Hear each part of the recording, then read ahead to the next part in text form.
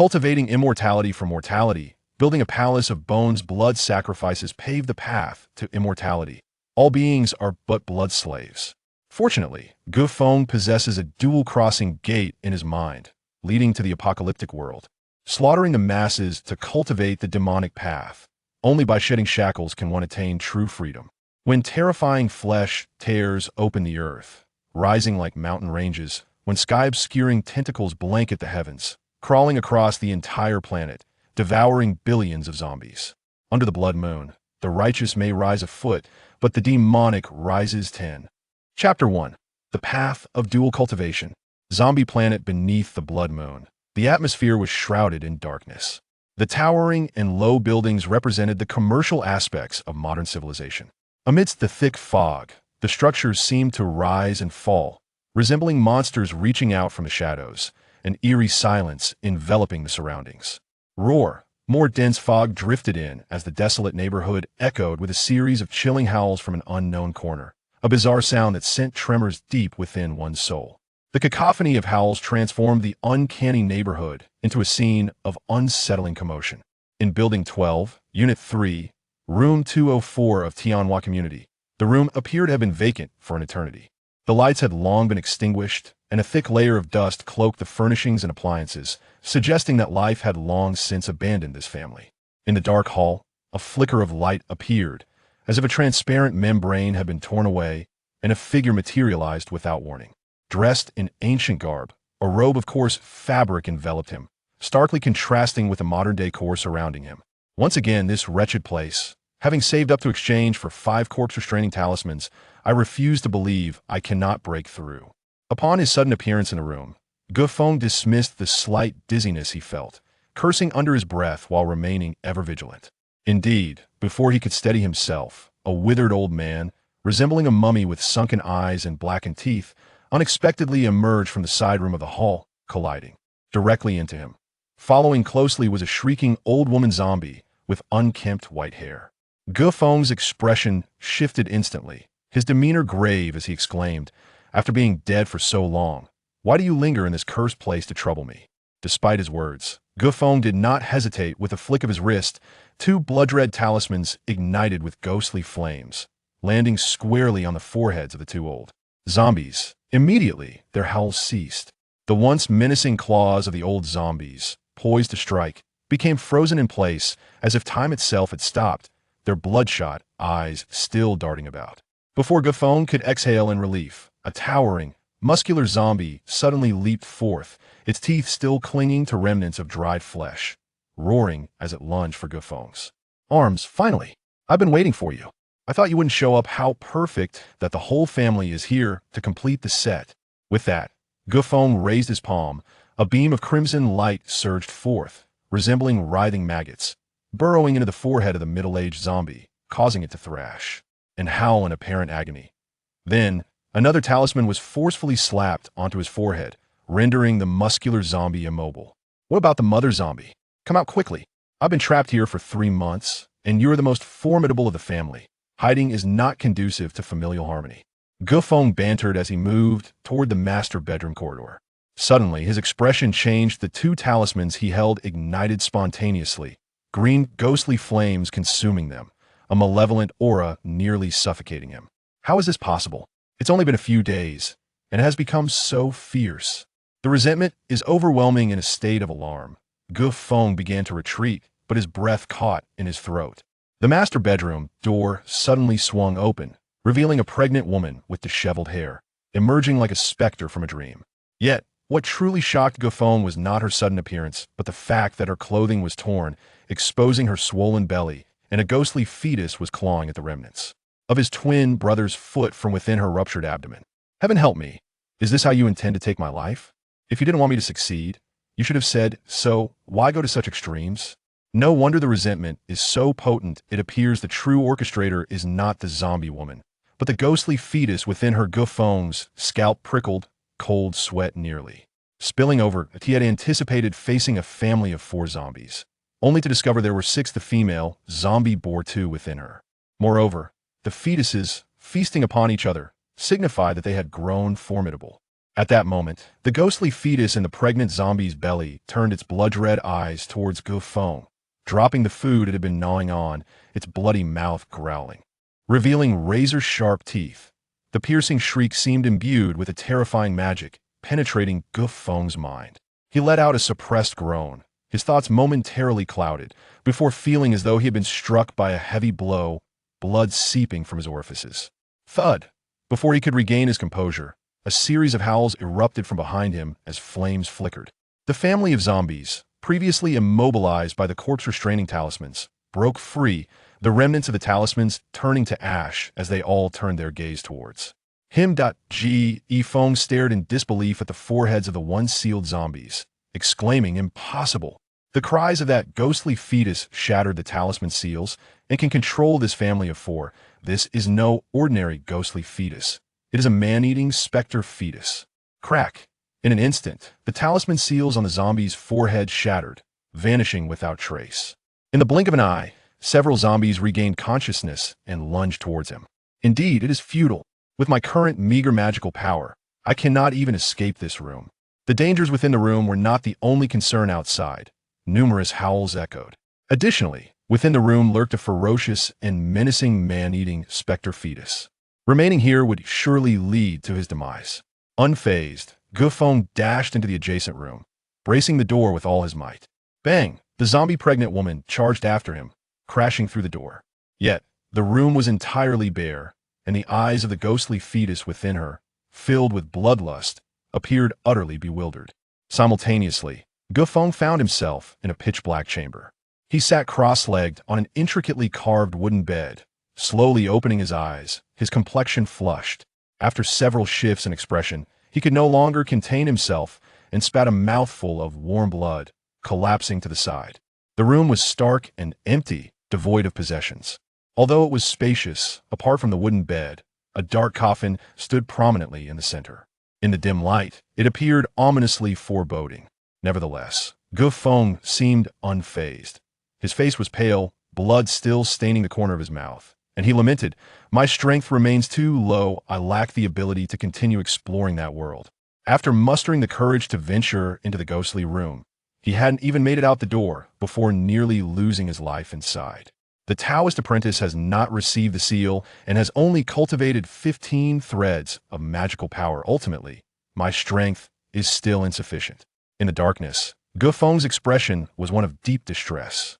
How unfortunate I am, barely having the chance to truly enjoy life before being dragged to this dreadful place. I was bestowed with a golden finger, yet here I find myself in an inescapable situation. Heaven, how do you intend to bring about my demise to feel satisfied? In the oppressive darkness of the room, Feng's expression shifted unpredictably. In this pitch-black space, the sound of his breathing intensified the suffocating atmosphere. He was not of this world. Barely having resigned from his job with high spirits, he was abruptly sent here by a runaway car. Truly, fate had dealt him a cruel hand. If his earlier misfortunes were merely unfortunate, then now he faced a life-and-death predicament right from the start. Though the original body had lost both parents, he had a beloved elder brother who cared for him. Life was challenging, yet Feng felt a profound happiness. After his brother, Galin, broke through to the Tao apprentice realm and greatly increased his strength, Feng's life also transformed. Following his brother's breakthrough, he purchased a small estate in town, and Feng subsequently moved to the small town. Later, he discovered his own aptitude for cultivation, seemingly signifying an even brighter future ahead. However, after his brother married, the sister-in-law proved to be exceedingly harsh, deliberately belittling him, coveting the family estate, and attempting to drive him away. Yet, due to his brother Golin's disapproval, she dare not go too far. Fate is often unpredictable. Feng, overwhelmed with grief, fainted before the coffin. Naturally, Feng was unwilling to accept this fate, and during a prior confrontation, he was struck unconscious by his sister-in-law's lover. With the news of his brother's death weighing heavily upon him, and compounded by the severe injuries inflicted by that strike, he ultimately perished in the morning hall. Though the world is fraught with difficulties and life is never easy, must all this calamity fall solely upon me? Is it not painful to leave the aftermath for a complete stranger to handle? Feng lamented, heartbroken and bemoaning the injustice. Of course, Feng was keenly aware that his seemingly futile complaints served no purpose, merely an outlet for the pent-up frustration within him. One must continue living, one cannot succumb to despair. Suddenly, Feng approached the southwest corner of the room, gently tapping the floor with his hand, and then lifted it to reveal a staircase descending into darkness. This time, Feng ascended cautiously. Above, a small partition allowed faint glimpses of light through the cracks. This secret passage was originally constructed during the house's building, leading from the backyard to the front, overseen in secrecy by Feng's brother, who had only disclosed it to him. Little did he know, the purpose of this passage was for eavesdropping. Be gentle. Suddenly, a series of strange sounds accompanied by heavy breathing reached his ears, causing Feng's previously steady demeanor to darken. The man in the room possessed formidable strength. Though the hidden passage concealed him, Feng dared not make excessive noise. Peering through the small opening, he discerned the situation inside. Perverse wretch, where are you touching? Jianga, you are so skilled that a sultry, breathy voice emerged. On the bed lay a disheveled woman in the embrace of a bald man, laughing unabashedly. The bald man, with a lewd grin, roamed his hands over the woman's body, eliciting soft gasps from her. Feng's face flushed crimson, his eyes shimmering with unbridled indifference and murderous intent. His fists clenched tightly, nails digging into his palms, yet he felt no pain. Feng understood that this was not his own emotion, but rather the deep-seated resentment from the original owner of this body. Such hatred had evidently seeped into the very marrow of his bones. After a brief moment, the woman abruptly sat up, adjusting her disheveled attire, and inquired with a serious tone, "Li Jian, when will you be rid of that wretched child?" She swatted away the man's wandering hand and continued, "I intend to rely on this estate for my livelihood. Do you have the capability to resolve this issue? Regardless, this estate is within our grasp. However, it is not the right time to act," he continued. After all, his brother died for the sect. Though people may grow distant, it has only been 3 months he still holds some connections within the sect. If I were to eliminate his brother directly, it would undoubtedly cause trouble. At that point, the estate would not fall into our hands, and we might bear significant blame. Noticing the woman's displeasure, Li Jian's tone shifted as he quickly approached her, embracing her gently and whispering, "My beautiful lady, you need not worry. That boy is merely a lamb awaiting slaughter. He certainly won't survive beyond 3 months. Though my last strike did not kill him, it has effectively severed his cultivation meridians. With only about 3 months left, he lacks the time to rebuild his meridians, ensuring he will not pass the Dao Apprentice assessment. By then, as a mere junior Dao Apprentice, he will be at our mercy. I could crush him with a single finger.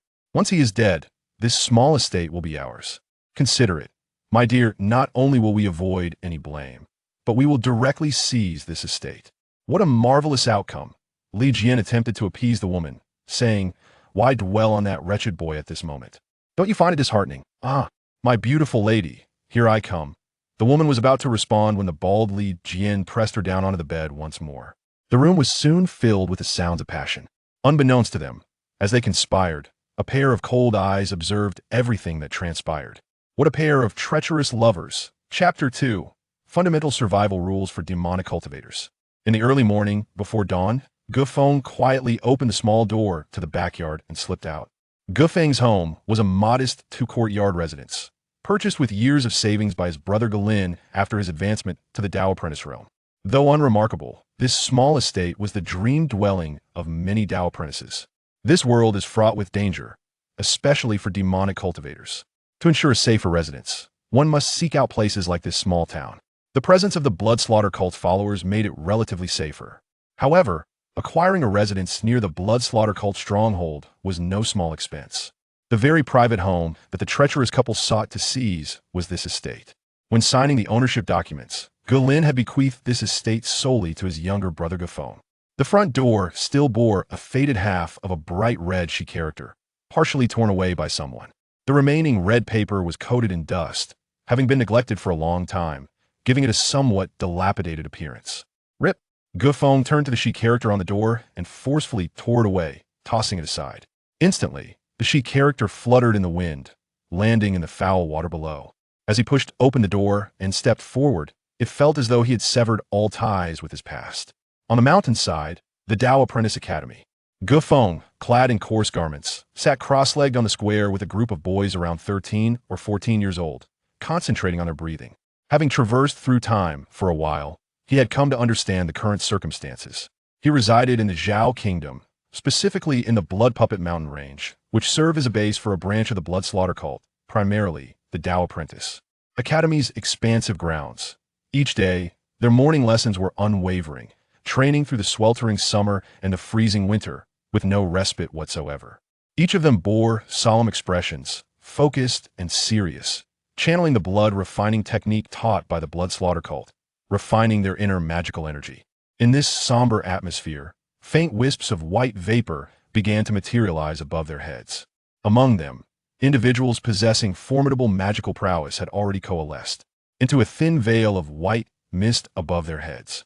The instructor responsible for this Dao Tong Academy traversed through the gathered practitioners. Upon witnessing those whose magical energy was feeble and lacking, he delivered a forceful kick and bellowed, "Look at the nonsense you are practicing. You cannot even condense 10 strands of magical mist. You might as well be dead." Under the instructor's venomous words, fear flickered in the eyes of the Dao Tong, who, despite enduring pain, closed their eyes and resumed their cultivation. The intermittent shouts of fury and muffled groans of anguish rendered the once tranquil plaza rather eerie. The Dao Tong Academy, as a training ground for junior apprentices of the Shueisha, stands as the most fundamental institution within the sect. Such establishments number in the hundreds throughout the Shueisha. The individuals nurtured within these confines are the Dao Tong of Shueisha. Each training ground can accommodate dozens to hundreds of Dao Tong, collectively amounting to a staggering number. Thus, the number of Dao Tong cultivated by Shueisha at any given time is remarkably astonishing. The sect does not place a significant emphasis on the cultivation of these Dao Tong. Only the instructor overseeing the academy supervises their training each morning, while the remainder of the day is left for free activity. This seemingly relaxed lifestyle is, in reality, fraught with competition. Each Dao Tong is acutely aware that from the very first day of their initiation, they tread upon an endless, shadowy path, where every step is arduous, filled with peril, and they could plummet into an abyss at any moment. Shueisha is notorious as a malevolent sect. Once inducted, one becomes an integral part of the sect. Even in death, their corpses are exploited by the sect. Hence, a saying resonates throughout the cultivation world. A successful disciple of a demonic sect ascends by stepping over the corpses of countless peers. The path of demonic cultivation is inherently ruthless. Exhaling the foul air, Feng wiped the blood from the corner of his mouth and slowly opened his eyes. Second layer of qi condensation, 15 strands of magical energy. Feeling the faint, thread-like essence coursing through his meridians, it resembled a school of small fish in a vast pond, hardly stirring any significant waves. Progress is painfully slow. 2 months without breaking through to the second layer of qi condensation, and I cannot see the path ahead. The realms of qi condensation, spirit stabilization, and seal inscription are each subdivided into 3 layers. This means Feng is merely at the mid-tier of the initial realm of the Dao Tong. Due to the low cultivation levels and insufficient energy of Feng and his peers, they can practice Lian Shui Jin only twice a day. The morning session, guided by the instructor, yields the most significant results, while the afternoon session, conducted independently, achieves only half the effectiveness of the morning. Within the next 10 minutes, the youths rouse from their cultivation, their expressions revealing worry, excitement, distress, or joy. As 13 or 14-year-old boys, their inner emotions manifest clearly on their faces. The once serene plaza soon erupted into a cacophony of chattering, reminiscent of noisy birds in the morning woods. Silence. Do you still have time to chatter? Can you imagine the consequences of failing the assessment in 3 months? A cold reprimand resonated across the plaza, causing the surrounding air to grow icy. The discussions ceased abruptly, plunging the plaza into a profound silence. Each youth lowered their heads, anxious. The stern instructor approached once more. This time, his appearance became clearer. His skin bore a bluish hue, and his eyes bulged, resembling a living corpse. It was evident that this instructor practiced the dark arts associated with the path of the undead. The path of the undead is divided into 2 branches. One involves refining corpses into zombies. Puppets of control. The other entails transforming oneself into a zombie, achieving imperviousness and resurrection from death. Evidently, this instructor had chosen the latter path. The branch that converts oneself into a zombie boasts tremendous combat power in its early stages, significantly enhancing one's defensive capabilities. At a certain refinement level, even magical talismans cannot inflict harm. However, the emotional essence of humanity is drastically diminished. The ultimate outcome is a total loss of self, becoming a bloodthirsty monster. If you do not reach the spirit stabilization realm in 3 months, you will become a servant to the disciples. A chilling dread enveloped them, causing their faces to pale. For the Shueisha Jiao, Dao Tong are regarded as expendable from the outset. The purpose of numerous Dao Tong is to serve as stepping stones for other gifted individuals. Viewing these Dao Tong as consumables, their function is to cultivate others who are truly deserving of becoming disciples. In simpler terms, those Dao Tong unable to break through are mere resources for cultivation. This grim reality may be hard for anyone to accept, yet it is undeniable. Today's morning lesson concludes here. The instructor's indifferent gaze swept across the plaza, as if observing the dead. Without a moment's hesitation, he turned and left. Shortly thereafter, the youths rose in silence and departed. The plaza maintained its atmosphere of deathly quiet. Soon, over half of the youths had dispersed. Feng remained motionless, his expression dark and his gaze uncertain. After the demise of his elder brother and the seizure of family assets, this body had proven itself to be unremarkable. Under this dual blow, even with diligent effort and cultivation, his progress was severely hampered. Initially, he had sensed his magical energy within 3 months, and another 3 months to condense it, officially breaking through to the Qi condensation stage and becoming a true Dao Tong. Subsequently, he spent 6 months to break through to the second layer of Qi condensation. However, in the months that followed, he lingered at the second layer without any hope of advancing to the third. Although still a Dao Tong, once assigned to a disciple, he would become a mere slave. It is to be noted that if he cannot break through to the spirit stabilization realm within 2 years, he would lose all power, unable to dictate even his own life or death. The Shueisha Jiao employs this method to continuously sift through talent from the vast Dao Tong Academy, gradually concentrating resources under the gifted, nurturing true masters of the dark arts. The eliminated Dao Tong may face dire fates, being transformed into puppets or zombies, or even having their flesh dissolved, bones refined, and souls extracted. Regardless of how malevolent the outcome, it is the norm within the realm of dark cultivation. In conclusion, the unmarked grave awaits.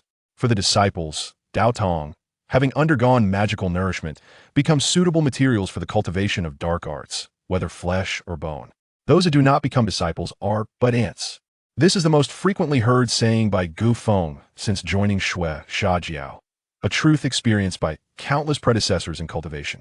Futile thoughts are of no use. The only solution is to find a way to overcome the impending crisis. Feng ceased his lingering and proceeded down the mountain path into the valley town. The uncle and aunt maintained a boundary at the back courtyard, refraining from interaction. Naturally, this reflects the current situation, but in 3 months, a significant upheaval is likely to occur. With only 3 months remaining, Feng remains unable to break through to the second layer of Qi condensation, let alone the spirit stabilization realm. This is nothing short of an impossible task. It seems his fate has been predetermined. Oh, original host, you departed so carefree, yet you have left me in such a predicament. Feng felt a surge of resentment, but recognized his lack of options. Having inherited Feng's body and living in his name, he also inherited his karmic ties. Dao Tong must cultivate the Yin spirit to break through to the disciple realm at present. I need not think of it. The primary concern remains. In 3 months, I must reach the spirit stabilization realm. I must devise a strategy to surmount this critical juncture. Feng pondered inwardly that in a span of 3 months, it is not impossible to achieve the breakthrough to the Shoujuan stage. For instance, members of the demonic sect can easily ascend to the Doubter realm within 2 to 3 months. However, this requires a substantial amount of cultivation resources as support. If Feng's elder brother, Galin, were still alive to provide assistance, the situation might be somewhat alleviated. Unfortunately, all family assets are currently under the control of his sister-in-law, Huang Lian, making it exceedingly difficult for Feng to procure what he needs. Do I truly need to attempt that thing? In the darkness, Feng's gaze shifted intensely before ultimately settling into calmness. A flickering oil lamp was lit within the darkened room, casting light over a portion of the space.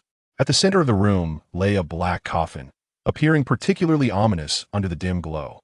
Feng regarded the coffin not with trepidation, but with a sense of familiarity, for within it rested the body of his elder brother, Lin. Having been cared for by his brother since childhood, Feng felt an unbreakable bond even in death. He believed his brother would never harm him. This coffin, placed in the back room, had become a forbidden zone for his sister-in-law, Huang Lian, who could only endure Feng's presence in the house for the time being. As for the coffin, it was destined to be buried, for its presence here was deemed inauspicious. Continuing down this path leads only to a dead end. In the darkness, Feng regained his composure, his eyes filled with resolve. The current situation was perilous, and persisting in this manner would undoubtedly result in catastrophe. At home, the venomous woman coveted the family fortune, intent on severing the lineage in the academy. There were merely 3 months remaining to break through to the Ding'an stage, the only glimmer of hope for survival. There must be a chance to turn the tide. The flickering flame of the oil lamp cast shadows across Feng's face. I shall take a gamble. Heaven does not forsake the hopeful. I refuse to believe that misfortune shall be my only fate. For a moment, the space fell into silence. After a brief pause, Feng rose and confidently approached the coffin. You are Feng's elder brother, and now you are my brother as well. You would not wish for the family to die out, would you? By chance, I am now Feng. I implore you, dear brother, to bless me this once. With a creak, Feng stood before the coffin and bowed 3 times in reverence. Then he straightened his posture, resolutely extending his hand to forcefully push against the coffin lid, gradually prying it open. The coffin, crafted from dense wood, is certainly not light. The lid alone weighed over 1,000 pounds. Fortunately, Feng had gathered some magical energy, allowing him to laboriously pry it open. Chapter 3. The human skin scripture. In pursuit of this coffin, Feng had nearly divested himself of all available resources. This decision subsequently led to considerable difficulties in his cultivation endeavors. Even with commendable aptitude, substantial materials are requisite for significant advancement in the path of cultivation. The scarcity of resources has resulted in a sluggish growth of Feng's magical prowess. Furthermore, the strike from the venomous woman's lover necessitated nearly 3 months of recuperation, and he has only just begun to recover. Brother, I apologize for the affront. Having inherited the entirety of his predecessor's legacy, Feng harbors deep respect for this brother. Upon discerning the corpse with tightly shut eyes, he instinctively offered a bow.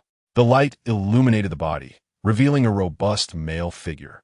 The skin bore a dark sheen, akin to metal, reflecting the light with a dazzling gleam. If this corpse were to be placed outside, it would undoubtedly serve as an exceptional resource for cultivation, particularly for those practitioners of the path of the dead, as it is an invaluable asset. In life, Lin had attained the disciple realm, and his physical form, having undergone rigorous refinement through various techniques and magical energies, possessed a hardness comparable to that of common metals. The cold sheen emanating from the surface of the corpse attests to this fact. Moreover, this corpse has undergone tempering, rendering it no longer repulsive to magical energies. If nurtured with care and inscribed with refining symbols, it could undoubtedly serve as excellent material for crafting a bronze corpse or even a higher-grade zombie. The art of corpse refinement constitutes one of the mainstream practices of the demonic path, with figures like the Blood Fiend Sect's Blood King mastering this technique. Wielding the 5 elements Blood Corpse banner, which summons countless corpses with a fearsome reputation. After confirming that the corpse exhibited no peculiarities, Feng cautiously turned it over, holding a lantern to examine the back. In Feng's recollections, since learning of his brother Lin's demise, he had remained vigilantly by the spirit hall, never straying far, even resting beside the coffin. He assumed an accident had occurred and hastily flipped his brother over, only to discover an array of blood-red fly characters densely inscribed upon the back. Though Feng had only recently begun his cultivation, he could discern that this was a ghostly scripture, the transformation method of the blood garment corpse bag. Ghostly scriptures are texts of unfathomable origin, devoid of roots or sources. The effects and costs associated with such practices remain unknown. Upon first glance, Feng recognized the extraordinary nature of this ghostly scripture. Perhaps Lin's death was intrinsically linked to this text, though it remained unclear what means had allowed it to reappear days after his brother's passing. This method not only spared Feng from danger, but also ensured tangible benefits remained for him. It is evident that Gulin, even in his final moments, was concerned for him, a testament to their profound brotherly bond. In the aftermath of Gulin's death, Feng had succumbed to a state of confusion and despondency, his spirit waning, which deterred him from further inquiry into this matter. Subsequently, for various reasons, he chose not to revisit the topic. Now, 3 months later, his injuries had mostly healed, and the remnants of his predecessor's obsession had dulled. Previously, Feng had contemplated practicing the transformation method of the blood garment corpse bag, yet his trepidation regarding the ghostly scripture was entirely justified. Additionally, he was hindered by the lingering sentiments of his original self. After all, he could not bear to let his beloved brother remain unsettled in death. However, he had now reached a point of desperation. Without finding a way to break through, he feared he would face dire consequences. To seek vengeance, I must embrace this secret method. Rest assured, the bridge is a bridge, the road is a road. Death extinguishes a life, and the corpse is but an old skin. Therefore, all grievances shall dissipate, and the hatred you bear I shall fulfill. Standing beside the coffin in silence, Feng's eyes suddenly brightened, as if he had received some profound insight. Indeed, upon sensing the weakening of his predecessor's obsession, he recognized this as the opportune moment. This realization marked a compromise between both parties, allowing him to finally set his mind at ease. Feng promptly lifted the lantern, leaning into the coffin. Utilizing the firefly-like glow, he illuminated the back of Gulin's corpse. The metallic sheen of the skin displayed the unique patterns of human skin, while the fly characters appeared as a web of bloodlines, twisting and contorting in a shocking manner. This time, Feng scrutinized the text meticulously, ultimately committing every character to memory. Having cultivated his magical energy, he possessed an exceptional aptitude for recollection. While not possessing the skill of photographic memory, he could certainly read 10 lines at once. Each twisted character, reminiscent of red silk worms, was deeply etched into his mind. After reviewing it 2 or 3 times, he had imprinted the text entirely. This transformation method of the blood garment corpse bag was undeniably extraordinary. He could only wonder where his brother had acquired such scripture, inscribing it upon his back in such a clandestine manner. Surely its origins were dubious. Could Gulin's demise also be connected to this? After thorough examination, Feng confirmed that this secret method far surpassed the ordinary cultivation techniques taught at the Blood Fiend Sectus Academy. The essence of the transformation method of the blood garment corpse bag lies in the creation of a personal corpse. Under the dim glow of the lantern, Feng's expression fluctuated between shadows, becoming increasingly somber and eerie. Although this secret method was remarkably profound, its cultivation was not particularly arduous. In fact, its entry requirements were quite shallow. Any individual possessing magical energy could successfully refine a corpse. The sole challenge lay in the fact that the transformation method of the blood garment corpse bag centers around the personal corpse, with all its intricacies hinging upon this very entity. This implies that the practitioner must possess a formidable and evolutionarily capable personal corpse to fully exploit the true efficacy of this blood scripture. A personal corpse? Beneath the dim light, Feng's countenance darkened, casting an eerie ambience in the room.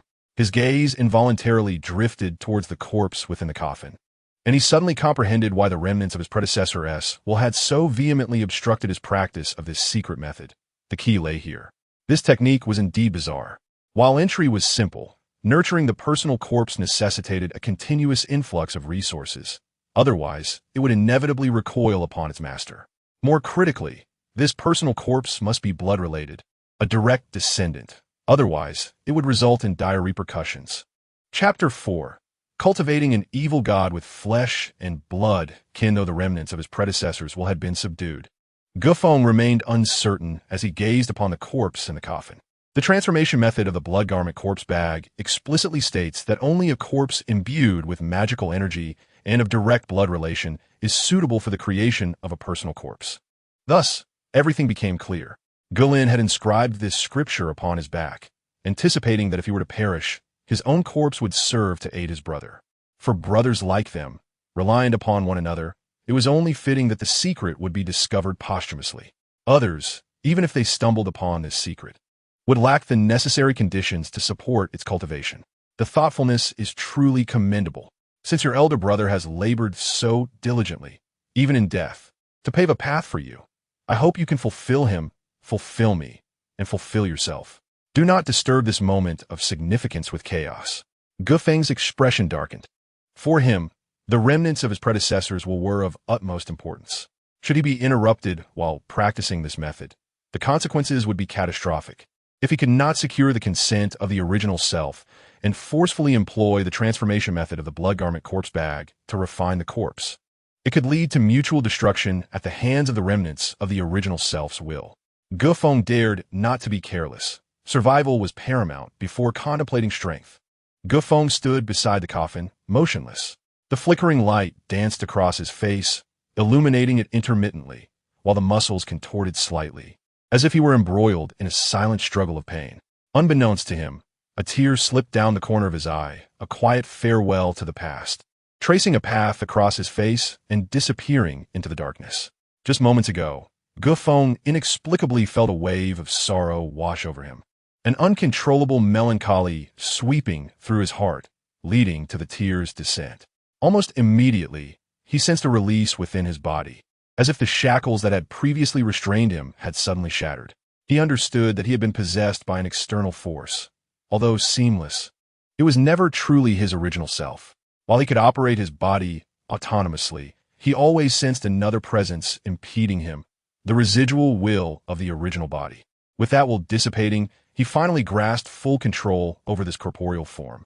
Rest assured, intertwined fates and the celestial order decree that no one can escape their destiny. Today, having acquired your cause, I shall return your fruit in due time. I will not forget your hatred, nor will I betray the body of your elder brother.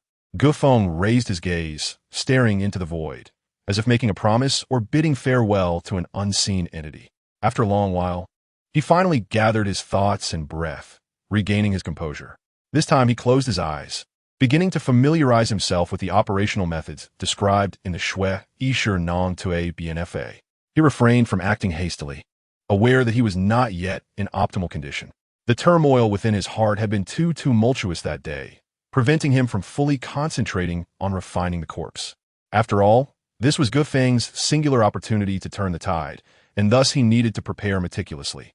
Days passed, and on this particular night, as the moon above transformed into an eerie crimson hue, its light streamed through the entrance he had prepared, illuminating the corpse of Galin, his elder brother. The blood-red moonlight cast a ghastly glow upon it, saturating the air with a metallic scent, instilling a profound sense of unease. Following the guidance of the Shui Isher Nong Tue BNFA, Gufeng had already laid out a rudimentary formation around the corpse. Given his own feeble cultivation, he had to employ yellow talismans to establish a foundation. Though rudimentary, it was sufficient to support the secret technique's operation. It was time to begin. As the blood-red moonlight shone upon the corpse, Gufeng commenced his actions. He grasped a porcelain jar, gently lifting the lid, and was met with a wave of sanguine odor. The jar contained his own blood, collected over the past few days, filled to the brim, dark and heavy.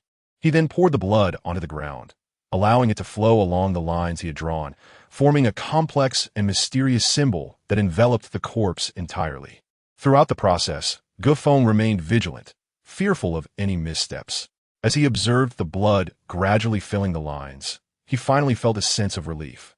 Next came the infusion of spiritual energy.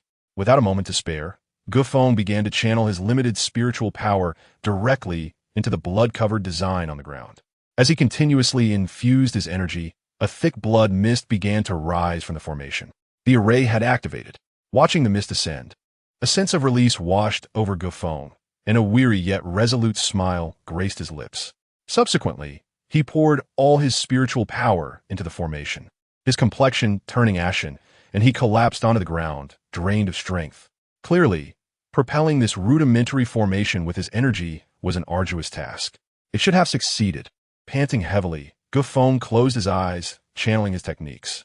After merely recovering a fraction of his energy, he could hardly contain his eagerness. Opening his eyes to fixate on the active formation, observing the dense blood mist swirling around the array, he couldn't help but exhale a sigh of relief. Though his own energy had been completely exhausted, rendering him unable to continue powering the array, the formation had commenced drawing energy from the moonlight to sustain its operation. This was precisely why Feng had chosen to refine the corpse under the cover of night. The rising blood mist enveloped the air, obscuring his view and rendering the corpse invisible. However, at this juncture, Feng no longer harbored any concerns. He silently recited, "Success lies within the heavens." The process of refining according to the Shui, Isher Nong Tue Bien Fa, was unexpectedly prolonged. It continued for several hours, only ceasing its operation just before the moon descended. Gazing at the swirling blood mist, Feng finally felt a sense of complete reassurance. According to the scripture, this mass of condensed blood mist represented the final product of the corpse refinement. Is this the corpse mist? Feng stared at the swirling blood mist, his heart brimming with awe and anticipation. According to the mysterious texts, this mist was merely the initial product of refining the blood-related corpse. It was still a semi-finished product that required the consumption of numerous corpses to flesh out the spirit, nurturing it into a true embodiment of his destiny. Chapter 5. Devouring the Demon Ghost and the Man-Eating Fetus. The hour was late, and there was still an early class in the morning. Now, he felt an urgent desire to utilize this secret technique, yet he dared not contravene the blood fiend's sex edicts. Therefore, he carefully returned the successfully refined corpse mist to the coffin, closing the lid before departing from his home. As day turned to night, when the moon reappeared in the night sky, Feng opened his eyes once more. There were more pressing matters at hand than mere cultivation today. After a full day of recuperation, Feng's spiritual power had been fully restored. He delved his consciousness into the blood mist, slowly closing his eyes.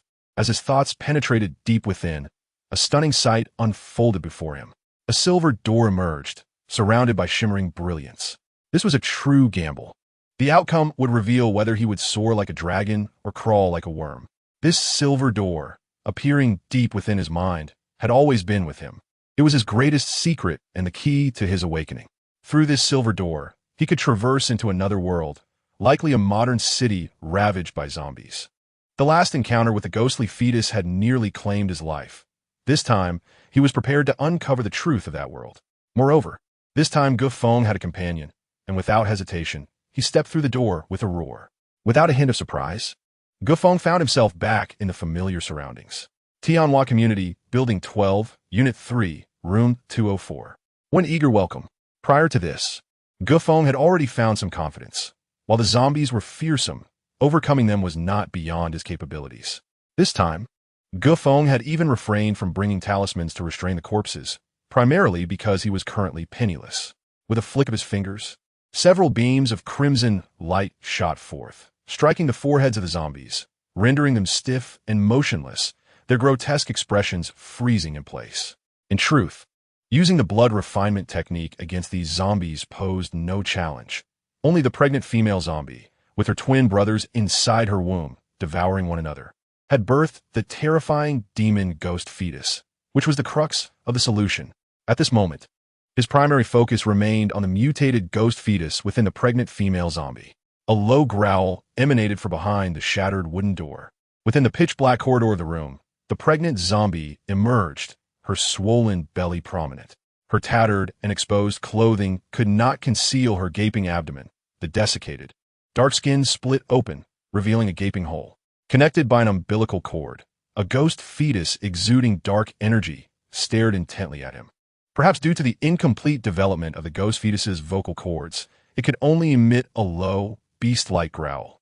Its sharp teeth, densely packed and extending to the roots of its ears, added an unsettling aura to the already enclosed environment. After a few days of absence, had this ghost fetus grown even more powerful? Indeed, it was a creature born of resentment and the unyielding nature of the heavens. The several zombies in the room were merely puppets, while the ghostly aura on the surface of the ghost fetus had coalesced into a formidable force. As a disciple of the Bloodshot sect, Feng, though of average talent, possessed a rich lineage and a broad perspective. He chanted incantations softly, tracing 2 fingers across his brow, allowing a strand of concentrated magical energy to penetrate his pupils, revealing the state of the ghost fetus before him. At this moment, through the connected umbilical cord, a dense black mist surged from the surface of the ghost fetus. Invisible to the naked eye, it became vividly apparent to those truly adept in cultivation. It resembled countless black tendrils, extending outward as if clawing at the air. The swirling, ghostly energy seeped into the body of the pregnant zombie, forming a layer akin to armor, enveloping both the ghost fetus and its skin, creating a powerful aura. This substance was known as ghostly malice in the realm of cultivation, a form of malevolent energy. Although Feng could not fathom why such a ferocious entity would arise in an ordinary environment, he understood that the evolution speed of this monstrous ghost fetus surpassed that of typical zombies. If given sufficient time, it might indeed evolve into a terrifying creature that could dominate the area. The critical issue was that it obstructed Feng's exit. His first foothold after traversing realms was this very room, and this monster had become a formidable obstacle in his exploration of this world. He knew that without resolving this threat, he would accomplish nothing. When he once again locked eyes with the ghost fetus, its crimson gaze and sharp, densely packed teeth radiated greed and malice, yet they failed to alter Feng's expression. Instead, he raised his right hand with curiosity, extending 2 fingers to tease the ghost fetus. "Come here, little ghost. I await you right here." Perhaps provoked by his taunt, the ghost fetus emitted a piercing cry. Suddenly, its umbilical cord snapped, its slender palms and feet turning jet black. It launched from the belly of the female zombie like a bolt of black lightning, charging straight for Feng.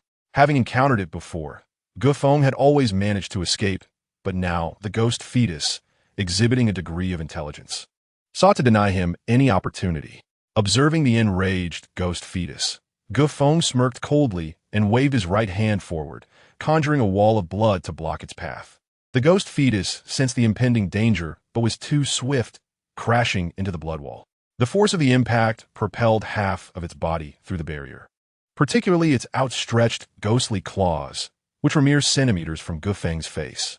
However, those few centimeters became an insurmountable chasm. A miscalculation nearly led to disaster. Feng broke into a cold sweat as he watched the claws nearly grasp his face. He had not anticipated such ferocity from the ghost fetus, which nearly breached the confines of his blood barrier. Ultimately, the outcome was favorable. The sharp cries persisted as the ghost fetus struggled. It was ensnared as if caught in a quagmire, its entire form gradually consumed by the crimson tide until it vanished completely. Witnessing the ghost fetus succumb to the blood, Feng inhaled deeply, suppressing his inner trepidation. Chapter 6. Chi Body Source Flow. This ferocious ghost fetus, catalyzed by an accident, was far too formidable, steeped in resentment, and unlike any ordinary zombie. Even among the Bloodshot sect, it was not something an average disciple could confront, at least not one of lesser cultivation levels. After devouring the ghost fetus, the blood wall reverted to its original form, a mass of coagulated blood. Undoubtedly, this blood mass was the blood-closed corpse sac Feng had refined from his elder brother Golin's remains. As for why it had taken on this shape, he was uncertain. Perhaps his refining method had been overly simplistic. At the time he cultivated the blood-closed corpse sac transformation method, Feng had stripped down everything that could be simplified. The only genuine ingredient was the jar of blood he had collected, which ultimately turned out to be his own. Nevertheless, even as a writhing mass of blood, its power was impressive. The terrifying ghost fetus was swiftly consumed, showcasing an astonishing digestive ability. "Go! Devour the other zombies as well." With a wave of his hand, under Feng's mental command, the blood mass split into 4, rapidly enveloping the surrounding zombies. In a fleeting moment, the contorting blood mass returned to its normal state, eventually merging back into one.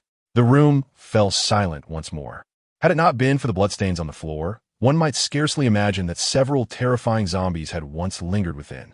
The blood-closed corpse sac, capable of devouring corpses and transforming malice, was a truly formidable entity.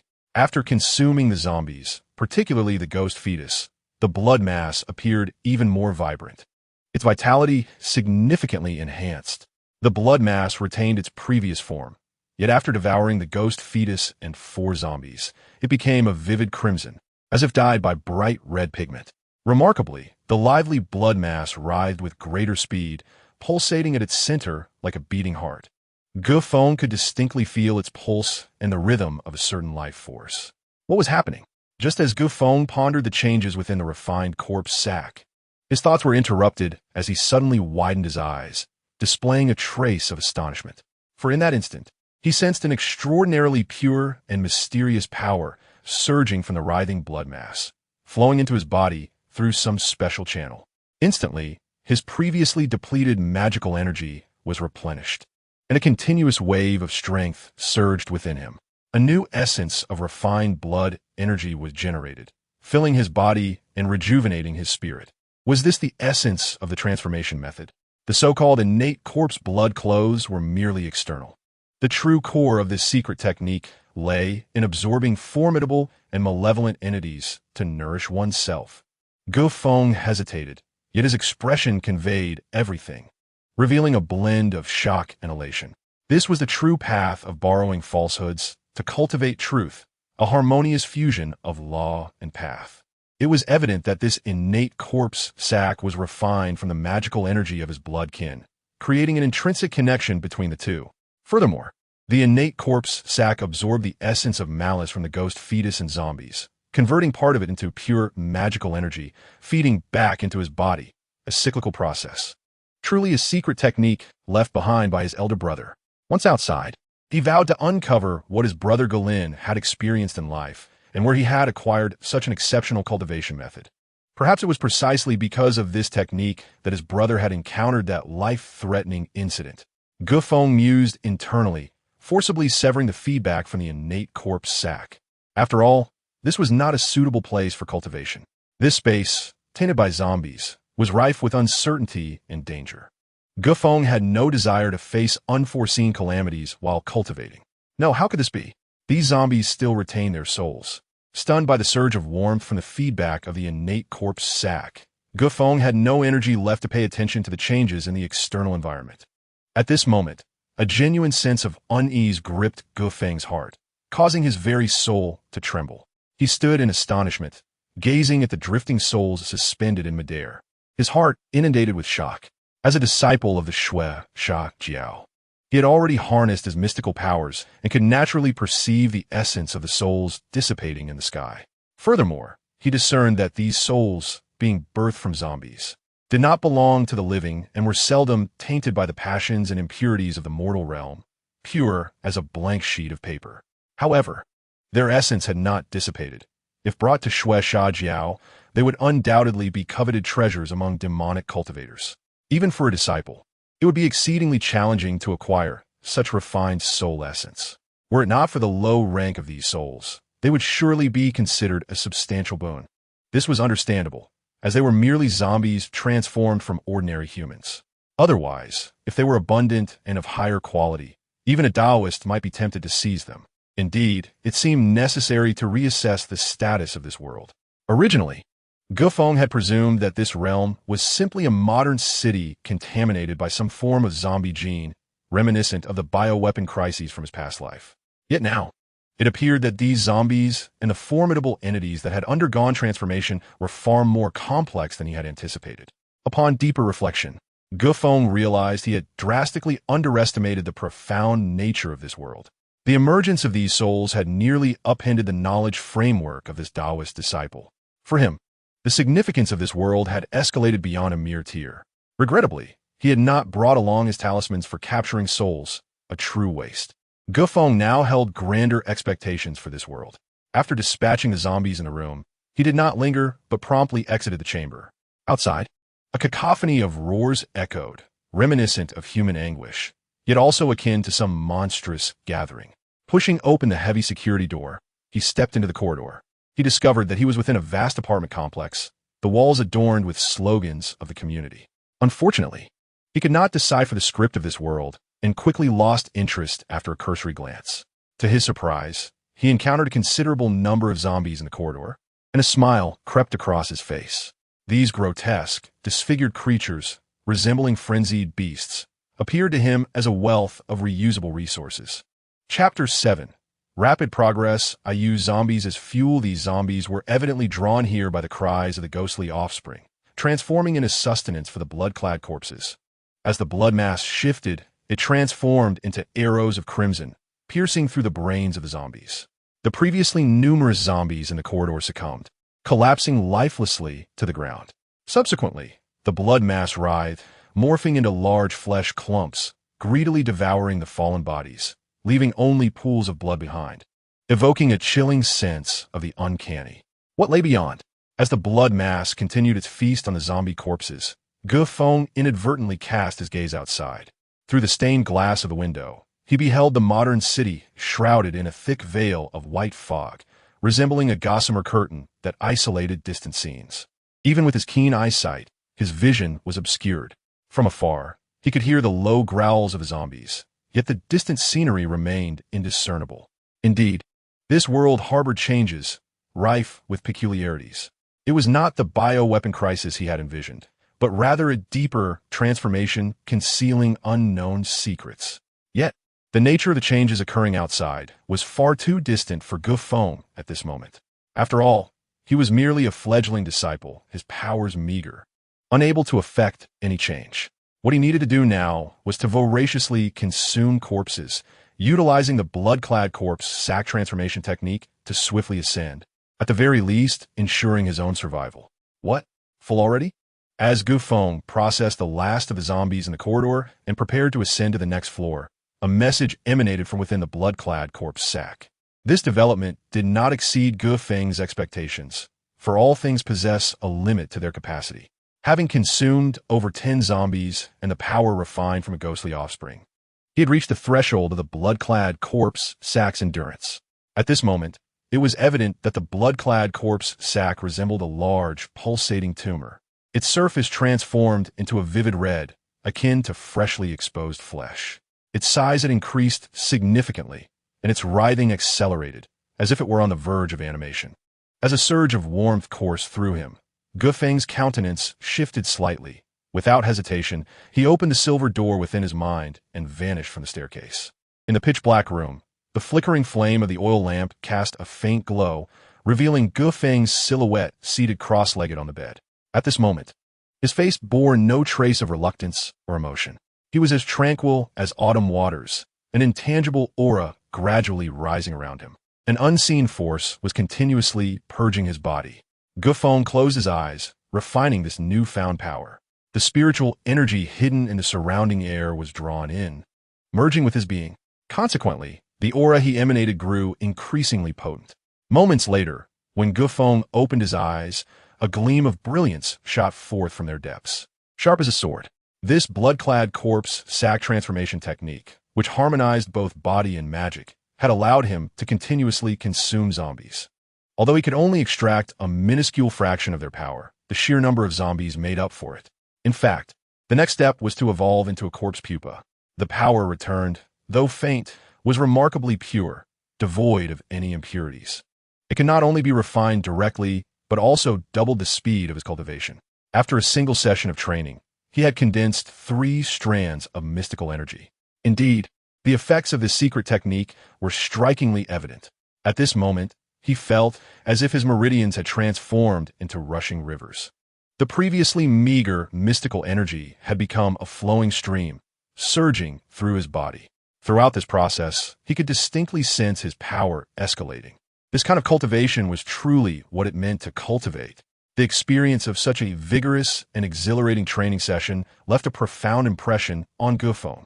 To think that just days prior, he had struggled to gather even a single strand of mystical energy was beyond imagination. At this rate, he could aim for the Ding Hun stage in a mere fortnight. In the darkness, Feng pondered deeply. As the lamp's light illuminated his face, it revealed a gaze that was now profound, confident, and resilient. In truth, he had no choice but to feel confident. Given his previous pace of cultivation, not only would 3 months be insufficient, but even 6 months might not suffice to break through to the Ding Hun stage, leading to the direst of outcomes. However, after experiencing the conveniences provided by the blood-clad corpse sack transformation technique for the first time, the crises he faced seemed to shatter into absurdity. All the worries of the past appeared laughable. Of course, this was chiefly due to the inexhaustible resources found in the world of zombies. All the zombies' souls, resentful spirits, and malevolent energies served as fuel for demonic cultivators, a treasure trove of boundless wealth. For Feng, merely one session of cultivation had yielded 3 strands of mystical energy. In just a few days, he could ascend to the pinnacle of qi condensation. Once his mystical energy reached a certain level, he could break through directly. With the devouring speed of the blood-clad corpse sac, as long as he evolved into a corpse pupa, step by step, he could transform into a life-bound corpse. Perhaps by 3 months hence, he could contemplate breaking through to the sealing tier. In Shui Sha Jiao, there was no notion of suppressing realms or concealing one's cultivation. As a sect of the demonic path, Shui Sha Jiao has always emphasized the supremacy of strength, where power reigns supreme. The so-called hidden strength is entirely an act of self-sabotage. As previously mentioned by the instructor, if one fails to break through to the realm of Dinghan within 3 months, they will be directly assigned as a servant to a Taoist disciple, effectively surrendering their life and fate into another's hands, where even death could become a luxury. It appears imperative to achieve a breakthrough promptly. Given the presence of a living soul, one can forcibly solidify the Dinghan Pearl, striving for a swift advancement to gain the recognition of the Shueisha sect, thereby securing greater resources. Feng has already devised a comprehensive plan in his mind. After all, witnessing the essence of a living soul dissipate before him after slaying zombies is an immense waste. Chapter 8. Dinghan. Every morning, Feng continues to practice in the Guangyuan, unabashedly showcasing his burgeoning strength bit by bit. For Feng, the leap from a disadvantaged state to Dinghan seems rather abrupt, inevitably arousing some suspicion among others. Gradually displaying his growing power undoubtedly provides the instructor with certain psychological expectations. When he eventually enters Dinghan, it will be more readily accepted. However, to Feng's surprise, despite his seemingly meteoric progress, the instructor has not inquired at all, showing little interest, only offering a modicum of attention. This is not to blame Feng for overthinking. In the realm of Taoist disciples, some with formidable backgrounds can break through to become disciples within mere days. After all, differing perspectives stem from varying heights of standing. Clearly, the instructor is not concerned about the sources of their resources, but rather whether they can achieve Dinghan. Each time a Dinghan is cultivated, the sect rewards a portion of contributions. Naturally, at home, Feng conceals his aura, maintaining his previous demeanor. In the blink of an eye, 5 days have passed. Feng has thoroughly cleaned the entire 20th floor of the building. With this level cleared, it is time to explore other floors. After dispatching the last zombie, Feng ascended to the rooftop via the fire escape. Standing atop the high building, he gazes into the distance. A thick white mist shrouds the land, with only vague shadows emerging. During his cleaning of the 20th floor corridor, the only anomaly he encountered was the ferocious, ghostly fetus in room 204. He anticipated that the broader world would harbor various bizarre and mutated specters. His fixation on this mutated, ghostly fetus stems solely from the pure and potent energy it offers. Though the Shui Shenyang transformation method is powerful, it cannot guarantee 100% energy conversion. Each zombie devoured yields only a fragment of its purest strength. Consequently, Feng's feedback is diminished. However, he finds this method astonishing. Thus, the higher the level of the zombie or ghostly entity, the greater the feedback for Feng's cultivation. After 2 days of exploration, Feng is filled with speculation and anticipation for the vast external world. Yet, he cannot venture out just yet. The most pressing matter is ascending to Dinghan. Sweeping through this apartment building will undoubtedly take time. At this moment, Feng's qi condensation realm has reached its zenith, and the next step is to utilize his expansive magical power for direct advancement. With a flash of light, Feng's figure reappears in a small room. It is now time to ascend. Since practicing the Shui Shenyang transformation method, Feng has experienced a several-fold enhancement in both his ability to absorb the world's spiritual energy and his cultivation speed. Coupled with the heat flow provided by the zombie world, he has traversed in mere days what previously took months. Sitting cross-legged on his bed, Feng senses 30 strands of magical power quietly residing within him. As his body operates, the previously tranquil 30 strands of power swiftly begin to move. An invisible aura erupts from all around him, surging with a fierce momentum. In the enclosed room, a gentle breeze arises, causing the small flame to flicker violently. His foundational practice remains the Shueisha sect's Liang's Weijin. At this moment, the magical power rapidly condenses under the influence of an unseen force. with his body reaching its limits. It swiftly enhances under the immense pressure, breaking through the constraints of his previous realm and propelling him toward a higher limit. In the darkened environment, a glimmer of light suddenly shines upon Feng's forehead, surpassing the brightness of the flame and illuminating much of the room. The ding mark. In an instant, a wave of magical power leaves a luminous point on his forehead, which then fades. This signifies the external manifestation of Dinghan. Undoubtedly, when a magical power condenses into a point upon Feng's brow, it indicates that he has shattered the qi condensation barrier, reaching a new realm. His physical strength has significantly increased, allowing him to carry a greater amount of magical power, effectively doubling it. From the previous peak of 30 strands, he has jumped to 50 or 60 strands, greatly enhancing Feng's battle prowess, especially extending his endurance and providing him with more means to cope with upcoming challenges. Is it truly successful? The path ahead is promising. It must be said, when Feng truly breaks through from qi condensation to Dinghan, he feels a dizzying sensation in his mind, as if everything is merely a dream. In fact, if it were anyone else, they would likely feel the same. Just days prior, Feng was engulfed in an overwhelming sense of failure and oppression. Even with approximately 3 months remaining, he could not be certain of achieving Dinghan. The entire situation brimmed with a sense of crisis, leaving Feng in a state of helplessness. He feared becoming merely a part of a zombie, crafted by a fellow disciple, or being reduced to a skeleton, displayed as an example during teachings. Ultimately, by that time, he might leave nothing but dust behind, entirely dedicating himself to the grand cause of the Shiwasha sect. On this day, Feng departed home early.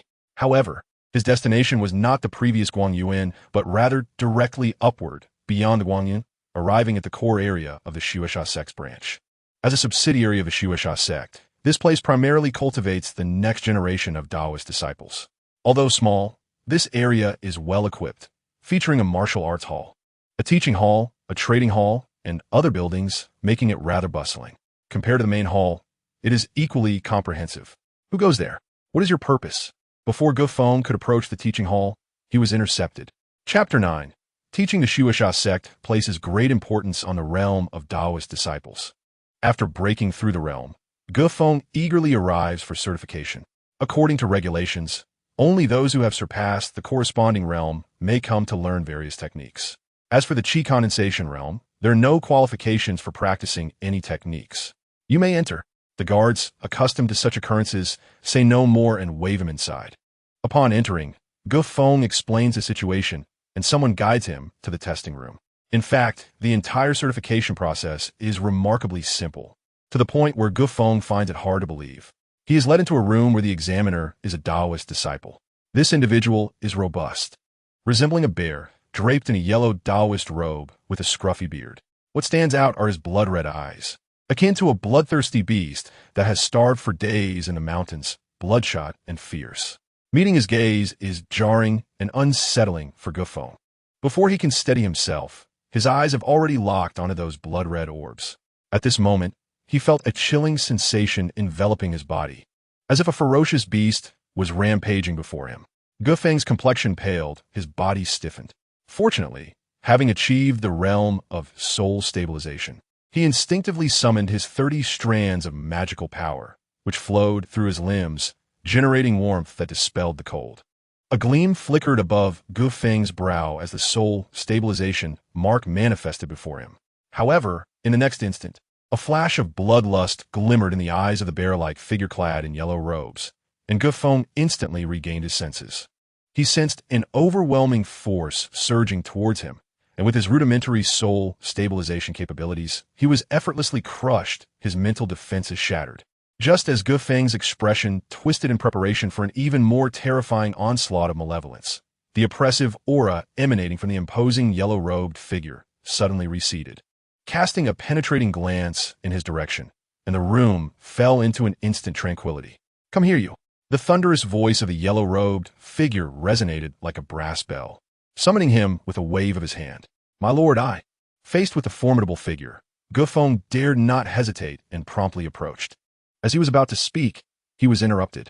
"Write your name here, and let a drop of your blood fall upon it."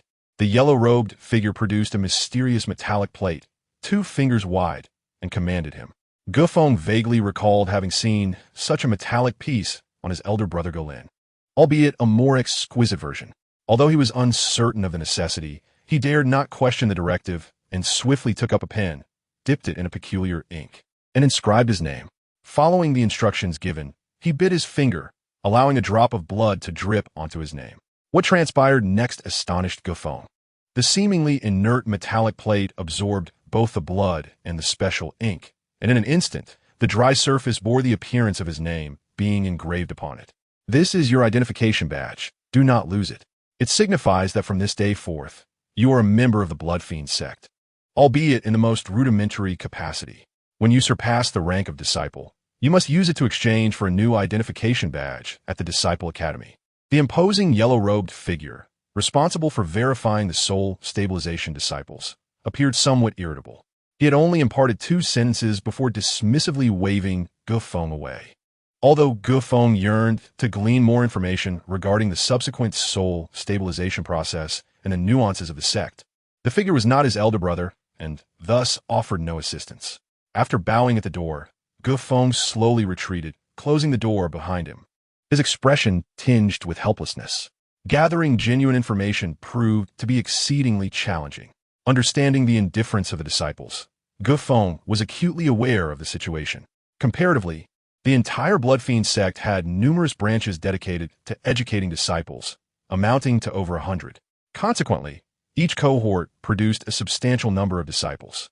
It is conceivable that with such a multitude of disciples gathered, the number eligible to break through to the soul stabilization realm would be significant. It is fair to assert that within each cohort, the individuals capable of achieving this breakthrough could constitute at least 50 to 60% of the total. Thus, as long as one possessed a modicum of talent and could secure a modest amount of cultivation resources, a successful breakthrough was attainable. Hence, soul stabilization disciples were not regarded as particularly noteworthy within the Blood Fiend sect. Consequently, those responsible for assessments were unlikely to offer them much regard.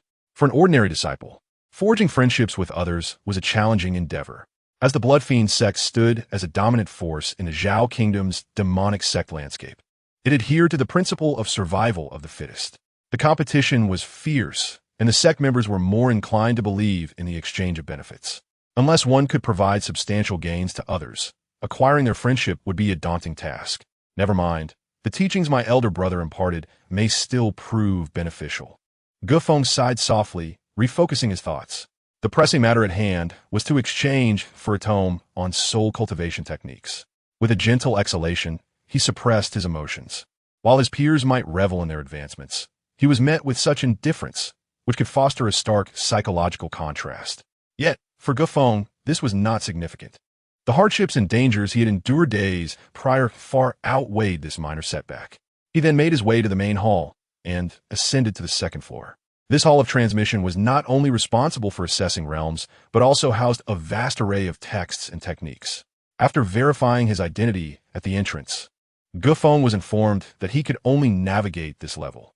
Upon entering, he discovered a spacious area filled with transmission stones, each accompanied by a brief description of the techniques. So these are the transmission stones? He gazed at the smooth, white stones resembling river pebbles, a sense of astonishment washing over him. His elder brother Golin had spoken of these transmission stones during his lifetime, even suggesting that once Gufeng reached the soul stabilization stage, he could directly exchange for several stones for his studies. Regrettably, Golin's sudden demise meant that this was Gufeng's first encounter with them. The transmission stones were, in fact, imprinted with powerful soul energy by the disciples, and these special stones possessed the ability to retain information. How arduous it is for a disciple without support. Gufeng lamented inwardly. From his memories, it was evident that transmission stones of the soul stabilization level were not particularly rare. Even a disciple of Golin's stature could acquire several. Yet, despite their relative insignificance, Gufeng was cautioned upon entry that he could select only one. This underscored the harsh reality. Without backing, a disciple's rise was exceedingly difficult. Chapter 10. The evil ghost soul devouring technique. This was precisely why his sister-in-law's lover, Li Jinshin, had confidently assured him that he would not survive beyond 3 months. Were it not for the blood-clothed corpse sack transformation technique and the fortuitous access to the resource-rich zombie planet, Gufeng's fate would likely have aligned with their predictions. However, whether he lived or died remained uncertain. Yet, this treacherous couple would undoubtedly perish before him, and in a manner that left no trace. Even the formidable Blood Fiend sect could not escape the laws governing life and death. The reason for Gufeng's animosity towards this couple stemmed from their obstruction of his path. With the inheritance left by his elder brother Gulin and the sect's compensation, Gufeng had sufficient means to attempt a breakthrough to the disciple level. However, this couple's control over the family's finances effectively severed his path to cultivation. To obstruct a seeker of the Great Way was akin to killing one's parents. It was a deep-seated enmity. Drawing a deep breath, Gufeng quelled the turmoil within him, restoring his composure. As he surveyed the numerous techniques arrayed before him, Gufeng did not pause, but continued searching. It was not due to being overwhelmed by the plethora of techniques, but rather he vividly recalled Gulin's words, that among the many techniques suited for the soul stabilization realm, the most effective was the evil ghost soul devouring technique. According to Gulin, this evil ghost soul devouring technique was one of the few techniques inscribed by the sect's disciples. When the brothers had discussed realms, Gulin had earnestly warned him about this. Gulin had remarked that this evil ghost soul devouring technique was a delightful surprise prepared for the soul stabilization disciples of the Blood Fiend sect, and its availability was exceedingly limited, with each batch containing merely a handful of transmission stones. Without hesitation, Gufeng descended further and finally discovered the transmission stone for the evil ghost soul devouring technique nestled in a corner. Without a hint of hesitation, he seized the FA stone and stepped outside. It was abundantly clear that this Ague Tunhun Dafa FA stone was indeed extraordinary. With a pair of watchful adversaries lurking at home, safety was far from assured. Should they detect any flaw, they would undoubtedly show no mercy. Individuals like Li Jian, who indulged in petty mischief, undoubtedly had their share of unscrupulous associates. Once Gufeng left the Guangyuan openly, any casual inquiry would undoubtedly reveal his whereabouts. At that point, a desperate Li Jian might resort to underhanded tactics, making it exceedingly difficult to guard against. After all, the property situated at the foot of Guangyuan was quite valuable, enough to drive one to reckless measures. When the news of Gufeng's breakthrough in the Dinghan realm was intentionally concealed, he continued to adhere to his previous routine, diligently attending Guangyuan each morning to study and cultivate. This Ague Tunhun Dafa was indeed exceptional, capable of directly devouring external spirits and refining them into pure soul energy. Following his practice of this technique, Gufeng noticeably felt his senses sharpened, and his mental acuity seemed to have been enhanced as well. While cultivating Lianxue Jin, he maintained a clear mind, uncovering subtle issues he had previously overlooked. At this moment, Gufeng felt an unprecedented clarity in his mental state. It was time to investigate what schemes that pair of scoundrels were concocting. With Gufeng's ascension in rank, especially after practicing Ague Tunhun Dafa, his hearing had been significantly heightened. In recent days, he had distinctly sensed Li Jian's furtive excursions, shrouded in a veil of secrecy and ulterior motives. Of course, this remained merely Gufeng's conjecture, requiring further validation. With practiced ease, Gufeng once again found himself in the concealed partition, quietly lying in wait. Through the flickering light, he could faintly discern her anxious expression, glancing frequently towards the door, evidently awaiting something. Indeed, something was amiss. The ever-present Li Jian was conspicuously absent. Moreover, from the movements of the venomous woman, it appeared that Li Jian had embarked on some significant errand, leaving her in a state of agitation. It was undoubtedly aimed at him, and Gufeng could easily surmise the nature of this important task. It was nothing less than for him. More precisely, it was to seize this little courtyard and monopolize his brother's assets. Gufeng remained motionless, patiently lurking in shadows. Suddenly, a series of urgent knocks jolted him from his thoughts. The venomous woman hurried to the door, releasing the latch. A hurried figure burst in, removing his hat to reveal none other than Li Jian. How did it go? What did they say? Before Li Jian could settle himself, the venomous woman grasped him, eagerly inquiring, "Ah, my beauty, allow me a moment to catch my breath." Li Jian shrugged off her hand, plopping down onto a stool and hastily gulping down 3 cups of tea. The venomous woman's expression turned icy, and she approached Li Jian, gently massaging his shoulders while playfully chiding. Am I not merely concerned for our well-being? That's why I asked so urgently. Dear, do you truly intend to argue with a mere woman like me? The sensation of her delicate hands gliding across his back, combined with her sweetly spoken words of contrition, brought a smile to Li Jian's face. He reached out, pulling the venomous woman into an embrace. Yet, he remained oblivious to the glint of coldness flickering in her eyes just moments before. My dear, do you still doubt my capabilities? I've already contacted those friends of mine. They will keep a watchful eye on that brat. Should he make any move, we will be swiftly informed. Suddenly, the venomous woman pressed his hand down, saying, By the way, have you looked into that little scoundrel's recent activities? Chapter 11. Soul Capture. Black Banner. When this inquiry reached Ge Feng's ears, he was taken aback. He had believed he had concealed everything perfectly, yet the venomous woman had sensed something amiss. Li Jian straightened up, reproaching. I told you before that you were being paranoid, but you refused to believe me. I went to Guangyuan myself and saw that brat still practicing in the square, without any unusual behavior. It seems you are overly anxious and overthinking matters. Li Jian's words seemed to quell the venomous woman's concerns. He continued, My beauty, those friends of mine will not assist us without compensation. Once this is done, we will owe them something. Rest assured, your friends will not work for free. As long as we keep an eye on that little scoundrel, everything will be manageable. As soon as he finished speaking, amidst the venomous woman's laughter, Li Jian swept her up in his arms and headed toward the bed. Perhaps blinded by desire, he failed to notice the disdain lurking in her eyes. Perhaps this pair of scoundrels were merely playing a game, ready to discard each other when the time was right. Sitting on the edge of the bed, Ge Feng's expression shifted continuously, a sense of trepidation creeping in. This wretched woman was indeed not an easy adversary. He had thought he had covered all his tracks. Yet this venomous woman, inherently suspicious, had sent Li Jian to investigate his movements. Fortunately, she was a woman. Had a man taken the initiative, Ge Feng's secrets might have been laid bare. At that moment, Ge Feng began to grasp the venomous woman's terrifying nature. No wonder his elder brother Galin and his predecessor had been so easily manipulated, ultimately failing to protect their assets.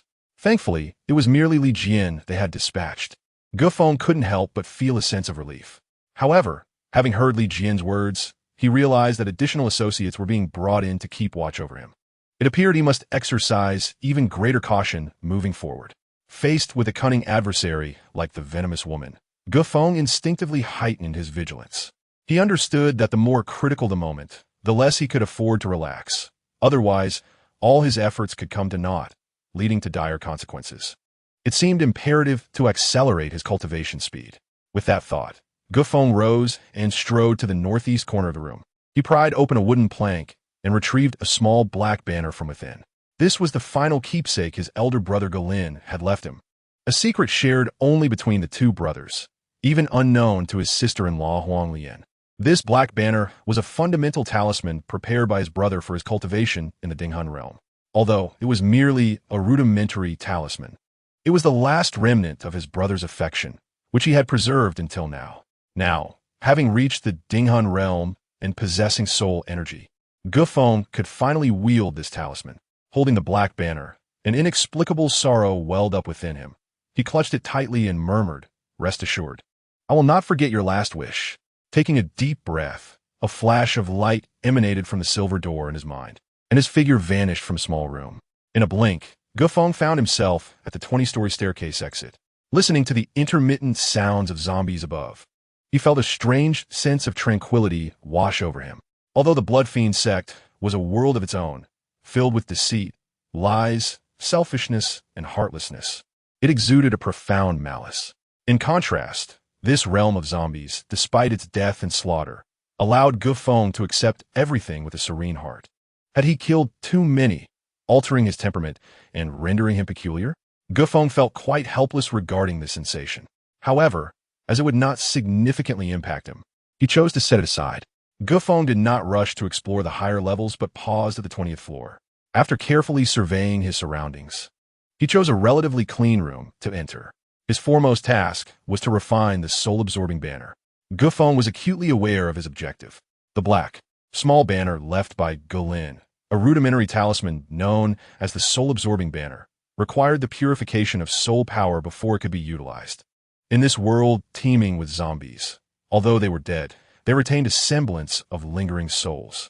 He had discovered this previously. However, at that time, his realm was too low, and he lacked the techniques and talismans to refine these souls, forcing him to abandon the endeavor. Whether it was the chosen evil spirit soul devouring technique or the soul-absorbing banner he had retrieved from Galin, his aim was unmistakably clear: to re-harvest those wasted souls.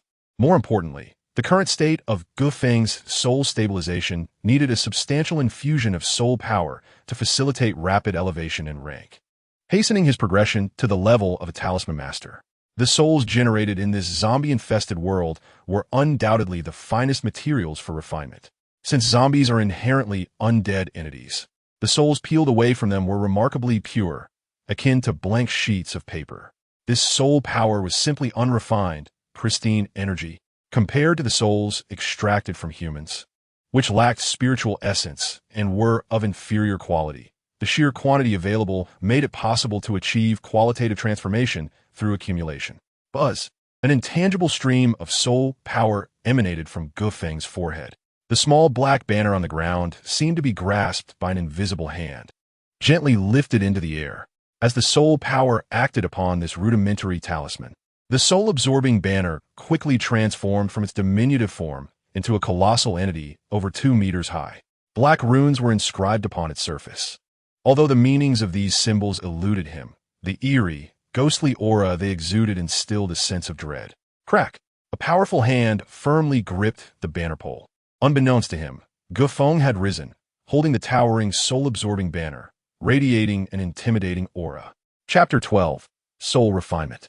Unwavering and unstoppable, this was indeed a talisman. Even though he had merely refined the most elementary soul-binding talisman, the energy it contained remained astonishing. Gu Feng examined the soul-absorbing banner in his hand, casually wielding it and feeling that this rudimentary talisman was remarkably user-friendly. This soul-absorbing banner was prepared by Galin for his younger brother, crafted from excellent materials and fine-tuned by a talisman master, enhancing its potency significantly. The only missing element was the evil spirits within the banner. Gu Feng was well aware of this situation and eagerly anticipated the performance of the soul-absorbing banner. He wished to see how much this talisman could evolve after devouring a vast number of souls. This was no ordinary talisman. It belonged to a category capable of growth. As the primary soul within the banner continually strengthened, as long as its intensity did not surpass the material limits of the soul-absorbing banner, this talisman would subsequently evolve. The materials of the soul-absorbing banner entrusted to him by Galin were quite impressive, allowing it to be enhanced to the limits of a Taoist disciple, meaning even a talisman master could utilize it. Now it was time for you to shine. Gu Feng stood tall, gripping the soul-absorbing banner, exited the room, and ascended the stairs step by step toward the 21st floor. Clack! The crisp sound of his footsteps echoed up the staircase, drawing the attention of the zombies lurking on the 21st floor, who instinctively turned toward the source of the noise. Gu Feng appeared, brandishing the soul-absorbing banner, and the zombies roared as they lunged at him, their ferocity reminiscent of malevolent spirits. Upon witnessing these vicious zombies, a glimmer of excitement sparkled in Gu Feng's eyes. He even felt a bit perverse. To him, these were not bloodthirsty zombies, but rather excellent resources for enhancing his cultivation. With a flick of his left hand, the not yet fully formed blood-robed corpse bag manifested before him, resembling a writhing wall that obstructed the frenzied onslaught of zombies. In an instant, the corridor was suffused with a pungent, cloying stench of blood, overwhelming and nauseating. Yet, the unperturbed zombies charged forward, instantly enveloped by the writhing barrier, as though ensconced in a mass of flesh and blood. Soon after, Gu Feng heard the crisp and melodious sound of bones cracking, accompanied by an indescribable noise, reminiscent of some colossal entity being chewed. Several ferocious, bloodthirsty zombies vanished in the blink of an eye. Among these zombies were women in loungewear, city professionals in work attire, as well as the elderly and children. Yet, without exception, they were all splattered with blood, their expressions fierce, with whites of their eyes showing, and their teeth and mouths stained with blood. Thus, Gu Feng felt no moral qualms in his actions, as one after another zombie was devoured and ground into a bloody pulp by the blood-robed corpse bag. Faint, Nearly imperceptible streams of warmth surged into Gufeng's body. Simultaneously, he seemed to sense something, his face lighting up with joy, his eyes widening as he focused intently. Gripping the banner pole of the soul-absorbing banner tightly, he instinctively exerted force, his gaze fixated in midair as he suddenly raised his right hand to wave the banner. The banner billowed, unleashing a powerful suction that swept through the air. An invisible wave surged forth, accompanied by a chilling shriek, as if some entity in the air was unwillingly drawn away. Had he succeeded? The next moment, Gufeng's expression was tinged with apprehension as he gently shook the banner pole in his grasp. The soul stabilization mark on his forehead emitted a faint glow, and the soul power swept across the surface of the soul-absorbing banner. Gufeng instantly felt a refreshing coolness in his eyes, clearly perceiving several indistinct shadows emerging within. These were several vague figures, appearing extremely ethereal, on the verge of collapsing at any moment.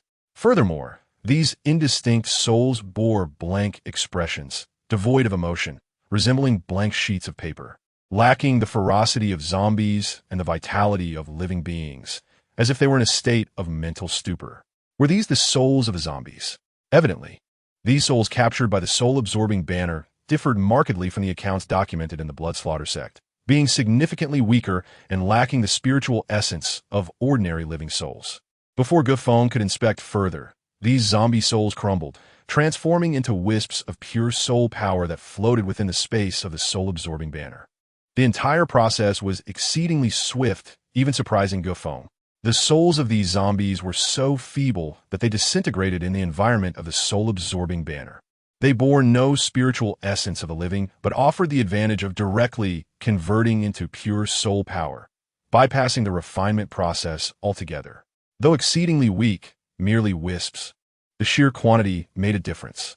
As long as he exerted enough effort, the accumulation would suffice for qualitative change.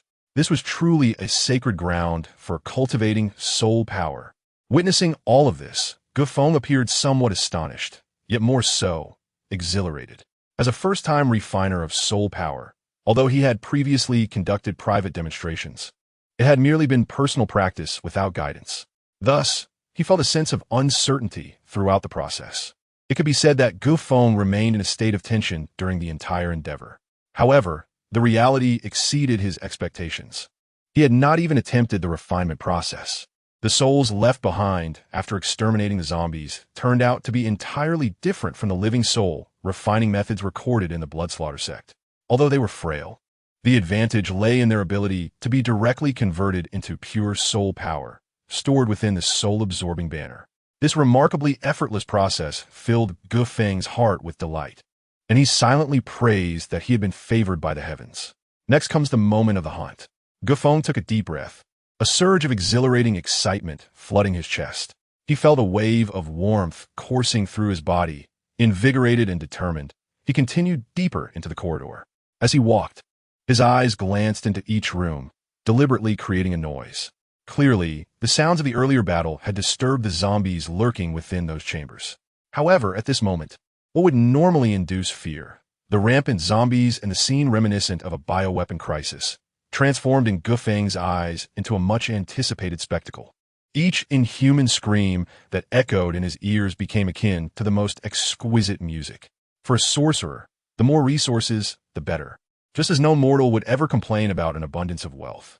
These grotesque and vicious creatures were seen by others as a calamity to be avoided. Yet for Gufeng, they represented a continual source of cultivation materials. One type of material, two methods of utilization. Akin to a fish that can be cooked in two ways, truly unimaginable. Within a room on the 24th floor, 3 disheveled figures were hidden.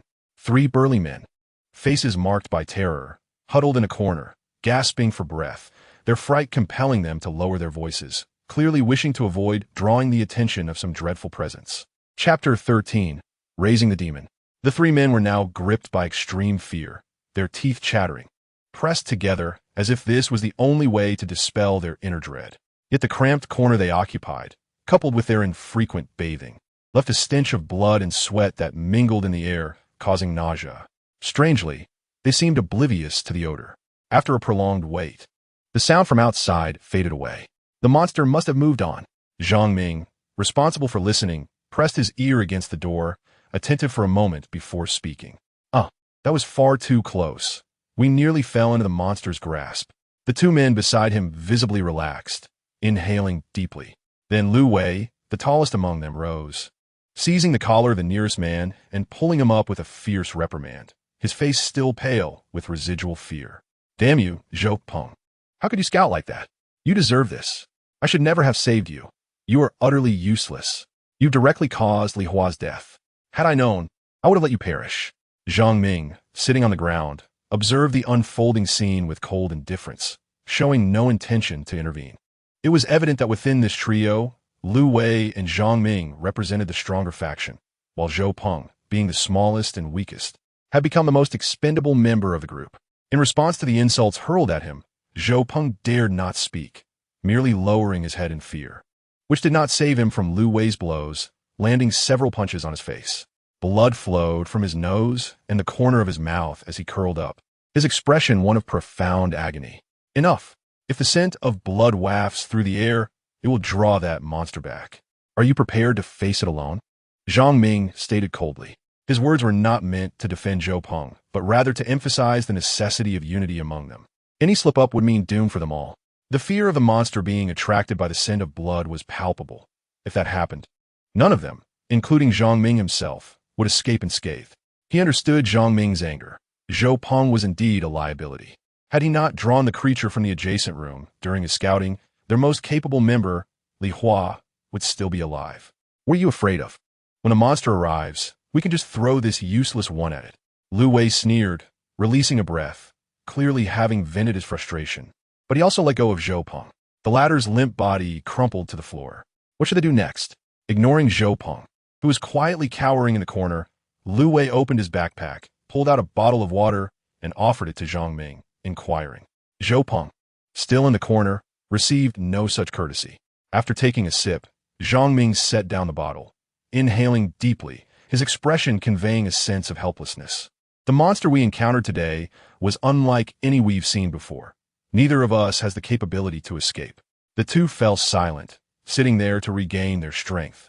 However, they failed to notice that, at some point, Zhou Peng had lifted his gaze from the corner. Beneath his disheveled hair, a glimmer of coldness flashed in his eyes, though it was well concealed. On the 21st floor, Feng, who was carving a path of destruction through the apartment corridor, was blissfully unaware of the survivors hidden above him. The peculiar white mist surrounding him rendered any sense of perception nearly futile. Even his spiritual sensing abilities had nearly failed, akin to being blinded. At that moment, he was lost in a greedy state akin to entering a treasure trove, his heart ablaze, tireless. He controlled the blood-soaked corpse bag, now swollen like a large mass of flesh, swiftly dispatching the zombies that lunged at him. The nauseating crunching sounds continued to echo. Then, Feng waved the soul-absorbing banner, drawing the souls of the zombies into it. This artifact, a remnant left to him by Lin, emitted a faint black glow. It bore intricate black markings, interwoven and glossy like black oil. These markings gradually began to connect, hinting at the formation of a complete rune. An artifact is not equivalent to a magical instrument. Magical instruments are vital tools for cultivation, wielding immense power that is almost unfathomable. Even a Taoist is not guaranteed to possess one, let alone a disciple or a novice. The so-called magical instruments must at least contain a 72 earthly fiends prohibition or a 36 celestial stars prohibition, encapsulating a complete lineage of spells. In contrast, an artifact is a simplified version, forged from special materials and imbued with one or more talismans, forming a collective capable of unleashing a fraction of simplified spell power. Even so, such items are hard-won. Feng's soul-absorbing banner, for instance, contained only an incomplete soul-restraining talisman. However, the materials used and the cost of finding a craftsman were already considerable. It is evident that Lin had expended great effort to procure such an item for his brother. One can only imagine the depth of their bond, akin to relying on one another for survival. Otherwise, with Feng being just a mere novice, it would not have been so easy to harness soul absorption. Fortunately, this banner was of a low grade, and the soul-restraining talisman within it was not adequately nurtured. Otherwise, it would have been difficult for Feng to activate it. Yet now, after a fierce battle, he was astonished at how effortlessly he could eliminate all the zombies on the 21st floor. This blood-soaked corpse bag was nearing the threshold of evolution. As a product of the cultivation of the blood-soaked corpse bag transformation method, it was intrinsically linked to Feng's bloodline. After devouring more than a dozen zombies, Feng distinctly sensed the unique intent emanating from the blood-soaked corpse bag. It was conveying to him that it was satiated. Should this entity be fed sufficient resources, it would possess immense potential for evolution. However, to what extent it could evolve remained beyond Feng's foresight. He could certainly guide it through its final metamorphosis in a conventional manner. After all, in this world, he had access to an abundance of materials to consume. Nearly the entire world was a resource for its evolution. The previously fog-shrouded blood-clad corpse bag, after devouring, chewing, and assimilating numerous zombies, has undergone a remarkable metamorphosis. Aside from a scant few warm currents being fed back to the main body for cultivation, most of the flesh and blood have been churned into a viscous sludge, settling within and triggering an astonishing transformation. At this moment, in Feng's eyes, the entire corridor was a wretched sight, stained with blood. The blood-clad corpse bag had morphed into a colossal wall of flesh, pulsating with a vivid crimson hue that was both horrifying and unsettling, continuously emitting a sound akin to gnawing. Clearly, it had absorbed a significant amount of resources, accumulating and beginning to transition into a tangible form. However, despite being composed of flesh and blood, it lacked a defined shape akin to modeling clay, capable of being stretched and reshaped into various forms at will. In Feng's grasp, the power of this blood-clad corpse bag had been substantially amplified. It could even extend tendrils, resembling solidified blood spears, effortlessly piercing through the zombies. Sweeping through the hordes of zombies had become a trivial endeavor. It could be said that even when confronted with a small group of over a dozen zombies, Feng would not find it particularly challenging. Upon clearing the 21st floor, Feng did not hastily press onward. He paused on the 22nd floor, briefly contemplating before speaking. In contrast to continuing to temper his blood power, after entering the realm of soul stabilization, the Taoist youth began gradually nurturing and refining his soul power, laying the groundwork for future astral projection of the Yin spirit. Thus, what Feng urgently required was pure soul power. Having just entered this realm, he was merely in the initial stages of refining the soul-absorbing banner. Utilizing talismans incurs costs. The greater the power, the higher the consumption. He felt mentally drained, and after a few uses, it felt as though his head might split open in agony.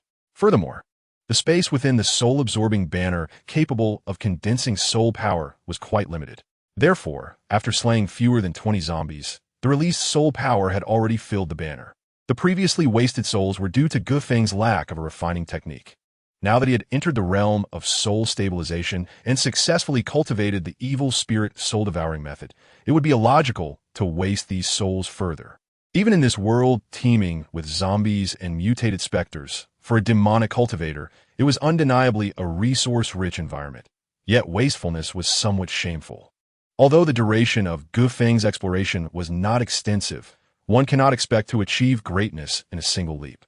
He sensed that this place was still unsafe, with some more terrifying entity lurking in the shadows. A lack of security made Feng exceedingly cautious. In comparison to meaningless slaughter, refining soul power, tempering magical energy, establishing a solid foundation, and rapidly enhancing strength were of paramount importance. This was the cultivation method he was most familiar with, one that could induce profound tranquility. As for why he did not refine magical energy in the realm of zombies, the reasons were apparent. Firstly, that place was unsafe. Secondly, the spiritual energy in the air was exceedingly thin, leading to significant losses in magical energy during the cultivation process, rendering it a fruitless endeavor. With the addition of 2 streams of magical energy, even after entering the realm of soul stabilization, his internal magical energy continued to grow. By refining the original warm current from the blood-clad corpse bag through blood refinement technique, he was consistently fortifying his body, which formed the basis of his cultivation. It was time to commence. Feng's state of mind settled into complete tranquility as he invoked the evil spirit soul-devouring method. An invisible, imperceptible force erupted from his forehead, conjuring an ethereal sphere that enveloped the vicinity within a few meters. As the evil spirit soul-devouring method completed its cycle, a droplet-like phantom coalesced within the sphere, oscillating between the realms of reality and illusion, seemingly on the verge of collapse. It is no wonder that demonic cultivators claim the difficulty of cultivating within the realm of soul stabilization far exceeds that of the chi condensation stage by several folds. Without resources, relying solely on self-cultivation could yield no results for years. Feng perceived that merely manifesting the phantom droplet had consumed a considerable amount of his energy. According to his estimations, this droplet would require at least 10 days to a month to successfully coalesce, necessitating a vast amount of soul power and consuming an unknown quantity of mental essence. Thankfully, he still possessed the soul-absorbing banner. Without hesitation, Feng wielded the banner, connecting its space to guide the pure soul power within, channeling it into his forehead. The entire process revealed a faint silver thread linking the two, shimmering in the darkness, appearing both real and illusory. The evil spirit soul-devouring method accelerated rapidly, operating at several times its previous frequency. A refreshing, cool sensation akin to flowing spring water gathered at his brow. The once indistinct sphere now radiated a sheen, as if solidifying. At this moment, the speed of his cultivation surged at least tenfold. Feng was exceedingly confident in his own assessment. Previously, after depleting his mental essence to refine soul power, he had been unable to continue beyond the formation of the droplet's shape. Now, with the infusion of pure soul power from the soul-absorbing banner, he felt as if the evil spirit soul-devouring method had been lubricated, its operational speed accelerating visibly, and soul power began to condense at an observable rate. Suddenly, with the formation of the first droplet, it fell into the sphere, producing a crisp sound. Behind Feng, a flickering mass of light danced in the void. In the dark chamber surrounding Feng, a chilling and ominous aura inexplicably emerged. Eerie sounds echoed intermittently, as if dreadful, malevolent spirits were converging around him. Undoubtedly, the pure soul power emanating from the soul-absorbing banner was an invaluable resource for any entity cultivating soul power, and those wretched beings lurking in the shadows were no exception. In this realm of cultivation, the air was saturated with soul power and natural spiritual energy, facilitating the formation of various spiritual entities. Consequently, the pure soul power released by Feng during his cultivation attracted the attention of these vile entities, causing them to converge. This was also because Feng, being newly entered into the realm of soul stabilization, possessed relatively weak soul power, drawing the attention of these corrupted shadows. Of course, these entities were pathetically weak, akin to remnants of shattered fragments. They posed no threat to a Taoist youth. Even an ordinary person with a bit of vigor would cause them to flee, incinerated by the flames of their vitality. Yet at this moment, the scent emanating from Feng was irresistibly alluring. This swarm of vile shadows, akin to sharks scenting blood, rushed toward Feng with a fervor akin to moths drawn to a flame, circling around him with menacing visages, seemingly poised to pounce and take a bite. Due to the demise of Feng's elder brother, Lin, he had not been informed of essential cultivation knowledge. Typically, during the first cultivation session after breaking into the realm of soul stabilization, one is likely to become a target for malevolent spirits. Thus, it is customary to have protective measures in place to prevent invasion by these spirits. However, Feng was oblivious to these circumstances, leading to his reckless initiation of cultivation. Roar! The malevolent spirits, swirling nearby, suddenly surged forward. As incorporeal entities, they could not inflict harm upon Feng's physical body, but the damage inflicted directly upon his soul would be far more terrifying. Yet, immersed in his cultivation, Feng remained unaware of the looming peril surrounding him, only vaguely sensing an increase in the chill in the air. As the malevolent spirits charged towards Feng, a sudden brilliance erupted from a radiant halo behind him, seemingly opening a vast mouth that devoured the approaching fiends. The entire event transpired in the blink of an eye, illuminating the room before vanishing, so swiftly that one could scarcely react. Simultaneously, the droplet of energy that had coalesced in his mind dissipated at an astonishing pace, consuming half of his soul power. Within the undulating halo behind Feng, the shapes of several malevolent spirits emerged, clearly the same ones that had been swallowed. combined with the power of a dozen lost souls from the Shihan Fan, reconstituted under the workings of the Agui Tunhunda Fa, forming a protective aura. Evidently, the vile shadows had not anticipated this, as one crashed into the newly formed barrier. After all, not many Taoists could condense a droplet of energy during their initial cultivation attempt. With the infusion of such potent soul power, the Agui Tunhunda Fa unleashed tremendous might, devouring these dark thoughts and initiating a self-evolution that birthed the Agui light circle. Remarkably, so much transpired within such a brief cultivation session. This world is undeniably perilous, and it seems prudent to exercise greater caution in future practices. As the energy from his forehead dissipated rapidly, Feng sensed an unexpected occurrence.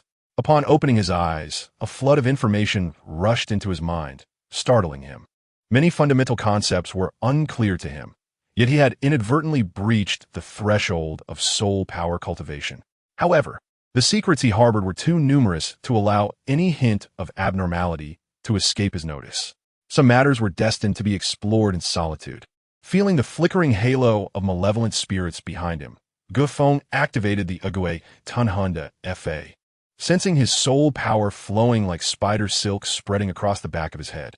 His mind became remarkably clear, enhancing his reaction speed and information processing significantly. He quickly shifted his mood, a spark of excitement illuminating his face. After meticulously studying the Agui Tunhunda Fa, he held considerable anticipation for the Agui light circle it would yield. Moreover, once this circle formed, it would possess a formidable deterrent effect against malevolent spirits. In future cultivation sessions, he need not fear the intrusion of evil spirits, as it would provide a certain degree of protection against mental invasion. The zombie world, indeed, serves as a sanctuary for magical cultivators. Although fraught with dangers, if one maintains a general sense of safety, the rewards could be exceedingly gratifying. Especially in terms of soul power cultivation, the speed of progress had increased at least twofold, aiding him in swiftly achieving the stabilization of his soul. The stabilization of the soul is categorized into 3 levels.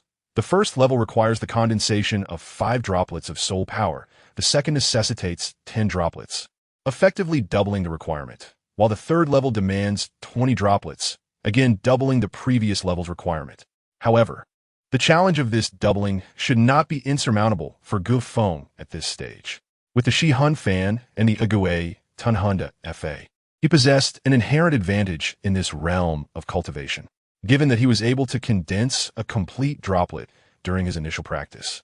The subsequent increase in soul power would undoubtedly hasten his condensation rate. Based on his current speed, he would need merely a month or 2. Under the present circumstances, Feng still had time to wait. Soon, the rhythmic sound of breathing emanated from the bed, indicating that he had exhausted his energy and succumbed to a deep slumber. 2 days later, Feng re-entered the zombie world, having cleansed the 22nd and 23rd floors. His magical prowess had surged, and he had successfully condensed a 4th droplet of soul power, nearing completion of the first level of soul stabilization. Feng's strength had also experienced notable enhancement. Additionally, the blood-clad corpse had transformed into an indescribable fleshly monstrosity, reminiscent of the legendary Tai Sui meat, with its entire life form undergoing a profound metamorphosis. It had morphed into a colossal wall of flesh, writhing like a sea cucumber, yet entirely composed of blood and flesh, emanating a strong metallic scent. Upon ascending the stairs, Feng was astonished to find not a single zombie in sight. What surprised him even more was the apparent devastation of this floor. Many door frames were shattered, with the metal security doors bearing significant dents, while the walls bore deep cracks, exuding an eerie atmosphere. Could it be that all the zombies on this floor had been eradicated, or had they given rise to even more formidable zombie creatures? Observing the peculiar floor, Feng refrained from making any hasty conclusions. He proceeded with caution, his expression grave. Something was amiss. The silence was unnerving. The absence of any encountered zombies left him slightly astonished, heightening his vigilance. Had some potent mutated entity truly emerged? Especially under certain extraordinary circumstances. Some unique zombies might consider their kind as prey. Thus, Feng speculated that the vanished zombies had been eliminated or consumed for some reason. Chapter 16. The slaughter continues. Recalling his initial encounter with the malevolent ghost that devoured humans, Feng felt an acute sense of alertness. In this world, rife with the bizarre, the emergence of inexplicable phenomena was not beyond possibility. Huh? There was even a locked room here? In contrast to the surrounding doors, which had been smashed open. This locked door stood out distinctly. Thud! Who is it? Is it a living person? Have the monsters outside departed? The series of questions left Feng somewhat perplexed. Soon, the door creaked open. A cautious head peeked out, and after ensuring the surroundings were clear, 3 men emerged from the room. The first 2 men, although somewhat weary, appeared relatively intact and had not suffered severely. However, the third man trailing behind them was pale, filthy, with dark red blood at the corners of his mouth, stumbling as if he were on the brink of collapse. Feng's gaze swept over the 2 in front, noting that they leaned on each other, armed with blades, and their cautious demeanor suggested they were quite experienced. It seemed they were not all part of the same group. Feng silently observed, choosing not to speak. The affairs of others were of little concern to him. He was primarily focused on uncovering the true nature of this world. The entire building was devoid of zombies, and finding these few survivors might be the key to unlocking this world for him. Who are you? What on earth are you wearing? Are you filming a movie? As Feng scrutinized the trio, their gaze fell upon him.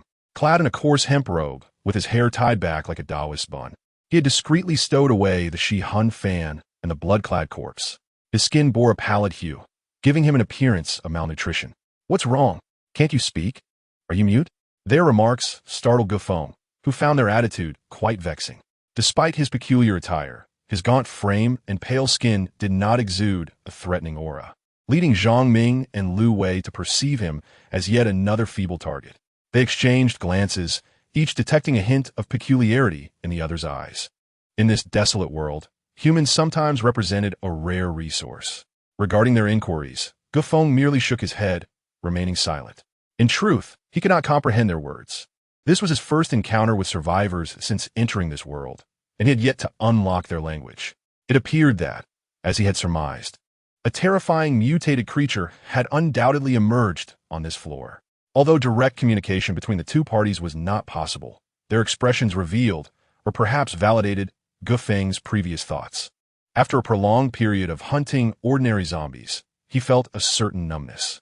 However, the newly emerged mutants, akin to that abominable creature, ignited an inexplicable excitement within him. By now, with various confirmations, he was well aware that the more mutated the zombies, the greater the benefits they bestowed upon him. Immersed in the brutality of killing for an extended duration could indeed darken one's spirit. The fall of a demonic cultivator often stemmed from a wavering heart, making them susceptible to corruption. Feng pondered this, feeling a sense of vigilance, yet he did not dwell on it excessively.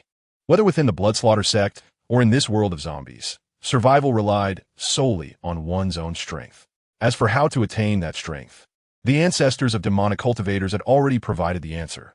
Devour all, slaughter the masses, and claim all resources as one's own. Feng understood clearly that entering this zombie-infested planet was an opportunity for him.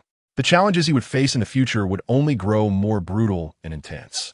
Hey, are you a fool, incapable of understanding anything? Stand straight and listen.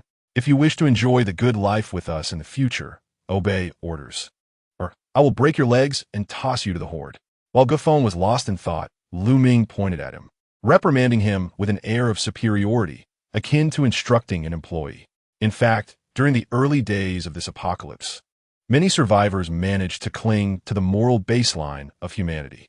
However, as time passed and despair deepened, the inherent flaws of human nature became starkly apparent. By this point, morality and law were mere illusions. Power dictated authority, and everything revolved around survival.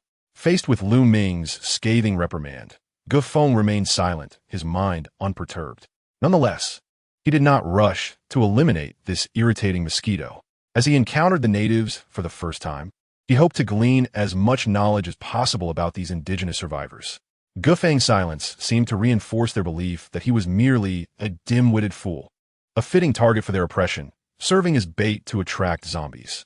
Zhang Ming, standing beside Lu Wei, tacitly endorsed Lu Wei's actions, eventually adding, "This is an opportunity for you to secure a future of abundance. You must cherish it." Finally, a new scapegoat emerged. Zhou Peng, trailing behind, remained silent but harbored a secret delight. Individuals like Zhou Peng, selfish and bullying the weak while fearing the strong, were devoid of any moral compass at this juncture. He was solely concerned with his own well-being, and upon the arrival of a new individual, his thoughts turned dark. It seemed that the monstrous entity had departed. Zhang Ming and Lu Wei discussed in hushed tones. Departing was preferable, as it spared them from danger. Additionally, having been trapped in the building for 2 days, their food and water supplies were dwindling. After deliberation, they quickly decided to split up, with each taking one person to explore the rooms and gather supplies. Following the distribution, Gu Feng trailed Zhang Ming, while Zhou Peng begrudgingly found himself assigned to the volatile Lu Wei. "Quit dawdling and lead the way," Lu Wei urged, delivering a swift kick to Zhou Peng's rear. Without hesitation, Zhou Peng moved forward. After they set off, Zhang Ming wasted no time, pointing ahead and instructing Gu Feng to scout the unfamiliar rooms. Entering the first room, a pungent stench assaulted Gu Feng's senses, compelling him to involuntarily shut off his sense of smell. His gaze fell upon the center of the room, where dark water pooled, contaminating all the furniture and carpets, leaving only a heap of mangled flesh. The signs of destruction surrounding the area indicated that some colossal entity had made this place its lair.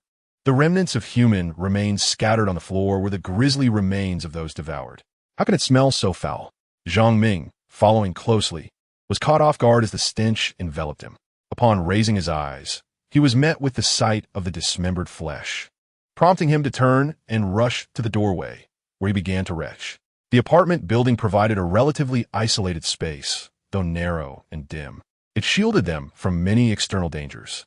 Such a gruesome scene was beyond the capacity of even a survivor like Zhang Ming to fully accept. The brutality and horror exerted immense psychological pressure.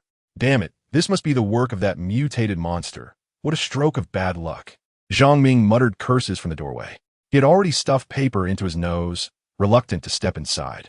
Instead, he stood at the entrance, directing Gu Feng to retrieve any useful items from within.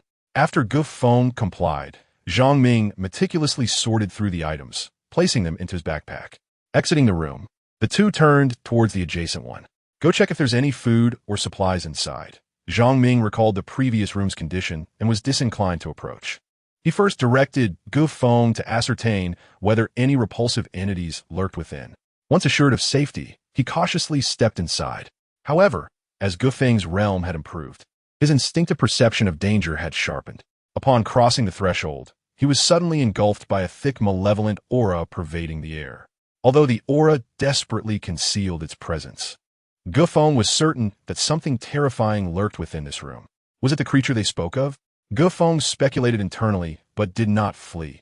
Instead, he advanced cautiously, maintaining a calm demeanor devoid of any signs of alarm. In secret, he had quietly unleashed his soul power, probing the interior. Due to his still developing realm of the soul binding path, the range of his soul power was limited.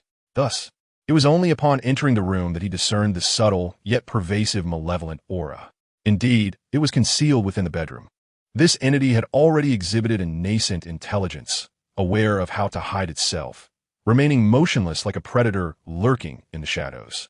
Gu Feng's brow furrowed slightly, and his pupils glimmered with arcane energy as his soul power swept across a few meters. He quickly detected a terrifying concentration of malevolence coalescing within the tightly shut bedroom door. This room appears untouched. Let us investigate the bedroom for any items and gather all the ingredients from the kitchen, Zhang Ming remarked, casting a glance toward the kitchen supplies with satisfaction before striding towards the bedroom. As Zhang Ming advanced, he remained oblivious to the fact that Gu Feng had, at some point, come to a halt, standing motionless, his gaze fixed on him as he approached the closed door. "What are you doing? Hurry and collect the supplies. There are more rooms to search." Zhang Ming, glancing sideways, noted Gu Feng's seemingly dazed state and chastised him. "Help me." Zhang Ming turned to Gu Feng, his mouth agape. But before he could utter another word, the sharp, piercing sound of a saw interrupted him. A razor-sharp serrated blade had pierced the wooden door, accompanied by the grinding sound of gears, plunging directly into Zhang Ming's abdomen. Blood erupted, and chunks of flesh flew. Zhang Ming's anguished scream reverberated throughout the room. "Moments latte." The door burst open, revealing a towering figure, 2.5 meters tall, that shattered the wooden door and seized Zhang Ming, its gaping maw descending upon his head. Amidst the suffocating, crunching sounds, blood mingled with brain matter sprayed from the monstrous zombie's mouth, rendering its already hideous visage even more grotesque. The bloodthirsty monstrosity turned its gaze towards Feng, its greedy crimson eyes glistening with an exhilarating thirst for blood. To it, Feng was the most delectable of prey, and it could not suppress its frantic growl. At this moment, Feng's condition was imperceptible to the ordinary inhabitants of this world. However, his flesh, refined by mystical energy, exuded a unique and enticing aroma, pure and translucent, devoid of impurities. In comparison to others, it was as if he were prime meat rather than mere offal. An incomparable distinction. Simultaneously, Feng finally beheld the full form of this beast.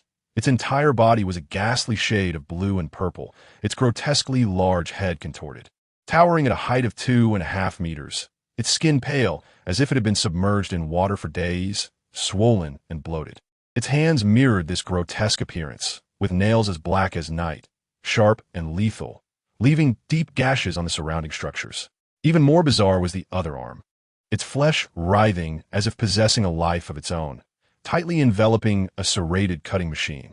The metal and flesh melded together seamlessly, as though it had grown directly from its limb. Driven by an unknown force, the flesh of its right arm wriggled incessantly, causing the razor-sharp teeth to spin, delivering a striking visual impact. Just moments prior, Zhang Ming had been caught by the cutting machine, severed in two at the waist, his innards spilling forth. The stench of blood was overwhelming, the brutality surpassing anything Feng had previously encountered. The union of machinery and flesh? Such grotesque mutations made this world increasingly fascinating. Casting a glance at the chainsaw-wielding abomination, Feng hesitated not a moment, turning swiftly to flee the room. It was not that he lacked the means to confront the creature. Rather, he deemed it unnecessary.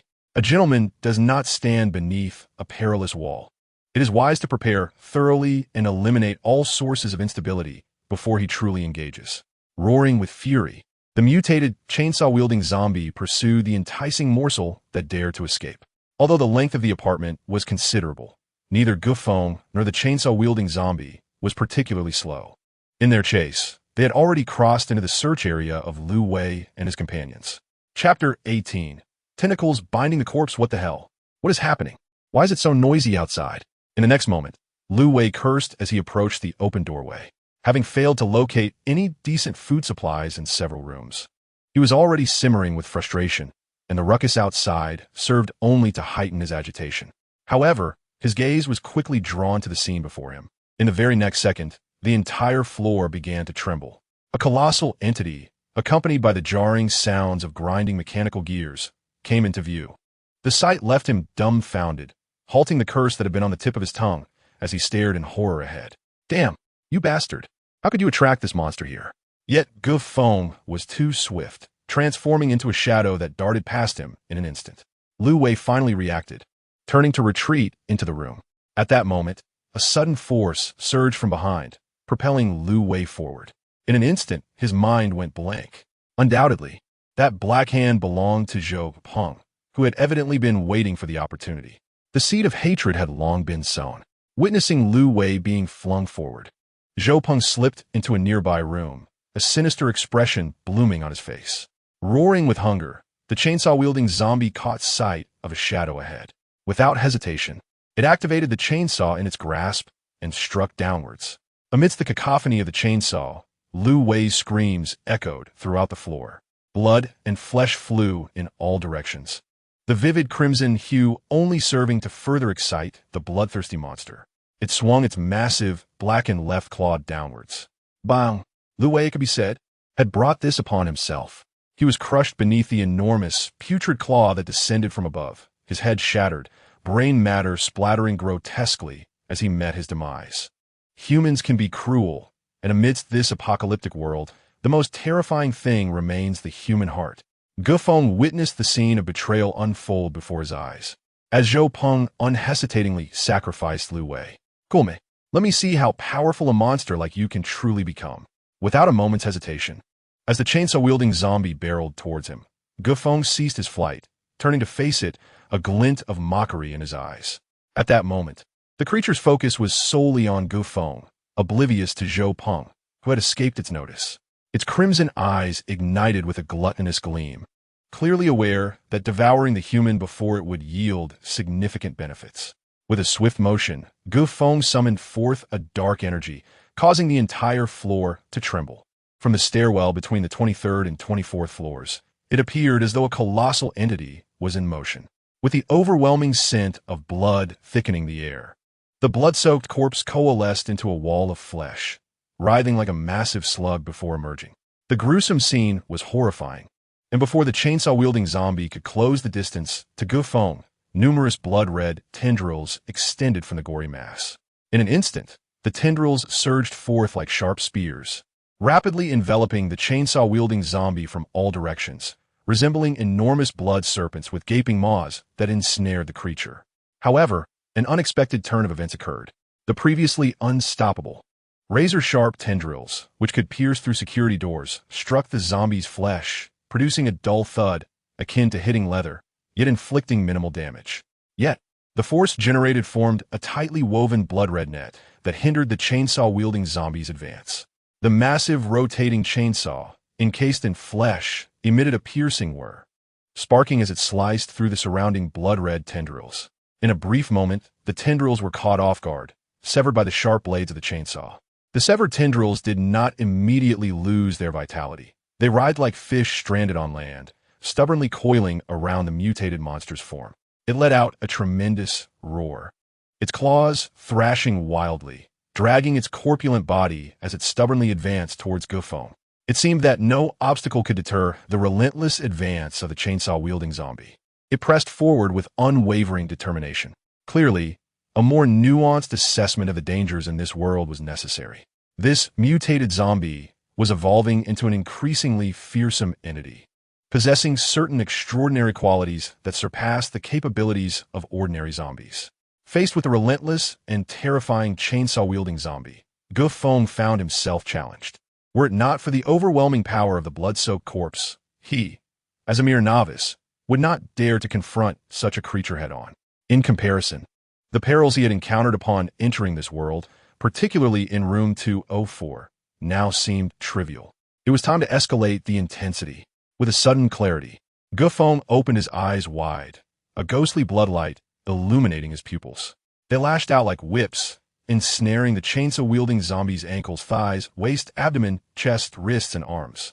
At the same time, Feng steadily infused his magical energy, leveraging his mastery over the Shui Shenyang to straighten these tendrils, restraining the limbs of the chainsaw-wielding zombie, which resembled a tank in its ferocity, rendering the creature as helpless as a fish out of water, as if he had seized the throat of its destiny. It was evident that the chainsaw-wielding zombie's most formidable attributes were its whirring, razor-sharp chainsaw and its mutated claws. With a swift motion, Feng sent forth several blood spikes that pierced the zombie's eyes and mouth. Chapter 19. It is you, my soul banner's master soul. The extended tendrils disordered the chainsaw-wielding zombie's head. Thus, this exceedingly perilous creature was reduced to a mere corpse, utterly lifeless. Go! After thoroughly dispatching the chainsaw-wielding zombie, the Shui Shenyang emitted a certain aura, as if it were brimming with a fervent desire, insatiably eager. It seemed to be drawn to the power inherent in the mutated zombie's remains. However, under Feng's command, it dared not act impulsively, continuously conveying its emotions like a loyal pup, yearning, pleading, and beseeching. With Feng's command, the Shui Shenyang surged forth like a constrictor, flattening the creature's limbs, resembling a sheet of paper that swiftly enveloped the mutilated body of the chainsaw-wielding zombie. Concurrently, Feng summoned the Shihan banner. The banner faced the deceased chainsaw zombie. Gently swaying, an invisible suction arose, sweeping over that space.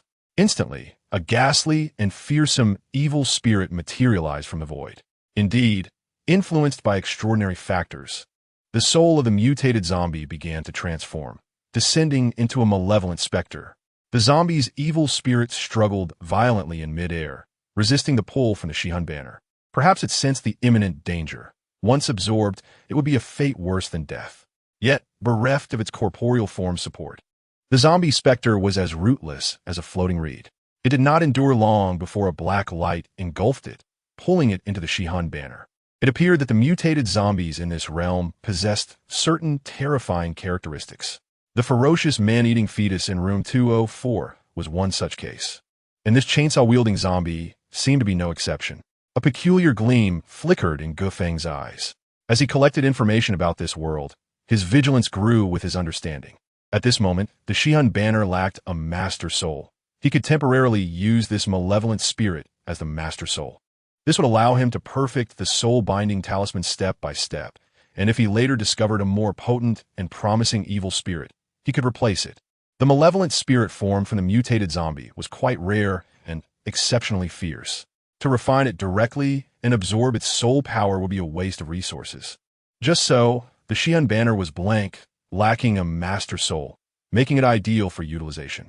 With a master soul, the Shihan banner's power would significantly increase, far surpassing its previous capabilities.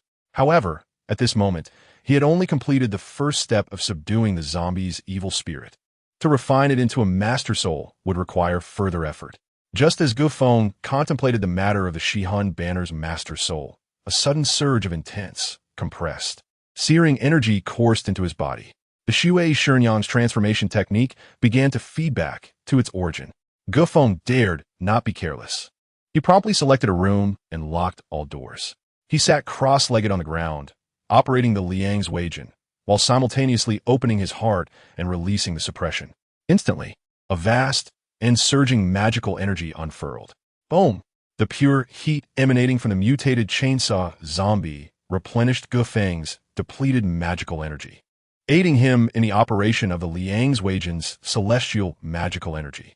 The impact was exceedingly forceful and continuous, circulating through his meridians and permeating every part of his body. For a moment, Feng felt as though his flesh and blood were bathed in a hot spring, with all his skin pores expanding, a deep itch rising from his marrow. The dark injuries accumulated from previous force cultivation were all shaken free. Suddenly, as the magical energy revolved, Feng felt a tickle in his throat and could no longer suppress a cough. With that cough, he expelled a mouthful of foul blood, containing thick phlegm and remnants of shattered debris. Relief. Feng's eyes brightened. He quickly moved his body, and his bones cracked and popped like bamboo bursting with beans. This was ultimately due to the original body's condition. Brother Golin had fallen long ago, and the original body had long harbored depression, leading to illness. Additionally, the malevolent strike from his sister-in-law's lover, Li Jian, had left hidden injuries within Feng.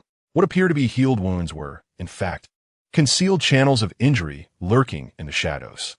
Once they erupted, they would worsen beyond measure. Furthermore, in recent days, Feng had utilized resources to rapidly advance in strength, creating an illusion of robust health. It is no exaggeration to say that these hidden injuries have begun to impact Feng's foundation. Even if his strength surged in the future, the hidden dangers would not dissipate. Instead, as time passed and his realm ascended, these dangers would become more insidious, potentially accumulating until a certain moment when they would fully erupt. At that time, injury to his very essence and destruction of his foundation would be inevitable. Fortunately, he had remained vigilant, and with the Shui Shenyang's transformation technique, a rare dual cultivation of law and body, devouring monsters would also benefit his physical body, rapidly transforming it and awakening all but the deepest hidden injuries. Feng naturally held this debt against Huang Lian and Li Jian, the treacherous couple. Soon, your time will come. With this thought, Feng felt a surge of inexplicable fury, a murderous intent brimming. This cause and effect were deadly enmity, a promise he had made to the original body. Moreover, obstructing one's path to ascension was a grave grievance indeed. However, as Feng fully digested this surge of energy, he felt his blood and flesh cells becoming increasingly vibrant, subtle changes occurring deep within his body, stirring his heart. The force left behind after impacting his limbs and bones was already diminished. Feng even planned not to refine it, but to let it diffuse naturally throughout his body. What a magnificent bodily transformation. Let this energy remain within him. The flesh is paramount, is the foundation for ascending realms. Nevertheless, now that he possessed the zombie world, he could anticipate an abundance of resources and no longer felt the need to be overly frugal. Bang! Just as he finished sorting through the magical energy and bodily transformation flooding within him, the Shihun banner began to tremble violently. Chapter 20. The soul-binding demon worm amidst the chilling wails of ghosts. A surge of malevolent spirit energy surged forth. With an aura of coldness and a bloodthirsty frenzy, wisps of faint black mist emanated from the banner, utterly sinister. Seizing the opportunity during Gu Feng's bodily transformation, the zombie's evil spirit surged through the connection between the Shihun banner and Gu Feng's soul, directly assaulting his essence. Truly a wolf cub that cannot be tamed. In the ethereal pearl of soul energy within his brow, droplets shattered, and a powerful wave of soul energy surged forth. Just behind Gu Feng, a halo of evil spirits resonated. With a whoosh, the zombie's evil spirit was pulled into the halo, the surging soul energy directly penetrating the evil spirit's body. A flash of light appeared above the evil spirit's head, coalescing into the character for slave. In an instant, the previously savage and brutal evil spirit seemed to undergo inhumane torment, as if thrown into boiling oil or a sea of fire, subjected to 1,000 cuts. Emitting a pitiful wail, in a mere moment, he found himself on the brink of collapse.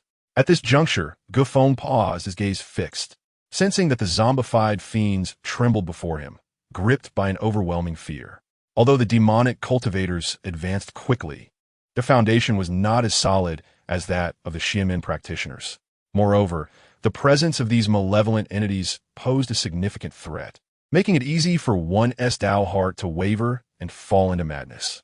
As the master of the soul-capturing banner, it was imperative to refine these malevolent spirits. Otherwise, they could wreak havoc at critical moments, turning against their master. Neglecting this could lead to disastrous consequences. Gu Feng's brow glowed with a soul-fixing imprint. However, this time he did not emerge empty-handed. Through his refinement, the dark rune within the soul-capturing banner twisted and morphed, gradually becoming more complete and significantly strengthened.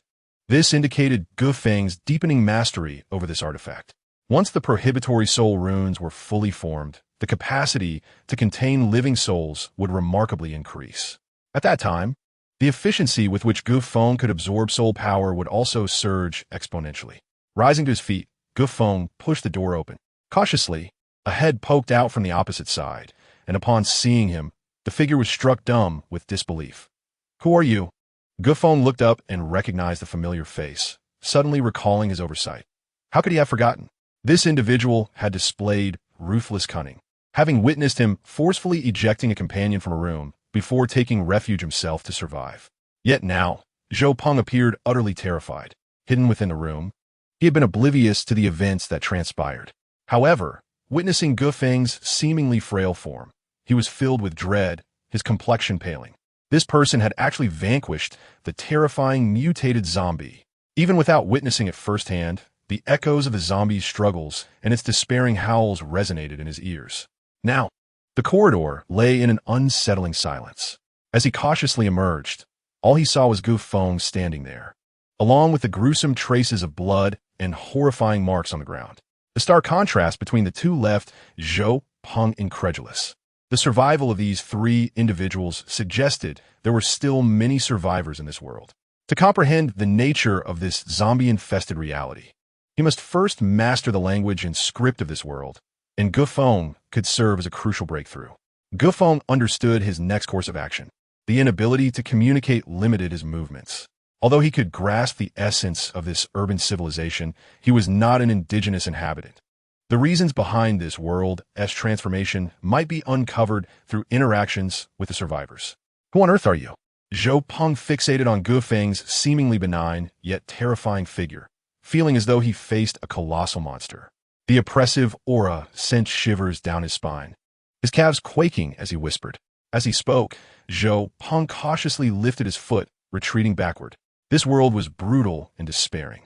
Uncertainty about the other's identity and intentions instilled an instinctual desire to flee. Faced with such a frightful presence, he instinctively feared for his life, believing the other might not be human, compelling him to retreat at all costs. If you escape, how will I learn the language of this world? Gu Feng found Zhou Peng's cautious movements somewhat amusing. Yet, he remained motionless, his pupils dark and profound, silently observing as Zhou Peng retreated step by step. Suddenly, he snapped his fingers, gesturing forward. Behind him, the aura of the malevolent spirit reemerged. The palm-sized soul capturing banner soared forth, emanating murky black mist. This foul mist coalesced into a tiny black insect that fluttered into the air. This soul capturing banner held deeper mysteries.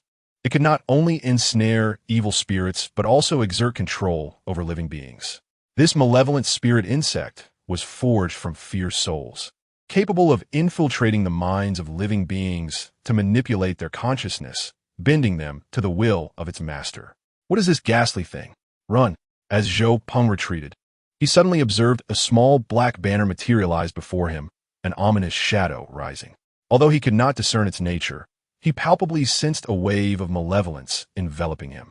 Without hesitation, terror coursed through him, and he spun around to flee toward the staircase. Yet, before his right foot could lift, he felt a chilling grip around his ankle. Akin to a binding cord, a force yanked him down, and he fell to the ground with a thud. Instantly, a tremendous power hoisted him upside down. Feng could now see that the appendage ensnaring Zhou Peng's ankle resembled a fleshy tendril, its clammy texture sending a chill down Zhou Peng's spine. Before he could further resist, a powerful force lifted him. "Don't eat me."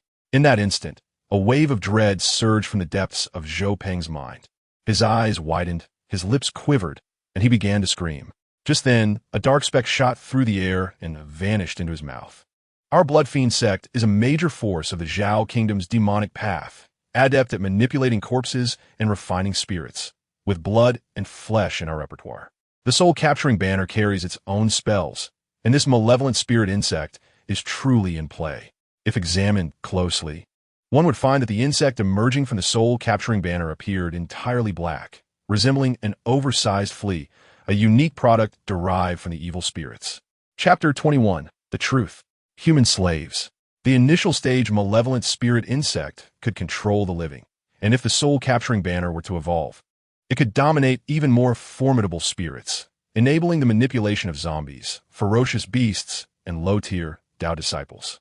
Once refined through magical energy, these malevolent spirit insects would be entirely at the mercy of the one who mastered the soul-capturing banner.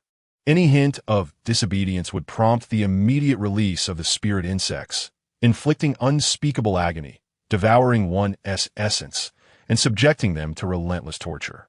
The forceful manipulation of these insects could even seize control of a living person's mind, commanding them to perform any action desired.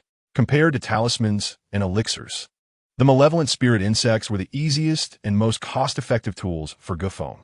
He had considered this necessity, knowing he would inevitably encounter local beings, and to engage with them, he would require these spirit insects. Buzzing, Zhou Peng soon found himself unable to withstand the torment, his body racked with excruciating pain, his skin contorting as if subjected to various tortures. He cried out in anguish, trembling uncontrollably, a large stain forming on his trousers, exuding a foul stench. At that moment, Zhou Peng's body suddenly stiffened, his eyes rolling back. A glimmer of black light flickered from his mouth, coursing along his palate and entering his mind. What is happening? In a matter of moments, Zhou Peng, as if possessed, sprang to his feet only to collapse again, kneeling before Feng. Yet he could not stop trembling. His skin flushed red as if insects crawled upon him. Zofast. It seemed this individual was merely an ordinary person. This marked Feng's first attempt to control the malevolent spirit insect, forcibly seizing Zhou Peng's body. Although he could not comprehend Zhou Peng's utterances, it did not hinder his ruthless approach as he implanted the spirit insect into Zhou Peng's mind. It appeared that leaving this building was not feasible for the time being. Understanding the language and environment of this world was paramount. Feng pondered silently, his gaze directed toward the distant, mist-shrouded horizon. His eyes, glimmering with intelligence, were lost in thought. Within just 3 days, Feng had, through tormenting Zhou Peng, nearly mastered the language of this world. Although still lacking proficiency, he could engage in simple exchanges with Zhou Peng. This was understandable, as the soul-fixing Dao disciples developed their cerebral faculties, and Feng possessed soul power far exceeding that of ordinary individuals. While it cannot be said that he possesses a photographic memory, he certainly exhibits the ability to read rapidly. Most knowledge, upon a single reading, is vividly etched in his mind. Coupled with Zhou Peng's dedicated instruction, Ge Feng naturally found it effortless to grasp the rudimentary means of communication. Although there remains a gap in his reading and writing skills, it is no longer a pressing concern. The most significant revelation was that Ge Feng gleaned certain truths about this world from Zhou Peng. According to Zhou Peng's account, approximately 6 months prior, an overwhelming white mist suddenly enveloped various parts of the world without any forewarning. This was followed by a series of catastrophic car accidents, the cessation of air travel, and a complete breakdown of communication. Almost instantaneously, the world was inundated with zombies. A staggering majority of the indigenous population had transformed into the undead, while the military and governmental systems collapsed entirely. The survivors, including themselves, were forced to hide within buildings, relying on dwindling supplies from their previous lives to survive. Zhou Peng, being at the bottom of the societal hierarchy, lacked access to the true information regarding the world's predicament. What kind of power could precipitate such a catastrophic collapse of a technologically advanced civilization? After hearing Zhou Peng's narrative, Ge Feng was filled with questions and a heavy heart. The changes in the world sent chills down his spine. It is inherently improbable for such events to occur without a precursor, much like the adage that the early duck senses the warmth of spring waters. Although Zhou Peng could not deceive him, his position at the bottom of society left him without an informational advantage. By the time he recognized the anomalies, the zombie crisis had already erupted uncontrollably, sweeping through the world in an irreversible manner. Furthermore, there was a more troubling piece of news. The zombies were evolving at a rapid pace. The Spectre encountered in room 204 and the chainsaw-wielding zombie that had just been vanquished were both undergoing swift evolution. The reasons for this phenomenon remained unclear to Ge Feng. However, it was evident that the secrets concealed within this zombie-infested world were far more profound than anticipated. Conversely, Ge Feng found himself intrigued by the powerful mutated zombies and malevolent entities, as they resembled unique materials for cultivation, significantly aiding his own training. It turned out that the 2 buildings they inhabited also housed a refuge, and that several of them had ventured out in search of supplies. Given this, he urged Zhou Peng not to cower in place, bestowing upon him strength to continue connecting with other floors. He needed the information from all surviving individuals. Ge Feng regarded Zhou Peng, issuing commands. Zhou Peng was not a resilient character. After 3 days of torment by malevolent spirits, his fear had penetrated to the very marrow of his bones. Yet, the infiltration of dark energy into his system had inadvertently yielded benefits. His appearance had markedly improved. His complexion slightly flushed, and the muscles beneath his clothing were beginning to take shape. His physical capabilities, strength, vision, hearing, and smell had doubled in potency. Ge Feng deepened his control over the malevolent spirits, integrating them more profoundly into Zhou Peng's essence, while infusing several strands of magical energy into him. This energy would nourish the dark spirits, gradually settling within Zhou Peng's body, resulting in a form of biochemical transformation. While it would not instantaneously elevate him to a transcendent being, he was no longer merely an ordinary human. In the short term, this was acceptable. However, as time progressed, the risk of aberration increased. Compared to other survivors he might encounter in the future, Ge Feng preferred to cultivate individuals he could command. This world brims with peril. Beyond the vast horde of zombies, there exist various terrifying anomalies and malevolent entities. Ge Feng could not afford to be complacent, necessitating a degree of power at his disposal. He resolved to gather more survivors like Zhou Peng, consolidating them for his own purposes. When necessary, they could even serve as bait or cannon fodder, significantly conserving Ge Feng's energy. He urged Zhou Peng to rendezvous with other survivors and gather intelligence. If any information arose, he was to contact Ge Feng through the malevolent spirits within his mind. My subordinates do not harbor useless individuals. I trust you will cherish the opportunity to survive. Ge Feng stated coldly. Zhou Peng knelt before him, having fully succumbed to his will. Chapter 22. The Edge of Bestowal. Despite harboring many questions, Zhou Peng felt utterly incapable of voicing them in Ge Feng's presence. After receiving the promised answers, he shouldered his prepared backpack, grasped the long knife he had wielded before, and turned to enter the stairwell. Would this pawn he left behind prove useful? He stood on the 27th floor, contemplating Zhou Peng's vanishing figure in silence. After positioning Zhou Peng as a pawn, Ge Feng devoted his primary focus to learning. Naturally, he would occasionally conquer other floors, making swift progress. Upon completing his exploration above, he continued downward, sweeping through the floors below the 27th at an astonishing rate of 2 floors per day. This efficiency was the result of Ge Feng's condensed training time. Additionally, it was primarily due to the enhancement of his own strength and his increasingly proficient use of the soul-capturing banner and blood cloak corpse bag, greatly elevating the potential of these two formidable artifacts.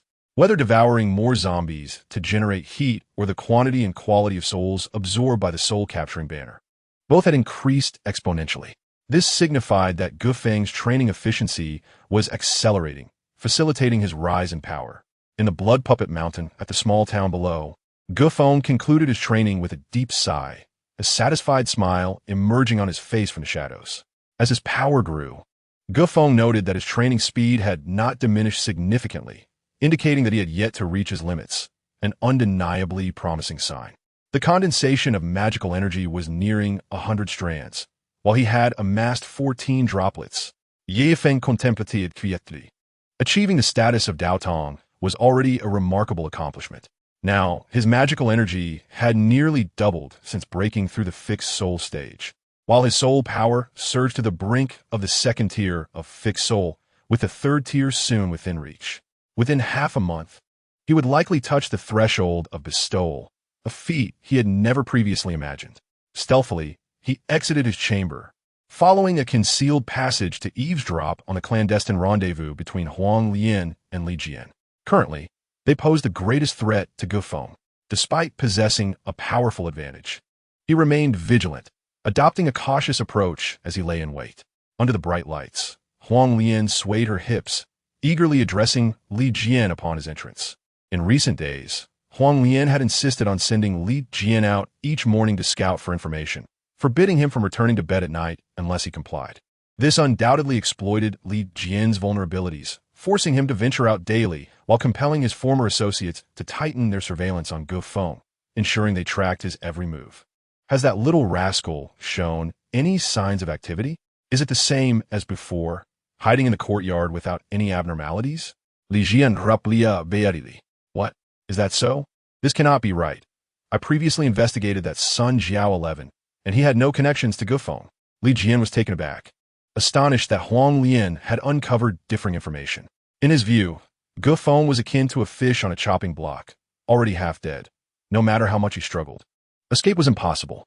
I warned you to execute this matter flawlessly, leaving that little rascal no chance to turn the tables, or will jeopardize my plans. You must thoroughly investigate the information tomorrow. If you continue to be so negligent, you will never be allowed through this door again. In the next moment, Huang Lian's expression darkened, leaving Li Jian visibly uneasy. This was the first time he witnessed her so enraged. Li Jian repeatedly assured that he would investigate everything thoroughly by tomorrow, and guaranteed that once he obtained the results, he would ensure Ge Feng would vanish entirely from this world, allowing them to enjoy a peaceful life. After a brief moment, Huang Lian seemed to calm down, and still compelled Li Jian to make a series of promises. Then, the two, like dry kindling meeting a fierce flame, tumbled back into each other's arms. Huang Lian was utterly deranged. Merely a private residence at the foot of Shuegu Mountain had ignited such murderous intent so quickly. Li Jian also appeared to be inept, easily manipulated by this venomous woman. It was baffling how he had managed to cultivate it all. It seemed that those who struck first would prosper, while those who acted later would suffer. Ge Feng had not anticipated how closely Huang Lian pursued him, while others were oblivious to his cultivation state. Sun Jiaoshi from Guangyuan was fully aware. Sun had shown him 2 days of favorable treatment, which had alerted Huang Lian, the poisonous vixen, to something amiss. Reflecting on this, Ge Feng felt a wave of chill sweep over him. The excitement from his recent progress was abruptly subdued. Now is not the time for joy. He was not yet a match for this treacherous couple. He needed to endure a little longer. Ge Feng silently warned himself, vowing that within a month at most, he would send this pair of scoundrels to meet Yin Wang. As for Sun Jiaoshi, he had discreetly approached him, revealing some inconsequential information. The latter was pleased to lend a helping hand, thereby filling a gap. Thus, in the following days, despite Li Jian's relentless efforts, he was unable to grasp Ge Feng's whereabouts, remaining entirely oblivious to his recent advancements. He even harbored grievances against Huang Lian for being excessively suspicious. Feng did not appear to be someone capable of achieving anything. Even if given an additional 3 months, he likely would not break through to the spirit-binding realm. Meanwhile, Huang Lian evidently had her own channels for information. Both sides verified their intelligence without any discrepancies. Feng's actions had borne fruit, and the secrets he concealed would not be discovered in the short term. As time pressed on, Feng unleashed his full potential within the zombie-infested building, embarking on a large-scale search for zombies and gathering wandering souls. For over 10 consecutive days, he cleared every floor and room of the building, nearly sweeping away all the zombies present. With this substantial boost, Feng's magical and spiritual powers surged significantly. In just over 10 days, his cultivation approached the limits of the spirit-binding third layer, nearing the threshold of the granting of talismans. Chapter 23. The malevolence of humanity, the elevation of his power emboldened Feng. He calculated that with just a few days of sedimentation and accumulation, he could contemplate breaking through his current realm. Simultaneously, Zhou Peng, now under the control of malevolent spirits and insects, finally located the main group of survivors. The refuge was situated in the adjacent building, connected by an aerial corridor, not far apart.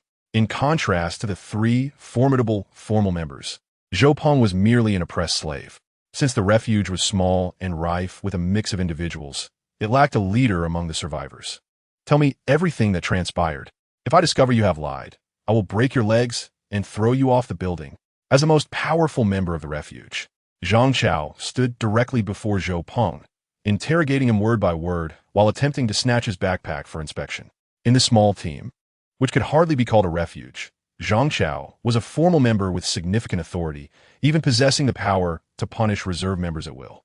This stemmed from his ruthless nature, strong physical attributes, and previous military service, which endowed him with leadership capabilities. Prior to this, internal conflict had erupted over the acquisition of resources, during which Zhang Chao had even killed someone, establishing his reputation. Liu Wei and others had varying degrees of connections with Zhang Chao, particularly Zhang Ming, who was his cousin. Now that they had perished outside, it was Zhou Peng, the least regarded among them, who had survived. Zhang Chao felt compelled to provide an explanation to the others. Otherwise, he would be unable to command respect, let alone ensure loyalty from those who remained. It was evident that Zhang Chao had set his sights on Zhou Peng. On one hand, he genuinely sought to inquire about the whereabouts of the others. On the other, he aimed to set an example. Having hidden here for several months, everyone had grown desperate. In this zombie-ridden apocalypse, ruthless survival was paramount. With a swift motion, Zhang Chao stepped forward and seized Zhou Peng by the collar, his gaze filled with menace, while his peripheral vision scanned the surroundings. Everyone turned their attention to this confrontation. Zhang Chao relished this feeling, the thrill of having another's life in his grasp, compelling submission, and eliciting profound humility in others, a sensation that intoxicated and consumed him. Those like him could only seize opportunities and power in such chaotic times. However, as Zhang Chao began to question Zhou Peng, the latter unexpectedly altered his previously submissive demeanor. In a swift motion, he knocked Zhang Chao's hand away from his collar. Without further action, he merely cast a cold glance at Zhang Chao, witnessing the astonished expression on Zhang Chao's face. Zhou Peng's lips curled into a stiff smile as he set down his backpack. Zhou Peng seemingly disregarded the threat entirely as he unzipped his backpack. Instantly, the collected supplies were revealed.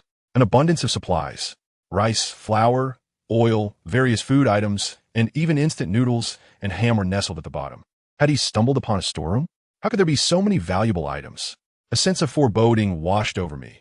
It seemed Zhou Peng was in for trouble. Now was not the time to determine who was stronger through sheer force.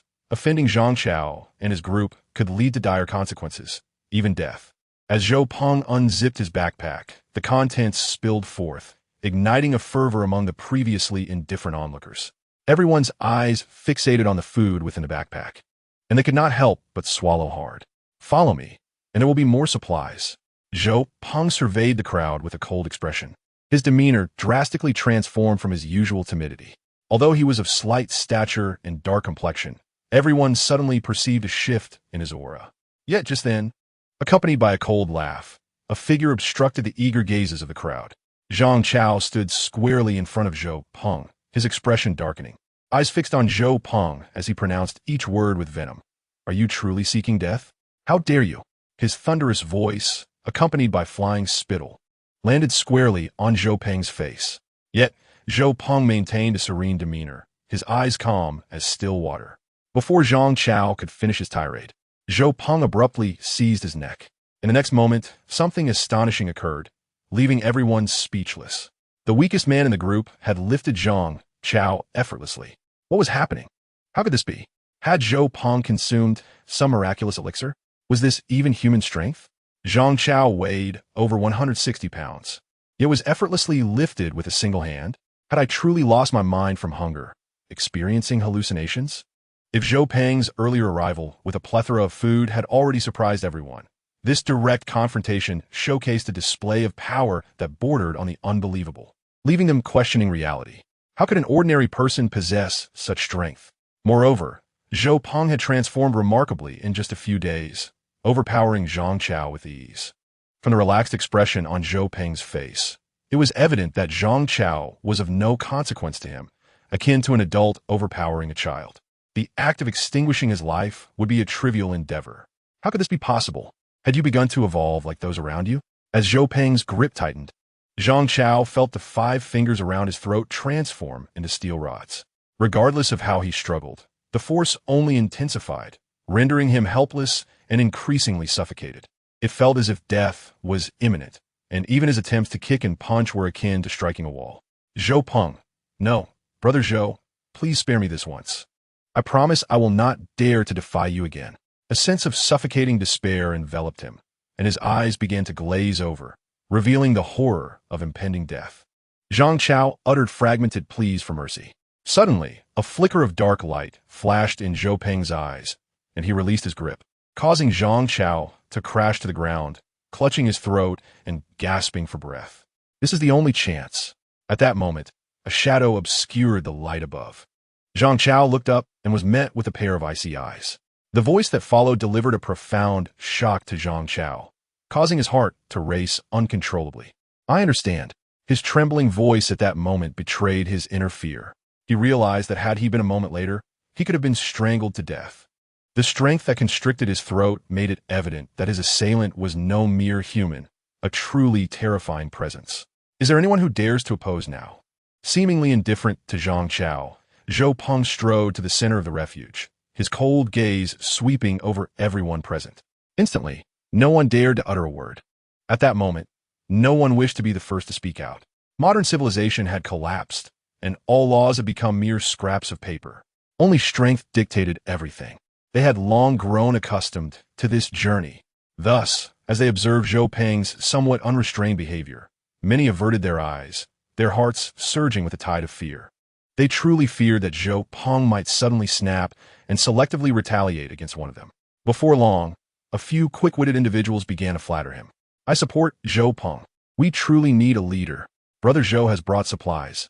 Let's all follow him. Someone began to call out softly.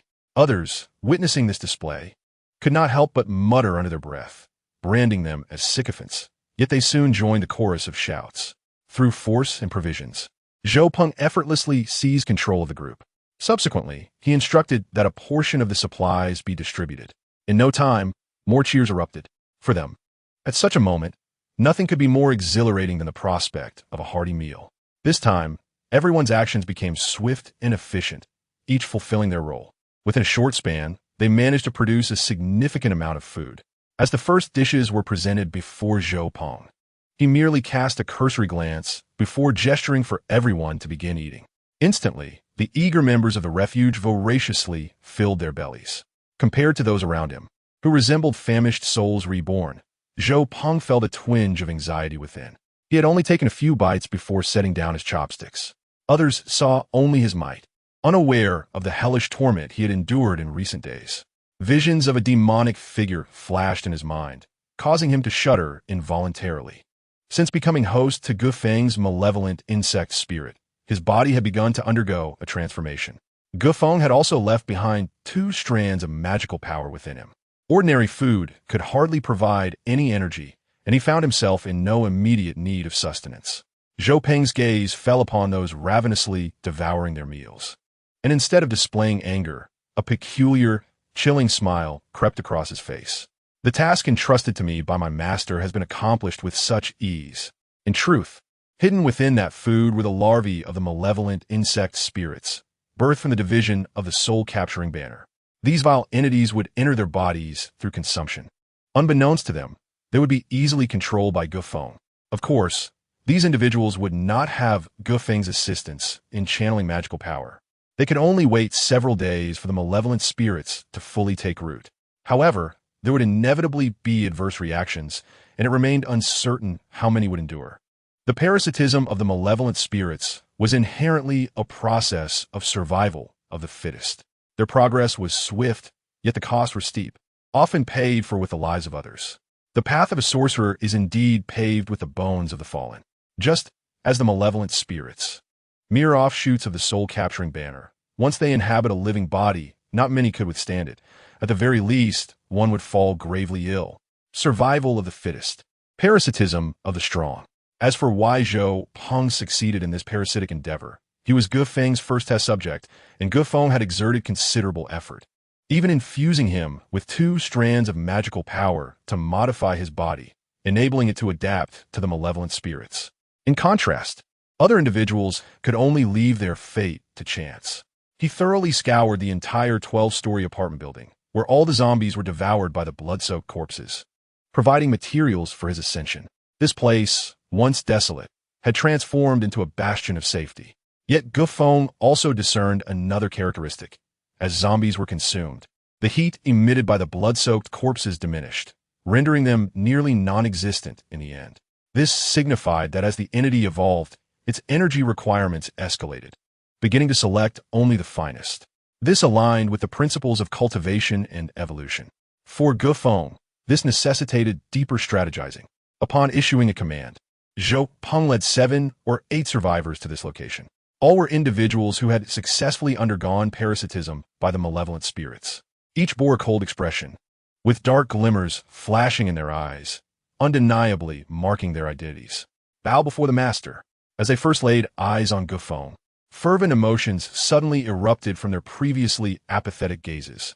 Clearly, under Feng's brainwashing, coupled with the influence of the malevolent spirits, they secreted certain stimulating substances. Although they retained independent consciousness, they resembled fanatical cultists, unwaveringly devoted to Feng. With just a little encouragement, they would become utterly devoted. Scanning the group before him, Feng found satisfaction in the individuals presented. These survivors were the result of a survival of the fittest process. The powers and agility they possessed post-parasitism had surpassed that of ordinary adult males. Feng spoke with grave authority. He referred to the transformed corpses as the flesh god, persuading these individuals to worship the flesh god, promising them divine favor and an ascension to paradise after death. As he surveyed each face, he was met with eyes brimming with fervent excitement. There was no doubt that these individuals would fulfill Feng's commands without reservation. Indeed, our numbers are too few.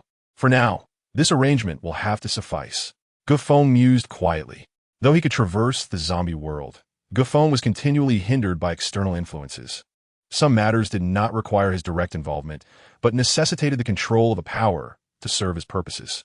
Follow me, and I shall show you the magnificent manifestation of our revered flesh god. No sooner had he spoken than he turned and strode ahead, his followers trailing behind him with adoring gazes.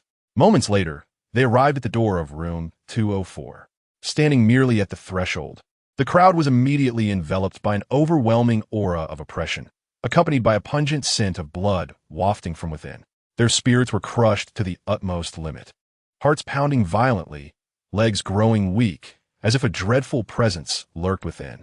Just the barrier of a door separated them from this palpable fear, compelling everyone to instinctively retreat. Even though they were under the control of malevolent spirits and insects, expressions of terror still adorned their faces, indicative of their dread of an even greater horror. The sound of the door creaking open, which usually went unnoticed, now reverberated like a thunderclap in their hearts, causing them to shudder. As the door swung wide, their eyes widened in disbelief at the scene that lay within. The living room was shrouded in flesh and blood.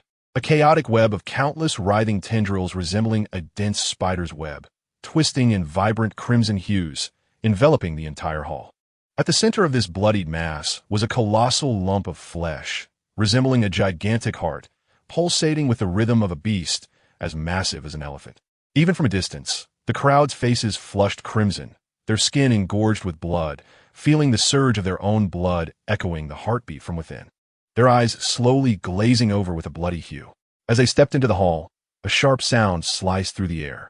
Long, slender spikes pierced the atmosphere, lunging toward them. Stop! With Feng's command, the menacing glimmers of those spikes abruptly halted before them. The sharp tips glistened ominously under the light, exuding a chilling aura. More terrifying was the fact that these spiked tendrils hovered menacingly close, their coldness palpable. Is this the incarnation of the flesh god? A divine entity capable of ushering in the apocalypse and creating a new paradise? The crowd gasped in awe, their hearts racing with trepidation. Yet, influenced by the stimulating essence of the malevolent spirits, a fervent zeal flickered across their faces. Only such a magnificent being could ensure their survival in this world plagued by phantoms and beasts. Had it not been for Feng's timely intervention, they might have already been riddled with holes. Remember their information. These followers will be responsible for feeding the flesh god. With Feng's order, the mass of flesh quivered slightly. The agile tendrils gently coiled around the crowd, particularly the tips unfurling into blossoming flowers, concealing mouths filled with sharp teeth within. Fortunately, these individuals were already hosts to malevolent spirits. Otherwise, ordinary folk would have been utterly paralyzed by the horrific spectacle. It must be noted that the blood-soaked corpse sack had evolved to an unprecedented level after devouring numerous zombies, transforming into a massive lump of flesh enveloping the entire living room with its tendrils. Though it appeared bloated, its destructive power was evidently more formidable than before. Serve the flesh god and acquire a passport for the apocalypse. This shall be your duty henceforth. After pacifying the blood-soaked corpse sack, Feng turned to the crowd and commanded, "We shall obey. We will diligently serve the flesh god and pray for the descent of the great deity of the apocalypse." The group led by Zhou Peng responded reverently, their voices tinged with a mix of awe and a hint of fervor for the powerful presence. Having witnessed the terror of the corpse sack, they now felt a second emotion, reverence, a profound fear of the strong and a sense of the grand. With these individuals, Feng could wholeheartedly tackle the forthcoming challenges. Observing this bizarre scene, he remained silent, his expression notably grave. Certain matters had reached a point where resolution was imperative. With each passing moment, he felt growing reluctance to prolong the situation. In the blink of an eye, the 3-month assessment deadline for the Daotong Institute had arrived. In the courtyard, numerous disciples displayed a myriad of expressions. Those with access to training resources remained unconcerned about the assessment, prioritizing their advancement to the Taoist apprentice realm. Meanwhile, some disciples on the verge of breaking through the Dinghan realm breathed sighs of relief, while others still trapped in the Ningqi realm lamented their fate. Unable to suppress their fear, their breaths trembling. Yet, under the brutal rules of the Shueisha sect, no compassion was afforded to the weak. After the successful disciples departed, the remaining failures resembled lambs awaiting slaughter, guided by their instructors to another location for selection. From this moment on, a stark disparity had emerged among the disciples. One group could continue their pursuit of higher realms, while the others had become pitiful beings devoid of autonomy over their lives. Though opportunities remained, the path ahead appeared bleak, reliant solely on luck. This was the ruthless world of demonic cultivation. What did you say? That little brat actually passed the preliminary exam? He wasn't eliminated? Li Jian and Huang Lian, the duplicitous pair, reacted with disbelief upon receiving this news. They had never anticipated that Feng would make it this far. After the initial shock, a wave of doubt and unease washed over them. Brother Li Jian, we invested considerable effort to obtain the assessment list. Look at how the informants are more concerned about their own gains than the impact of this news on us. Li Jian, see them out. She coldly commanded within a room. Chapter 26. Ascension to the Soul, Alter Taoist. Understood.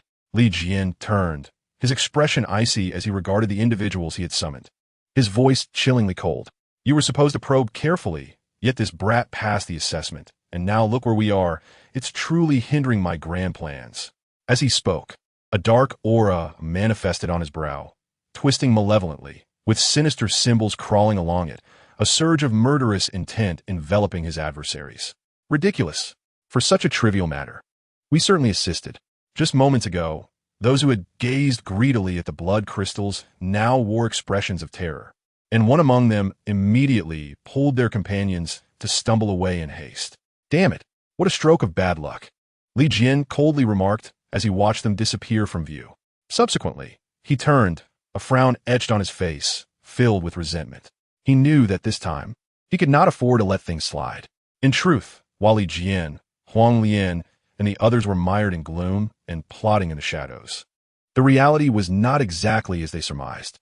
He was prepared to take the initiative to apply for the identity of a Zhuang Daoist. He understood that this was merely a preliminary examination, and some information could still be concealed. However, once the annual major assessment concluded, his hidden strength would be laid bare. At that time, the duplicitous pair would undoubtedly resort to underhanded tactics. They had waited so long for him to falter, eager to see him reduced to a mere servant, only to sabotage him when the time was ripe, making it far easier to eliminate him.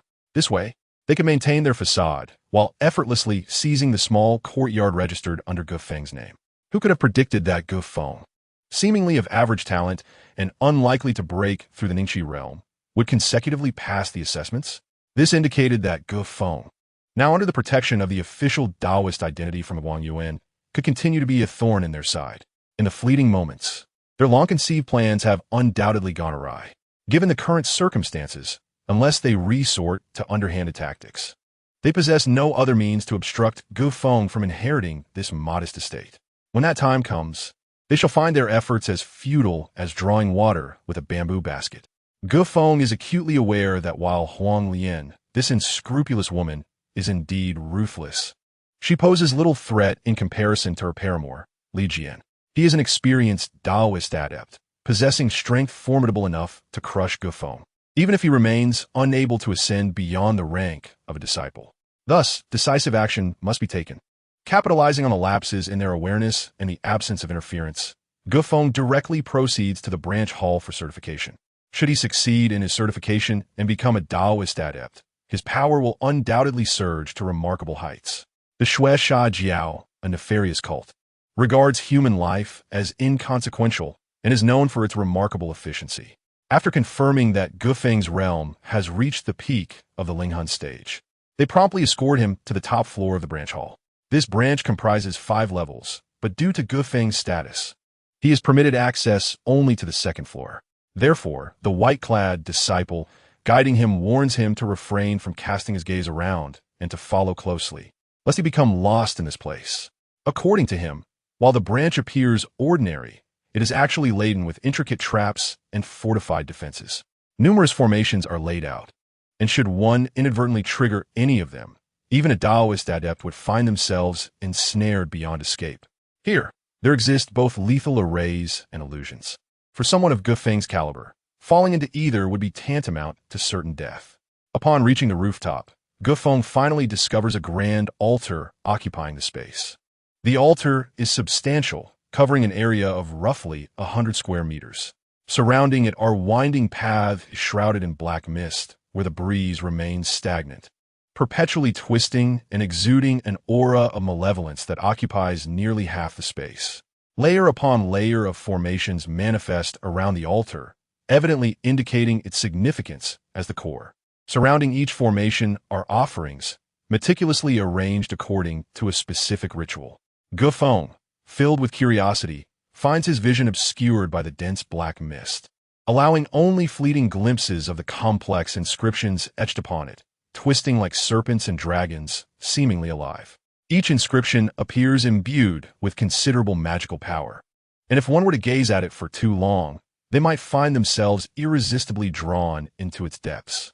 He quickly regains his composure, turning his gaze away from the inscriptions with a sense of trepidation. All the symbols here are infused with magical energy, meticulously arranged by a Taoist. We must tread carefully here. It is the white-clad disciple who awakens these symbols, and he too seems wary, lowering his voice when he speaks. This place is known as Denghun Tai, the site for the granting and receiving of seals.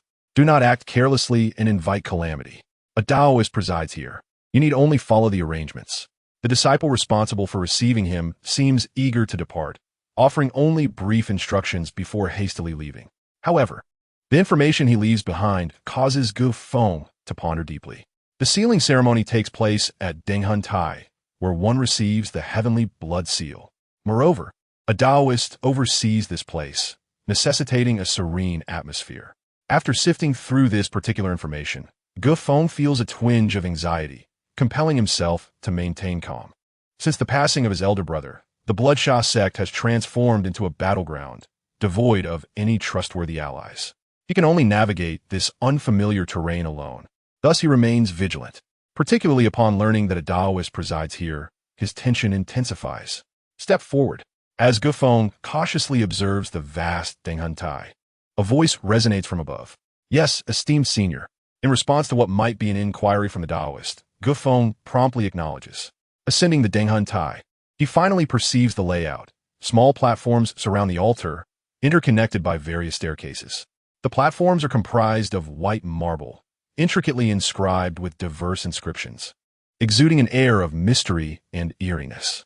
From the moment he stepped onto the Denghun Tai, Feng felt an invisible gaze upon him.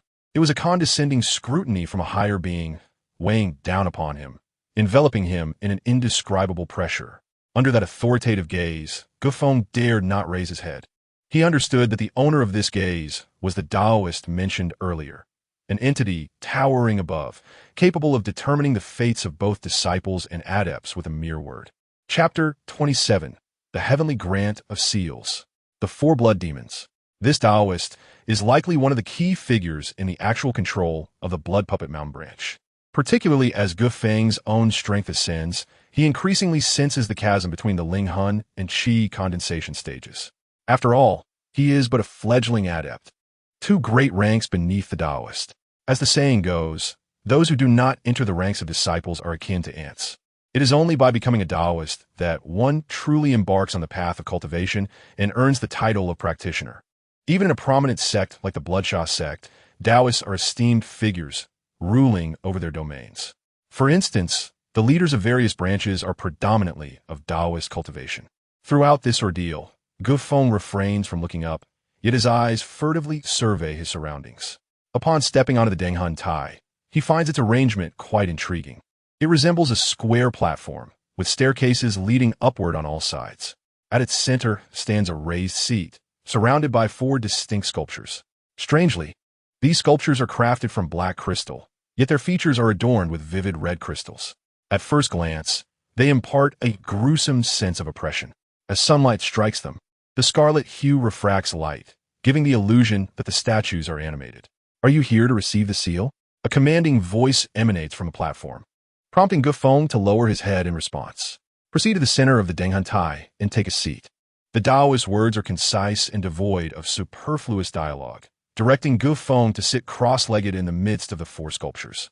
Startled, Feng inadvertently raises his eyes to glance around, only to find himself at the very center of the sculpture's watchful gaze.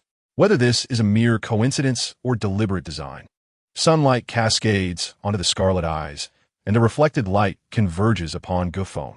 In an instant, he distinctly perceives the surrounding air temperature escalating rapidly, a surge of murderous intent boiling within his veins. In truth, this is not an illusion, but a genuine transformation occurring within Feng. He can see his skin gradually reddening, his once clear eyes becoming suffused with a crimson sheen.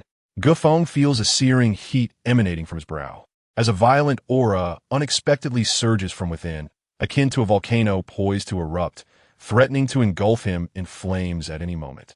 Nearby, the Taoist, overseeing the Denghun Tai, observes the unfolding events with indifference. Throughout, the light in his eyes remains unchanged.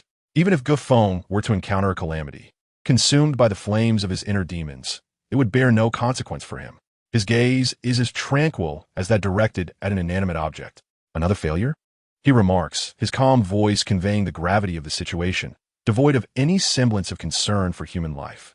From this, it is evident that although the Dao Tong who is bestowed with the seal has attained a certain status, he remains merely at the level of a Dao Tong, serving as a more valuable consumable.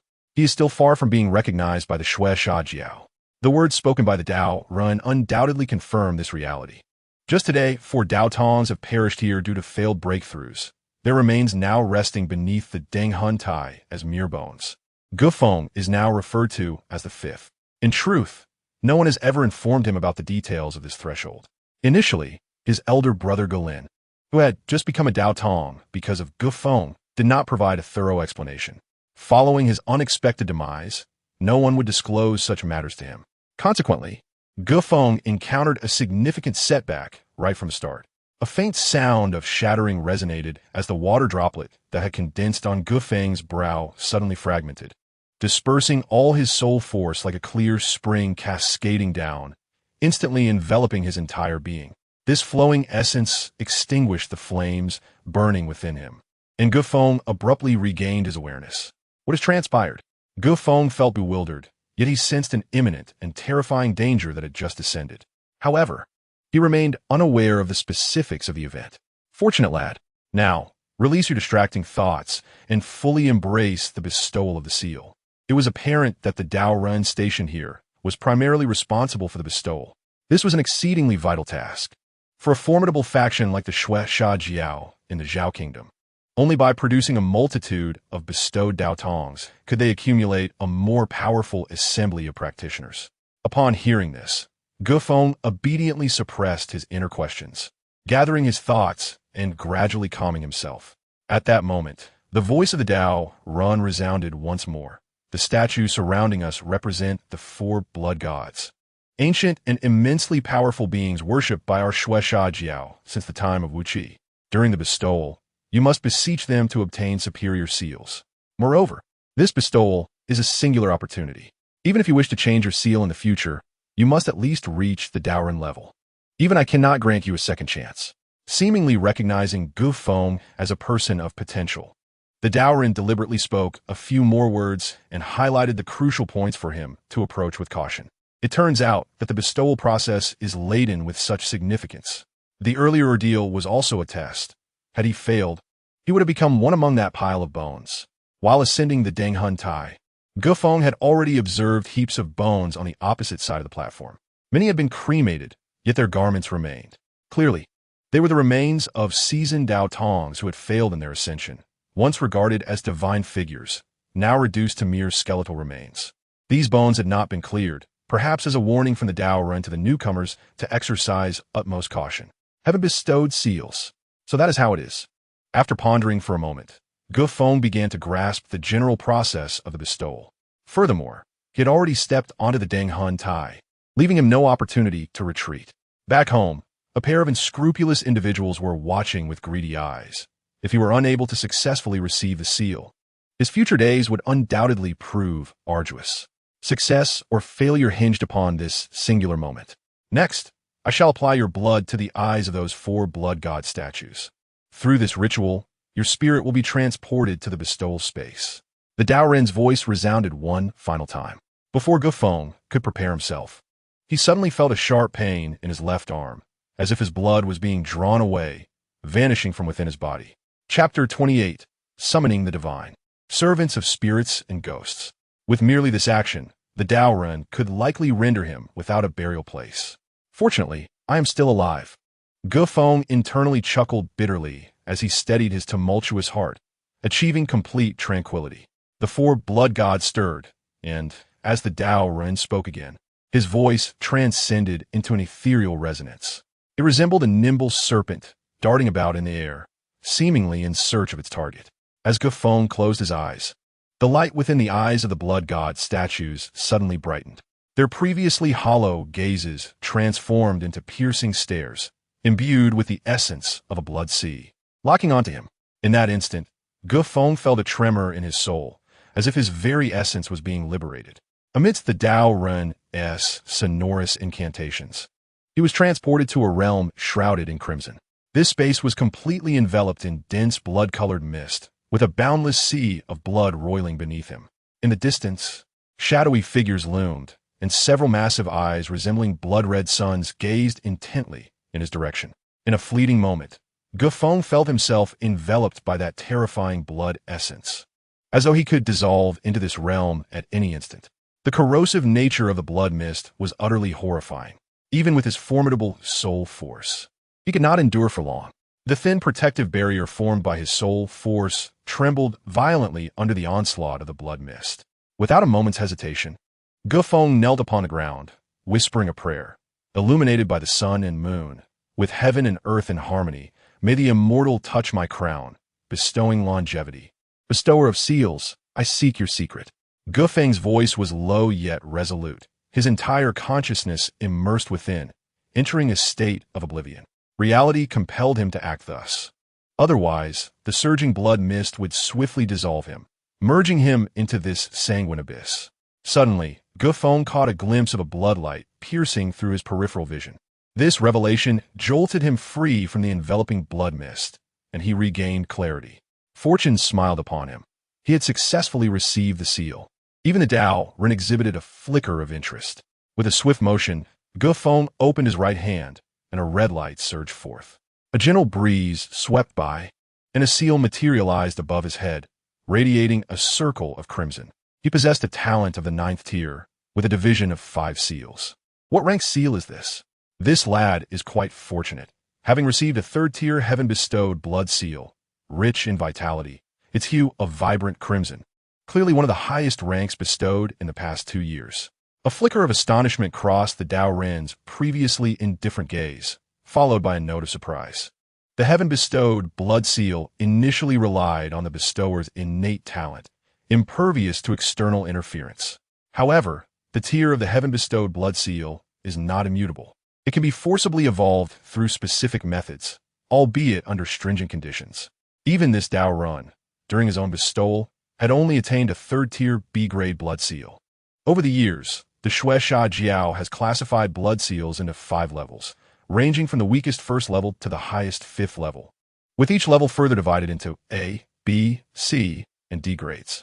Thus, the heaven-bestowed blood seal comprises a total of 20 tiers. Generally, bestowers achieve 2nd or 3rd tier seals, while occurrences of 4th tier and above are exceedingly rare. Naturally, attaining the highest 5th tier heaven-bestowed blood seal is a matter of great significance. Simultaneously, Feng felt as if all his senses were being sealed, as if he had entered a desolate void. Suddenly, a burst of red light emerged above, resembling a blood-red sun rising overhead, dissipating the surrounding chaos and illuminating the space. Is this the seal script? As Feng focused on the blood-red sun hovering in the air, a look of astonishment crossed his features. He had not anticipated that this heaven-bestowed blood seal would directly penetrate his soul, unveiling a realm within. The ancient script, embodying profound meanings, flickered with crimson light above him. It is said that this script was utilized during the ancient Wuqi era, in an age when deities coexisted with mortals, a period referred to as the mythological era. These ancient inscriptions were aptly named Shunwan. To this day, the meanings of these inscriptions remain largely enigmatic, allowing them to endure as vessels of mystical power. More precisely, these inscriptions resemble the insights and understandings that practitioners gain from the natural order of the universe, with their potency varying according to the depth of comprehension. Naturally, possessing the Tianci, Shuizhuan grants one the privilege to further refine low-tier talismans. Previously, Feng was only able to activate low-tier talismans such as the Shihan Fan, without being able to truly manipulate the primary symbols. However, with the Tianci Shuizhuan now in his possession, he has acquired the ability to fully control low-tier talismans, representing a significant enhancement to his combat prowess. Suddenly, the blood inscription above his head projected a series of runes into Feng's mind. In an instant, he grasped the true function of the Tianci Shuizhuan he had obtained. It provided protective talismans of the 3rd tier, enabling the summoning and command of spirits and demons. These 2 succinct phrases encapsulated its essence completely. The Tianci Shuizhuan belonged to the 3rd tier, surpassing even the expectations of the Taoist. Among the numerous inscriptions, it was considered one of the more advanced blood inscriptions. Feng was evidently quite pleased with this development. Chapter 29, 3rd tier. He recalled that his elder brother, Galin, had received a 2nd tier inscription. According to him, acquiring a 3rd tier inscription offered nearly a 70% chance of breaking through to the Taoist disciple level. Compared to his own circumstances, This outcome was exceedingly satisfactory. As for the subsequent abilities to summon and command spirits, they were unmistakably clear, granting him dominion over the supernatural entities. Such capabilities synergized remarkably with Gu Feng's training in the evil spirit devouring technique, undoubtedly augmenting his operational capacity within the realm of the undead. In that strange and eerie world, even a brief exploration of 2 or 3 weeks had unveiled a plethora of ghostly entities and mutated zombies, broadening Gu Feng's horizons. Undoubtedly, that place was where he could amass substantial resources for cultivation. Only by relying on the world of zombies could Gu Feng hope to level the playing field with the signs of prestigious families, expediting his acquisition of formidable power. Awakening with a voice akin to the tolling of a great bell, Gu Feng cleared his mind and extricated himself from the soul energy enveloped by the blood inscription. Having expended considerable soul energy, he appeared pale and somewhat feeble. "I pay my respects, esteemed sir." Upon raising his head, he spotted a Taoist not far away, eliciting an involuntary shock within him as he quickly bowed in reverence. Within the ranks of the Shueisha Jiao, there exists a strict hierarchy delineated by strength and cultivation level. Especially for those of lower rank, such as Taoist apprentices, adherence to this structure is paramount. To offend a higher-ranking individual could lead to unimaginable consequences. This Taoist, should he perceive himself slighted, could easily execute Gu Feng without fear of retribution. In the Shueisha Jiao, weakness is considered a cardinal sin. There is no need for excessive formality. However, to Gu Feng's surprise, the Taoist responded with an air of nonchalance, devoid of any reproach, instead gesturing for him to approach. "You must possess a 3rd-tier blood inscription," the Taoist inquired softly, his demeanor remarkably amiable. "I only ask, and if you do not respond." The Taoist proceeded to divulge various details concerning the Tianxi Shuizhuan, demonstrating a genuine concern for Gu Feng's development. Listening intently, Gu Feng's expression shifted as he pondered. Since his arrival in this world, he had predominantly encountered malice, with no one truly caring for him. Consequently, he harbored a significant wariness toward his surroundings. "Do not overthink it. My name is Zhang Hong, the Taoist stationed in this town, responsible for the inscription ceremony. My intention in sharing this knowledge is not to gain anything from you, but to witness a talented junior flourish. You likely have no one to guide you, as your actions appear rather clumsy. Therefore, do not worry. After today, we may not meet again for some time." The Zhanghong Taoist was not taken aback by Gu Feng's demeanor, but rather provided a gentle explanation. He elucidated certain precautions to take following the inscription and the considerations necessary during the use of the blood inscription. While these matters seemed straightforward, they were precisely what Gu Feng had been lacking. Since losing his sole support, his elder brother Gu Lin, he had been overwhelmed and had no opportunity to thoroughly comprehend this information. Of course, Gu Feng did not perceive the Taoist before him as a benevolent elder. Within the Shueisha Jiao, kindness and selfless assistance were virtually non-existent. The Taoist's apparent warmth was undoubtedly motivated by personal gain. The 3rd-tier inscription he acquired would contribute significantly to the Taoist's standing. Do not forget to exchange your identity upon descent. You can claim some rewards from within the sect. For newcomers like Gu Feng, who had broken through into the realm of inscriptions without support, the sect's rewards represented a substantial fortune, and he was urged not to overlook them.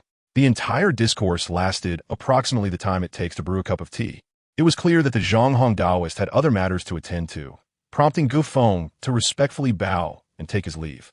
Following this inscription, the location for claiming his identity token had shifted from the previous site to the 2nd floor of the sub-branch.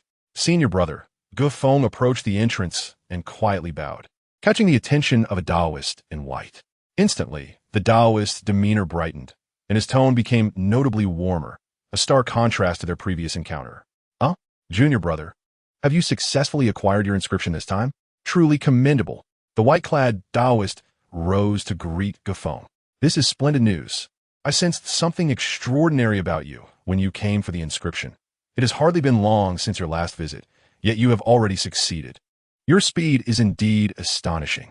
The white-clad Taoist expressed his enthusiasm, a smile gracing his face. "It is all thanks to Senior Brother's guidance. The esteemed Zhang Hong sent me here. I wonder if Senior Brother has a moment?" Gu Feng replied with a smile, maintaining a respectful demeanor. "Esteemed Zhanyong, The white-clad Taoist's previously cheerful expression transformed into one of utmost eagerness. He could hardly contain his excitement, as Zhang Hong was his direct superior, a Taoist responsible for inscriptions and a powerful figure overseeing the ceremony.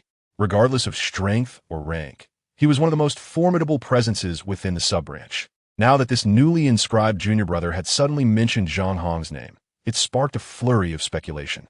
While ascending 2 levels within the Taoist apprentice realm in a short period was not insurmountable, it nonetheless required substantial resources. The mention of Zhang Hong's name led the white-clad Taoist to subconsciously connect the two, knowing that the stern Taoist would not easily divulge his true name to a mere apprentice. Those who received his true name were either well-connected or held in high regard. I see. So junior brother is here to exchange for the golden seal? Feng produced the identity token he had previously received. Having already verified his identity, the process was swift. After a simple drop of blood onto the golden seal, the information was swiftly recorded. The white-clad Taoist quietly instructed, "You may call me Dihao from now on, senior brother." Chapter 30. The True Scripture of Blood Void Treasure Talisman. Upon acquiring this golden seal, you automatically become an outer disciple of the Bloodshot sect, with the privilege to select an advanced cultivation technique and receive 30 blood jade spirit crystals each month. The white-clad attendant elaborated meticulously. In truth, had it not been for the situation concerning Zhang Hong, it is likely that at least half of those 30 blood jade spirit crystals would have been directly pocketed by Dihao. After all, in the eyes of these disciples, even the acolytes who are granted the seal for advancement are merely subjects of exploitation. Their absence or presence holds little significance for the Bloodshot sect. Junior brother, this is where I shall leave you. I have matters to attend to, but feel free to seek me out for any future concerns. Within this branch, I still possess some connections. It must be said that once the disciple Dihao recognized Feng's identity, he exhibited a considerable enthusiasm, personally escorting him to the entrance. Feng did not hasten his departure, for he had yet to attend to a matter of greater importance. Following the granting of the seal, one is permitted to select another cultivation technique, as stipulated by the Bloodshot sect. Feng approached this decision with utmost caution. Thus he proceeded directly to the transmission hall. Junior brother, what brings you here? The disciple responsible for guarding the scriptures immediately discerned Feng's identity upon noticing the golden seal at his waist and calmly inquired, "Senior brother, I am here to exchange for a cultivation technique. I would appreciate your assistance." Feng stated his intentions directly, avoiding unnecessary pleasantries. The transmission hall currently offered a lineage of 108 techniques, corresponding to 36 Tiangang and 72 Disha. Do you have a specific technique in mind for the exchange? Although all acolytes practiced the blood refinement technique, the subsequent choices and cultivation methods varied greatly. The blood refinement technique, as a unified practice for acolytes, serves merely as a foundation. Its cultivation yields rather mediocre magical power, yet excels in drawing upon vitality to refine one's abilities, making it relatively easy to master, unless one possesses a more precious family lineage. All others invariably practice this technique. However, as one's realm ascends, the divergence in subsequent choices leads to differing cultivation methods. Senior brother, I wish to exchange for the true scripture of Blood Void Treasure Talisman. Feng had already formed a clear intention regarding his choice of cultivation technique, bolstered by Zhang Hong's guidance and the information he had previously gathered. Once mastered, this technique would inscribe the essence of the Blood Void Treasure Talisman upon his skin, imbuing him with a formidable life force akin to a surging river of blood. Yet a significant drawback loomed. This method is notoriously resource-intensive. Without substantial wealth, one would scarcely meet the entry requirements. While many subsequent techniques of blood refinement are available, a practitioner from a humble background, without sponsorship, typically opts for those that demand fewer resources, although their internal magical power may be less than that of their more affluent peers. The resources required for future breakthroughs will be correspondingly diminished. This is an unavoidable reality, as inequality is ingrained in existence. Those from impoverished backgrounds seldom compare favorably with the disciples of the demonic sect. Nevertheless, Feng was resolute in his contrarian approach.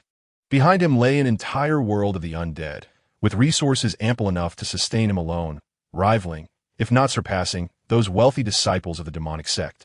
With such vast resources at his disposal, Feng was determined to seek out the most effective cultivation techniques. Feng Jr. brother would choose the true scripture of blood void treasure talisman. The attending disciple seemed somewhat startled, responding with a hint of disbelief. Upon receiving confirmation, his demeanor warmed considerably. Junior brother, please take a seat and wait. I shall return shortly. As the custodian of these scriptures, he understood well what the true scripture of blood void treasure talisman signified.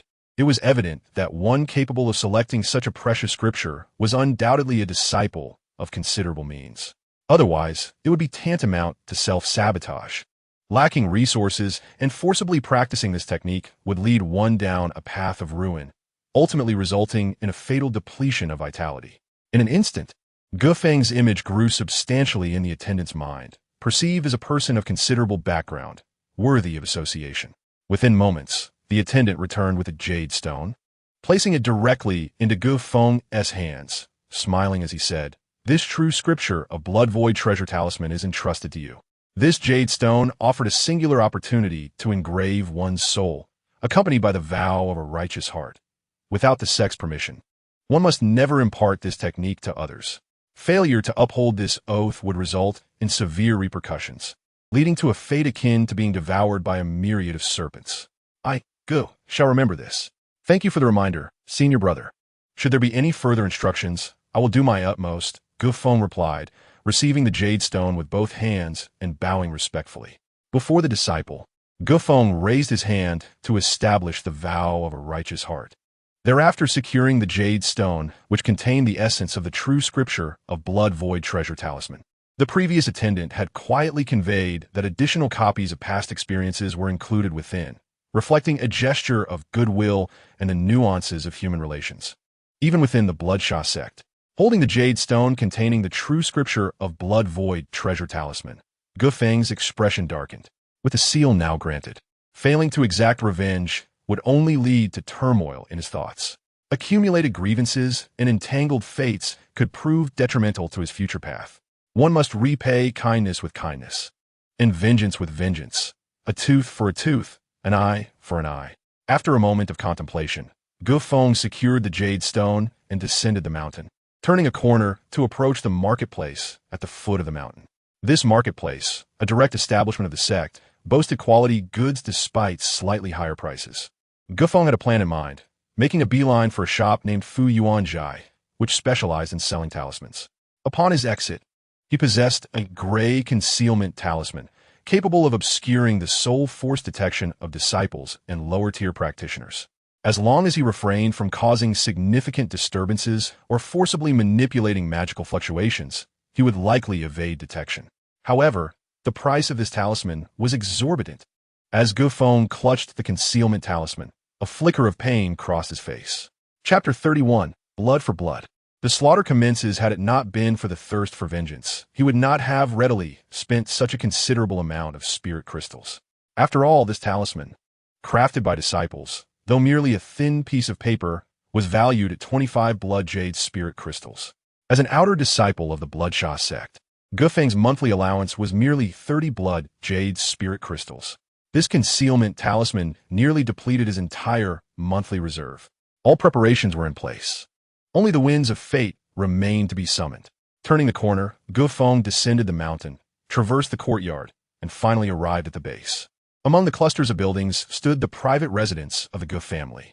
Feng was profoundly familiar with this area.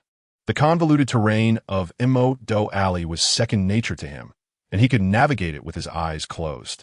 Finding a spot for observation, he gazed at the entrance from a distance.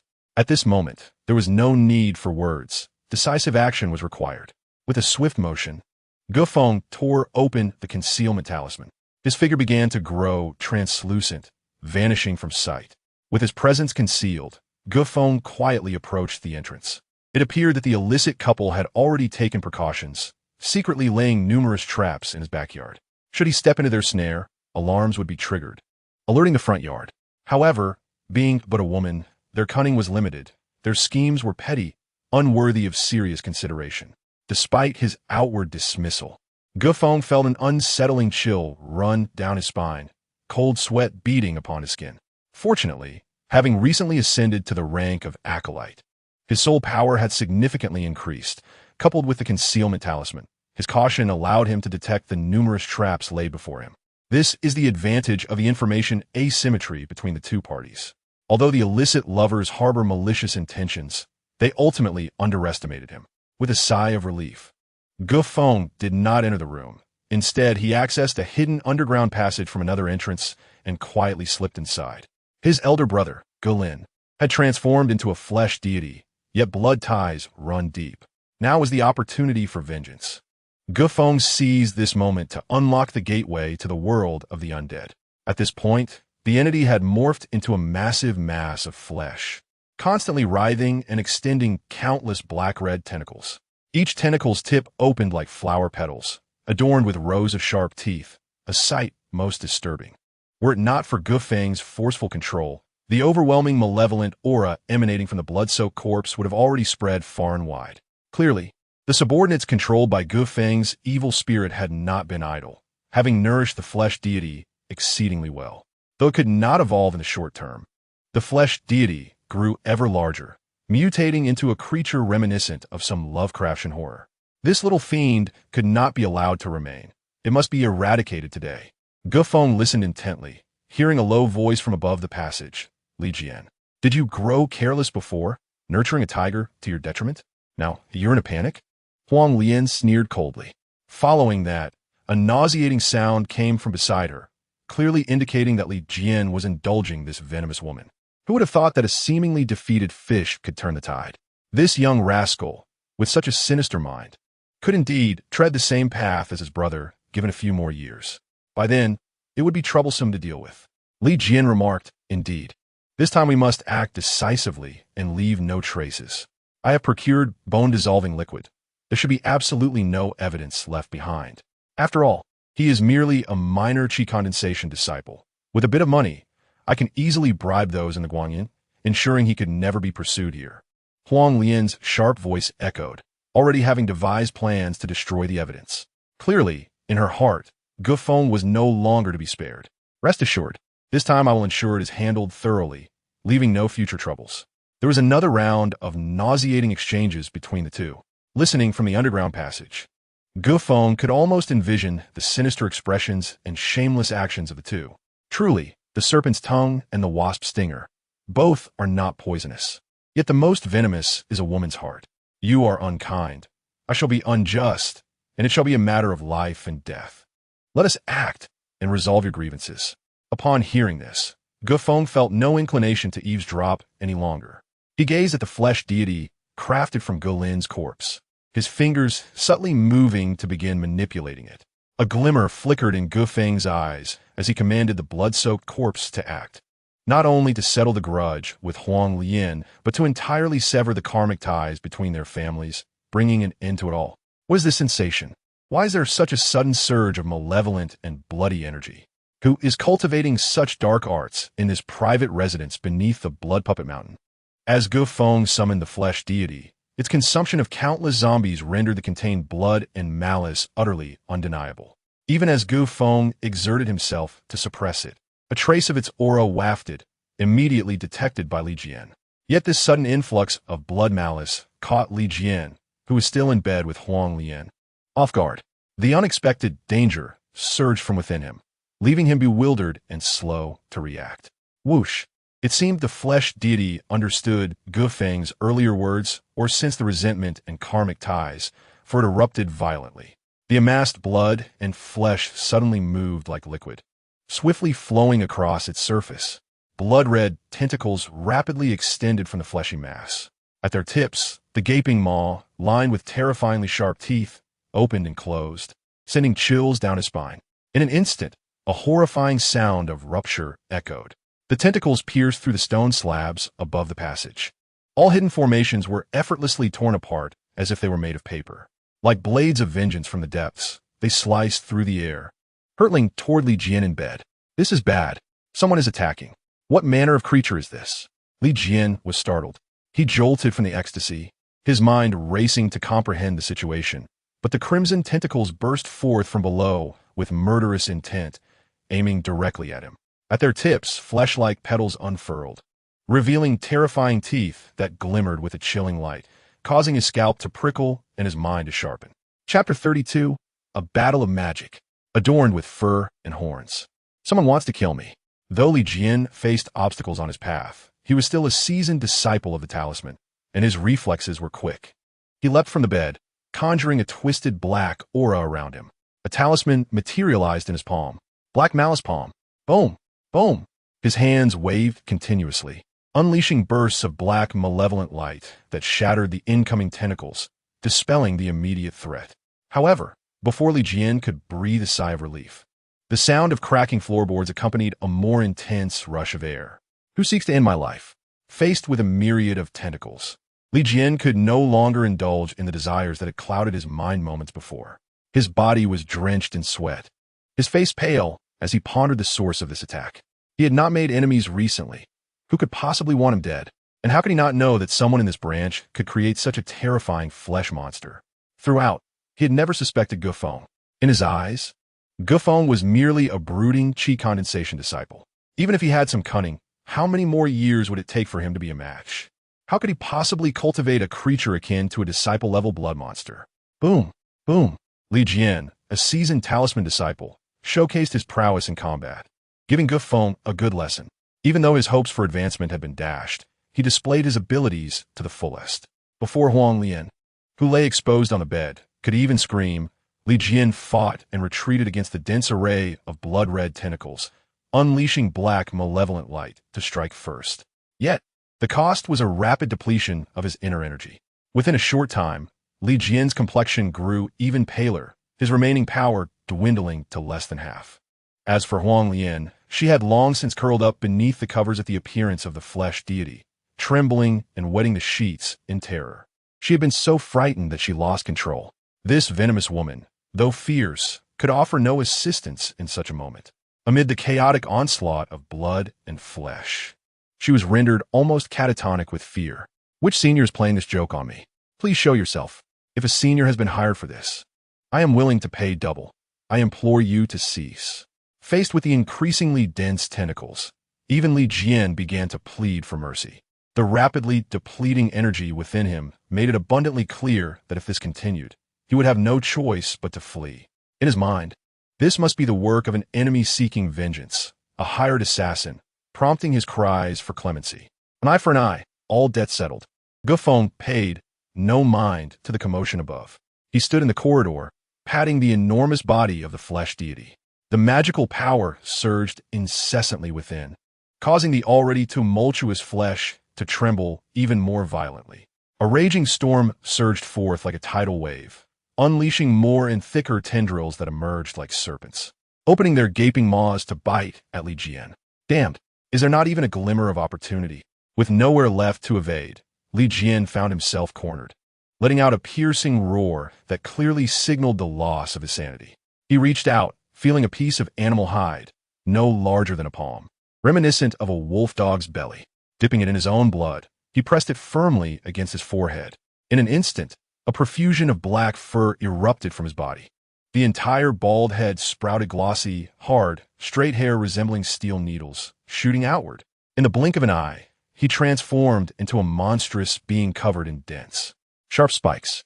At that moment, Li Jian's mouth swelled, his canine teeth elongated and sharpened like fangs, his bones protruding, and his body rapidly expanded. In a mere turn, he became a towering creature, 2 to 3 meters tall, as if possessed by a wolf demon. Beneath the thick fur, a pair of crimson eyes shone vividly. Rage, ferocity, death, slaughter. The blood-red gaze imbued with murderous fury made Li Jian appear even more monstrous. Amidst the thick fur, a scarlet mark was distinctly visible at his brow. With a deep growl, his hands transformed into sharp claws. Accompanied by the low, furious roar, the glinting sharpness of his teeth evoked a sense of fatality. Why will you not spare me? Why am I not also a disciple of the Tao? In that moment, 2 distinct voices erupted from Li Jian, who was gradually morphing into a beast. It seemed as if 2 different souls resided within him, one brutal, the other mad. Fur-clad and horned, the method of beastly transformation. Today, you shall perish here. Concealed in the shadows, Feng manipulated countless flesh deity tendrils to surge forth, while simultaneously keeping a watchful eye on the situation below. The ferocity emanating from the beast that Li Jian had transformed into instilled a sense of danger within him. Whoosh, whoosh. After Li Jian transformed into a werewolf, he exhibited astonishing agility, swiftly dodging amidst the multitude of blood-soaked tendrils that assailed him. The seemingly dense tendrils failed to make contact. Even the inevitable tendrils were severed by his razor-sharp claws. In a short span, the werewolf Li Jian appeared to have found a glimmer of survival amidst this desperate crisis. Ha ha, still thinking of escape? There is no chance left. Li Jian, Huang Lian, you wretched pair, were you not just plotting my demise in bed? If you wish to kill me, I stand right here. Make your move. Just as Li Jian's expression turned frantic, seeking an opening to flee, a figure suddenly leaped through the damaged hole below, revealing its true form amidst the encircling blood-colored tendrils. How could it be you? You have also transformed. Upon catching sight of the golden seal hanging from Feng's waist, his eyes widened involuntarily, a flicker of astonishment breaking through the previously bloodthirsty madness. In the brief span of 3 months, he had achieved multiple levels of advancement. Such explosive growth was certainly beyond the capacity of an ordinary youth, unless he had concealed his true level prior, or if Guilin had prepared a pathway for him. In response to Li Jian's suspicion, Feng had no interest in engaging in conversation. On one hand, Li Jian's strength had significantly increased after his transformation, causing Feng to worry that prolonged engagement would attract the attention of the enforcement team, leading to unforeseen complications. Moreover, he had endured for 3 long months for this very moment. His vengeance could not fail. With a cold expression, Feng channeled the remaining magical power within him into the flesh deity, and immediately, the sound of air being torn filled the space. Countless tooth-filled maws targeted the transformed werewolf Li Jian. After the infusion of magical power, the flesh deity became even more terrifying, its tendrils extending with greater speed, tearing through the void, descending with overwhelming intent to kill, completely surrounding Li Jian. Swish, swish. Having completed his transformation into a wolf demon, Li Jian unleashed his power. He was indeed an experienced disciple of the Tao, and through years of cultivation, his strength proved more formidable than anticipated. It would be difficult to subdue him swiftly, even with the flesh deity. Surprised at Li Jian's display of strength, Feng felt fortunate that he had waited until now to act. Had he attacked earlier, it would have been tantamount to inviting death. The flesh deity was on the verge of metamorphosis, which ironically slowed its attack speed and ferocity. Yet, it was evident from the situation that Li Jian lacked the capability to counterattack, struggling under the overwhelming presence of the many tendrils, firmly at a disadvantage. However, this disadvantage was not immediately fatal. Feng understood that this stalemate could not continue indefinitely. If a significant disturbance were to arise, attracting the enforcement team, he would find it impossible to explain the origin of the flesh deity, regardless of how many excuses he had. The longer he delayed, the more unfavorable it would become for him. Unwilling to waste any more time, Feng resolved to employ the power of the blood seal. Boom! Feng gritted his teeth, sensing the blood seal. A tremor surged through his mind, and within a crimson space, the seal suddenly appeared, projecting vividly in his vision. Instantly, a flash of red light illuminated his surroundings, and a terrifying soul force manifested behind him. Responding to this stimulus, a massive halo emerged from behind Feng's head. A manifestation awakened after his cultivation of the evil ghost devouring soul method. Now, under the enhancement of the blood seal, it began to pulse with a bloody red glow, appearing even more eerie. As the light flickered, Feng wielded this third-grade blood seal.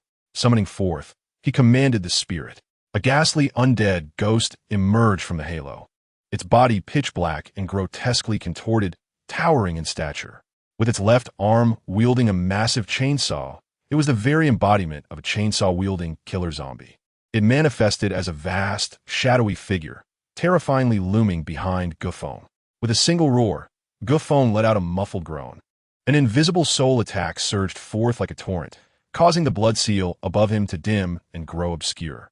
Meanwhile, on the other side, Li Jian let out a pitiful scream. His 2 massive, fur-covered claws clutched at his head, as if his brain were suffering a dreadful impact. His mind swam, and his movements involuntarily slowed.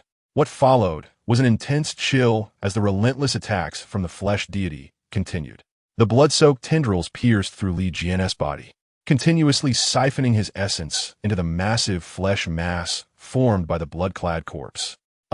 As for Huang Lian, who had been hiding beneath the bed, her limited cultivation caused her to merely scream before losing consciousness. Crack! Crack! The sharp claws severed the tendrils that connected to him, and Li Jian howled in agony. Yet, like a cornered beast, he continued to struggle, resisting fiercely. As a disciple endowed with the ability of beastly transformation, he had activated the wolf-demon transformation, thereby enhancing his physical speed and strength, showing no fear of corporeal confrontation. However, the disadvantages were glaring.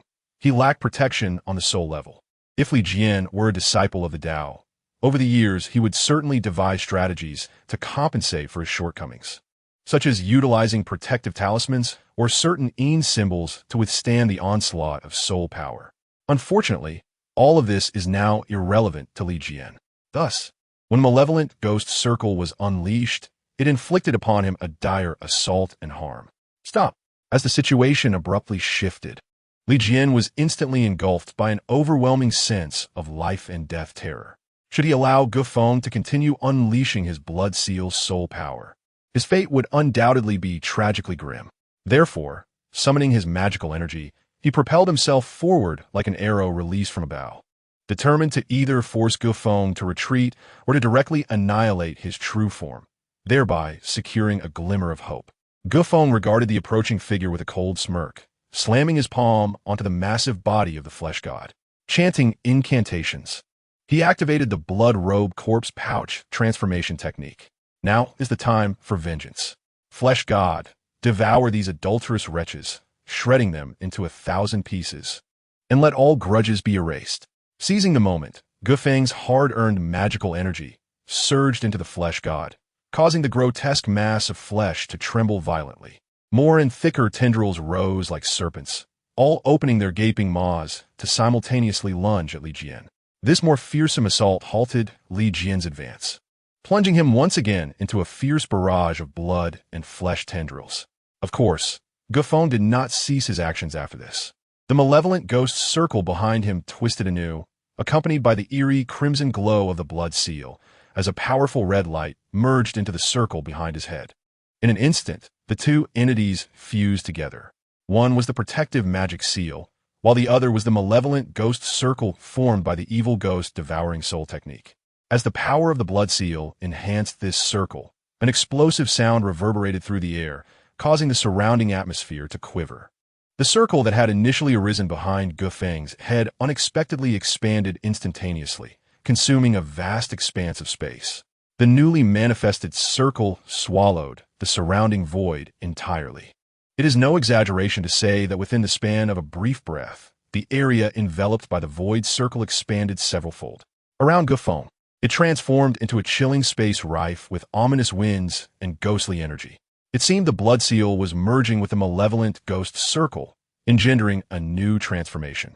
Was it possible that this fusion could allow the malevolent ghost circle to evolve directly into the underworld's eerie realm?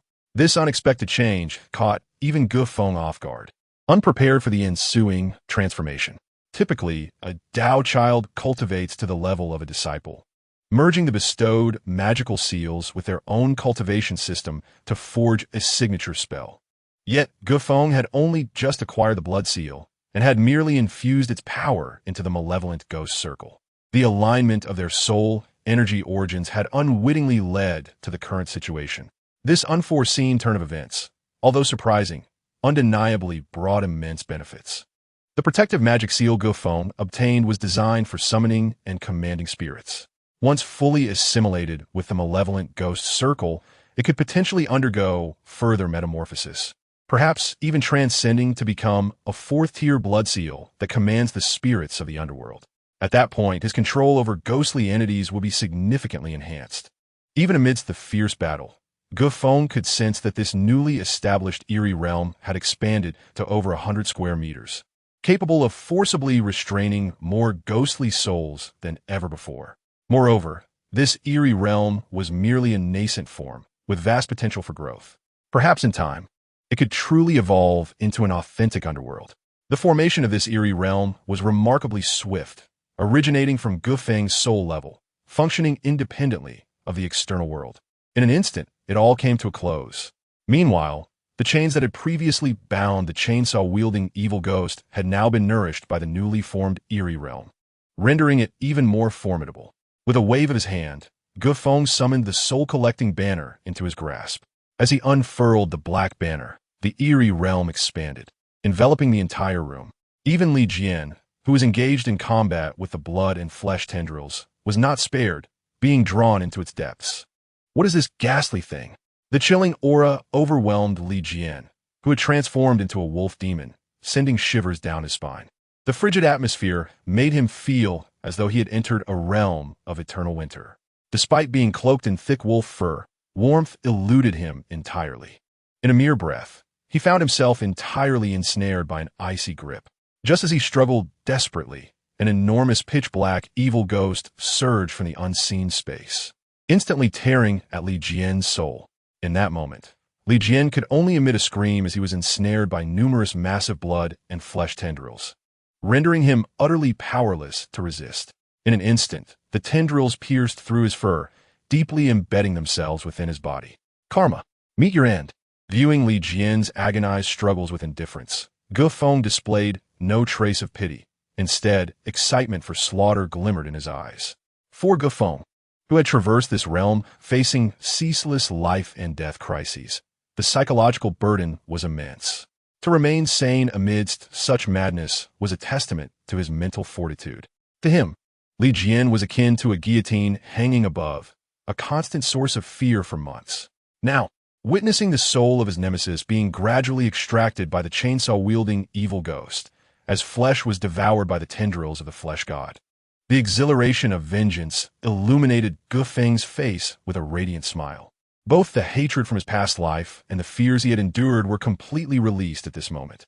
The thrill of revenge poured forth without reservation, exorcising all the pressure he had once borne. Amidst the silent screams, Feng watched as Li Jian's soul was pulled from his head, consumed piece by piece by the ghastly chainsaw-wielding evil ghost. This is incredibly formidable. Is this the prowess of an experienced talisman disciple? Li Jian, as an outer sect disciple, was a peripheral figure within the blood slaughter sect, unlikely to ever ascend to the ranks of a Dao disciple. The disparity between him and the elite disciples truly cultivated by the blood slaughter sect was vast. Neither the flesh god transformed from the blood-robed corpse pouch nor the eerie realm could be possessed by an inexperienced talisman disciple. In simple terms, any other novice disciple would have been utterly outmatched by Li Jian. After the fierce battle, Feng couldn't help but feel fortunate for not having challenged Li Jian prematurely. Otherwise, he might have already become a mere pile of bones, devoid of the current satisfaction of vengeance. The soul of an experienced talisman disciple is still formidable. Watching the chainsaw-wielding evil ghost consume the soul of his fellow disciple within the eerie realm, Feng noticed that not only had his own ghostly energy surged significantly, but the area of the eerie realm had also expanded slightly. Although the increase was subtle and imperceptible in square footage, Feng could sense it distinctly. Yet at this moment, the soul-collecting banner struggled to once again restrain the chainsaw-wielding evil ghost, yet proved to be an arduous endeavor. After the formidable demon experienced a significant surge in power, it audaciously let out a roar directed at him, instantly darkening Feng's expression. Truly reckless. In a flash, the blood seal atop his head radiated a crimson glow, coalescing in midair into a blood-red whip that materialized within the realm of Yuming. Grasped by an invisible hand, it was forcefully swung down with a sharp whoosh, striking fiercely. Chapter 35. Vengeance Achieved. Enlightenment of Thought Crack. The once ferocious, chainsaw-wielding demon was mercilessly struck several times by the blood-red whip, its ethereal form contorting and fracturing. The soul energy dissipating as it struggled to maintain its shape. Amidst its anguished wails, the chainsaw demon's previously brutal demeanor vanished, replaced by a look of reverence. Its body was stripped of a layer, its breath weakening. This was a unique opportunity. Should it dare to provoke again, it would be directly refined. The demon seemed to comprehend, emitting a low growl that conveyed submission. The white bones of the Taoist, Li Jian, had been refined by magical energy. proving to be quite useful. Killing was permissible, but one must clean up the aftermath, leaving no trace behind. Adhering to the principle of utilizing waste, the remaining bones of Taoist Li Jian were drawn in by tendrils of flesh, merging into the body of the flesh god. As for Huang Lian, when pulled from the bed, she was utterly terrified. She screamed like a madwoman, her body reeking of urine. Ge Feng had to cover his nose when approaching her, filled with disdain. Naturally, he felt no pity for this venomous woman. Ignoring her pleas for mercy, Ge Feng commanded several tendrils of the flesh god to exert force, snapping her entire spinal structure. Subsequently, her body was devoured, assimilated into the rotting flesh of the flesh god, all utilized as waste. My promise has been fulfilled. Moments later, silence enveloped the room. After a prolonged silence, Ge Feng finally spoke. Before him, he faintly discerned a familiar figure, joyfully waving as it bounded toward the elder brother ahead, gradually vanishing into a realm of white light. Vengeance had been achieved, and Ge Feng's final wish had been realized. As his spirit settled, he relinquished all lingering obsessions, ultimately following the departed elder brother Ge Lin into oblivion. Everything had finally come to an end. Observing the severely ravaged room, marked by a myriad of traces, Ge Feng was relieved that this private residence, being the abode of Taoists, was shielded by runes, preventing greater disturbances. He inhaled deeply, the stains of blood on his body, and the coldness etched on his face gradually dissipated. The burdens that had weighed him down vanished like snowflakes in the wind. With the previous grievances behind him, Ge Feng was now truly living for himself. Just as Ge Feng contemplated his next course of action, an unusual sensation surged through him. Within the underground tunnel, the colossal mass of the flesh god, after consuming all of Li Jian's blood and bones, began to contract violently. The massive mass, spanning several dozen square meters, rapidly shrank and condensed, gradually enveloping a sphere of about 2 to 3 meters in diameter, a blood cocoon. Simultaneously, a potent stench of decay permeated the air.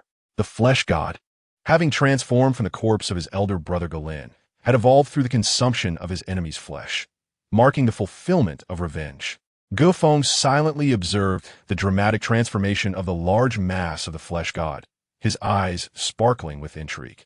He was not surprised by the evolution of the blood-soaked mass. The flesh god had already consumed numerous zombie corpses in the zombie realm, gathering enough energy to evolve at any moment. The recent consumption of a veteran Taoist's corpse acted as a catalyst, igniting the spark of evolution. Within the mass, the surface of the forming blood cocoon pulsed with pure energy, a developing corpse pupa, nurturing a burgeoning life force, emerging from nothing and steadily ascending. Standing beside, Ge Feng gazed in astonishment at the corpse pupa within the flesh god, more precisely feeling the mutated life force developing within it. The upheaval at Ge Feng's home only attracted minimal attention from a few cultivators. Due to the lack of significant disturbance and minimal impact, the news spread only briefly within a small circle before dissipating. Though initially concerned, Ge Feng found the speed of resolution far exceeded his expectations. Characters like Li Jian and Huang Lian were on the fringes of the Bloodshot sect, easily expendable, and their demise was hardly noteworthy. Of course, I am no different, Ge Feng mused inwardly. However, this aligned perfectly with his desires.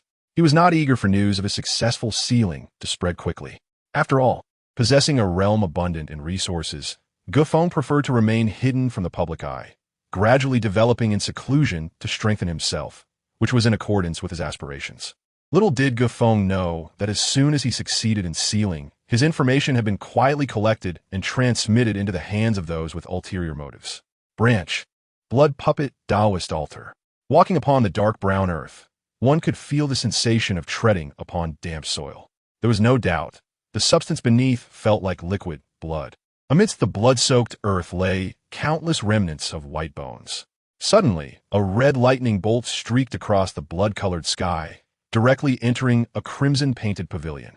Below the pavilion was a spacious courtyard, within which a garden flourished, adorned with a variety of vibrant blood-red flowers, their radiance enchanting. Yet, at the center of these luminous plants lay a massive mouth filled with teeth, occasionally opening and closing, presenting a rather bizarre sight. In the heart of this garden, amidst a blood lotus formed from numerous female arms, sat a figure clad in Taoist robes. A faint mist of blood swirled around, obscuring its appearance. Suddenly, the red lightning bolt traversed through space, landing in the garden, evading the grasp of the carnivorous plants and settling into an outstretched palm. Another discovery. A pair of crimson eyes opened amidst the blood fog, exuding a captivating brilliance that seemed capable of devouring all in its gaze, ensnaring the soul in its depths. This was the core area of the Bloodshot Sect's branch, where only the 4 great monitors were privileged enough to possess an independent courtyard. Chapter 36. Taoist altars 4 monitors. The corpse pupa gestates the 4 great monitors: supervision, monitoring, ceremony, and inspection, presided over the Blood Puppet Mountain branch, each one holding a rank at least commensurate with that of a top-tier Taoist. Their resplendent blood-red robes spoke volumes of their esteemed status. Among them was the Monitor Tumi, known for overseeing intelligence and espionage, renowned as the Worm Taoist. Tumi gazed at the open left hand, where the red lightning revealed itself to be a small red bird, flapping energetically in his palm, chirping as if demanding something. What a greedy little creature! He produced a blood-colored spirit crystal and placed it in his palm. Faced with a crystal larger than its own body, the small bird opened its beak wide, akin to a python swallowing its prey, and devoured the spirit crystal in one gulp. The entire scene was both shocking and eerie. As the spirit crystal was consumed, the little red bird closed its beak, its form shrinking back to its previous petite size, repeatedly clicking its beak as if satisfied. This particular bird, known as shackles, is a unique creation of the Blood Slaughter sect, adept at swiftly conveying messages with a speed that rivals lightning, evading even the most ardent disciples. Once satiated, this avian creature opened its beak wide and expelled a slip of paper from its stomach. The parchment remained untainted and remarkably dry. There are 7 individuals of suspicion. Vigilance is essential. These sycophants possess nefarious intentions, making it unlikely they will leave any trace behind. Should Feng be present, upon hearing the discourse of the Tu Miao, he would undoubtedly discern that the recent tragedy involving Gulin was hardly an accident. The branch of Cultivation has its own means of survival. Grave robbing is merely one aspect of its endeavors. Gulin's undertaking was a concentrated task, yet he could not have anticipated the bizarre nature of the previous tomb raiding expedition. The individuals sent to scout became mere pawns in a larger scheme, while the Tu Miao disciples lingered in the shadows. Consequently, during their reconnaissance, they triggered the guardian beast of the tomb, scattering the tomb raiding party and resulting in severe losses. The Tu Miao disciple, unwilling to accept defeat, has since monitored every lead without fail. After months of investigation and compilation, Feng's dossier was meticulously assembled. Subsequently, the Tu Miao produced a note and inscribed several characters upon it. The Shackles called out a few times, seemingly in agreement. It swallowed the note before consuming the blood spirit crystals one by one. Then it flapped its wings, generating a tempest, transforming into a streak of crimson lightning, soaring into the vast, blood-colored sky. Patience is required, yet time is of the essence. The blood source trial is imminent. One must rapidly bolster their power. As if to remind himself, Tu Miao calmly declared, then slowly closed his eyes. However, along his skin, subtle protrusions began to pulse, reminiscent of maggots crawling, causing Tu Miao's body to tremble slightly, a flicker of pain evident in his brow, though it vanished swiftly. Yet, Feng remained oblivious to all of this. His sole focus was to expedite the transformation of the large meat entity, nurturing a formidable being. Buzz. In the bunker beneath the small courtyard, the blood cocoon developing within the large meat entity revolved incessantly, emanating a suffocating aura as it absorbed the surrounding energies. The ambient blood essence, malevolent energy, and spiritual chi were all consumed by the blood cocoon, rendering it in a state of energy deprivation.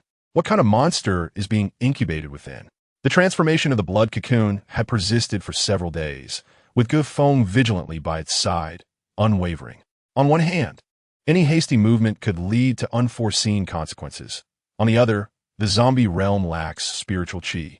After all, the blood cocoon formed from the large meat entity was a result of Feng's painstaking efforts. Should any loss occur during this process, it would undoubtedly cause him heartache.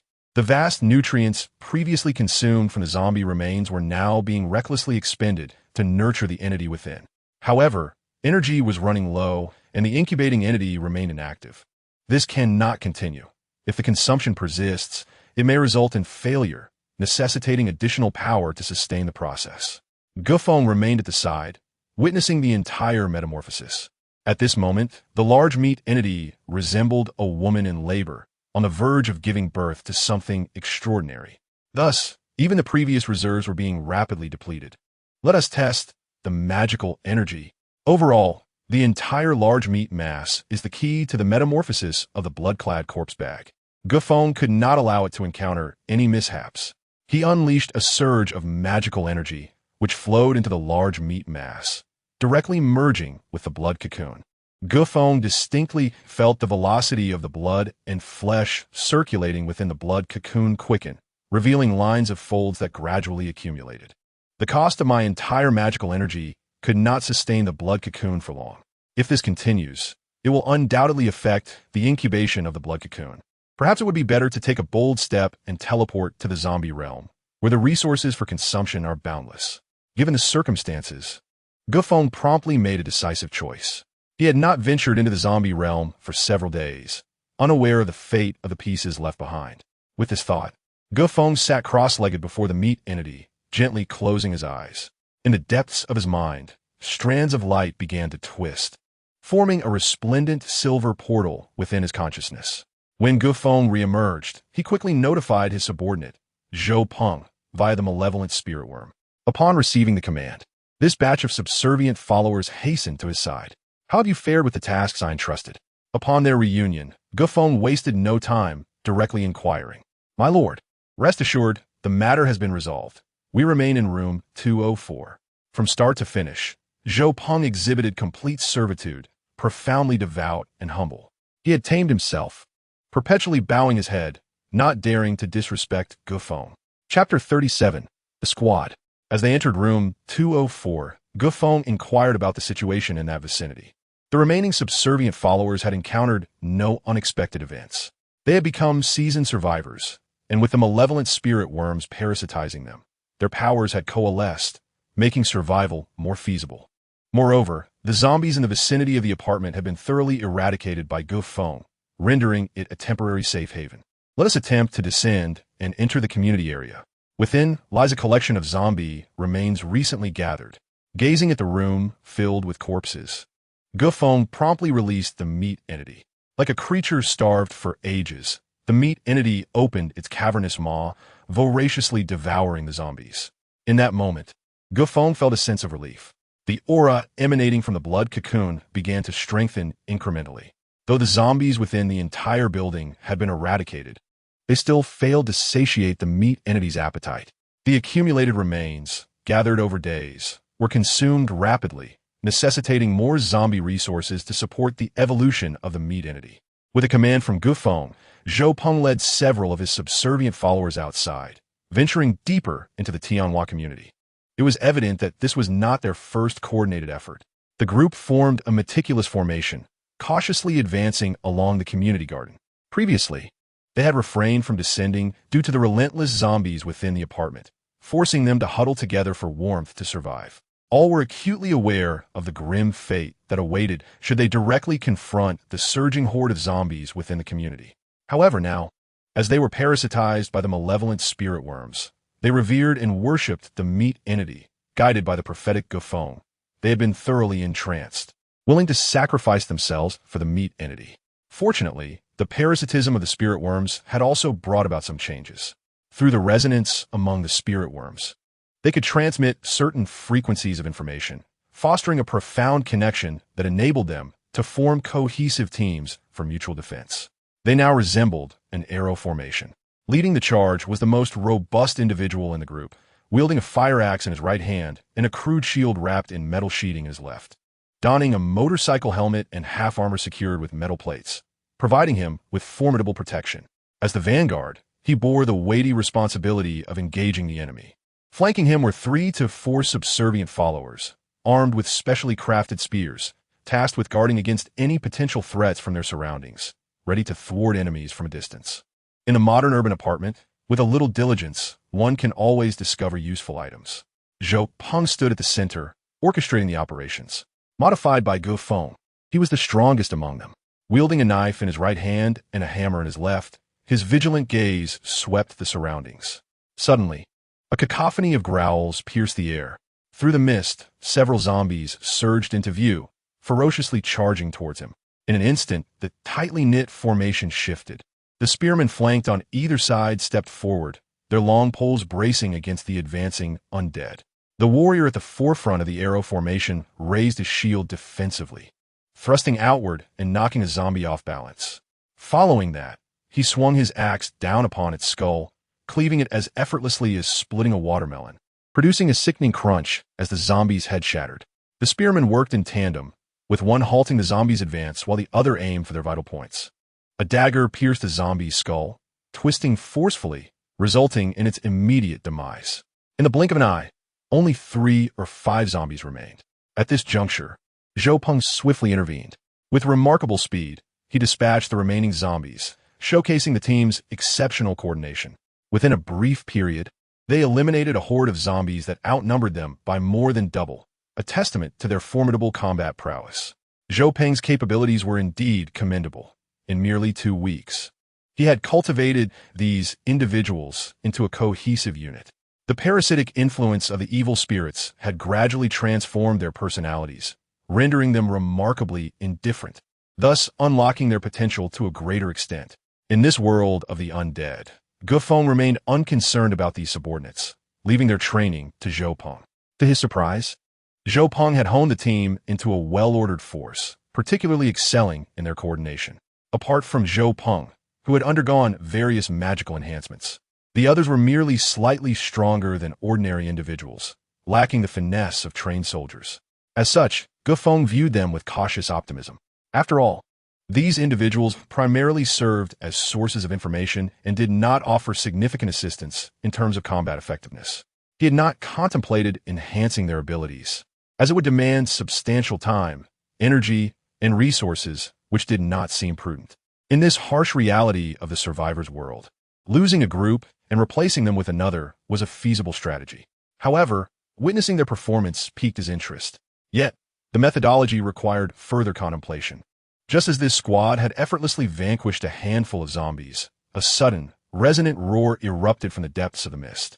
A multitude of footsteps echoed, akin to an army charging forth. "Run!"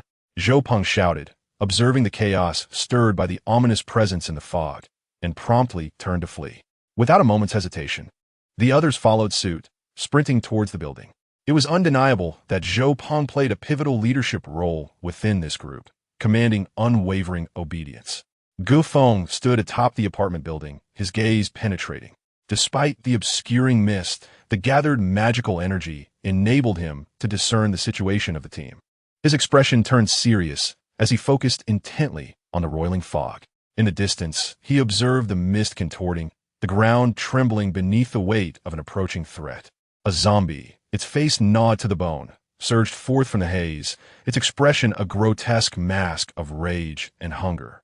Following closely behind, an increasing number of zombies emerged, tattered and blood-soaked, their ghastly white teeth stained with flesh, creating a terrifying spectacle. They had caught the scent of the living and were barreling towards the apartment building. The more, the better. Just behind this horde of running zombies, shadows flickered through the disturbed mist. Chapter 38. The Flesh Mother Nest. More zombies were surging forth in a dense throng, akin to a deluge. Yet, Feng remained remarkably calm. In fact, a smile spread across his face, as if he were a hunter lying in wait, anticipating this very moment. In truth, Peng and his team were not truly charging in a battle. What could these ordinary individuals possibly achieve against the undead? Feng's true directive for them was to act as bait for the living. Much like fishing, their vitality would emit an enticing aroma, drawing in hordes of zombies. The flesh god had reached a critical stage of evolution, necessitating copious resources for sustenance. He could not rely on living beings for nourishment, making the abundance of zombies an ideal solution. As Feng delved deeper into his research on the blood-clad corpse pouch, the evolution accelerated, causing the flesh god to multiply rapidly. What was once a massive blood and flesh body had now expanded to occupy an entire floor. Countless tendrils sealed off the level, resembling a monstrous beast with an open maw, poised to receive food resources, with the subordinates disappearing through the reserved passage into the fleshy abyss. The roars of the zombies reverberated throughout the towering structure. The sizable entrance was effectively blocked by a throng of zombies, their grotesque expressions and countless reaching hands evoking a chilling sensation. As they entered through the door, they unwittingly stepped into the depths of hell. Sharp tendrils pierced through their skulls, invading their cores. These seemingly terrifying zombies appeared weak before the flesh god. Each tendril bore a fearsome mouth, white teeth sinking into the zombies, gradually consuming them from their heads, eager to convert them into a part of the resource expenditure. Witnessing this scene, Feng felt a profound shock.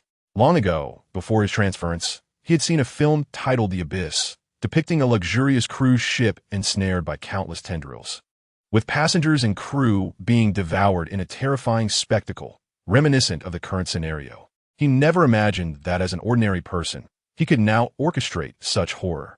A horde of over 100 horrifying corpses stirred not a single ripple, seamlessly merging into the body of the flesh god. In the formless void, a chilling wind stirred, and a shadow quietly emerged. The embryonic form of the netherworld's eerie realm began to rise, enveloped in a dark and sinister atmosphere, where a fearsome specter let out a low growl.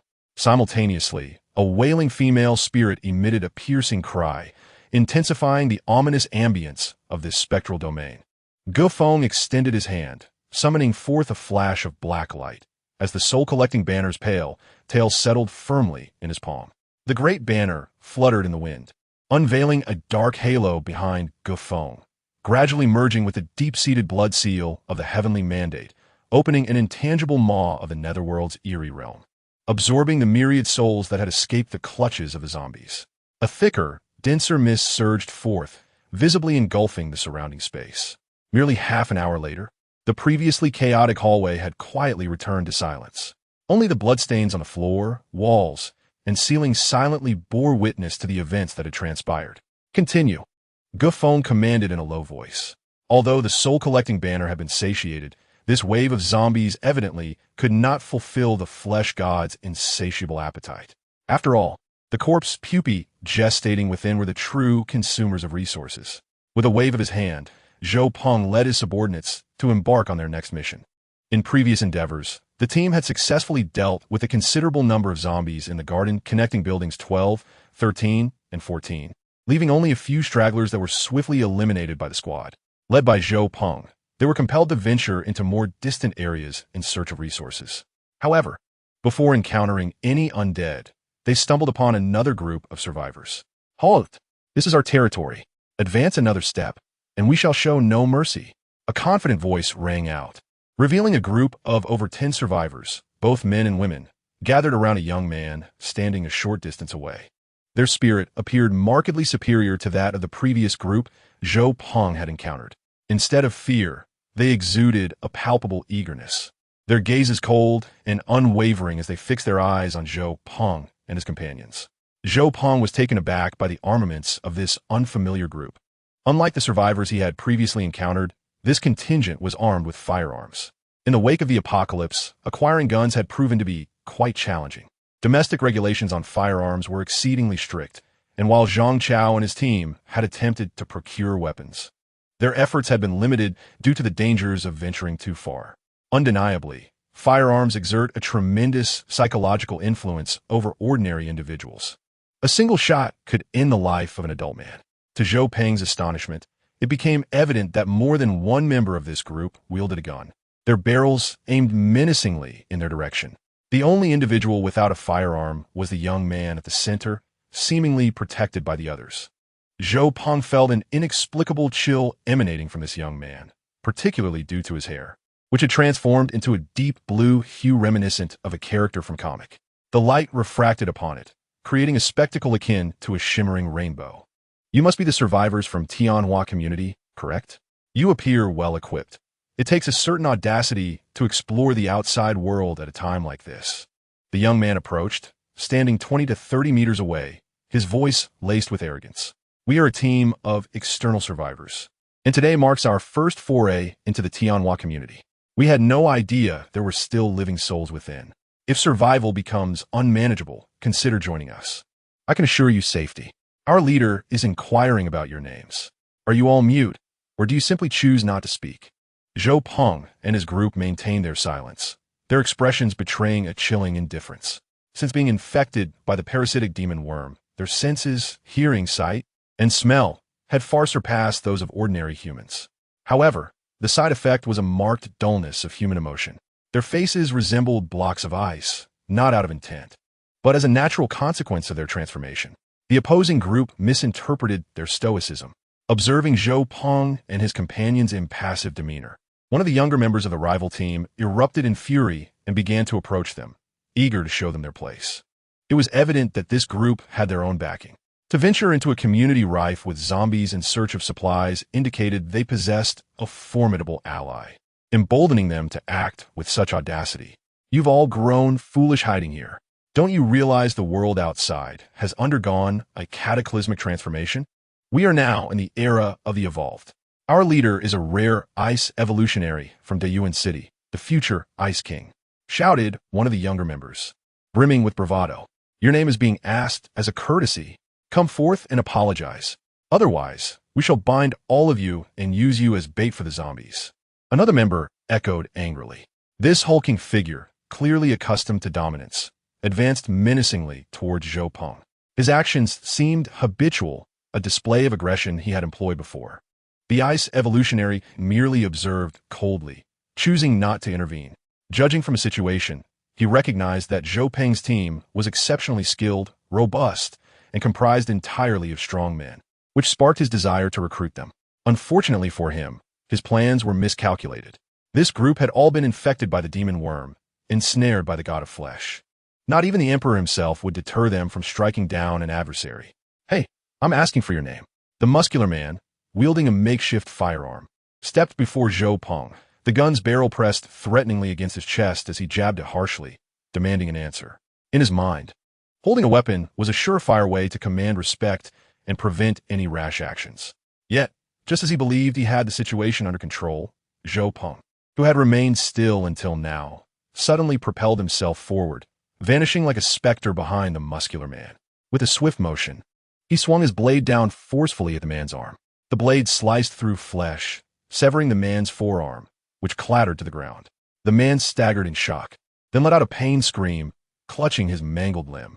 In an instant, several guns were raised, their sights trained on Zhou Peng, ready to unleash a hail of bullets at a moment's notice. There's an evolutionary in this community?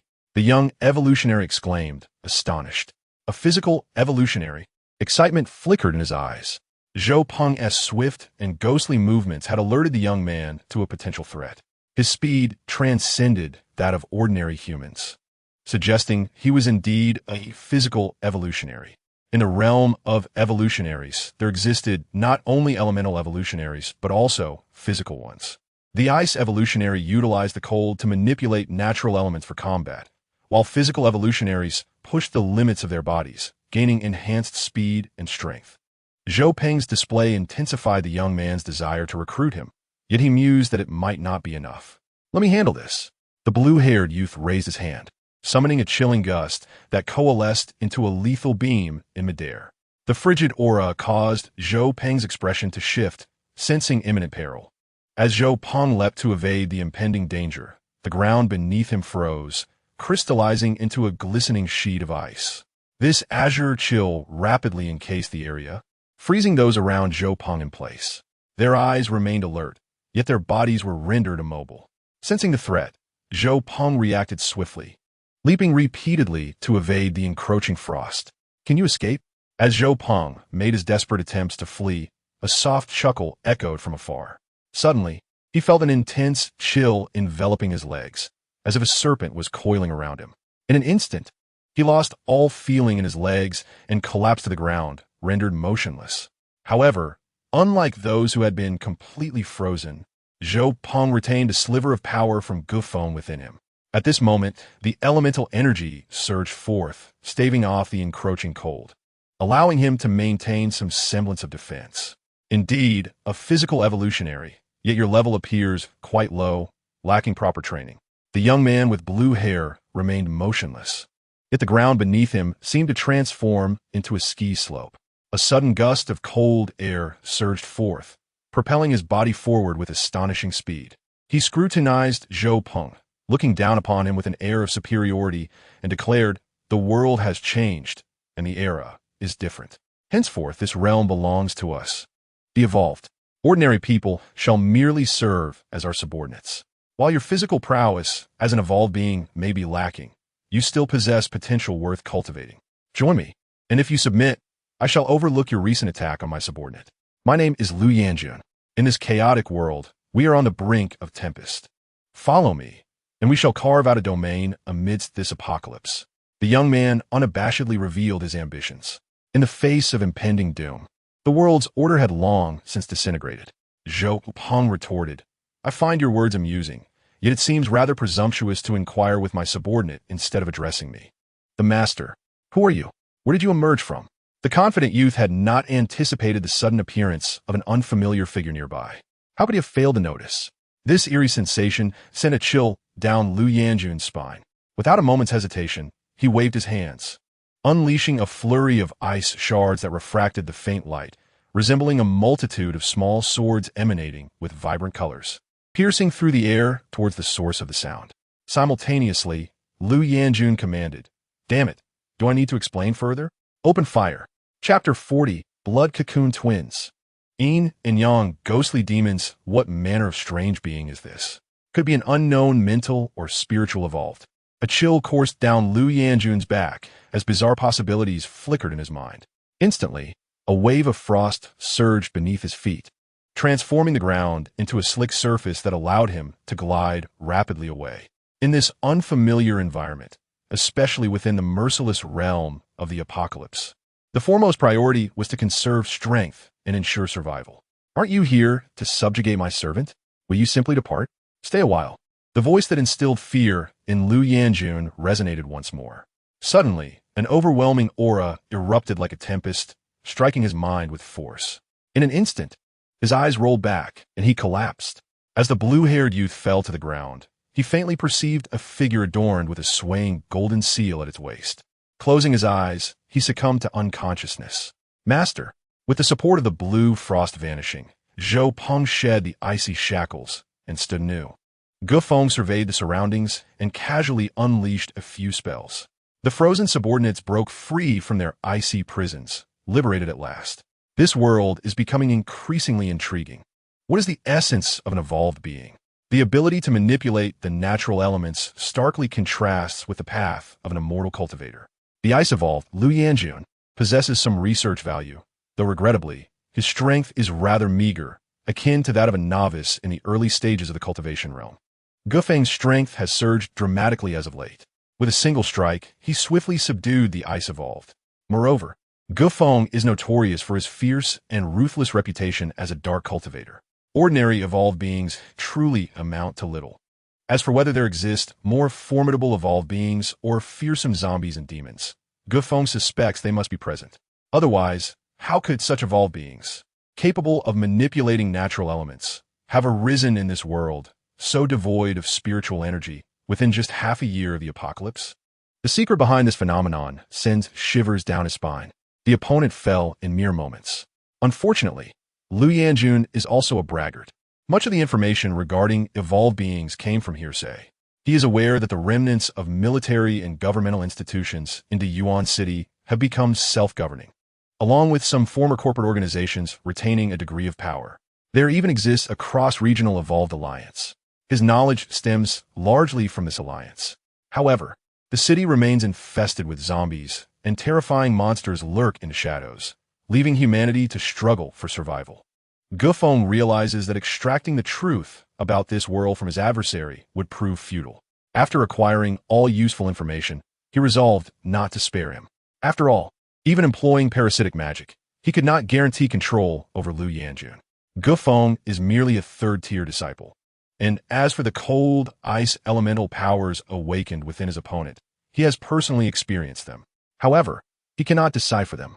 They are entirely divergent from the path of immortal cultivation, resembling a unique ability birthed from genetic mutation, purely a manifestation of physical potential. Even if Feng wished to learn, he could not.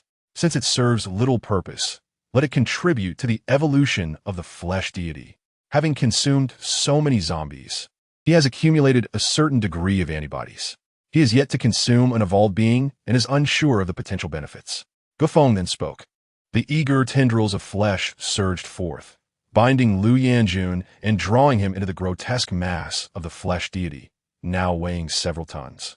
Clearly, the flesh deity, gestating a corpse cocoon, sensed a desperate source of power emanating from his body. Feng granted him a swift end. When he attempted to forcibly extract Lu Yanjun's soul using the soul-capturing flag previously, he found it impossible and ultimately shattered his soul. Now, this fellow is reduced to a simpleton, having even lost his sense of pain, such that when the flesh deity consumed his body, he let out not a single cry.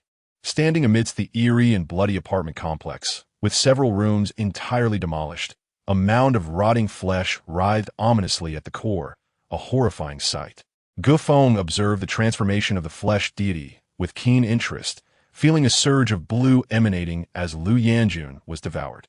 The chilling essence surged through the flesh deity's extending tendrils, flooding into one of the blood cocoons. The blue hue stained the surface of the blood cocoon with a brilliant sheen, resembling crystalline scales that shimmered with cold light. The peculiar entity encased within the blood cocoon was rapidly enhancing its aura, even producing a powerful heartbeat that resonated from within. According to the description in the blood garment corpse sac transformation method, such peculiar transformations had never been witnessed before. However, whatever hatches from the corpse cocoon will undoubtedly be a magic corpse under my command. Yet, the overwhelming resentment contained within poses a risk of backlash. Could it be that the corpses of Huang Lian and Li Jian, the illicit pair, were consumed but not entirely digested, instead being transformed by the flesh deity into the core of the corpse cocoon for some peculiar reason? Under these circumstances, Feng speculated that he could attempt to incubate a yin-yang ghostly demon corpse, with the identity of a disciple and the golden seal in hand. He is a legitimate outer disciple of the blood slaughter god cult, with privileges far exceeding those of the past. Many places previously inaccessible and information once forbidden are now within reach. He delved into the records of the branch's library and discovered that his current situation resembles the process of refining a yin-yang ghostly demon corpse. Chapter 41. Three-Eyed Crow. The so-called yin-yang ghostly demon corpse is exceptionally unique, for it is not a solitary entity, but rather one male and one female. One yin and one yang. Born from resentment, fear, and the intertwining of life and death, they torment one another, thus forging this extraordinarily special corpse. The yin-yang ghostly demon corpses are not creations that ordinary individuals can forge. However, once the process of corpse refinement is successful, they possess an immensely formidable power, far more terrifying than typical demonic corpses, exhibiting an extraordinary combat prowess and an otherworldly aura. This aligns with the previous circumstances, considering that the core of the flesh deity derives from his original brother, Gulin.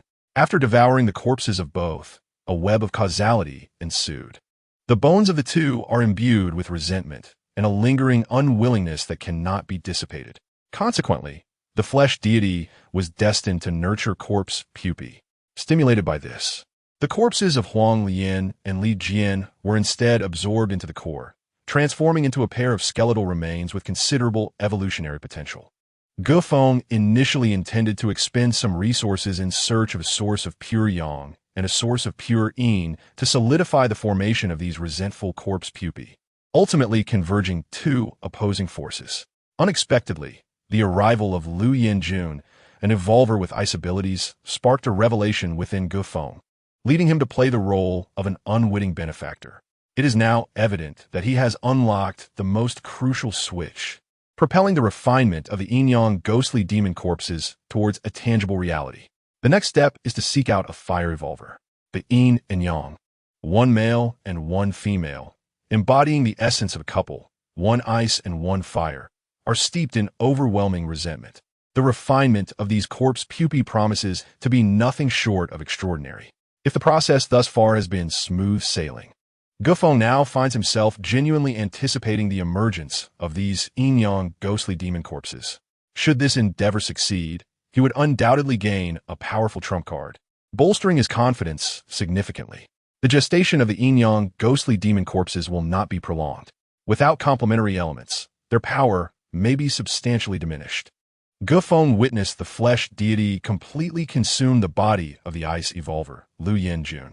The blood cocoon, representing Huang Lian's skeletal, remains continuously emitted a chilling luminescence. Waves of cold air dispersed into the atmosphere, even encasing the surrounding flesh of the flesh deity in a layer of frost. Having resolved to complete this undertaking, Feng was determined. Given that the Yuan city had already produced an ice evolver, Liu Yanjun, along with dedicated organizations for evolvers, finding an unobservant fire evolver should not pose a significant challenge. To facilitate this, Feng dispatched all his subordinates. To enhance efficiency, the teams were divided into smaller units. While this increased the risk considerably, it enabled a more rapid search for their targets. Not only did all subordinates mobilize, but Feng himself also took initiative, personally exploring the high-rises within Tianhua district. Efficiency surged significantly. However, despite expanding the search radius, no treasures containing fire elements were discovered, nor were any fire evolvers encountered. Although they managed to recruit several survivor groups during this process, none were linked to evolvers. Compared to the proportion of evolvers, Tianhua district remained too diminutive. At this juncture, the flesh deity had ceased its feeding. Even corpses presented to it were regurgitated. Feng realized that the flesh deity had reached a pivotal peak. The recent consumption of blood and flesh resources had led to the continuous nurturing of blood cocoons. With the substantial resource replenishment, the blood cocoons were inching closer to maturity. Should these two blood cocoons fully hatch into corpse pupae without the discovery of complementary elements, Feng might only obtain an incomplete version of the Yin-Yang ghostly demon corpses. This is unacceptable. The search area must be expanded. Tianhua district is insufficient. The target range is too limited. Fire evolvers are out of the question, and hope lies in discovering plants, animals, or unique resources that contain fire elements. I must forcibly utilize my powers to disperse and extract the core essence for nurturing the corpse cocoons. Thus, I must act personally. In the following days, Feng prepared himself, wielding the soul capture banner as he ventured out of Tianhua district. This was a risk, as the external environment was unpredictable. Recklessly leaving the safety of his stronghold posed a challenge if he encountered mutated creatures. Fortunately, fortune favored him, and he did not encounter any evolvers. He deliberately avoided wandering zombies he encountered along the way. On the fourth day, he discovered a peculiar plant in a location resembling a bus stop flower bed. The plant emitted a myriad of twinkling red lights, akin to fireflies. Despite the shroud of mist, rays of sunlight still penetrated through. It was surrounded by a distorted, invisible flame. Although the aura was faint, it was remarkably pure. If this were placed in the Xueqiao Mountains, it could be deemed a spirit herb, a coveted treasure among disciples. Feng was secretly astonished, lurking in the shadows, yet he dared not act hastily. Surrounding the flower bed were hundreds of giant avian creatures resembling crows. Each had mutated physiques, cloaked in darkness, capable of emitting a black mist that corroded the ground. The leader, a creature the size of a golden eagle, had a wingspan of 5 to 6 meters and bore a third eye in its forehead, adorned with peculiar golden spotted feathers. They guarded the area, preventing any life from approaching. Feng witnessed numerous zombies charging towards the flower bed, only to be met with the overwhelming black mist unleashed by the three-eyed crow, swiftly transforming these zombies into piles of pale bones, their flesh devoured and shredded to bits. A sense of dread enveloped him. Individually, the undead crows posed little threat, but with a leader at the helm, he too refrained from recklessly engaging the flock. Engaging them would undoubtedly lead to mutual destruction, a risk he was unwilling to take. Only by reaching the disciple level would he dare to explore further. This target instilled a sense of trepidation in Feng, compelling him to abandon the pursuit for the time being. However, perhaps as compensation for his efforts.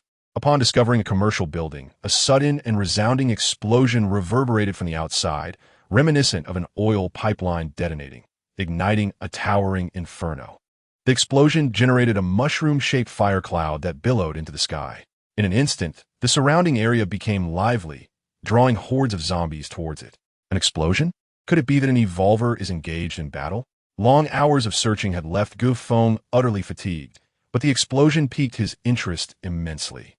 He unfurled the soul capture banner, his form transforming into a wisp of cloud as he cautiously approached the scene.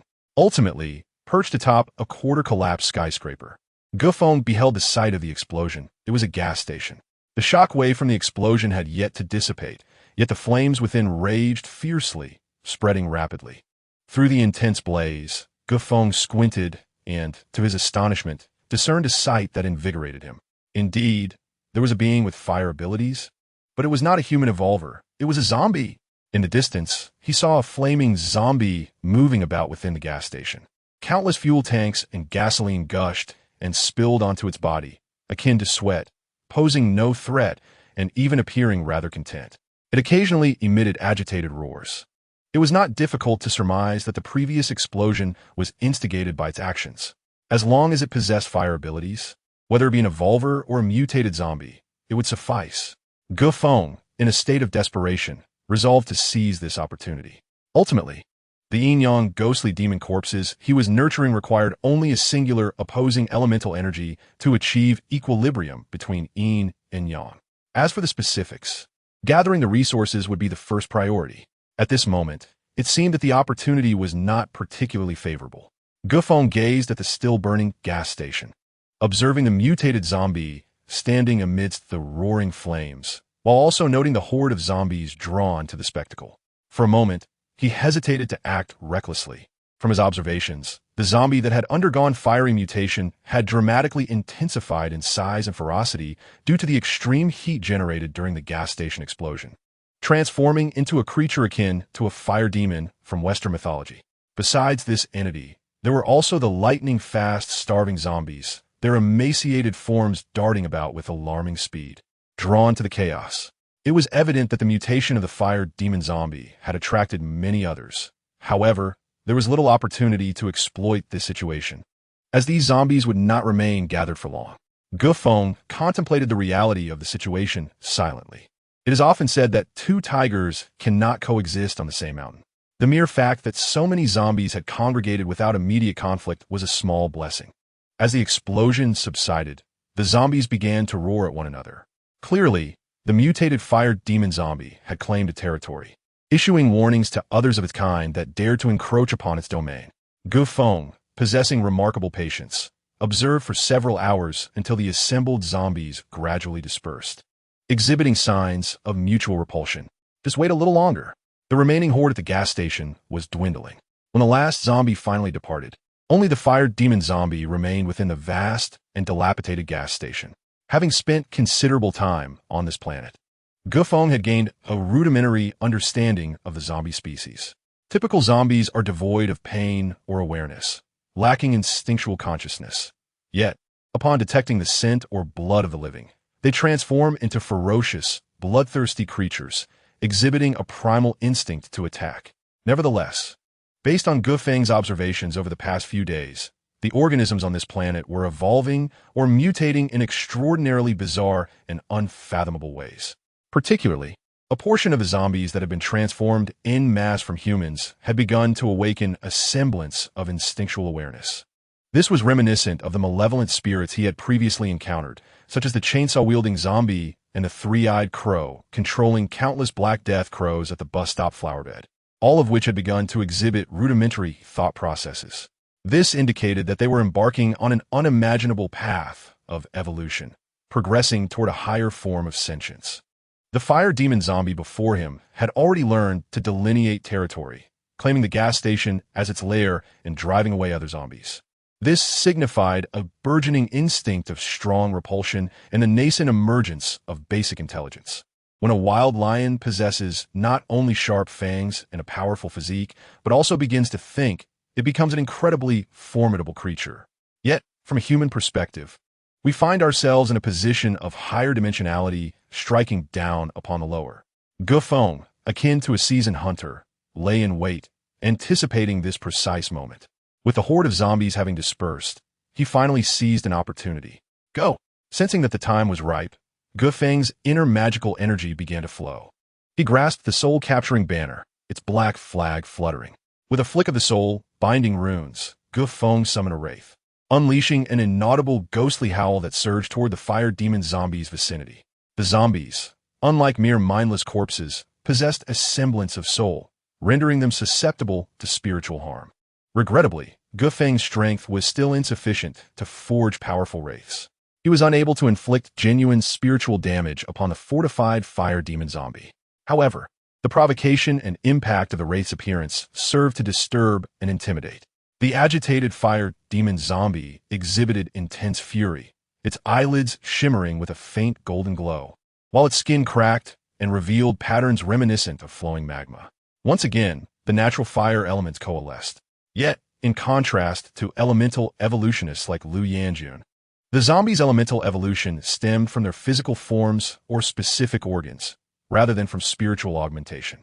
Under Feng's meticulous observation, the flames enveloping the fire demon zombie surged dramatically, causing its entire body to seem as though it had expanded. The blazing flames gave its prominent bald head the appearance of sprouting, flaming red hair, hurling fireballs in all directions. This scene indeed resembled the rebirth of a fire demon. Boom! Feng was taken aback by the fire demon zombie's formidable attacking power, capable of conjuring fireballs with its bare hands. Each fireball detonated like a grenade, wreaking havoc on the surrounding structures. Some unfortunate zombies that stood in the path of the fireballs were obliterated, their remains igniting in flames. The wraiths that had been summoned by Feng were swiftly consumed by the elemental fireballs, dissipating into wisps of smoke. However, this ultimately served Feng's purpose, as his intention had merely been to test the waters and lure the fire demon zombie toward this location. The deeper he ventured into the zombie-infested planet, the more apprehensive Feng became. The mutations in this world were utterly unfathomable, and the rapid evolution of biological species was beyond anything he had imagined for a low-magic realm. If he did not prepare in advance and conceal his trump cards, not only would he, a mere talisman apprentice, face peril, but even seasoned practitioners could easily find themselves in dire straits. All beings existed within this harsh world, and in the face of life and death, none held greater significance than another. With so many uncertainties looming, caution was indeed the better part of valor. The cacophony generated by the fire demon zombie attracted the attention of other zombies. However, the evolved zombies exhibited a strong instinct for territoriality. The area surrounding the fire demon zombie had effectively transformed into its domain, akin to a lion refusing to permit other predators to roam within its territory. This inadvertently created a vast space for Feng to exploit. Hurry faster. During this process, to expedite the fire demon zombie's approach, Feng manipulated the soul capturing banner once more, summoning 7 or 8 wraiths to incessantly harass it. He drove the creature to a breach in the community's outer wall before finally dispersing the soul-capturing banner. These wraiths had been captured during the previous incident when the flesh god devoured the zombie horde. Feng's nascent realm of the underworld had limited capacity, which was why he had managed to forge a mere handful of wraiths. Unfortunately, they were still too weak and had been nearly exhausted in one fell swoop.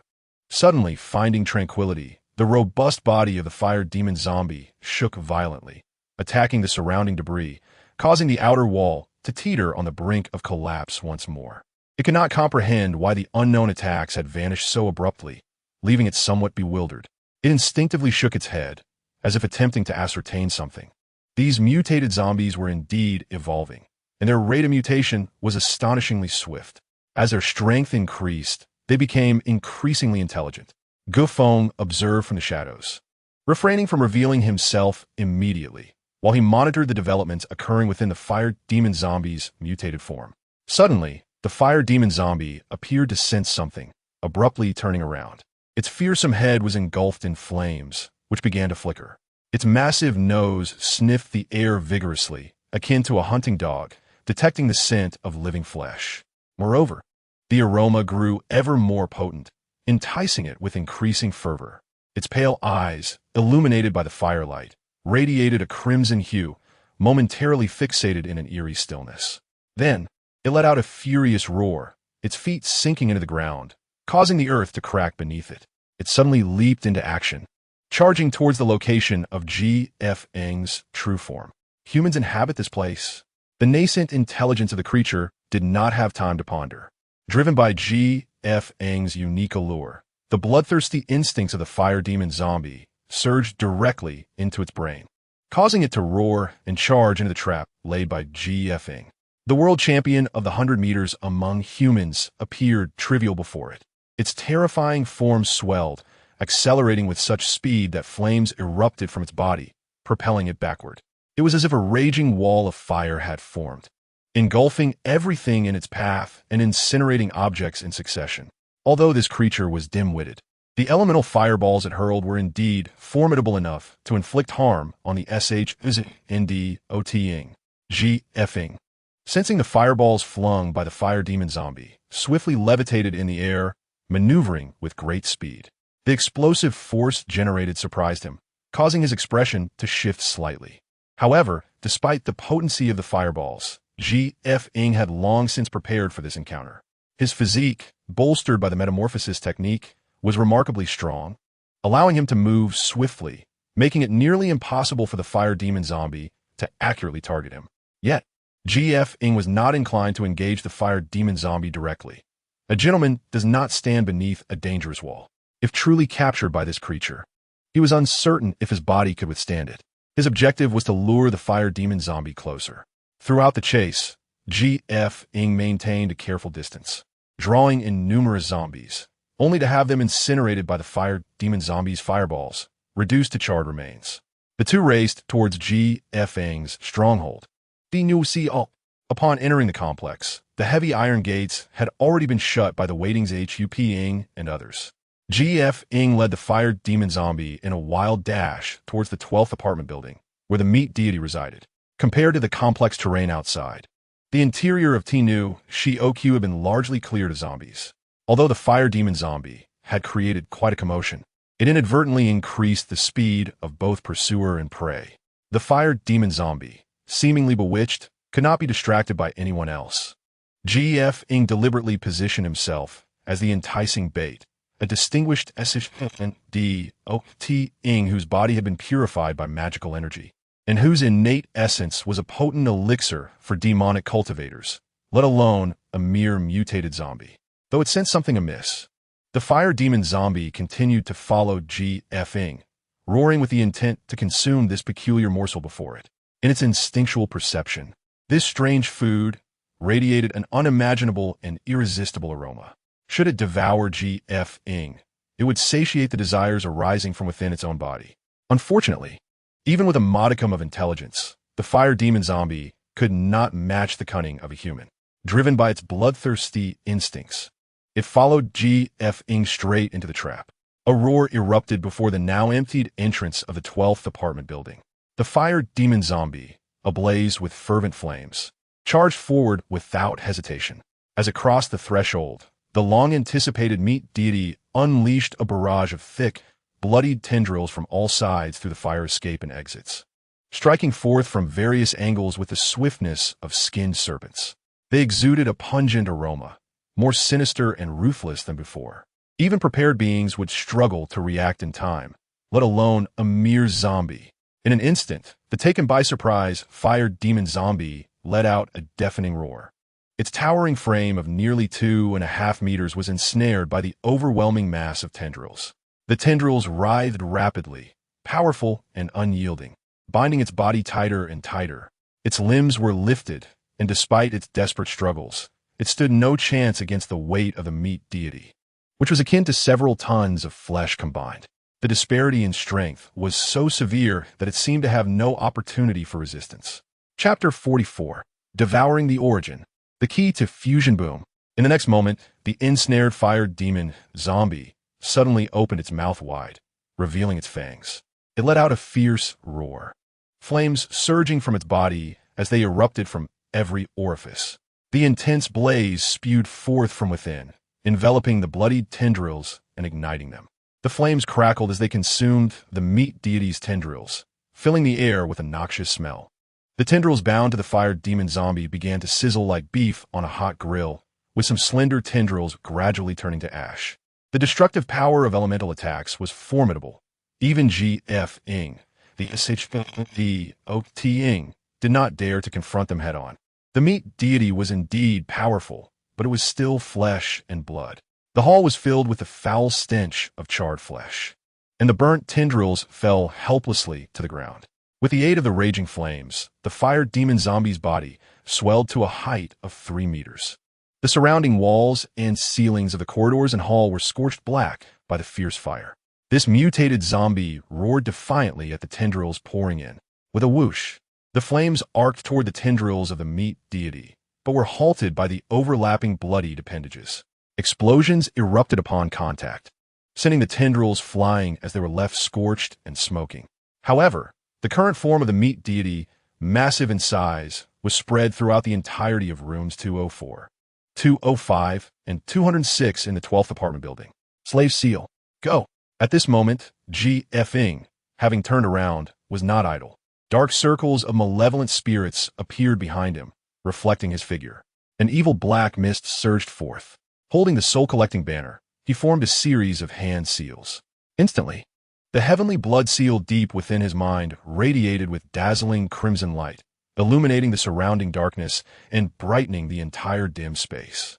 Through his eyes, the ethereal shadow of the blood seal shot forth, striking fiercely against the enraged and rampaging fire demon zombie's mind. In an instant, the fireball it was conjuring exploded violently within its maw. The force of the explosion created a brutal shockwave in its mouth. The fire demon zombie's face was blown apart, followed by a severe spiritual shock that surged into its core, impacting its very soul. Feng was also at his limit. The shockwave generated by the blood seal crashed into the essence of the fire demon zombie, eliciting a wretched scream. The fireball, now uncontrollable, detonated rapidly. In the next moment, more and more bloodied tendrils surged forth from the stairwell, elevator, and fire escape, writhing in layers like an army of serpents, a sight both shocking and spine-chilling. They attacked furiously, wrapping around the fire demon zombie's entire body in an instant. Faced with the overwhelming weight of this colossal entity, the fire demon zombie, despite its desperate thrashing, was utterly powerless. Bit by bit, it lost its will to resist, becoming engulfed in the thick mire of blood and flesh. In that moment, amidst the grotesque writhing of the tendrils, the sound of another fireball explosion echoed, although the flesh was riddled with wounds. Viscous crimson liquid began to seep from the tendrils of the meat deity, gradually extinguishing all flames. Slowly, silence fell, and no further sounds could be heard. Was it over? Feng was not taken aback by the scene before him. As the ultimate master of the flesh god, he possessed an unparalleled understanding of this monstrous creation he had nurtured himself. It can only be said that although the fire demon zombie was formidable, it had encountered an insurmountable foe and could only concede defeat in the end. Even the fiercest bull on the prairie would be trampled into the mud when facing an elephant head-on. In the presence of the colossal form of the flesh god, which had gradually taken over the entire 12-story apartment building, the fire demon zombie could merely be regarded as a mere underling. The flames unleashed by the fire demon zombie reached temperatures soaring into the hundreds of degrees, surpassing that of ordinary flames and capable of charring flesh and tendrils to ashes.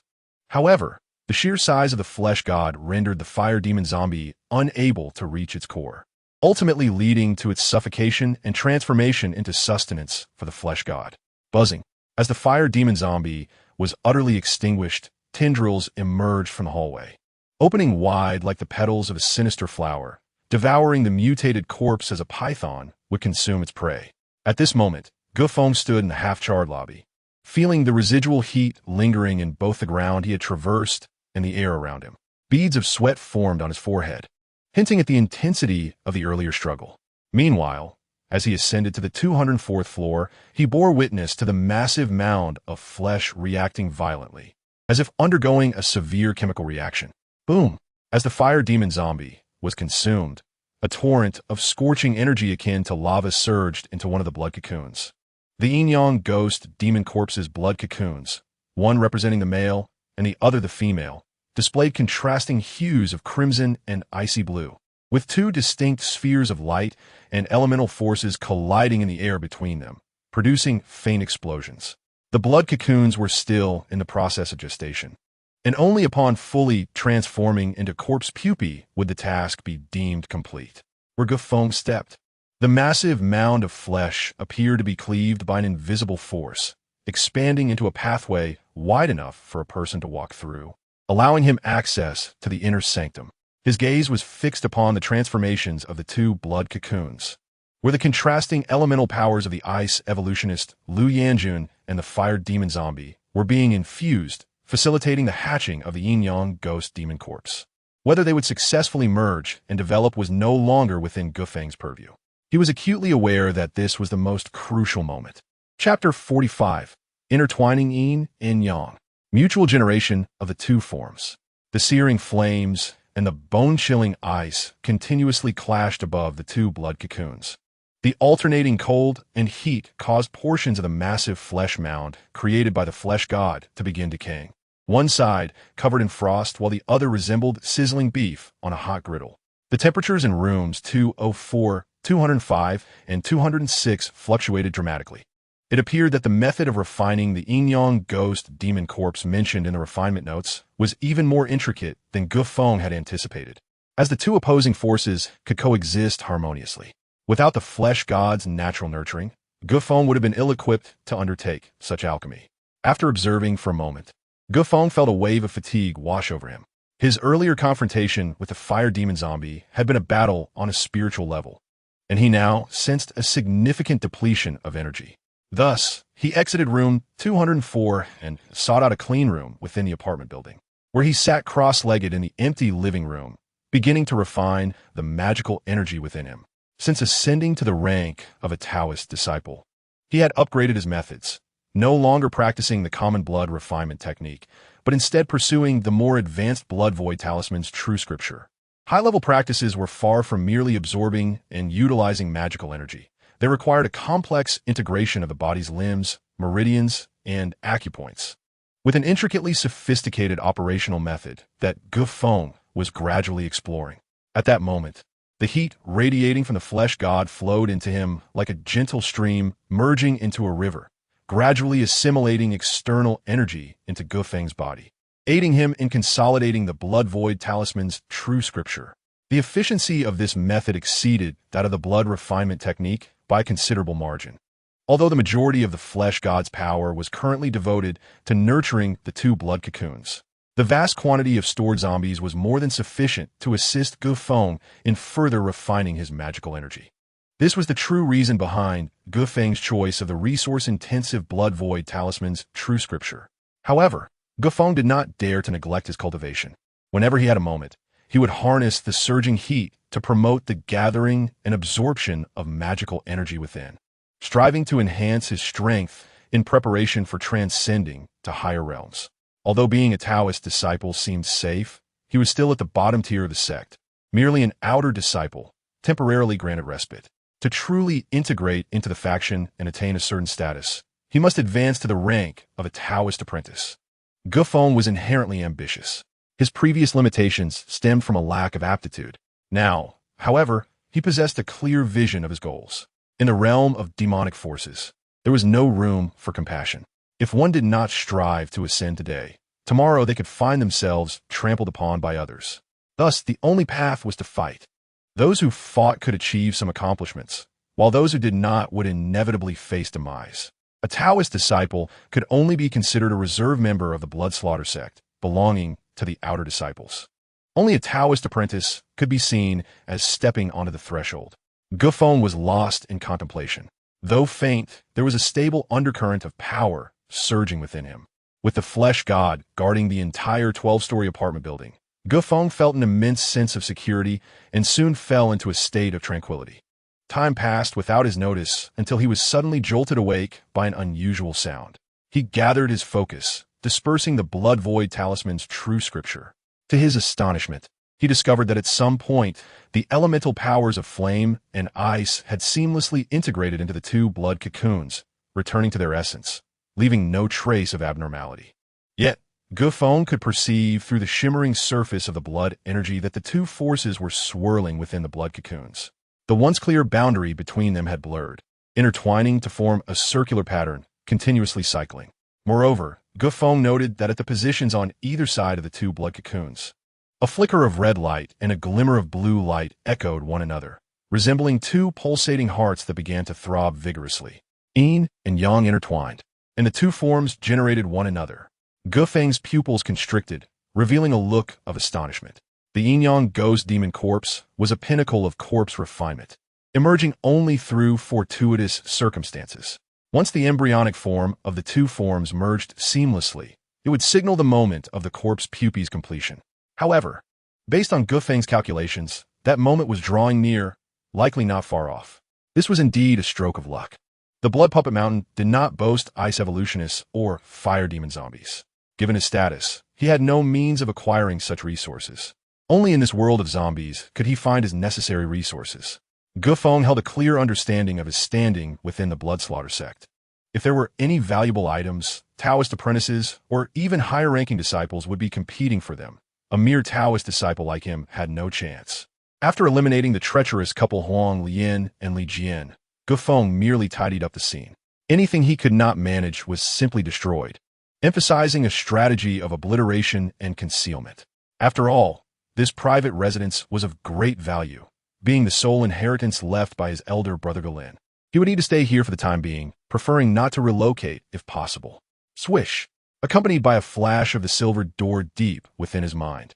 Feng unexpectedly found himself reappearing in the underground passage. The signs of destruction still lingered, though they had been hastily sealed off with planks. The previously set-up scent detection array was exhibiting anomalies. His own sense of security was insufficient, stemming from his elder brother Galen's inherently cautious nature. The renovation of this private residence had indeed incurred substantial costs. Now, Feng, through the aroma detection formation, sensed an unfamiliar presence lingering in the corners of the rooms. This was a scent he had never encountered before, wholly alien.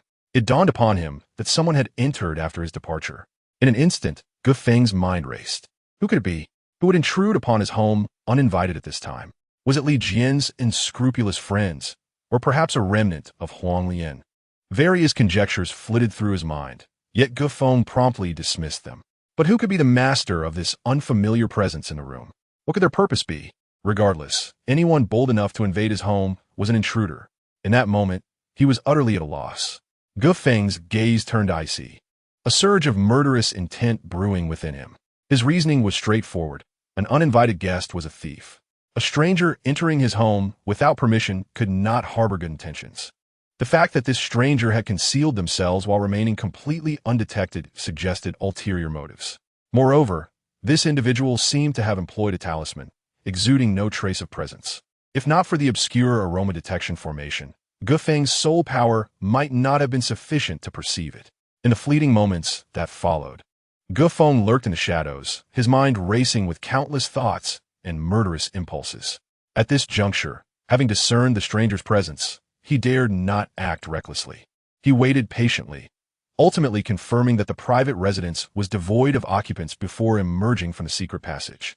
He meticulously searched every nook and cranny, leaving no corner unexamined, thoroughly inspecting both the private residence and the front and backyards. It soon became evident that this person had not only entered the front yard, but had also ventured into the back, even traversing the main house's damaged and uncleaned areas to access the underground passage. Regrettably, the passage, which Galen had painstakingly arranged, was remarkably intricate, featuring illusions that divided it into several offshoots, and the intruder had not fully explored it. The residual presence suggested more than one individual had been there, with the most potent trace being faint yet lingering for an extended period, as if searching for something. Upon closer examination, Feng noted that the stranger had spent considerable time in the backyard, seemingly in pursuit of a specific object. Curiously, their focus appeared to rest upon Galen's coffin. Alas, Galen's remains had been transformed into a flesh deity by Feng, leaving behind only an empty, somber wooden coffin. The other traces had been thoroughly cleared by Feng, making it challenging to uncover anything of significance. This inevitably led Feng to ponder. Was the intruder targeting Galen? Suddenly, he recalled his elder brother's peculiar actions prior to his demise and the blood-clad corpse transformation technique deliberately inscribed upon the human skin behind it. A chill ran down his spine as he felt a wave of dread wash over him, even breaking into a cold sweat. After much contemplation, Feng concluded that this matter must be the cause. What had his elder brother Galen experienced in life? Why had he intentionally left behind the blood-clad corpse transformation technique? The formidable nature of this secret art surpassed Gu Feng's imagination. Where could it have originated? Given Gu Lin's status as a mere novice disciple, he had no right or means to acquire such knowledge. Despite the confusion, Gu Feng understood that the arrival of this individual boded ill and that he was likely embroiled in a perilous situation. The intruder had come and gone, leaving no trace behind, yet they clearly would not relent. Their current objective was likely him. After a moment of silence, Gu Feng tidied the small courtyard and concealed the entrance to the secret passage once more. As for the rooms in the front yard, he left them untouched, choosing to disregard them. After resting for half a day, Gu Feng feigned his usual routine and departed for Shui Mountain, entering the branch of the Blood Evil sect. Someone was indeed watching him. Shortly after stepping outside, he felt that same elusive sensation of being observed once more. This time, Gu Feng was certain that the observer was pursuing him with intent. Thanks to the presence of the soul-capturing banner, Gu Feng's soul power far exceeded that of his peers, and having detected the traces, he remained particularly vigilant. This oversight revealed their vulnerabilities. What do you intend to achieve? Pretending to be oblivious, Gu Feng could only employ his finest acting skills to deceive them. Moreover, he knew he would be safe within the branch. They would not dare act against him there. Navigating familiar paths, Gu Feng traversed the Blood Evil sect branch, remaining alert for any useful information. The individual trailing him was evidently lacking in skill, merely a novice disciple of the Qi gathering stage, seemingly just upon covertly observing. With Li Jian and Huang Lian missing, no one would raise an eyebrow. The instigator behind this was most likely a disciple. Since it was not directly related to the two of them, caution was warranted, indicating the involvement of other mysterious forces or individuals in Gu Lin's demise. Upon identifying the stalker, Gu Feng's mind began to churn with thoughts. He was now convinced that the intruder who had accessed the small courtyard and was following him belonged to the same faction. This concealed some secret he was unaware of. What if they were disciples? What difference would it make? With his current strength, he was not without the means to resist. Provided he devised a meticulous plan, the flesh deity was yet to be fully sated. Ye Feng secret vivouvid. The flesh deity had a profound craving for high-level power. And for demonic cultivators who feasted upon corpses, this was a substantial supplement. Before he knew it, 2 days had passed. Gu Feng was astonished to discover that the number of individuals monitoring him was considerable. It seemed they were attempting to lull him into complacency, frequently rotating their personnel in pursuit of him. Among the disciples he encountered, there were several, some at the Qi gathering level and others at the soul fixation level. Were it not for his status as an outer sect disciple, marked by the golden seal, they would likely have been even more audacious. Furthermore, while in the library, he unexpectedly noticed a disciple observing him. Had he not possessed formidable soul power and activated the underworld illusion realm, granting him acute awareness of his surroundings, he would have been unable to ascertain the identity of that disciple when they exhibited peculiar behavior. A disciple, it seemed, was the core figure. In this Shui Mountain, the ability to command so many disciples indicated that this adversary was formidable. This revelation did not astonish Gu Feng. He was not without his own trump cards. Although he felt a twinge of apprehension, possessing the flesh deity as a safeguard provided him with a fighting chance. Given the ill intent of the intruders, he needed to make the best use of the time ahead. It was becoming increasingly clear that this group was linked to his elder brother Gu Lin. Their failure to act against him likely stemmed from a desire to glean insights from his daily activities, most probably in pursuit of the blood-clad corpse transformation technique. However, since this knowledge was now in Gu Feng's hands, there was no way he would relinquish it willingly. Moreover, the transformation technique was tied to the flesh deity, making it an absolute taboo for anyone else to touch. With the realization that there were other factors surrounding his brother's death, Gu Feng could no longer remain passive. Yet, for the moment, he had to maintain the facade of ignorance, spending nearly all his time immersed in the library of the branch. Upon advancing to the status of an outer sect disciple of the Blood Evil sect and possessing the Golden Seal, the library was freely accessible to Gu Feng, allowing him to peruse the texts at will. Regarding core secret manuals related to cultivation techniques, one must contribute points to exchange for learning. However, the earlier chapters of Shui Su Bao Lu Jing have sufficiently met Gu Feng's needs, and he currently has no pressing desire for additional techniques. The only shortcoming is that his rapid breakthroughs have left him with a somewhat superficial foundation due to the lack of a comprehensive knowledge system. Feng has long recognized this, which is why he dedicates a significant amount of time to the library. This is one of the advantages of being a disciple of the sect. Much of the knowledge that is difficult to obtain in the outside world is readily available here, provided one is earnest in their studies. Feng's arduous cultivation relies heavily on abundant resources to propel his progress, but he still requires accumulation. Having reached the realm of Shoujuan, he must continue to build upon his foundation and seek new inspiration. Consequently, he directs his focus toward ancient texts, reorganizing the processes of soul stabilization and Shoujuan cultivation. Stabilizing the soul is crucial for a disciple's breakthrough. Only by illuminating the soul pearl positioned at the center of the brow can one truly awaken the soul. If previously the soul of a disciple was merely a bodily instinct lacking control, once the soul pearl is ignited, the soul energy can be solidified through practice and actively utilized. The strength of the soul determines the future potential of the disciple's ethereal spirit. After stabilizing the soul, each advancement will increase the weight of the soul. Previously, while clearing the Tianhua community, Feng had pushed through, treating it as a temporary refuge or nest. Amidst the insatiable consumption of the flesh god, most of the zombies were driven away, while others became nourishment for the flesh god.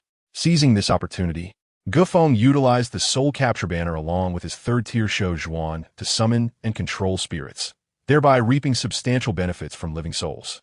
He took everything he could, voraciously consumed what was available, and when he could no longer consume, he refined the excess into pure soul energy to enhance the quality of the soul capture banner. This directly resulted in the formation of an aura from his cultivation of the evil spirit soul devouring technique, gradually merging with the Tianshu talisman, establishing the embryonic form of the realm of the underworld. The vast number of living souls in the zombie world serves as a resource for cultivating soul energy. Feng forcefully elevated his capabilities to their limits with little obstruction, allowing for continuous breakthroughs. However, his rapid progress meant that his understanding of the soul and anomalous spirits remained superficial, lacking a true grasp of the essence of soul stabilization. Taking advantage of this time, Feng peruses various texts and the insights of predecessors from the library, deepening his comprehension of the realm of soul stabilization. This process resembles attempting to understand the principles of a radio by dismantling one. The experience gained through disassembly and reassembly is far more profound than aimless exploration. Subsequently, he shifted his focus to Shui, Su Bao, Lu Jinjing. This technique is crucial for his future cultivation, serving as a continuation of Lian Shuijin. However, the system of magical power refinement is intricate, and even though he was already familiar with the entire process of Shui Su Bao Lu Jinjing, his body still experienced considerable waste and loss during practice. Previously, due to the pressures from Huang Lian and Li Jian, he had been entangled and rushed, lacking the energy to study. Seizing this opportunity, he sought to extract the essence and discard the dross for thorough research. Initially, during the qi condensation stage, disciples practicing Lian Shui Jin sought simplicity, merely completing a small cycle that primarily enhanced coordination and strength in their limbs, thereby increasing physical speed and power, absorbing energy into the body to improve agility and reaction. Feng, during his disciple phase, was trapped in the qi condensation stage. Lian Shuijin required the longest cultivation time, and he had mastered its essentials to the point of being able to recite them fluently. He had indeed trained rigorously in this aspect. The pathways of magical energy flow had almost become instinctual, and he could vividly delineate the flow of each energy stream in his mind. However, Shui Su Bao Lu Jinjing, as a subsequent technique, is evidently more complex and ambitious, involving more meridians and channels, with a level of difficulty that is geometrically increased. Cultivating Shui Su Bao Lu Jinjing necessitates first determining the compatibility of one's unique meridians, requiring the development of numerous new channels and pathways to facilitate the smooth passage of refined magical energy, enabling the operation of both the small and large circulatory systems. For Feng, who now stands at a high vantage point, this is fundamentally a foundational process, far more intricate than he had envisioned. Every individual who embarks on the path of cultivation possesses varying degrees of aptitude and capacity for absorbing the energies of heaven and earth, yet none are truly foolish. Those lacking intelligence cannot cross the threshold of cultivation. The intricacies and changes involved are akin to solving advanced mathematics problems with full concentration. As studies progress, the challenges only intensify, leading to a gradual elimination of countless individuals. For Feng, practicing Shui Su Bao Lu Zhenjing is a continual process of refinement and innovation. When a technique is modified to perfectly align with one's bodily meridians, the integration of essence, energy, and spirit signifies a true entry into the practice, becoming almost instinctual and ingrained in one's very being. Although Feng found temporary safety in his study, he remained under constant surveillance. He sensed that they might not dare to act within the town, yet he was unwilling to take any risks. After all, practicing Shui Su Bao Lu Zhenjing requires a tranquil and secure environment. Therefore, Feng rented a room at the branch, paying 2 blood spirit crystals daily. After paying 3 days' rent, he couldn't help but lament the exorbitant prices here. Outer disciples receive only 30 blood crystals a month, and spending them all on rent would leave them with only half a month's stay. Chapter 48. Tiger, Leopard, Thunder Sound. Spinal transformation of dragon and snake. Nonetheless, the cultivation environment here is indeed exceptional.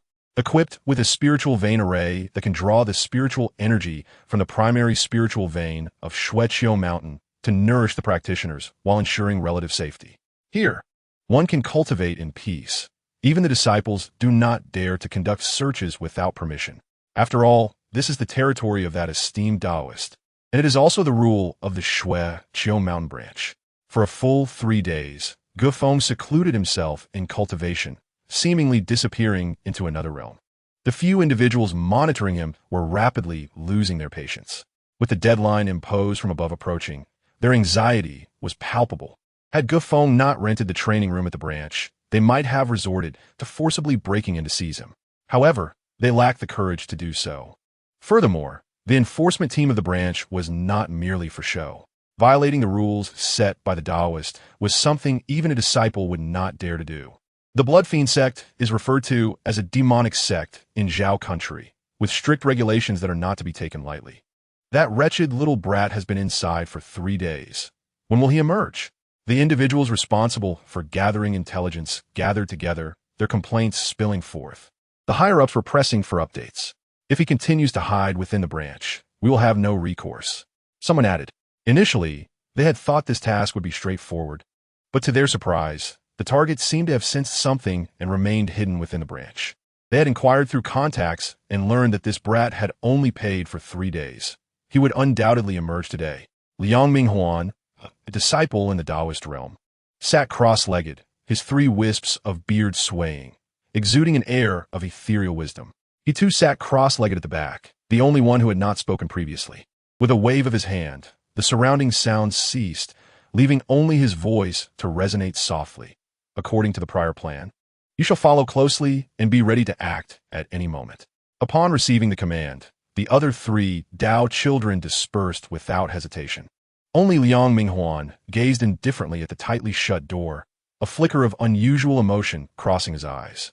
At that very moment, within the cultivation chamber of Shueqiu Mountain, Feng remained unperturbed. Having just awakened from his meditation, the spiritual energy drawn by the gathering formation had been completely consumed. He sat quietly on the meditation mat. His eyes, as brilliant as stars, revealed a glimmer of delight. This time of seclusion had allowed Feng to grasp the essence of cultivating the Shueqiu Baolu Jinjing, enhancing the flow of his magical energy throughout his body by a remarkable 10%. The range of his circulating meridians expanded further, unblocking more pathways within his physique. Nourished by this magical energy, Feng's muscles and skeletal structure began to undergo a transformation, becoming more refined. His physical condition improved rapidly under the relentless circulation of blood energy. Moreover, the Shueqiu Baolu Jinjing aligned even more harmoniously with his bloodline. During the cultivation process, the consumption of magical energy diminished, and he slightly adjusted the flow direction of some meridians. Suddenly, Feng's body trembled as if possessed, his bones and limbs contorting unnaturally. accompanied by the quaking of his skeletal frame and the twitching of his muscles. His spine twisted and transformed like a dragon or serpent. The Shueshu Baolu Jinjing required the refining of 365 blood seals in total, merging with flesh, bones, senses, organs, and even the flowing bloodline. The first volume I acquired contained 72 blood seals. Now, having merged 5 seals with the spine's major vertebra, embodying the might of dragon and serpent, and attracting the thunderous resonance of tigers and leopards, a nascent trend had already begun to take shape. Even Feng himself had not anticipated that this reorganization of his cultivation system, revisiting old knowledge to gain new insights, would yield such substantial progress. The magnitude of enhancement in this single cycle surpassed that of 10 or 20 previous attempts, marking a fortunate turn of events that brought immense benefits. He was genuinely astonished. This was largely due to Feng's prior accumulation, far exceeding that of his peers. With the resources of the zombie planet at his disposal, the cumulative power he possessed was inherently his own. It had merely been scattered before, lacking a unified explosion of force. Through meticulous study of the Shueshu Baolu Jinjing and the unblocking of the meridians, integrating limbs and bones into a cohesive whole, he had managed to consolidate these energies, establishing a formidable presence akin to tigers and leopards, thus finding the correct path. It seems that sometimes one must not attempt to reinvent the wheel in isolation. The path of cultivation is long and fraught with challenges. If one cannot maintain consistency and unity of body and mind, the accumulation of numerous flaws over time can indeed lead to grave issues.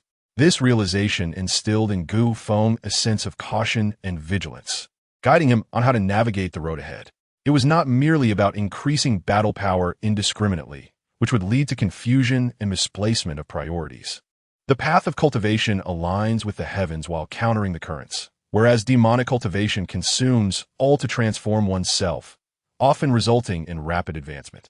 However, if one exceeds the limits of their heart's resolve, it is all too easy to fall into madness and deviate from the path, causing one's foundation to crumble.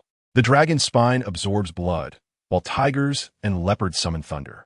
This step alone increased my overall combat power by approximately 10%, especially with the foundation laid in flesh. Further progress in breaking through to the Taoist apprentice stage had been opened. Slowly rising to his feet, Feng assessed the changes in his power before and after this seclusion, as well as the fluidity of his magical energy circulating through the meridians, forming a systematic network to draw his conclusions. The path of demonic cultivation often results in more detriment than benefit for oneself. While it allows for rapid elevation in realm, it can waste the potential within.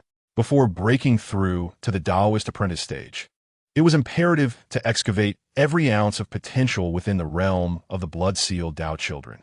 In an instant, within the confines of the closed meditation chamber, Feng's pupils gradually opened and closed.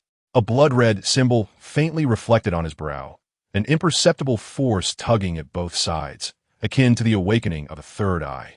The crimson light, akin to laser beams, illuminated nearly half the room, deep red as blood, strikingly vivid. A faint scent of blood could even be detected. Indeed, I have not given up.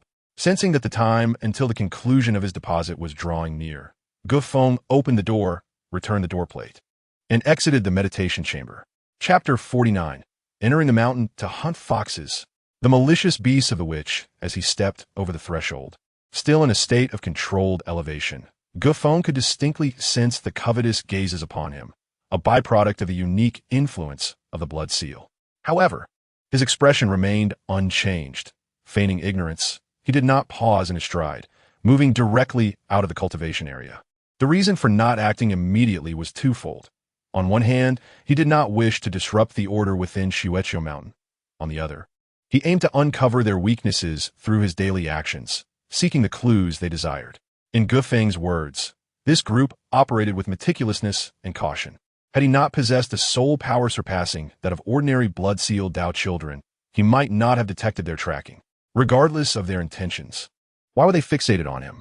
Yet, since they had provoked him, they must prepare for the flesh god's insatiable hunger.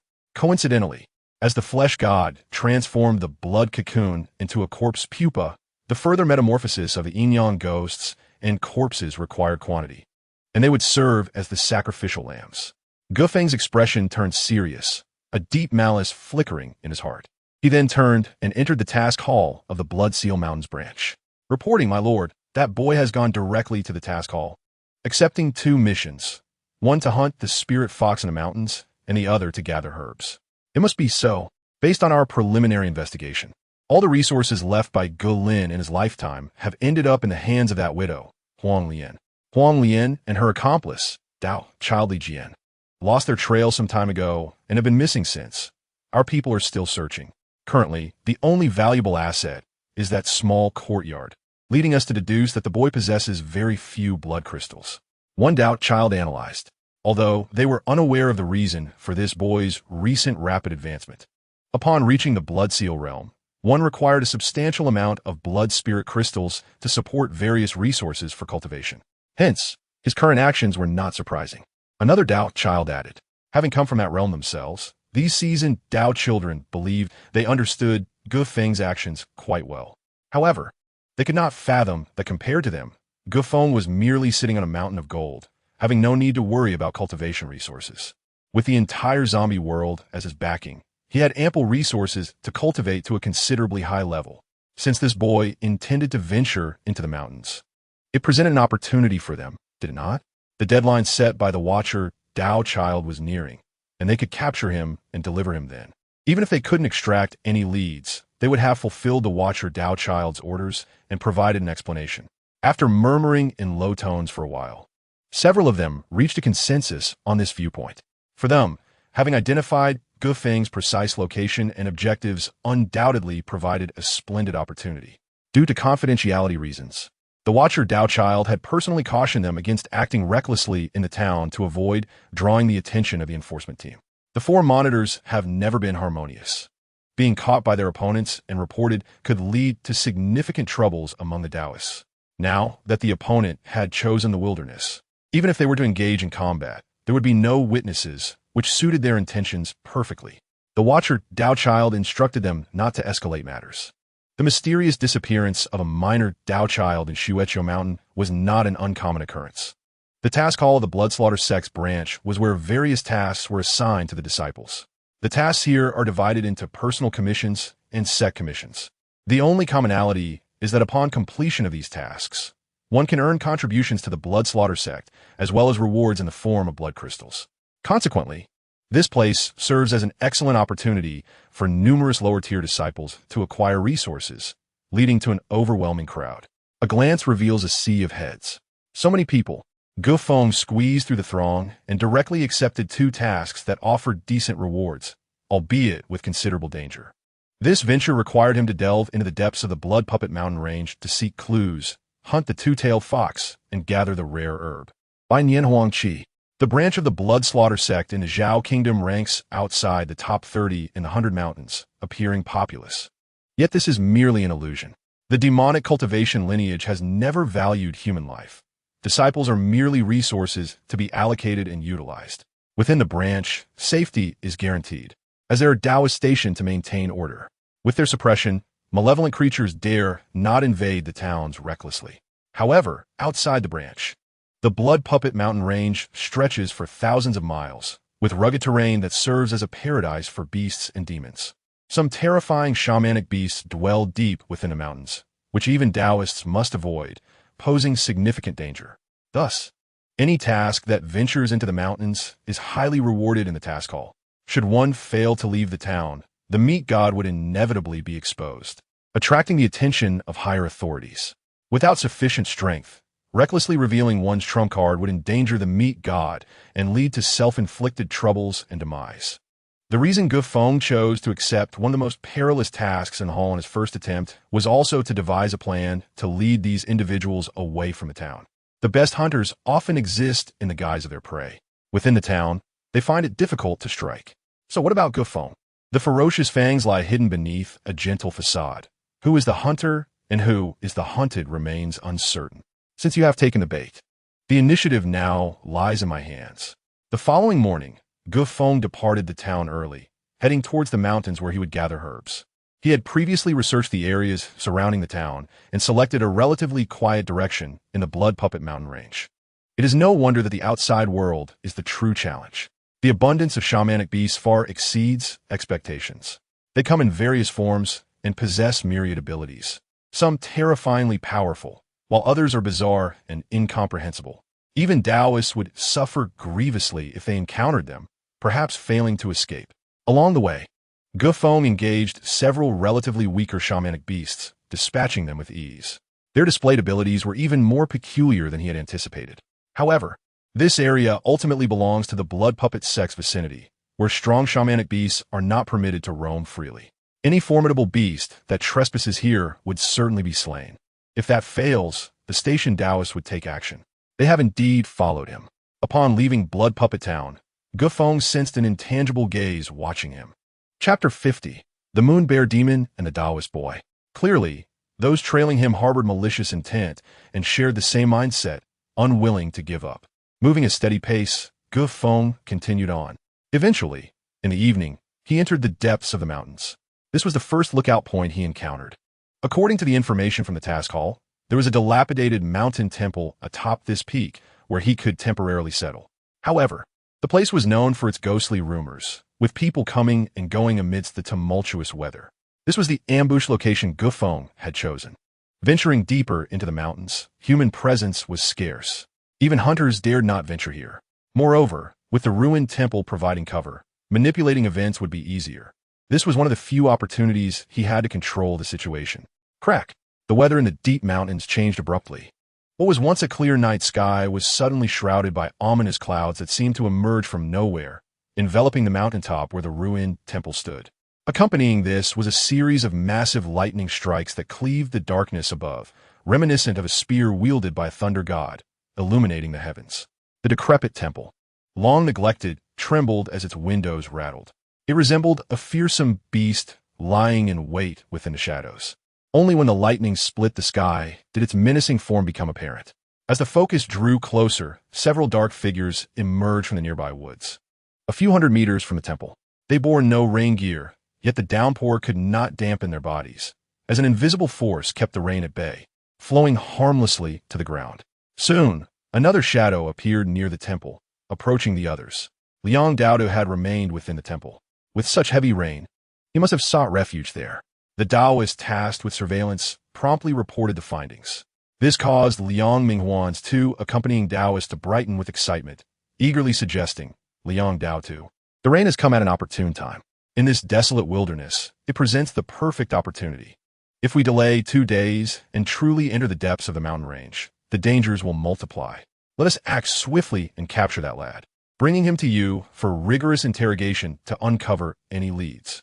Why employ a sledgehammer to kill a fly? This lad is someone we can handle without troubling you. Clearly, this Taoist was confident and eager to impress Liang Minghuan, hoping to gain favor in front of Master Ming.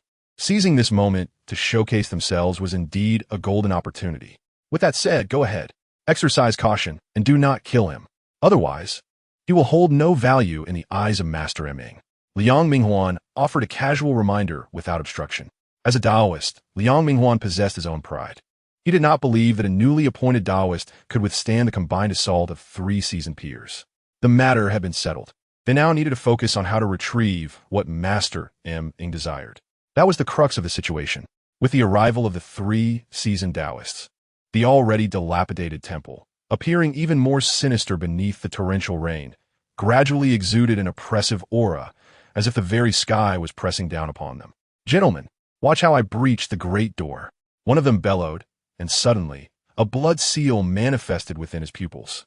Instantly, his body erupted into thick fur as he twisted and expanded. In a brief moment, he transformed into a towering beast, over 3 meters high, revealing the white crescent fur of a moon bear demon on his chest. By sacrificing his blood, he fused human and demon essence. In other words, this individual was half demon, having sought to enhance his power by absorbing the essence of the moon bear's blood. Although this would mix bloodlines, it would drastically increase his combat prowess in the short term, with both advantages and disadvantages. When a moon bear is bathed in the light of the moon at night, its strength surges, making it a formidable force among these Taoists, serving as a powerful tank. A roar reminiscent of a bear's bellow erupted from his mouth, causing the faces of his 2 companions to twitch. They stood a bit farther apart, seemingly taken aback by their comrades' audacity in attempting to assert dominance. What should have been a shared accomplishment quickly turned into a bid for recognition before Liang Daodu, transforming into his exclusive merit, inciting feelings of jealousy and anger within them. Rest assured, I shall rectify your grievances. This individual was well aware of his companion's sentiments, but paid them no heed. He laughed heartily, radiating a faint glow as the demonic aura and murderous energy surged from his fur, charging towards the temple door. Boom! A thunderous crash resonated as his massive paw struck the great door with tremendous force. The already dilapidated temple doors shattered into pieces and flew apart. Lowering his body, the colossal beast transformed into the Yu Xiong charged into the crumbling temple, roaring loudly, "Damn brat! Where are you? Come out and face your demise." The echo of his furious roar reverberated through the air, causing the decrepit structure to tremble slightly, with dust falling from many places. The Taoist boy transformed into the Yu Xiong was exceedingly arrogant, showing no regard for his surroundings. He took heavy steps into the depths of the ruined temple. Boom! As the Yu Xiong demon entered the center of the temple hall, he suddenly sensed something was amiss. The ground began to quake before he could react. The earth beneath him cracked open, and his massive form plunged into the abyss. Don't you think you're a bit too heavy? You've collapsed the ground. The two Taoist boys who had been following the Yu Xiong, initially grim-faced, couldn't help but revel in his misfortune upon seeing him fall into the pit. They hurried to the edge of the gaping hole, preparing to mock him, but when they beheld the scene within, a chill ran down their spines, and terror enveloped them. What lay below was no mere pit, but a horrific sight of countless blood-red tentacles intertwining with one another. The tentacles writhed as if they were skinned pythons. What kind of tentacles are these? This is clearly the lair of a demon, resembling a den of blood pythons. The enormous Yu Xiong emitted a piercing scream, ensnared by the thick, blood-colored appendages. The tentacles, adorned with suckers, were powerful, akin to monstrous creatures lurking in the rivers. The body of the Taoist boy, transformed into the Yu Xiong, was enveloped in blood. Chapter 51, My Tentacles Can Cover the Sky. The Yu Xiong Taoist, who had once roared fiercely, now found his mouth ensnared by the tentacles, with terror and helplessness evident in his enormous eyes. What is this? In an instant, the two Taoist boys were filled with dread, exclaiming loudly. Even the Taoist boys who had faced numerous bloody encounters found it challenging to cope with such a bizarre and terrifying sight, losing their composure. Swish! Swish! While they were still in shock, several blood-red tentacles suddenly slithered towards them from all directions. In the blink of an eye, they shot forth, directly targeting the two of them. Not good, it's a trap. There's evil in this mountain temple. Let us take action. In that moment, as the shadow of death loomed over them, the two Taoist boys instinctively reacted. Whoosh! The Taoist on the left raised his right hand, unleashing a blade of wind. A chilling wind roared, and the wind blade sliced through the foremost bloodied tentacle with alarming speed. The Taoist on the right had a flash of fire at his brow, and three flames manifested on his head and shoulders, surrounding him like a fiery deity. It must be noted that this flesh deity had become increasingly resilient after devouring numerous zombies. Its flesh was akin to layers of tough leather, impervious to ordinary strength. In a brief moment, the two Taoist boys retaliated fiercely, using their formidable power to fend off the onslaught. However, a chilling, muffled scream suddenly echoed from the depths of the pit. The Yu Xiong, transformed from the Taoist boy, was not as fortunate. Its massive body was forcefully expelled from the ground like a bubble. Blood-red tentacles writhed in the air, exuding a pungent odor of blood. The terrifying aura surged forth, pulling the previously transformed Yu Xiong along with it. In an instant, the vast expanse of blood filled the entire temple. The writhing flesh rapidly spread outward, transforming the colossal flesh deity into a small mountain. Hiss! Hiss! It's so enormous. The Taoist boy who had just dispatched two bloody tentacles finally revealed a smile, initially believing that, even if he could not defeat this monster, escaping should be feasible. However, as the flesh deity fully revealed itself, the overwhelming sense of oppression made their eyes tremble, and fear crept into their hearts. Help me! Intermittent cries for help emerged from the surging mass of flesh. Looking up, they could see the Yu Xiong demon tightly bound by thick, bloodied hands, unable to move, pleading for rescue. Though they were companions, they were merely that, companions. Just as the Taoist boy transformed into the Yuxiong sought to claim the greatest benefits for himself, the other two, faced with the terror of the flesh mountain, were primarily concerned with their own survival and could not offer assistance. Swish, swish. Originally intending to summon the Taoist Liang Minghuan to intervene and resolve the predicament, they found themselves thwarted. Under the secret machinations of Gu Feng, the flesh deity would not grant them such opportunities. In the blink of an eye, the blood-red tentacles shot forth like lightning, brandishing sharp tips, adorned with grotesque mouths, aimed at their bodies. The power unleashed by activating their inner blood seal quickly waned, leaving them drained of strength. Layer upon layer, the horrifying tentacles, resembling blood-colored pythons, ensnared their bodies. The constricting force of the bloodied tentacles locked down the two Taoist boys. Even though their bodies had undergone the cleansing of magical power, under such terrifying strength, they felt as if they were tightly coiled by pythons. The grip tightening until their defenses shattered. Their bodies contracted significantly, and their bones creaked under the tremendous pressure, rendering them incapable of resisting. Lord Liang, save me! Just before being completely crushed, that final cry for help escaped their lips. In truth, there was no need for them to plead. The dreadful battle aura erupting from within the temple, coupled with the instant spread of the terrifying stench of blood, had already surpassed the chaos created by the Taoist boy struggles. Just as the cries echoed, a shadow appeared like a specter at the shattered entrance. He gazed at the enormous flesh deity akin to a small mountain, and gasped in shock. As for his three subordinates, they hung limply, resembling figures on the brink of death. It seemed they would not last much longer.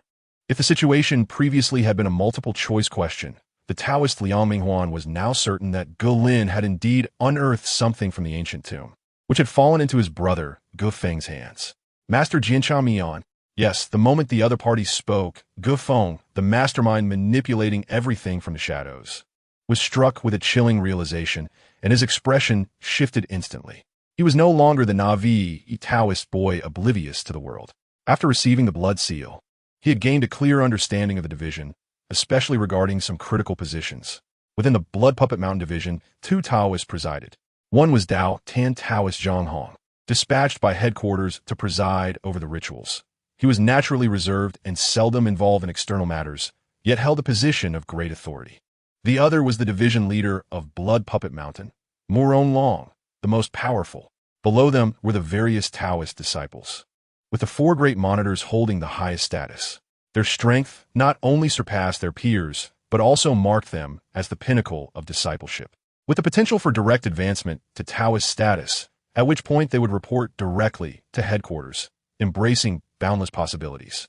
The four great monitors were categorized into supervisors, monitors, ritualists, and inspectors, governing all affairs of Blood Puppet Mountain. The individual referred to as Mian Daoist was one of the inspectors among the four monitors. Chapter 52, Blood Hand Butcher, Witchcraft Arrow. He wielded immense power and was known as the Blood Hand Butcher, infamous for his cruelty, overseeing all matters of inspection. It appears that you are waiting for me here today. Such a clever lad, ambitious as a wolf. Why not surrender promptly and hand over the items that Gu Lin stole from the ancient tomb? There may still be a glimmer of hope for you. Otherwise, falling into the hands of Lord M. will result in a fate worse than death, skin flayed from bone, soul extracted, and your essence consumed in a relentless torment. However, the disciple Liang Minghuan, standing before this seemingly mountainous figure of flesh, exhibited no trace of fear, instead reprimanding coldly. Had it been the Gu Feng prior to his resurrection, he might have been intimidated by such words, requiring careful consideration. Yet the current Gu Feng had transformed into a different individual entirely, his disposition dark and filled with cunning. The supposed strict hierarchy of the Bloodslaughter sect held no sway over his perception. To acquire what he desired, one must seize it through their own efforts. Mere identity-based coercion would not compel Gu Feng to submit. It was an absurdity to even think so. Moreover, once he relinquished the items, he would only bind himself and meet a more tragic end. Such foolishness was beyond Gu Feng's character. As the mountain of flesh writhed menacingly, three disciples were ensnared by countless tendrils, teetering on the brink of death. This clearly demonstrated Gu Feng's stance. Liang Minghuan felt an uncontainable fury rise within him, a surge of unnameable wrath igniting in his heart. Consumed by jealousy and hatred, he exuded a terrifying murderous intent, coldly declaring, "Were it not for Lord Ming's desire to leave a living witness to ascertain the origins of the items, you would have perished already. I hope you can maintain such a defiant tongue for a while longer. The paths of our doctrines do not converge." Gufeng felt there was no necessity to converse with this fool, poisoned by the strict hierarchy of the blood-slaughter sect, as they shared no common ground. Even before Liang's words concluded, Gufeng gestured grandly from behind the offering platform. His blood seal at the center of his brow began to glow, and immediately, a flurry of sharp, fleshly tendrils began to writhe violently, akin to a multitude of serpents bursting forth, densely striking towards his opponent. The speed was astonishing, piercing the air and echoing with explosive sounds. It was now evident that these individuals were pursuing him in relation to a certain ancient tomb, acting under the orders of the overseer, Lord Ming. Yet, it seemed they were oblivious to the true nature of what he possessed, perhaps even unaware of the origins of the blood garment corpse sack transformation technique. At this moment, Liang Minghuan's words served as a beacon, illuminating Gufeng's thoughts. Synthesizing his previous reflections, he swiftly organized his ideas and drew clear conclusions. Gufeng was acutely aware of the advantages he had personally experienced in a short span of time through the transformation technique. It could be said that his rapid progress owed at least a fraction to this wondrous method. While the resources of the zombie planet played a significant role, without the transformation technique, Gufeng would have been akin to an empty vessel in a treasure mountain, unable to truly harness those resources. To attain the position of overseer within the Blood Puppet Mountain branch, Lord Ming must possess at least the realm of a possessed disciple, and likely had ascended to an exceedingly high level, far beyond Gufeng's reach. Disciples were also categorized into 3 tiers: in spirit, object manipulation, and possession. The Ming disciple before him, who dared to address himself as Lord, was at least of the possession tier, possibly even at the 3rd level of possession. Such power was unparalleled beneath the Taoist, holding significant influence, capable of commanding great authority within the branch. Furthermore, combined with the identity of one of the 4 overseers, the sheer magnitude of his power was beyond comprehension. More importantly, this Ming was a direct disciple of the blood-slaughter sect.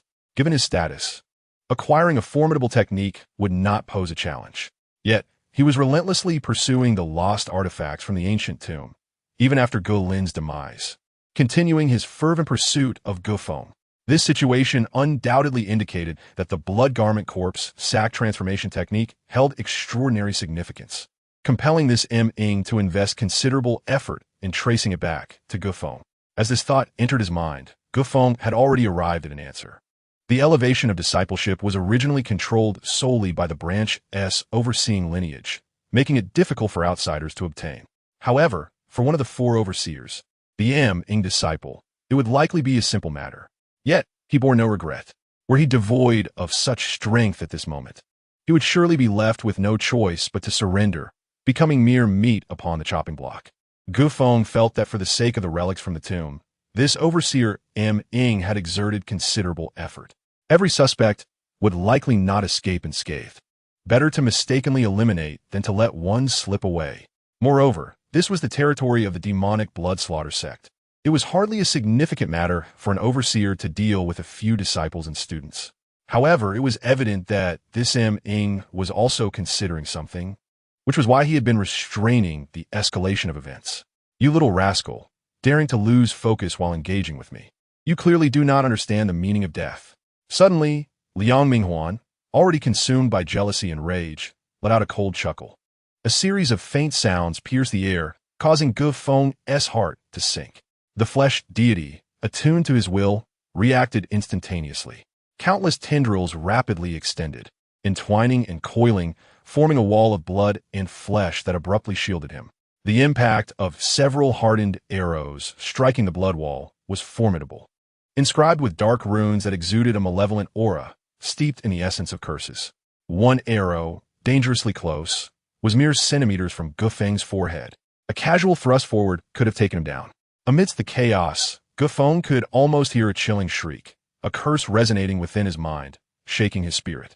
Yet, his formidable soul power grounded him, awakening him from the disorienting reverie.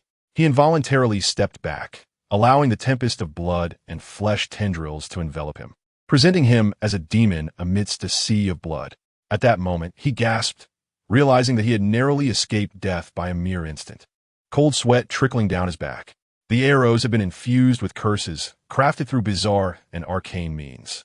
Their force upon the blood wall was terrifying, possessing the ability to dismantle evil spirits. Even with layers of blood tendrils obstructing, they nearly pierced through. This indicated that Liang Minghuan's strength exceeded Gu Feng's expectations. Simultaneously, a long-forgotten phrase echoed in Gu Feng's mind. Beneath disciples, all are but ants. It was clear that compared to these true disciples who had crossed the threshold, even those who had reached the seal level among the disciples were but feeble entities. His gaze darkened as he regarded Liang Minghuan, sincerely articulating his thoughts. Upon lifting his head, he beheld Liang Minghuan drawing back his arms, slender crimson threads igniting upon his palms. Gazing at Gu Feng with a cold smile, he remained silent, mimicking the motion of drawing a bow. On his right hand, a blood-red seal vividly materialized. This was the manifestation of the blood seal. It seemed that even among the disciples of the Blood Puppet Mountain, Liang Minghuan stood out as exceptional. To have such a powerful disciple willingly submit to the command of Overseer M. Ing indicated an extraordinary level of strength and influence. As Gu Feng recognized the blood-red ethereal longbow in Liang Minghuan's hands, a flurry of knowledge surged through his mind. This knowledge stemmed from Gu Feng's earlier observations in the library, now proving invaluable. In truth, once a disciple received the seal, they stepped onto the threshold of cultivation. However, the celestial blood seals were profoundly enigmatic for Gu Feng. The methods of utilization involved complexities that evolved with one's realm. This blood seal was the root of cultivation, embodying infinite transformations. When combined with magical blood and flesh, it could not only manifest, but also straddle the boundary between the material and the ethereal, representing an indescribable source of Tao. In the hands of the Taoist disciple Liang Minghuan, the blood seal transformed into a formidable longbow. The arrows it released bore an intense aura of curses, striking with the swiftness of lightning and possessing an extraordinary penetrating power. Even a flesh deity grown to a considerable height would find it challenging to obstruct such a force. It is no wonder that Lord Jianxia Ming commanded us to spare no effort in this endeavor. How could a mere novice like you possibly control such a powerful blood and flesh demon? To be frank, I am currently filled with an insatiable desire, practically salivating at the prospect. Although Taoist disciple Liang Minghuan was somewhat taken aback, his surprise was overshadowed by delight. His voice, now laced with tremors, revealed a glint of greed in his eyes. The more powerful you are, the better. Such a treasure is far beyond your capacity to command. Today, losing you would be a grievous mistake. Capturing you would be worth a fortune. Even if I do not hand you over to Lord Jianxia, it would still be a great fortune for me. Clearly, Taoist disciple Liang Minghuan had an epiphany, and his expression shifted to one of excitement as he spoke incessantly. If you know what is good for you, I can be gentle. Otherwise, I shall sever your limbs and turn you into a wretched creature, burying you in filth, leaving you in a state of eternal torment. His words were not mere intimidation. His frigid gaze made it evident that he was entirely serious. It seems that the authority of Lord Jianxia is sorely lacking. You, an old hound, forget your loyalties upon seeing something valuable, hoping to keep it for yourself? At your age, you have no shame left. Gu Feng mocked, yet his eyes betrayed a growing wariness. Such an old dog, with an iron will, was not easily frightened away by mere words. Rather, he posed an even greater challenge. This confrontation would undoubtedly prove to be arduous. Unlike the other novices, who instinctively diminished their resolve in the presence of a Taoist disciple, Gu Feng maintained a calm demeanor throughout. Surprisingly, the threat from Taoist disciple Liang Minghuan stirred a sense of exhilaration within him. As Taoist disciple Liang Minghuan heard Gu Feng's words, he fell silent, his countenance growing ever colder. He slowly drew the blood-red silk thread, and a blood-red arrowhead materialized atop the blood-colored bow.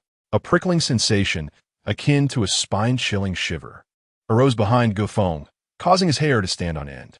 This was a potent threat. From the disciple's actions, it was clear that this impending attack would far exceed the previous ones in power. Clearly, Liang had entered a serious state of mind. As the right hand of Lord Jiansha, he was accustomed to executing the dirty work, and as discerning, I recognized the terror lurking within Gu Feng's possession. The immense power that could be wielded by a mere novice was astounding.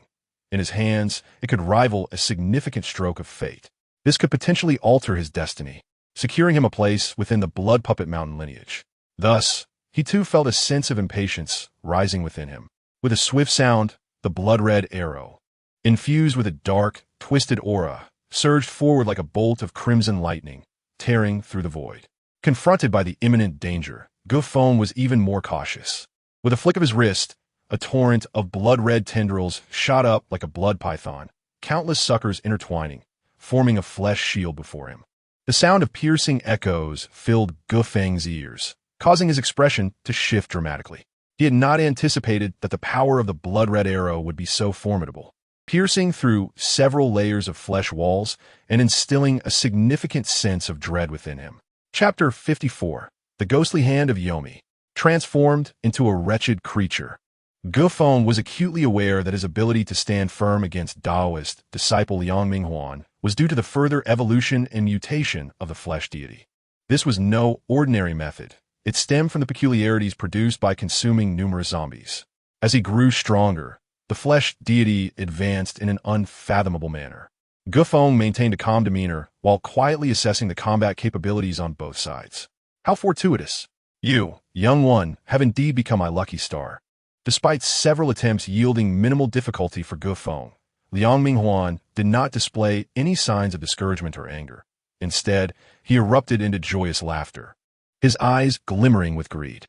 After years of cultivation, he had reached a bottleneck in his Taoist journey. However, facing a mere novice, he still wielded an undeniable advantage. This indicated that the opportunity he sought would be even greater, perhaps capable of altering his fate. It would be impolite not to reciprocate. Liang, allow me to showcase my assault. Without a hint of concern for his opponent's reaction, Gu Feng grasped with his right hand, causing the flesh deity beneath him to writhe uncontrollably.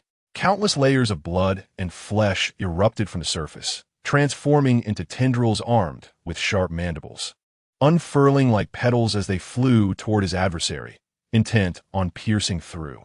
Throughout this journey, Gu Feng acted with ruthless resolve, harboring no reverence for the Taoist disciple. The path of the Tao is boundless. His opponent merely had a head start, and he too could catch up. The flying blood tendrils, though not as swift as the blood-red arrows, were numerous and possessed immense power, rivaling that of ferocious beasts. In a sweeping deluge, they appeared utterly terrifying. However, those who achieve the status of a Taoist disciple possess exceptional experience and skills, coupled with remarkable speed. These blood-red tendrils did not even graze Liang Minghuan's form. To Gu Feng, the disciple seemed to manifest countless phantoms, his movements subtle as if he were a nimble spider, effortlessly evading the assaults of the blood tendrils. For a moment, Taoist disciple Liang Minghuan appeared remarkably composed, exuding an air of nonchalance, all while seamlessly drawing and releasing arrows without delay. Young one, the games have gone on long enough. You, a mere novice, cannot comprehend the challenges of advancing to the status of a Taoist disciple. Arrogance and reliance on dark arts to contend against higher powers will lead to your downfall. Now, prepare for my ultimate technique and witness how you will thwart it. The chilling laughter of Liang Minghuan echoed, instilling an acute sense of danger in Gu Feng, causing his pupils to constrict. Under this stimulus, the blood seal on his forehead began to emerge. The ghostly hand, boom! With Liang Minghuan's cold laughter, a powerful wave of energy surged forth. As he released his grip, chanting incantations, countless streams of black energy flowed into his palms, darkening them as if they were the hands of a demon born from the depths of hell. In that instant, several beams of blood light plunged directly into his palms. Flesh deity, 3 layers of defense. Almost simultaneously, the flesh deity transformed into a liquid flow, writhing rapidly in layers. The flesh beneath Gu Feng's feet surged as if revived, swiftly extending upward to envelop his entire body. Clang! As the first arrow struck the viscous flesh armor, an ominous feeling welled within Gu Feng. Even though the first arrow merely pierced the flesh armor, the subsequent arrow followed the breach, drilling deeper and colliding within, producing a metallic resonance. Yet, Gufeng dared not exhibit a hint of carelessness. Soon, the third arrow was released, penetrating through the previously open path, breaching the inner skeletal armor, and the razor-sharp arrowhead pierced his flesh. Gufeng felt his legs weaken, collapsing to one knee as he coughed up a mouthful of blood. His gaze turned towards the disciple, Liang Minghuan, revealing a glimmer of horror in his eyes. He had not anticipated the sheer ferocity of his opponent's ultimate technique. 3 arrows, empowered by that ominous black hand, bore a terrifying malevolence, shattering the essence of his flesh deity and piercing straight through his body. Thankfully, there was no 4th arrow, otherwise, he would undoubtedly face death today. The arrows contained the strange power of the Black Hand, akin to a formidable curse, relentlessly battering his body like a tidal wave, affecting his mental state. Liang Minghuan, standing at the entrance, approached slowly. As he walked, dark energy coiled around his arms and elbows, extending ominously towards his forearms. Countless malevolent auras crawled over him, as if animated, causing his skin to darken instantaneously, and he could even faintly sense the essence of death wafting from his bones. "I will sever your limbs," he vowed coldly, his gaze fixed on Gufeng, the longbow in his hand poised to strike. However, he failed to notice the looming presence above him, a grotesque, shadowy demon, entwined in swirling flames. Just as Liang Minghuan prepared to act, the talisman on Gufeng's forehead dimmed abruptly. A piercing howl surged into his mind, like an invisible spear penetrating the defenses of his soul. Damn it! How could a mere disciple summon such a creature? Liang Minghuan realized what was transpiring in that fleeting moment. As he gritted his teeth against the pain and lifted his hand to draw the bow, the earth suddenly split beneath him. Blood-red tendrils, having lain in wait, erupted from the ground, revealing another aspect of the flesh deity's essence. Despite the life-threatening confrontation earlier, Gufeng had refrained from unleashing this power. But now, at this critical juncture, the blood-red appendages roared forth like colossal serpents, battering Liang Minghuan mercilessly. The force was immense, shattering his bones. Chapter 55, The Truth. Devouring the disciple simultaneously, countless toothy maws began to gnash at his flesh, tearing into his arms and shoulders. The gathered crimson bows shattered under the onslaught. Liang Minghuan could only cradle his head with both hands, crying out in agony. "Thank you for the lesson. Let me impart a truth to you. One cannot afford to be distracted in battle, for villains perish from excessive chatter." Unbeknownst to him, Gufeng, trembling but resolute, rose to his feet. Blood still trickled from the corner of his mouth, his face pale and ghastly. Yet, a confident smirk adorned his features as he straightened his posture. In the void behind him, the nascent form of the netherworld unfolded, a massive black banner billowing in the wind. An onslaught of malevolent spirits, accompanied by countless vengeful souls, enveloped Liang Minghuan entirely. Although Liang Minghuan had ascended to the status of a disciple, a disparity existed between their soul powers. The flesh deity's blood-soaked tendrils relentlessly assaulted Liang Minghuan's body, ensnaring him with a deadly grip. The overwhelming force fractured his bones and inflicted unimaginable torment. Even as a disciple, enduring such profound wounds to both his soul and body rendered him powerless to resist. Gufeng was ruthless, striking without mercy. Under his command, the flesh deity crushed Liang Minghuan's limbs, particularly the ominous black hands, transforming him into a mere husk. His bones shattered, leaving only a mass of flesh, collapsing lifelessly to the ground. Gufeng remained cautious, unwilling to approach, manipulating serpentine tendrils that watched over him intently. The petals of flesh unfurled, revealing sharp fangs. Gazing with an indistinct face, he murmured, "As you wish, I shall sever your limbs and transform you into a human puppet." The voice echoed like a whisper from the depths of hell, bringing Liang Minghuan boundless agony and dread. "Flesh deity, I entrust you with this, devour them." Without hesitation, Gufeng waved his hand. Before Liang Minghuan's eyes, his 3 subordinates, in the throes of despair, were gradually consumed by the writhing mass of flesh, leaving not a trace behind. The impact of this horror nearly overshadowed his own suffering, causing his pupils to constrict involuntarily. It felt as though an invisible hand gripped his heart, tightening in a manner that sent tremors through his very soul. Observing Liang Minghuan's quivering lips, Gufeng understood his internal turmoil. A cold voice whispered in his ear, Have you come to your senses? Do you have something to say to me? You insignificant, wretched disciple. Offending Master Jing M-ing means you are doomed to suffer. Upon hearing Gu Feng's voice, Liang Minghuan attempted to sound threatening, driven by the primal instinct to survive. In that case, enjoy your fate. Gu Feng relinquished control to the flesh deity's ravenous instincts. The rolling mass of flesh began to creep alongside Liang Minghuan's body, inching towards him. Soon, anguish cries erupted. It felt as though a terrifying force was methodically crushing him. Veins ruptured, bones fractured, and flesh turned to mush in vivid clarity within Liang Minghuan's mind.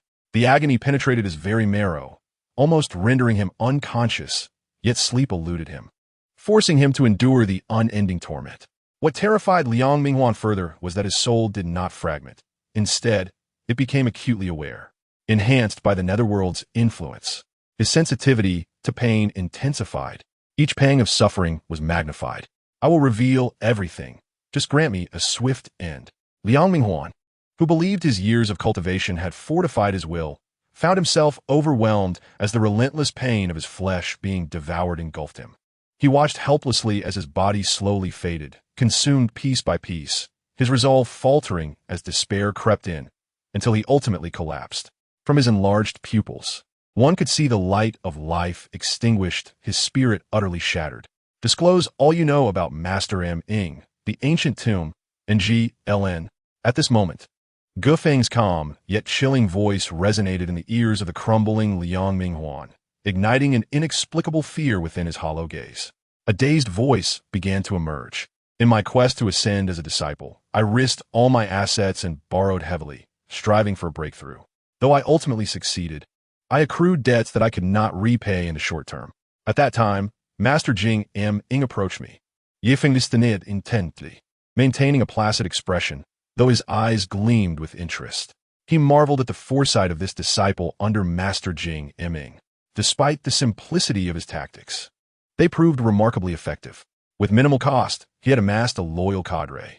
This overseer of Shuechang Mountain had utilized his authority to acquire substantial resources and recruit many followers, with Liang Minghuan among them. Yet, he was merely a pawn, tasked with handling matters too delicate for Master Jing M-ing, serving as a trusted aide. This mission to apprehend Gu Feng had been ordered by him. Liang Minghuan had presumed it would be a straightforward task, never anticipating that it would lead to his demise. The other party had reached the brink of mental collapse, speaking candidly and exhaustively, only wishing for a swift demise. After listening to the account of the disciple Liang Minghuan, Gu Feng's expression turned rather grim. This was due to Gu Lin having taken what he should not have. As for you, it was merely a consequence of your rapid ascension. Master Jiansha Ming harbored suspicions that your elder brother had entrusted the item to you. In truth, it was not just you. Others among the disciples had also dispatched personnel. The situation was not difficult to deduce. Master Jiansha Ming, based on historical records, uncovered the location of an ancient tomb. According to the accounts, this tomb housed a practitioner from a previous dynasty known for his understanding of fate. He possessed a remarkable technique, a method for cultivating one's life essence. To acquire this technique, Master Jiansha Ming arranged for his subordinates to issue a task, gathering dozens of young disciples and several seasoned practitioners to seek out the tomb. Ostensibly a quest to explore the ancient site, it was, in fact, a ploy to use them as mere pawns. The intent being to secure a safe passage for his subsequent exploration of the tomb. Master Jiansha Ming had prepared extensively, devising multiple plans, ensuring that no error should occur. Alas, human foresight faltered against fate's designs. The exploration team encountered an assault from the tomb guardian beasts, causing panic and scattering the members in a frantic bid for survival. Chapter 56. Hatching and Nurturing. The evil essence many unexpectedly breached the core of the ancient tomb. The disciples of the Jinsha sect, due to their overwhelming strength, became targets of the tomb guardian's relentless attacks, making it impossible for them to achieve their objective. This unforeseen incident resulted in chaos, with most of the young disciples becoming mere fodder. The noxious miasma within the tomb and the onslaught of the guardian beasts claimed the lives of numerous practitioners, with many more reported missing. This incident drew the attention of the branch's leaders. The four major overseers had always been at odds, Thus, Master Jianxia Ming had to retract his minions for fear of retribution in the aftermath. Yet, having paid such a hefty price without obtaining the core item, Master Jianxia Ming was understandably unwilling to accept defeat. It was said that this technique was of utmost importance to him, a necessity to be secured. Consequently, the Jianxia sect directly dispatched personnel to investigate, leading to the ensuing disputes. Ultimately, Feng was merely one of the suspects. With that, you may now perish. After obtaining the desired information, Feng waved his hand dismissively. Liang, the disciple, let out a final, anguished wail, his remaining head swiftly merging into the surrounding flesh. His visage was engulfed by the endless blood and sinew, becoming a part of the flesh deity. However, the soon-to-be deceased disciple Liang Minghuan bore an expression of relief, even gratitude, upon his pale face. Within the dilapidated temple, Feng stealthily arranged matters, decisively eliminating the enemy, which included one disciple and 3 young practitioners. If word of this were spread, it could potentially shake the very foundations of the Blood Puppet Mountains branch. Yet in this moment, rather than feeling a sense of relief, Feng's countenance darkened further. Initially believing he had attracted attention simply due to his rapid advancement, he had not anticipated the deeper, sinister implications lurking beneath. The cause of Gulin's demise concealed a ravenous predator. The 4 major overseers were not only powerful, but also commanded a multitude of subordinates. This hurdle indeed posed a significant challenge. Feng's grave voice resonated within the crumbling temple, tinged with barely concealed fury. Yet, even a clay figurine can harbor some ire. Do they truly believe me to be so easily manipulated? Feng's heart brimmed with unresolved frustration and unquenchable rage. Since his reincarnation, he had not experienced a single day of peace. Ahead lay the treachery of Li Jian and Huang Lian, who sought his demise to usurp his residence. Just when he thought he had dealt with them, another wave of calamity arose, unveiling a far more fearsome mastermind behind it all. The 4 major overseers held a unique status. Master Jianxia Ming, as a high-ranking member of the branch, commanded immense power, enabling him to summon numerous young disciples and practitioners to serve him. Should he choose to leverage his influence, it would undoubtedly pose significant difficulties for Feng. Indeed, whether he could continue to reside within Blood Puppet Mountain was now in question. Nevertheless, vengeance could not be forsaken, not solely for himself, but for his elder brother Gulin. Feng had always benefited from Gulin's kindness. Were it not for the blood garment corpse transformation technique and the transformation of his body into the flesh deity, he would not have achieved his current standing. Since this master Jianxia Ming was the one responsible for Gulin's demise, as the heir, Feng would assuredly seek retribution. After a lengthy pause, Feng exhaled a long breath, releasing the pent-up gloom within him, feeling considerably lighter. Let us set aside such thoughts for now. What are the rewards from this endeavor? Feng felt assured that, in the short term, Master Jianxia Ming would not place his sights upon him, though he had made notable progress. Facing off against 3 seasoned practitioners, alongside an even more formidable disciple, was a claim that would surely invite disbelief. Thus, the disappearances of these individuals bore little direct relation to Feng. Even if suspicions arose, they would likely consider it a matter of entrapment in some task, unable to extricate themselves. However, this window of time would not be protracted. Given Master Jianxia Ming's capabilities, it would not be long before he uncovered Feng's involvement. Even if the skeletal remains of those in this dilapidated temple had been consumed and their lingering souls captured within a soul-collecting banner, thereby erasing all traces, it was uncertain whether he could entirely evade suspicion. After all, this Master Jianxia Ming was a terrifying figure, one who would rather wrongfully execute 100 than let a single guilty party escape. Any hint of suspicion would render the accused unable to survive. All in all, Feng still had a measure of time. Just then, as Feng's expression grew solemn and his heart weighed heavy, a sudden cacophony of bones colliding pierced the air. Looking up, he beheld the 2 blood cocoons materializing from the flesh deity, having detached from the main body. The sound emanated from the outer membranes shedding entirely. The surface flesh swept away, revealing 2 entwined and distorted corpses. The cocoons of the yin-yang ghostly corpse had emerged from the maternal flesh deity, signifying that after devouring several young disciples and Liang the practitioner, they had significantly benefited, replenishing the final resources and had matured. The cocoons resembled two semicircular forms conjoined at the center, creating a unique pattern that, at first glance, appeared cyclical. At this moment, the two cocoons had detached from the flesh deity, with tendrils of blood and flesh extending from the deity, continuously nourishing them until they reached full maturity, facilitating the successful emergence of the yin-yang ghostly corpse. Now, the key to breaking through lay in hastening his own strength. Should the yin-yang ghostly corpse swiftly hatch, it might just provide a solution to his current peril. Feng's expression subtly shifted as he pondered. He had perused notes on corpse refinement in recent days, which contained snippets detailing the terrifying aspects of the yin-yang ghostly corpse. If it could mature quickly, its formidable combat prowess would be immediately unleashed. Indeed, the matured yin-yang ghostly corpse would be a match for the disciples. Furthermore, its connection to the flesh deity was inextricable, endowed with sustainable cultivation potential. As the flesh deity consumed more and supplied even more potent skeletal remains and flesh, the yin-yang ghostly corpse would possess immense potential for enhancement. So mature swiftly, Feng softly urged the gradually maturing cocoons. The surface, calm yet vibrant, shimmered with blue and red hues, reflecting one another beautifully. Feng attuned his senses, perceiving within the cocoons two colossal, twisted hearts pulsating with an exceedingly malevolent aura, resonating in a peculiar harmony, thumping incessantly, even causing him a twinge of trepidation. The first time he had eliminated a disciple. Back then, he had found nothing of value on Li Jian. Perhaps this time would reveal the true essence of cultivation? Feng's heart brimmed with anticipation. Chapter 57. The Art of Nurturing Ghosts.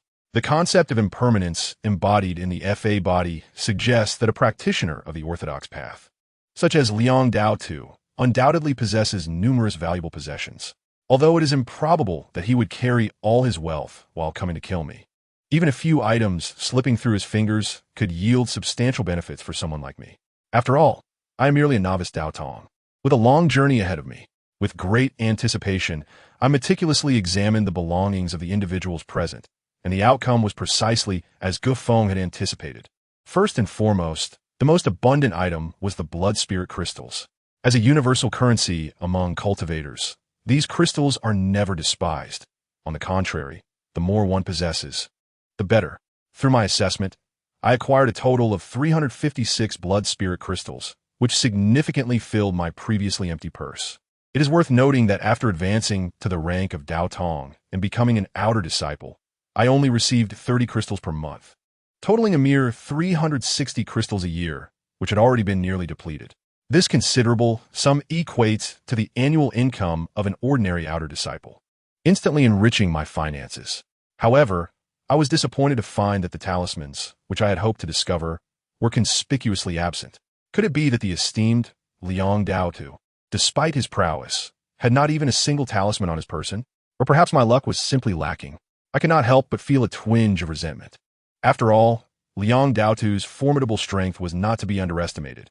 He could even be described as seasoned and sharp. It seemed unlikely that he would neglect to carry essential items, yet he possessed not even a basic talisman. Before I could further lament, the flesh god unexpectedly expelled a black hand. Was this the infamous pair of ghostly hands belonging to Liang Dao Tu? The entity that had already been consumed by the flesh god could still be regurgitated? Was it due to an inability to refine it? Or was there some other peculiar reason? My expression shifted slightly, and I dared not make direct contact. Instead, I retrieved a piece of clothing and encased my hand in spiritual energy before cautiously attempting to lift the black hand. Although it appeared small, it was surprisingly heavy, akin to being forged from a dense metal. Upon closer inspection, the surface of this ghostly hand was riddled with pits, resembling the decayed arm of a long-dead corpse. Desiccated in the desert for over a decade, the ebony skin clung tightly to the bones, appearing grotesquely emaciated, and a faint odor of decay lingered, accompanied by an overwhelming aura of malevolence. During our previous confrontation, the arrows shot from these ghostly hands had exuded a potent curse, causing me considerable distress. I attempted to infuse the hand with spiritual energy, but it remained inert, as if it were a lifeless artifact devoid of any response. Yet, the dark aura enveloping it seemed to pulsate with vitality, like serpents of wickedness. What on earth is this abominable thing? I shall conduct a thorough investigation in due time. Although perplexed, I understood that this was not the appropriate setting for such an inquiry. I stowed the ghostly hand away and picked up a few scattered items nearby. Remnants left by one of the Tao disciples who had been consumed, which the flesh god had similarly rejected. Was this bone powder? A sediment resulting from a century-old corpse, perfect for refining a soul-absorbing banner. This bone powder was not a natural occurrence, but rather a residual substance purified from a century-old corpse, possessing formidable corrosive properties and a wide range of applications in artifact crafting. I had encountered bounties regarding bone powder during my missions, which required substantial quantities and remained effective over extended periods. As for the remaining items, they held little appeal for me. However, one thing did catch my eye: the inner lining worn by Liang Dao bore inscriptions. Upon closer inspection, I discovered it was a volume of the Ying Gu Jing, cultivating ghost scripture. This technique likely did not belong to Liang Minghuan, but was seized from another. A meticulous study revealed that it was intrinsically linked to the ghostly hands, indicating a lineage of transmission. It appeared that Liang Dao's impoverishment was not without reason. The Ying Gu Jing seemed to correspond to a method of ritualistic cultivation of a particular Fa body, akin to a bottomless pit requiring substantial resources. Liang Dao had evidently acquired it not long before his demise in my hands, leaving it untouched and unrefined. This scripture was not documented in the Branch S library, suggesting it was an external text, likely incomplete. After perusing several passages, I was struck with astonishment. The text detailed various methods for nurturing powerful, ghostly entities. Yet all paths ultimately pointed towards a spell known as the WCH-FSHN, impermanent Fa body, of which the ghostly hands were merely a fragment, constituting a mere fraction of its entirety. Moreover, it is no exaggeration to assert that if one were to truly master the Ying Gu Jing, the power of the WCH-FSHN would be extraordinarily formidable, bordering on the unfathomable. These techniques held immense potential for me, prompting an immediate and earnest study. Although the methods within the Ying Gu Jing had not been validated, Liang Dao's evident reverence for it, as demonstrated by his decision to inscribe it within his lining for continual reference, attested to its significance, indicating it could greatly enhance my foundational capabilities. Clearly, if an opportunity arose, I must cautiously investigate the origins of the WCH-FSHN. I pondered this with a sense of vigilance. It is important to note that even among Tao disciples, items such as the ghostly hands, which demand substantial resources, are rare and not typically within the means of ordinary practitioners. With Liang Dao's example before me, coupled with the comprehensive elucidation of the Ying Gu Jing detailing refinement and cultivation, I could not afford to overlook this prospect. Moreover, I currently found myself in a transitional phase, having yet to fully consolidate my rapid advancements, and I had not yet grasped the threshold for further ascension within the Tao disciple realm. Therefore, to enhance my strength, I must seek alternative avenues. After all, the looming presence of the inspecting might lord hung over me like a guillotine, poised to descend at any moment. It would be wise to lay low for a few days, avoiding the attention of the inspecting faction's disciples. Having just eliminated the subordinates of the inspecting might lord, I had inadvertently exposed certain traces of my actions. Fortunately, the air here was free and unencumbered.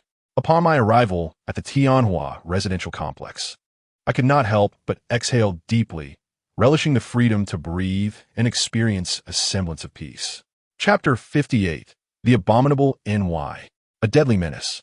Compared to the myriad pressures and adversaries present in the Zhao kingdom, which left me in despair and profound oppression, I could only find solace in a breath of fresh air in this place. Yet, I was about to confront not just a solitary opponent, but a formidable force. To safeguard my existence, I would need to exert even greater effort, facing dangers that would multiply exponentially. The challenges ahead would be even more daunting. Summoning Zhou Peng and others, I relocated the flesh god to rooms 204, 205, and 206 of Building 12. The flesh god's blood and flesh writhed.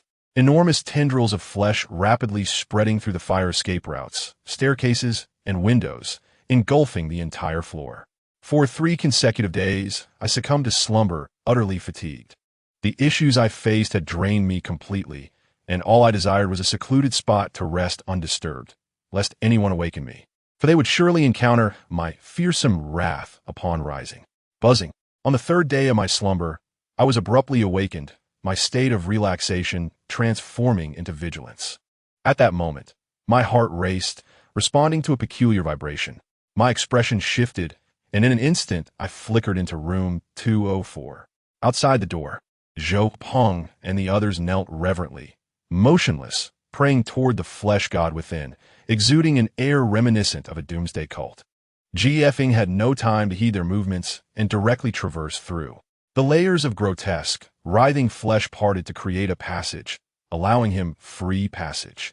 Feng reached the deepest point, his objective being the corpse cocoons below. At this moment, he witnessed torrents of blood converging from above, flowing like a river, rapidly integrating into the two intertwined and twisted corpse cocoons. It was astonishing to realize that the hatching of the Y New York Ing Gu MSH was progressing at such a swift pace. Even the very essence of the flesh deity was thoroughly mobilized. He observed the series of movements and transformations of the flesh deity, acutely aware that these changes were rendering the Y New York Ing Gu MSH increasingly mature. The unique circular structure presented by the cocoons exhibited alternating red and blue glows, the two energies flowing and merging, yet distinctly discernible from one another. An exceedingly malevolent resentment surged forth, an invisible aura of hatred towards heaven and earth, enveloping the entire Y New York Ing Gu MSH. This dreadful malice coalesced, reminiscent of the emergence of ghastly beings from the underworld. As the flesh deity continuously exuded power, its influence gradually expanded, encompassing the entirety within its reach. Under Feng's gaze, the massive flesh deity began to contract, consolidating within room 204. It should be noted that after devouring a plethora of zombies, the domain occupied by the flesh deity had expanded exponentially. Yet now, as it started to shrink, its once bloated form was significantly reduced, appearing smaller, yet fundamentally experiencing an explosive enhancement. The pulsating energies within the flesh deity's core cocoons grew ever more vibrant. However, the miasma of death and overwhelming resentment pervaded the air, leaving Feng profoundly shaken. Both entities appeared to have reached a critical juncture. The next few days would likely witness the hatching of the Y New York Ing Gu MSH. After such a prolonged preparation, Feng was finally on the precipice of witnessing the maturation of the Y New York Ing Gu MSH. He sensed that the flesh deity might leverage the successful hatching of the Y New York Ing Gu MSH to further advance itself.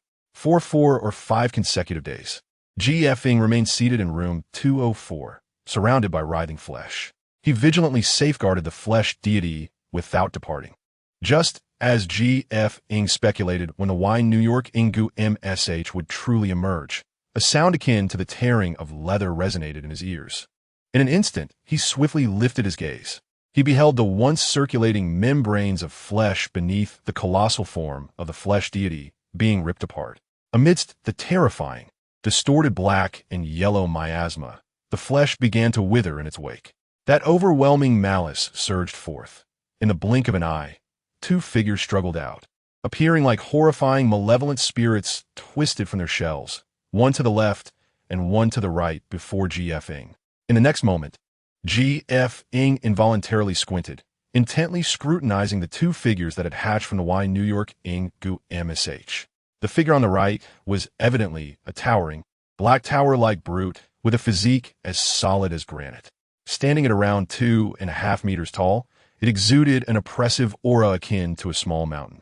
Moreover, the visage of this hulking figure was a grotesquely contorted face with its features jumbled. From the center of its forehead down to its chin, it appeared sewn together with thread, resembling a clay figurine pieced together with glue. However, Feng noted with keen observation that this ghastly being bore a resemblance to LGN, albeit its horrific appearance obscured its humanity. This tank-like physique might indeed warrant the name Ziying. To the left stood a woman, her skin charred black, resembling someone freshly extracted from an incinerator. Her body was emaciated, as if all moisture had been scorched from her form, her skin resembling charred wood, cracked and peeling, with patches revealing fresh, bloody flesh beneath, a truly shocking sight. Even more exaggerated, her hair, dry as straw, and the gaping mouth and nostrils occasionally emitted sparks, akin to the legendary drought demon. The ground beneath her bare feet blackened and dried, as if subjected to invisible flames, cracking as though it had been scorched. Feng stood close enough to perceive the air around her warping, imbued with an intense heat, a fusion of elemental fire and the scorching forces of nature. The surrounding air, in tandem with her exhalations, became increasingly sweltering, akin to igniting a furnace. These were the Y New York in Gu MSH, one male and one female, embodying both yin and yang. Yet, due to the consumption of the fire demon zombies and the elemental forces of ice evolvers, the hatching of these two distinct zombies bore unique characteristics, starkly diverging from the traditional Y New York ing MSH chronicled in the NSHBL. However, their ferocity was palpable, with Ing sensing an overwhelming aura of malevolence emanating from them. They transcended the three realms, existing beyond the five elements. Devoid of soul or spirit, birthed from a foundation of malice, nurtured by resentment. The isolation of yin and yang is such that one cannot thrive alone. If they are reminiscent of the drought demon in myths, wielding the powers of fire, then he deemed her NB. Ing effortlessly assigned the names NB and Ing to these Y New York in Gu MSH. Having expended such vast resources, the majority of the flesh consumed by the flesh deity had been devoted to nurturing the Y New York in Gu MSH, integrating the elemental evolutionary pathways of the zombie world. He was eager to witness the extent of their powers. Ing had dedicated himself to cultivating these Y New York in Gu MSH, pouring in time and resources, facing numerous perils without hesitation. The records in the Lee NSHBL describe the Y New York in Gu MSH as ethereal entities, fierce and domineering, capable of directly confronting Taoist-level practitioners. Now, he had invested both resources and time in them, and it was time for validation. Ing, it begins with you. As the master of the flesh deity, Ing was intrinsically connected to the Y New York in Gu MSH, birthed from the flesh deity, with absolute control in the evolutionary sequence. Both shared a mutual understanding. As he uttered commands, the previously stiff Ing suddenly roared, akin to a massive black bear entering a frenzied state. An overwhelming black aura surged forth from its head, sinister and imbued with an unimaginable ferocity. The stitched visage on its face contorted, its skin appearing as though patched together. Every seam akin to black centipedes crawling across its body, a metallic scent of blood wafting through the air. With a thunderous sound, Ing's sinewy legs bulged, as if serpentine muscles coiled beneath its skin, sinking into the ground. The earth trembled under the weight, collapsing as if a heavy drum reverberated through the atmosphere. To Ing's astonishment, Ing charged directly at the thick walls of the eastern activity area of Tinu community, akin to a battering ram. This upscale villa community boasted solid construction, with walls of reinforced concrete. Even a speeding truck might struggle to breach such fortifications. However, Ing displayed its immense, dominating power. In that moment, its already formidable mass reached its zenith, crashing through the wall and leaving behind a perfectly formed hole. Before him, the abhorrence trembled, emitting a fierce roar that revealed its blood-streaked fangs, while fragments of brick and dust cascaded to the ground, leaving no trace behind. With a thunderous crash against the wall, the abhorrence stood rigidly in place, devoid of further commands from Feng, resembling a lifeless machine. The resounding noise attracted several wandering zombies from afar. Within mere minutes, these creatures approached the abhorrence, yet their innate fear of its massive form caused them to scatter at a distance, hesitant to draw closer. Legends speak of zombies as manifestations of earthly resentment, devoid of souls, existing beyond the realms of the living and the elements. They thrive on blood and feed on malevolence. When this malevolent aura reaches its zenith, even the instincts of the zombies begin to quail in fear. Witnessing this, Feng felt reassured. Destroy them, he bellowed, and the abhorrence sprang into action, unleashing a torrent of ominous energy and dark mist that surged upwards as it charged towards the zombies. In an instant, one unfortunate zombie met its end, as if struck by a speeding truck, its body exploding into a shower of gore that splattered across the ground. Almost immediately, the abhorrence's colossal, Dark green fists descended, fingers as thick as radishes, their tips glinting with bloodlust. With a single punch, it crushed the zombie's head into its chest cavity, reducing its height by a third.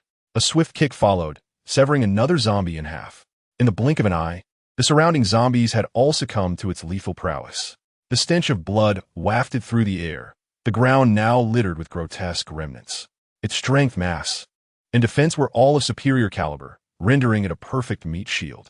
Due to the improper timing and location, Feng was unable to conduct a thorough assessment of the abhorrence.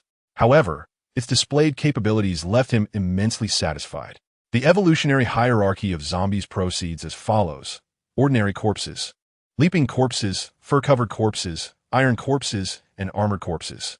The iron corpses, imbued with sinister energy, render their flesh akin to iron, impervious to blades. This equates to the physical prowess of a martial arts practitioner. Simply put, the abhorrence zombie possesses an intensely malevolent energy capable of counteracting the spells of practitioners, while also serving as a formidable shield with a fierce frontal assault. "Now it's your turn," Feng remarked, his anticipation for the female, ghostly figure heightened. It was evident that the evolutionary paths of these two spectral entities diverged significantly. The abhorrence zombie underwent pure physical evolution, its flesh fortified like iron, while its chilling traits amalgamated with its malevolent essence, manifesting as a billowing smoke. Conversely, the visibly mutated female figure did not follow a physical evolution path, but rather the manipulation of elemental forces. She began to exhibit the ability to control the flames within the air. With a flash, before Feng could finish his thought, the female figure darted past him like lightning, her speed astonishing. In that fleeting moment, Feng could scarcely discern her form, only perceiving a shadow flitting by, reminiscent of a specter, before she vanished from sight. When he next glanced up, she had already leapt atop the abhorrence's head, standing regally. Elemental isolation? A glimmer of insight shone in Feng's eyes. In the preceding moments, he had witnessed her presence on the ground, the flame she commanded scorching the earth around her into charred fissures. The blazing trails left in her wake bore testament to her power. Yet her flames seemed to have no adverse effect on the abhorrence. Instead, the two entities appeared to coexist in harmony, as the abhorrence remained unfazed by the weight upon its shoulders.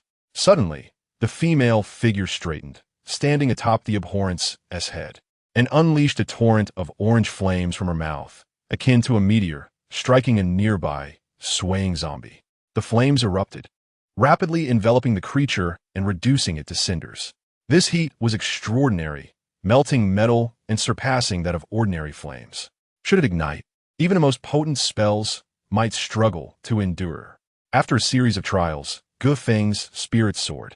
Whether the abhorrence zombie or the female ghostly figure, if separated, each would be somewhat specialized, their individual evolutionary paths unable to directly counter the abilities of practitioners. However, together, they complemented each other, the shield paired with elemental assault, exponentially amplifying their destructive potential. Merely imagining this prospect invigorated Feng, as he envisioned a significant enhancement in combat prowess. No wonder it is said that the yin-yang specters cannot thrive in isolation. They're a variant of zombies, each indispensable to the other.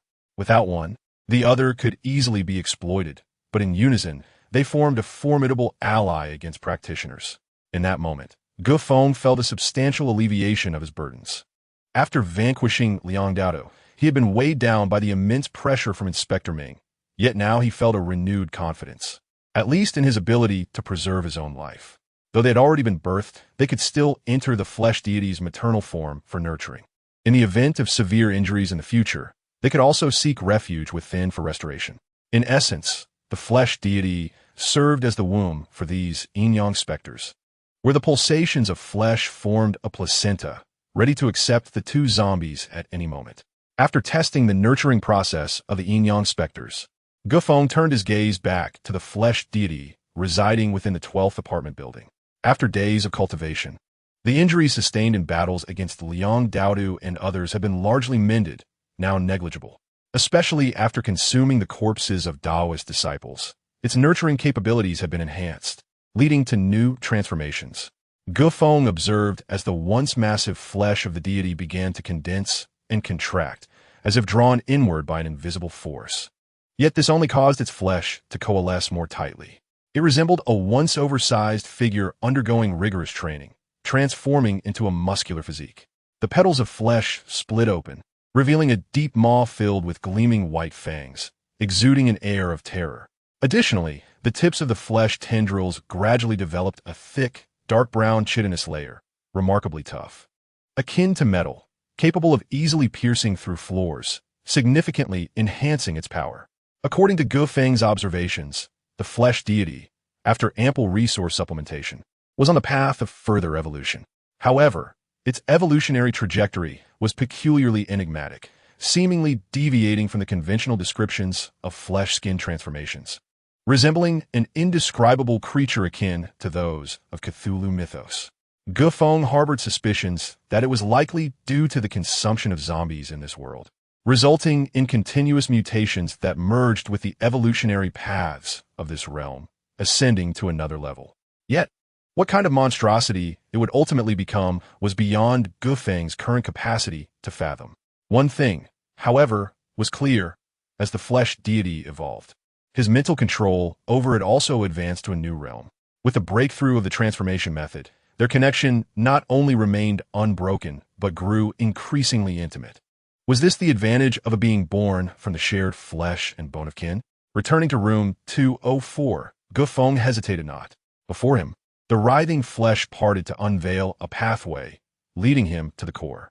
Slowly, he extended his right hand, placing it upon the trembling, massive form of the flesh deity, gently closing his eyes and allowing his spirit to attune to the profound changes unfolding within.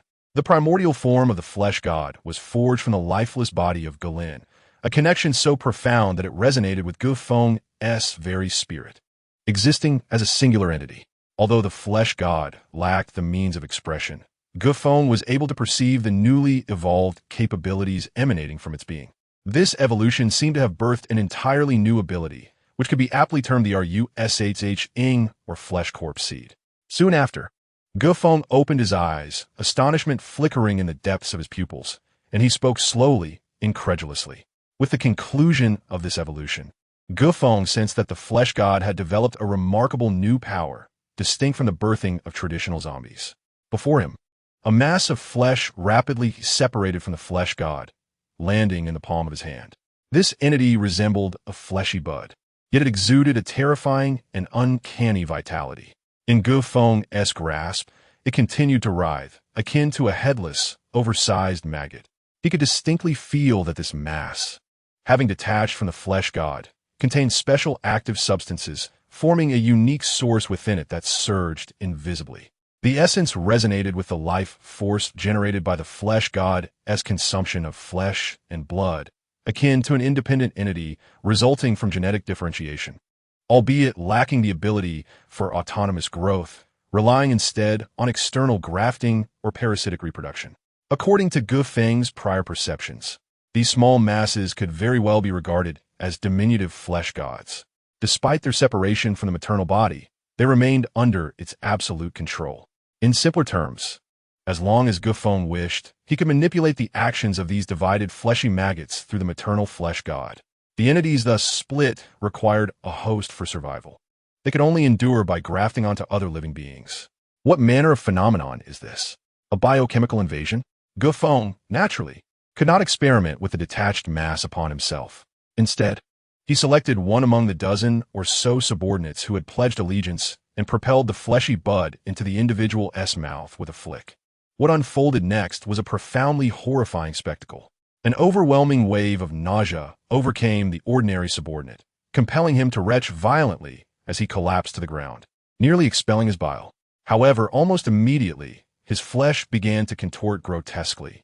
He howled in agony, his entire being seemingly undergoing a biochemical transformation. Countless tiny buds, reminiscent of rice grains, began to writhe upon his skin, evoking a sense of dread and horror.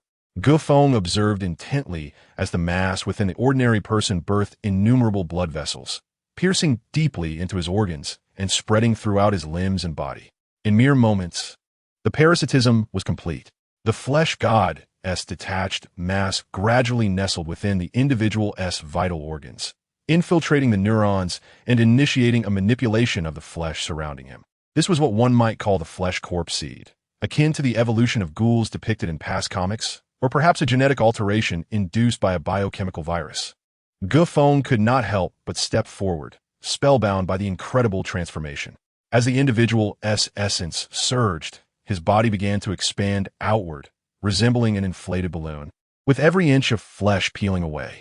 In this moment, even those subordinates, influenced by the demonic entities, recoiled in terror at the horrific scene unfolding before them, bewildered by the dreadful fate befalling their companion. Soon, the individual groaned, dropping to his knees, collapsing upon the ground. A steady stream of substances resembling flesh erupted from his eyes, ears, mouth, and every orifice, enveloping him entirely. His body underwent a startling transformation in a brief span of time. His physique, once slight and frail, burgeoned to an impressive height of 2.5 meters. Muscles rippling beneath a layer of blackened carapace, rendering him grotesque yet formidable. The stark contrast to his former self was undeniable. He appeared to be an entirely different species. The only constant was the fervent madness gleaming in his eyes, an almost frenzied adoration. It was as if he had morphed into a tyrant among the undead. Feng recalled a film from his past life featuring a powerful genetic weapon created by the Umbrella Corporation, known as the Tyrant. The transformed subordinate bore an uncanny resemblance to this tyrant, embodying the pinnacle of physical prowess. Thus, Feng deliberately chose to name this new form the Tyrant Body. The current flesh god resembled a colossal meat processor, or perhaps the maternal nest of a swarm. Its reproductive capabilities extended far beyond mere metamorphosis, intertwining with the unique evolutionary pathways of this zombie world, resulting in an eerie transformation. Yet, the efficacy of the flesh corpse seed remained to be seen. While the modifications brought forth by the flesh corpse seed appeared astonishing, it was merely one experiment, and Feng felt uncertain. He needed more subjects and results to validate the effectiveness of the flesh corpse seed's transformations. Feng could only assert that knowledge is acquired through practice, with experience serving as the ultimate criterion for truth. Gather, my subordinates. Praise the great flesh god. Those who believe in me shall attain eternal life and immense power. The flesh god shall bestow upon you a corporeal form, impervious to blades and near perfect in its metamorphosis. Let me witness the results of your transformation. This time, not only was Feng exhilarated, but the onlooking Zhou Peng and the other subordinates were initially struck with shock and disbelief. Soon after, as if struck by a revelation, they began to exhibit a fervor of excitement. Their minds, already intertwined with the demonic entities, were merely a fraction of Feng's mental influence. Yet their individual cognitions remained intact, albeit indoctrinated. After prolonged conditioning, their loyalty to Feng was akin to that of fervent cultists willing to brave any peril for him. Though they retained their sentiments, their pessimism about the harsh competition in the world of the undead persisted. However, witnessing the astonishing transformation of their comrade, they could no longer contain their excitement. Had Feng not remained silent, they might have already prostrated themselves in fervent prayer for the flesh god's blessings. Thus, upon receiving Feng's command, the remaining subordinates congregated eagerly before the undulating mass of the great flesh god. They dared not step into room 204. Instead, kneeling in the corridor, bowing continuously, akin to devoted acolytes. Chapter 62. The tyrant. These subjugated individuals maintained an unwavering loyalty to Feng, simultaneously harboring a fervent devotion to the flesh god. They had endured countless trials of life and death, understanding that in this apocalyptic world, weakness was the original sin that led to victimization and the inability to survive. Consequently, they possessed an almost perverse yearning for strength. With a swift sound, the air was sliced. Under Feng's covert manipulation, the massive flesh of the flesh god began to peel away. From within, clusters of flesh corpses gradually detached, transforming into repulsive, writhing giant maggots. These grotesque creatures were flung into the air, tracing arcs before accurately landing in the mouths of the subjugated. As expected, the moment the flesh corpses entered their bodies, they were met with anguished cries and wails of despair, turning the 12-story apartment building into a veritable hell on Earth.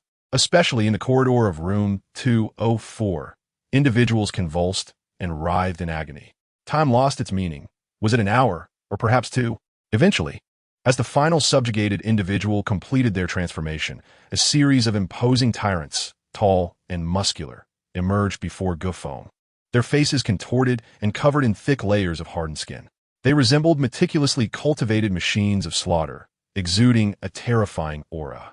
A faint black mist coiled around their bodies, coalescing into grotesque faces behind them, periodically emitting suffocating roars. The intensity of the transformation through the flesh corpses was closely linked to the individual's innate qualities and mental fortitude. The stronger the individual's essence, the more formidable their post-transformation prowess. This strength was directly measurable by their height. Feng noted that the enhancements among the transformed subjugates varied. For instance, Peng, appointed as the leader by Feng, had experienced prior alterations, thus showcasing the most significant improvements, standing nearly a head taller than the others. The others followed suit in a similar pattern. "Show me your newfound strength," Feng commanded. After adjusting to their surging power and speed, the transformed tyrants grasped their cold weaponry and charged outward. They surged from Tianhua residence, forming a group as they ventured deeper into the nearby streets.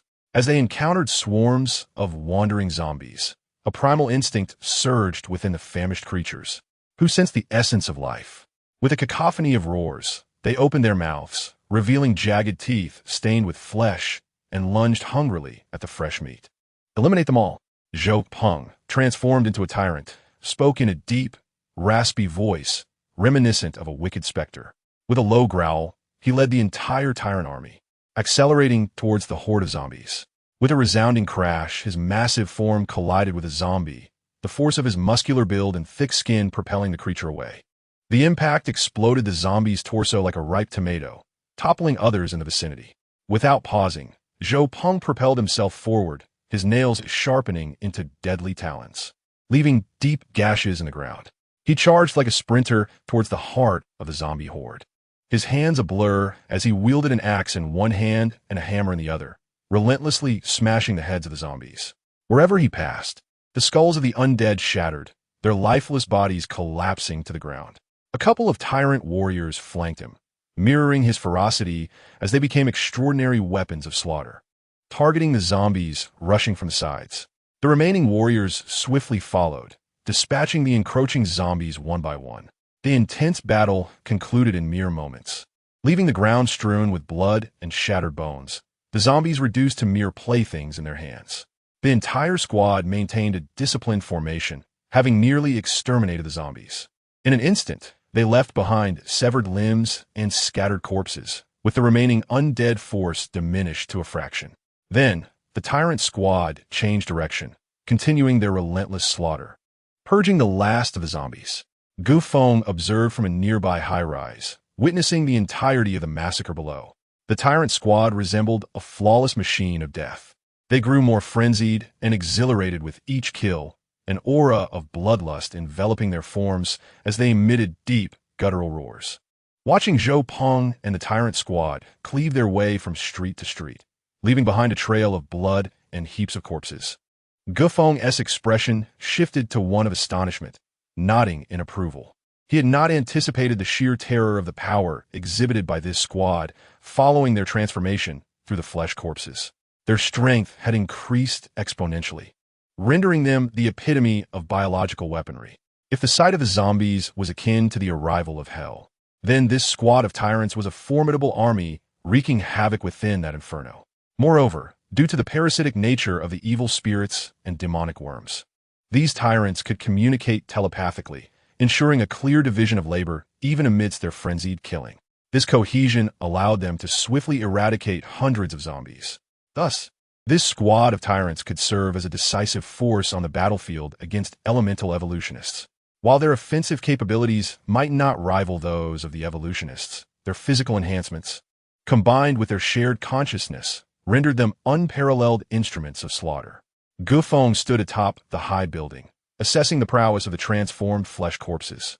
The parasitic evil spirits within them provided a degree of resistance against soul energy, enabling them to band together even when confronting formidable mental evolutionists, thus maintaining the stability of their ranks.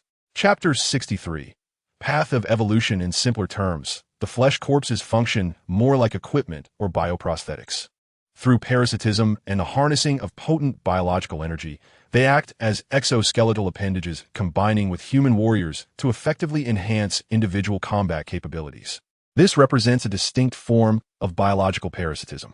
Subsequently, under Feng's command, the state of these tyrants could be directly dismantled, allowing the flesh corpses to coalesce back into their beings. The subjugated individuals returned to their original forms, albeit with their clothing tattered, their appearances largely unchanged. The sole difference was a notable thinning of their life essence, bringing them closer to death, since the flesh corpses had already been implanted within their bodies. Future transformations would not require them to endure the initial agony. The transition could occur with mere ease. As for the energy consumed during each transformation, Feng discovered that the flesh corpses could extend tendrils from within the hosts, absorbing the blood and flesh of zombies to replenish their energy directly. The true power lies not in the fleshly corpses, but in the human hosts that bear them. These fleshly corpses are merely offshoots of the flesh god. However, it appears that the evolution of these fleshly corpses is still in its most rudimentary form, suitable solely for the zombie world. As they undergo frantic evolution within this realm, it is conceivable that, by adhering to the chaotic pathways of evolution, they might stand against even more terrifying beings, such as Taoists and practitioners. At a certain juncture, mere numbers will not suffice to secure an advantage. Buzz, with tendrils of dark energy swirling around, the eerie realm of Ing opened behind Feng. Darkness radiated across an area of several dozen square meters as Feng reached out to grasp the shadows, seizing a massive, soul-collecting banner into his hands. He forcefully captured the lingering souls left behind by the fallen zombies, continuously replenishing his prior losses. At that moment, Feng leaped down onto the blood-soaked streets below. Upon seeing him, the tyrant body squad, led by Zhou Peng, knelt before Feng, their eyes ablaze with fervent admiration akin to that of cold-blooded creatures. Feng spoke. "The blessings of the flesh god are exceedingly rare. You are the first tyrant body squad. You may continue with your recruitment plans, but prioritize quality over quantity. Increase the number of subservients appropriately, with the specifics determined by you. Devotion to the flesh god is the only means of survival in this apocalypse.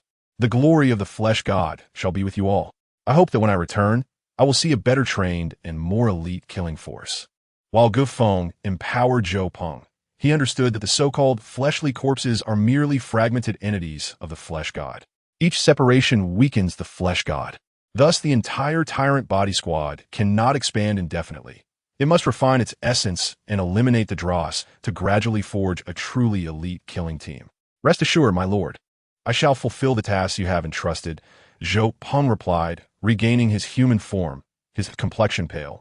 Kneeling in the muddy streets of flesh and blood without a hint of disgust, he knelt on one knee to accept the mission, and Feng waved him off, allowing him to lead his subordinates away. As he watched the tyrant body squad depart, a glimmer of brilliance sparkled in Feng's eyes. Soon, he would possess a formidable killing machine in substantial numbers.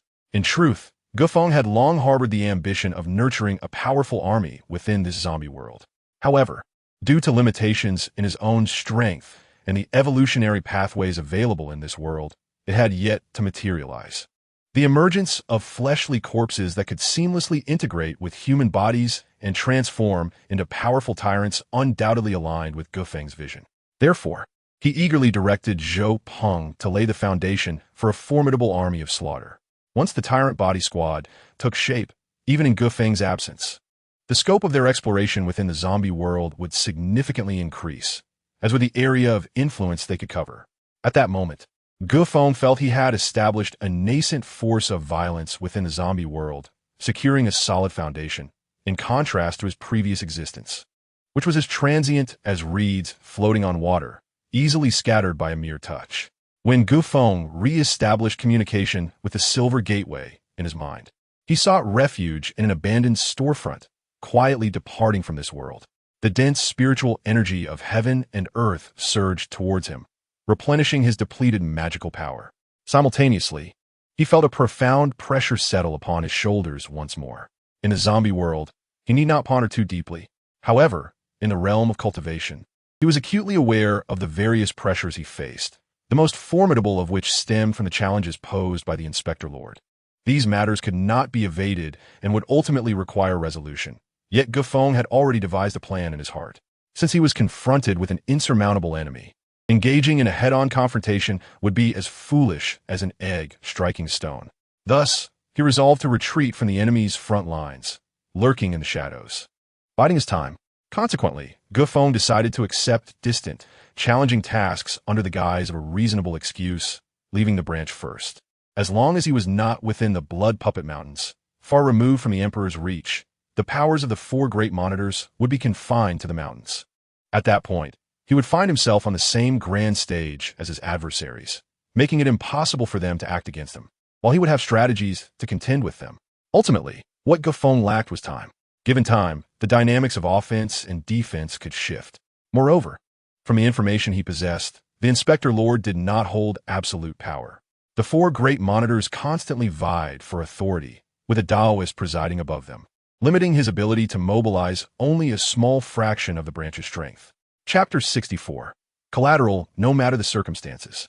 Departing from the Blood Puppet Mountains was undoubtedly a prudent decision. Feng was acutely aware that whether it pertained to the power struggles among the upper echelons or the Blood Garment Corps' sack transformation technique in his possession, an invisible storm was brewing. He had no certainty as to when it would erupt. After all, he was merely a Tao disciple, with far more formidable practitioners above him. Once the storm arose, his fragile form would be unable to withstand it. It was best to leave this place of strife at the earliest opportunity. To this end, Feng resolved to mortgage the small courtyard purchased by his elder brother in exchange for resources, making his final enhancements. Blood Spirit Stones were an upgraded version of Blood Spirit Crystals, with the latter merely being fragments produced during the extraction of Blood Spirit Stones. The exchange rate for Blood Spirit Crystals to low-grade Blood Spirit Stones was 100, while the rate for medium-grade Blood Spirit Stones was 11,000. Having made his decision, Feng hesitated not. He hurriedly gathered his belongings and departed the small courtyard. His thoughts were profound, his demeanor inscrutable, and his heart ruthless. In this world, he was faring far better than he ever had before. With a final turn, he strode resolutely into the distance. After leaving the Blood Puppet Town, Feng did not rush to depart, but instead turned towards the branch of the Blood Puppet Mountains, preparing to adequately replenish his resources. Previously, Feng had been financially constrained and had not procured resources. Now, as he was about to leave the branch, the external world loomed as an entirely unpredictable and unfamiliar territory. Therefore, Feng deemed it essential to stock up on the necessary resources before venturing forth. Feng explored all the significant areas within the branch. His destination this time was known as the Ghost Market, a place for handling various hard-to-sell talismans, resources, and other items. Technically, the Ghost Market was not part of the branch, but rather situated in a dilapidated area on the periphery. Although it appeared to be on the fringe, it was still under the control of the upper echelons of the branch. The four great monitors lacked the qualifications to interfere. Without their support, the Ghost Market could not have been allowed to exist here. Despite its ominous name, the Ghost Market was a bustling trading hub. The entrance was tucked away in a secluded corner. At the doorway, several stout figures, radiating an intimidating aura, stood guard, with the leader being a particularly powerful practitioner. Compared to the Taoist he had previously slain, the malevolent energy emitted by this one was unfathomable, leading Feng to conclude that he was no match for him. These individuals were likely members of the Blood Puppet Mountains enforcement team, the elite among elites, explaining their formidable presence. 10 Blood Spirit Crystals, without any inspection measures in place. All were permitted entry into the Ghost Market, which operated on the principle of money over identity, akin to a black market. Thus, Feng merely exchanged 10 Blood Spirit Crystals to gain entry. Indeed, it was a lucrative business. Not only were the trading profits substantial, but even the admission fees constituted a significant source of income. Even for a Taoist, this is an invaluable treasure that cannot be relinquished.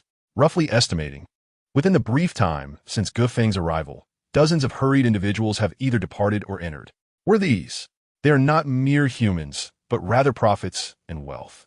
Feng mused silently. No wonder the higher-ups of the branch would permit this black market to flourish. The income alone amounts to a staggering figure. As Feng's abilities continuously enhanced, he became increasingly immersed in this realm, and his understanding of it deepened profoundly. In this world, to surpass others and gain strength, one requires substantial resources. Here, the Xueling Jing and Xueling sure symbolize such resources. It is conceivable that within the Xueling Jing, there might be a share belonging to Inspector Meng, or perhaps it is merely an insignificant fraction among numerous revenues. However, to partake in even a sip of the broth before a Taoist is already quite remarkable. The disparity in status between the two is immense. Feng could only withdraw for now, avoiding any confrontation. Just as he contemplated this, preparing to step forward, he was halted by the leading disciple. The disciple appraised Feng from head to toe, casually handed him a mask, and spoke in a gentle tone. "You're a newcomer, aren't you? With this mask, anyone entering the black market must don a mask to conceal their identity." Feng hastily accepted the mask and expressed his gratitude to the senior disciple. However, the disciple waved his hand and continued, "Newcomers must tread carefully. Remember, the Guisher has its own rules. Everything inside is based on your discernment, and all items sold are non-refundable. Let me be clear, physical altercations are absolutely prohibited within the Guisher, regardless of right or wrong. Any act of violence will result in immediate suppression and a summons to the punishment hall. In there, even the toughest of individuals would refrain from entering." Feng listened intently. These were the regulations concerning the Guisher. For a novice like him entering for the first time, such rules were invaluable information. He certainly did not wish to attract trouble by inadvertently breaching them. After expressing his gratitude once more to the disciple, Feng finally ventured into the Guisher. Upon crossing the threshold, a cacophony of noise surged forth.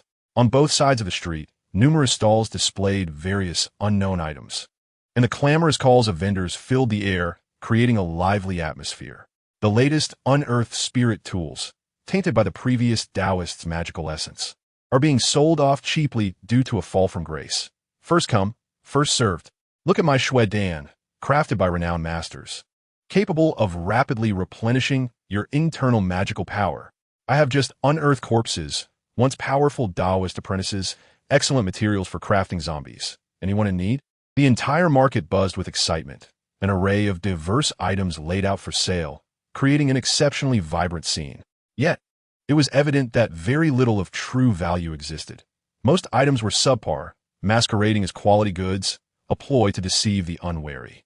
To linger here was almost a waste of time. Feng had already gathered some understanding of the black market. The goods at these stalls had likely changed hands countless times, and authenticity was non-existent. These were merely traps set to deceive young newcomers to the black market, exploiting the mentality of those seeking to strike gold. Feng did not linger. He had pressing matters to attend to. Efficiency was paramount. He made his way directly to the heart of the Guisher, the Jiao Sangyao Lu. This was the nucleus of the black market, where one could procure all manner of precious talismans, elixirs, corpses, and vengeful spirits. Since the items available here rarely surfaced through conventional channels, their prices were typically 2 to 3 times lower than those outside. This was undoubtedly a significant temptation, one even the disciples could hardly ignore. As Feng stepped into the first floor, he was struck by the vibrant scene within. A large group of individuals, resembling gamblers, was vociferously clamoring. The first floor of the Jiao Lu was known as the corpse-touching level, showcasing various corpses on display. At a glance, Feng saw a line of bodies, ranging from Taoist apprentices to disciples, meticulously arranged in the hall, exuding an air of solemnity and eeriness. The prices of these corpses varied dramatically, from a few dozen Xueling Jing to those measured in Xueling Shi. The ruckus emanated from a corner of the hall, where the typically aloof disciples and apprentices resembled frenzied gamblers, continuously shouting, "Open, open, open." This must be a third-rate corpse.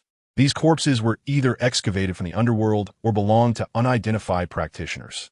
Cloaked in deathly energy or tainted by the underworld soil, their true appearances were obscured. To ascertain the quality of these corpses, one must fully unveil them, thus rendering them prime targets for wagers. This method had garnered a following among numerous gamblers. becoming a staple event at the Jiao Xingyao Lu. Should a high-grade corpse be revealed, it would undoubtedly signify a substantial fortune. Such easily acquired wealth was enough to drive gamblers into a frenzy. In this regard, Feng felt a chill. The entire realm of cultivation resembled a brutal food chain. The big fish devoured the small consumed the shrimp, and the shrimp ingested the mud, with the populace serving as mere flesh and blood. Yet, were not these apprentices, disciples, and even Taoists also food for others? Even the corpses after death would not go to waste, becoming resources once more. This cycle truly exemplified the thorough exploitation of individuals from birth to death, with every organ and sinew utilized to the fullest. Feng had not come to gamble. He pressed onward, ascending past the first and second floors, making his way directly to the third floor. Here, the crowd had noticeably thinned, with only a handful of apprentices present, while the majority were disciples. The offerings here were the most crucial talismans essential for cultivators. Compared to finished talismans, experienced apprentices and disciples preferred to assemble or commission their talismans, as this ensured greater potency and eliminated the risk of concealed traps. Moreover, through regular interaction with their magical energy, they could better understand their needs, thus ensuring a closer alignment with their cultivated powers, making them easier to wield. Feng's intention for coming here was to unlock the secrets necessary for refining the Shi-Hun fan before embarking on his next mission. The Shi-Hun fan was a rudimentary talisman left to the original owner by his elder brother, Gulin, existing in its embryonic form. Initially, it suited his cultivation level perfectly. However, Feng's rapid advancements had outpaced the development of the talisman. Now that he had some surplus funds after mortgaging his small estate, he naturally sought to refine and upgrade it anew. The art of talisman crafting was vast and intricate. Even the methods for refining the Shi-Hun fan encompassed dozens of classifications, each emphasizing different aspects. Considering the effects of his heavenly bestowed blood seal in conjunction with the third-grade talisman for summoning and controlling spirits, Feng opted for the refinement method of the Jiao Zhuan-Hun fan. Thus, he promptly purchased the first 3 layers of the talisman embryo for the Jiao Zhuan-Hun fan. Indeed, the expenditure of Xueling Jing was substantial. Upon entering this black market, Feng had already anticipated this. The 2 mid-grade Xueling Shi obtained from mortgaging his property were nearly depleted, just enough to acquire the first 3 layers of the Jiao Zhuan-Hun fan. Consequently, the remaining Xueling Jing on him was minimal. Although these talisman embryos were costly, Feng hesitated not, for the Jiao Zhuan-Hun fan would undoubtedly serve as a significant boon in his future endeavors. Subsequently, utilizing the refining chamber within the Jiao Xingyao Lu, he directly infused the purchased talisman embryos into the Shi-Hun fan according to the prescribed refining method. After undergoing a series of transformations, the once unremarkable black soul banner began to emanate a subtle sheen, with shimmering waves of light continuously flowing over its dark surface, adding an aura of mystery. However, the infusion of the talisman body into this soul banner did not signify the conclusion of the refining process. Rather, it marked the inception of a new phase.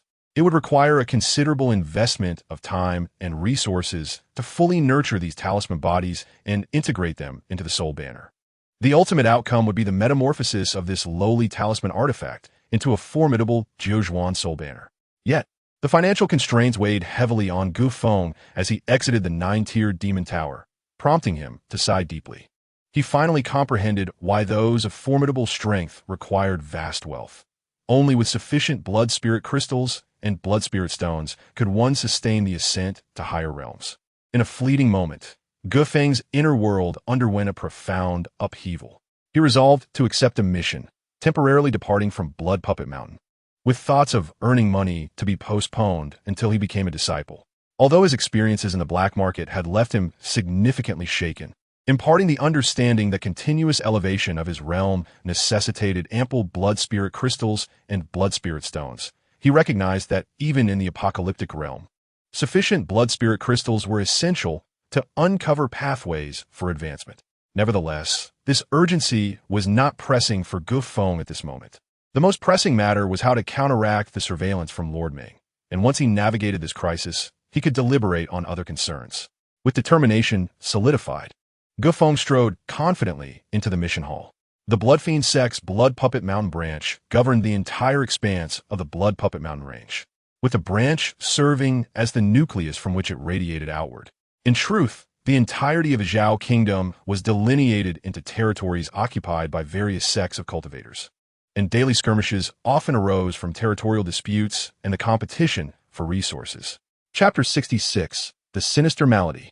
The Blood Fiend sect's domain encompassed far more than this. A plethora of resource-rich areas lay beyond. Each region was assigned missions by the branch, guarded by Taoists, who designated disciples and aspiring cultivators to execute them. The mission location that piqued Gufeng's interest was a place known as Wanyang County's Wuling Temple, a remote area with a dense population but scarce resources. In this realm, demonic sects like the Blood Fiend sect maintained strict control over resources, encompassing mines, forests, arable lands, and even the populace, which was one of the most vital resources. For a cultivator to transcend, it was akin to scaling the heavens. An ascendant Taoist typically rose atop the remains of countless disciples. Thus, to flourish for centuries or even millennia, a substantial population base was imperative. Every year, hundreds of youths embarked on the path of cultivation, yet ultimately, they became mere fodder, transforming into bleached bones.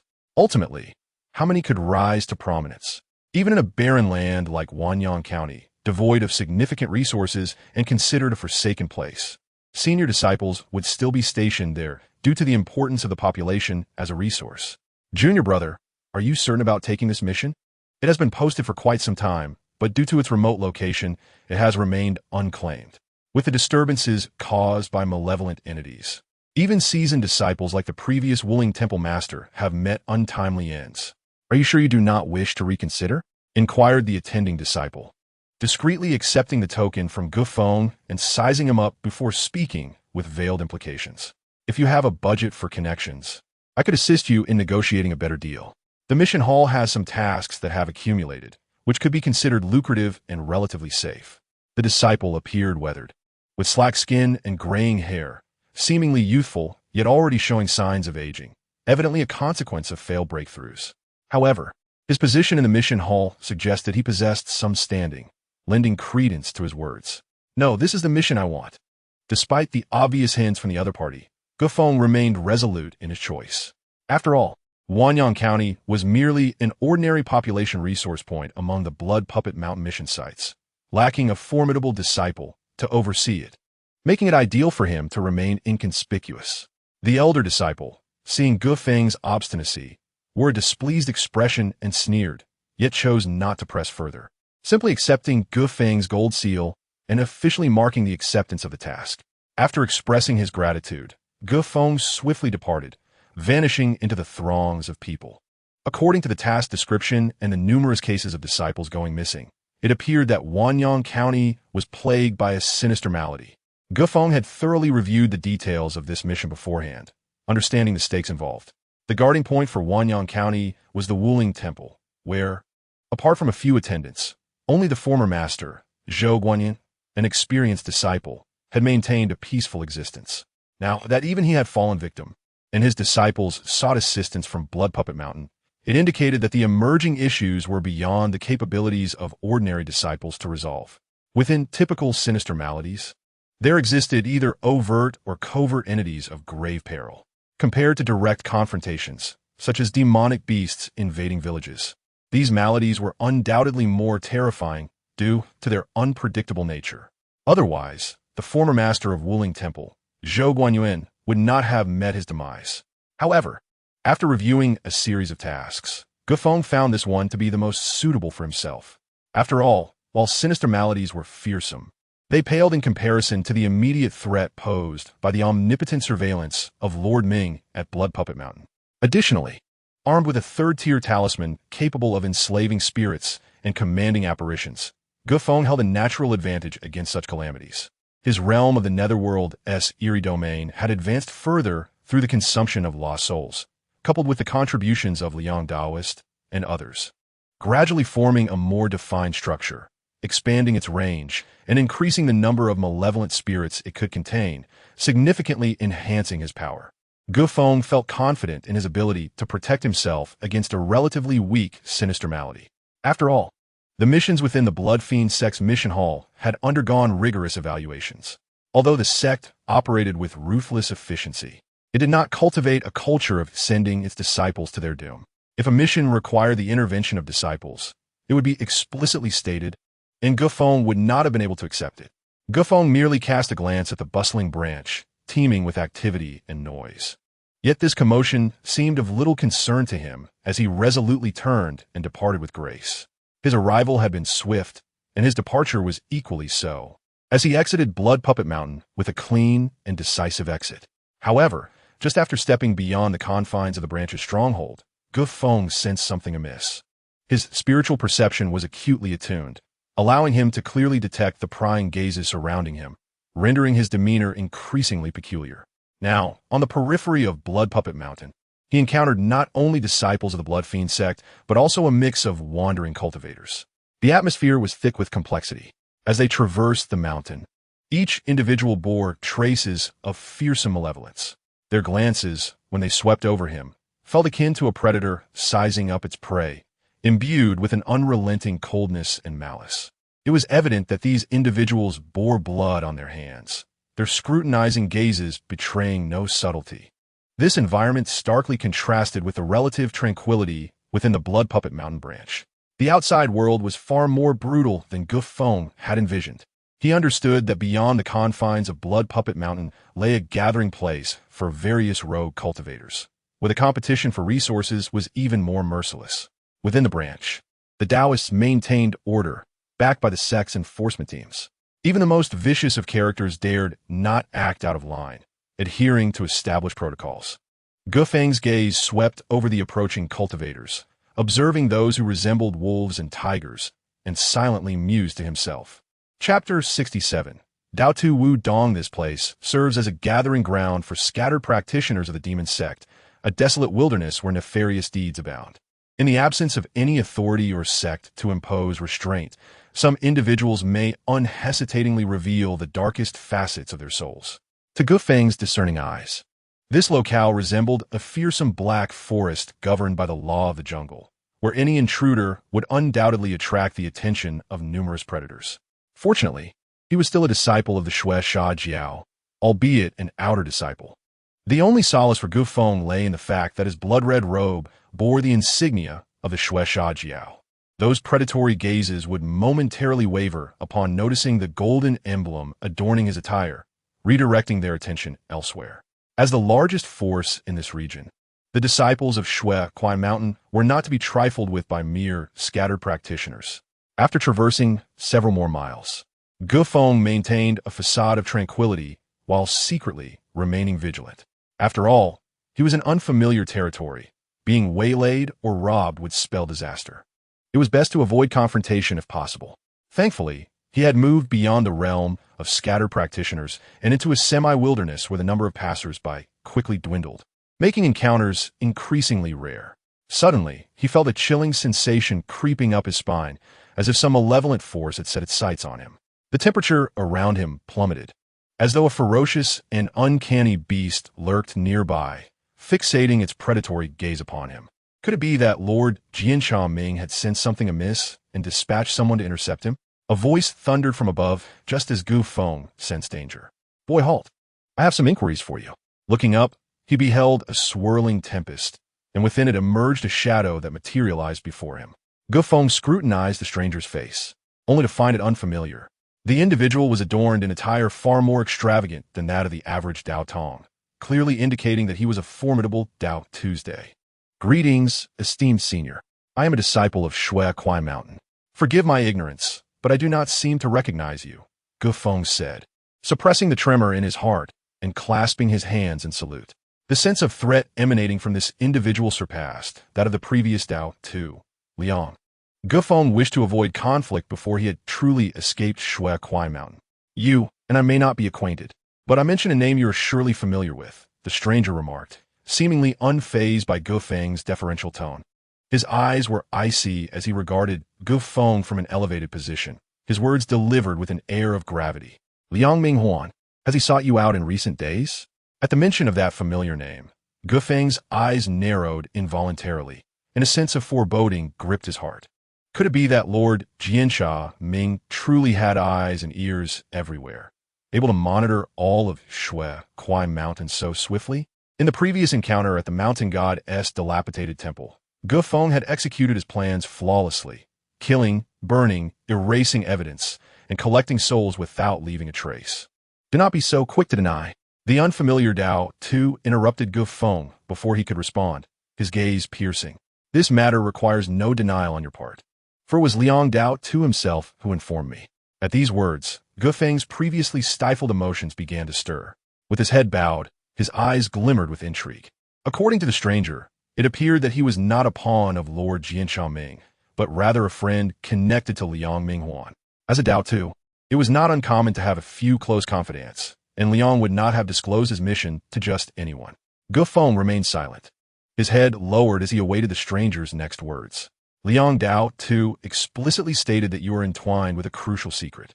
Days ago, after a brief gathering, you accepted a task to hunt foxes in the Western Mountains, and shortly thereafter, Liang Dao Tu vanished. Can you claim that this bears no connection to you? Just 2 days ago, you hastily mortgaged your residence and took on a task far from the branch. There must be something amiss here. Were it not for my watchful eye, you might have already fled. Now speak. Where has Liang Dao Tu gone? What secrets lie between you? And how did you survive? Dao Tu Wudong had a profound bond with Liang Minghuan, prompting him to seek out Gu Feng after Liang's disappearance. Liang had mentioned that there was something peculiar about this boy, suggesting that he concealed a significant secret. He had stated that if this secret were presented to a certain high-ranking figure at the branch, it could yield protection and rewards. Boy, if you willingly divulge the truth, I may consider sparing your life. Otherwise, I shall flay your skin, crush your bones, and leave you without a grave, your soul forever lost to the void. Dao Tu Wudong declared, unabashedly laying bare his intentions.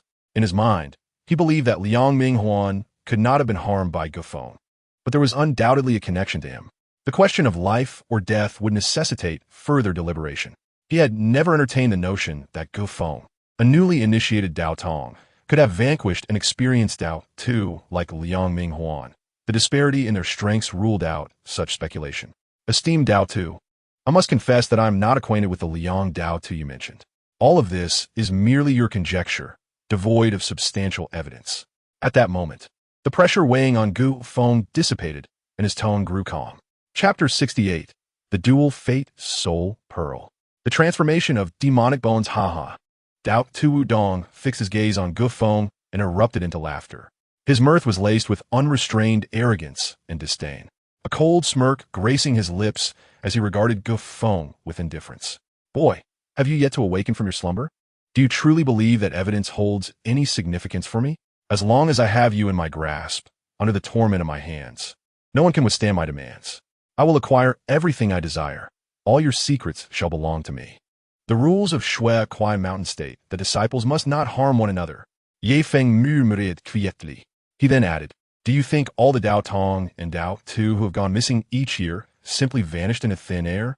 Allow me to offer you a word of wisdom.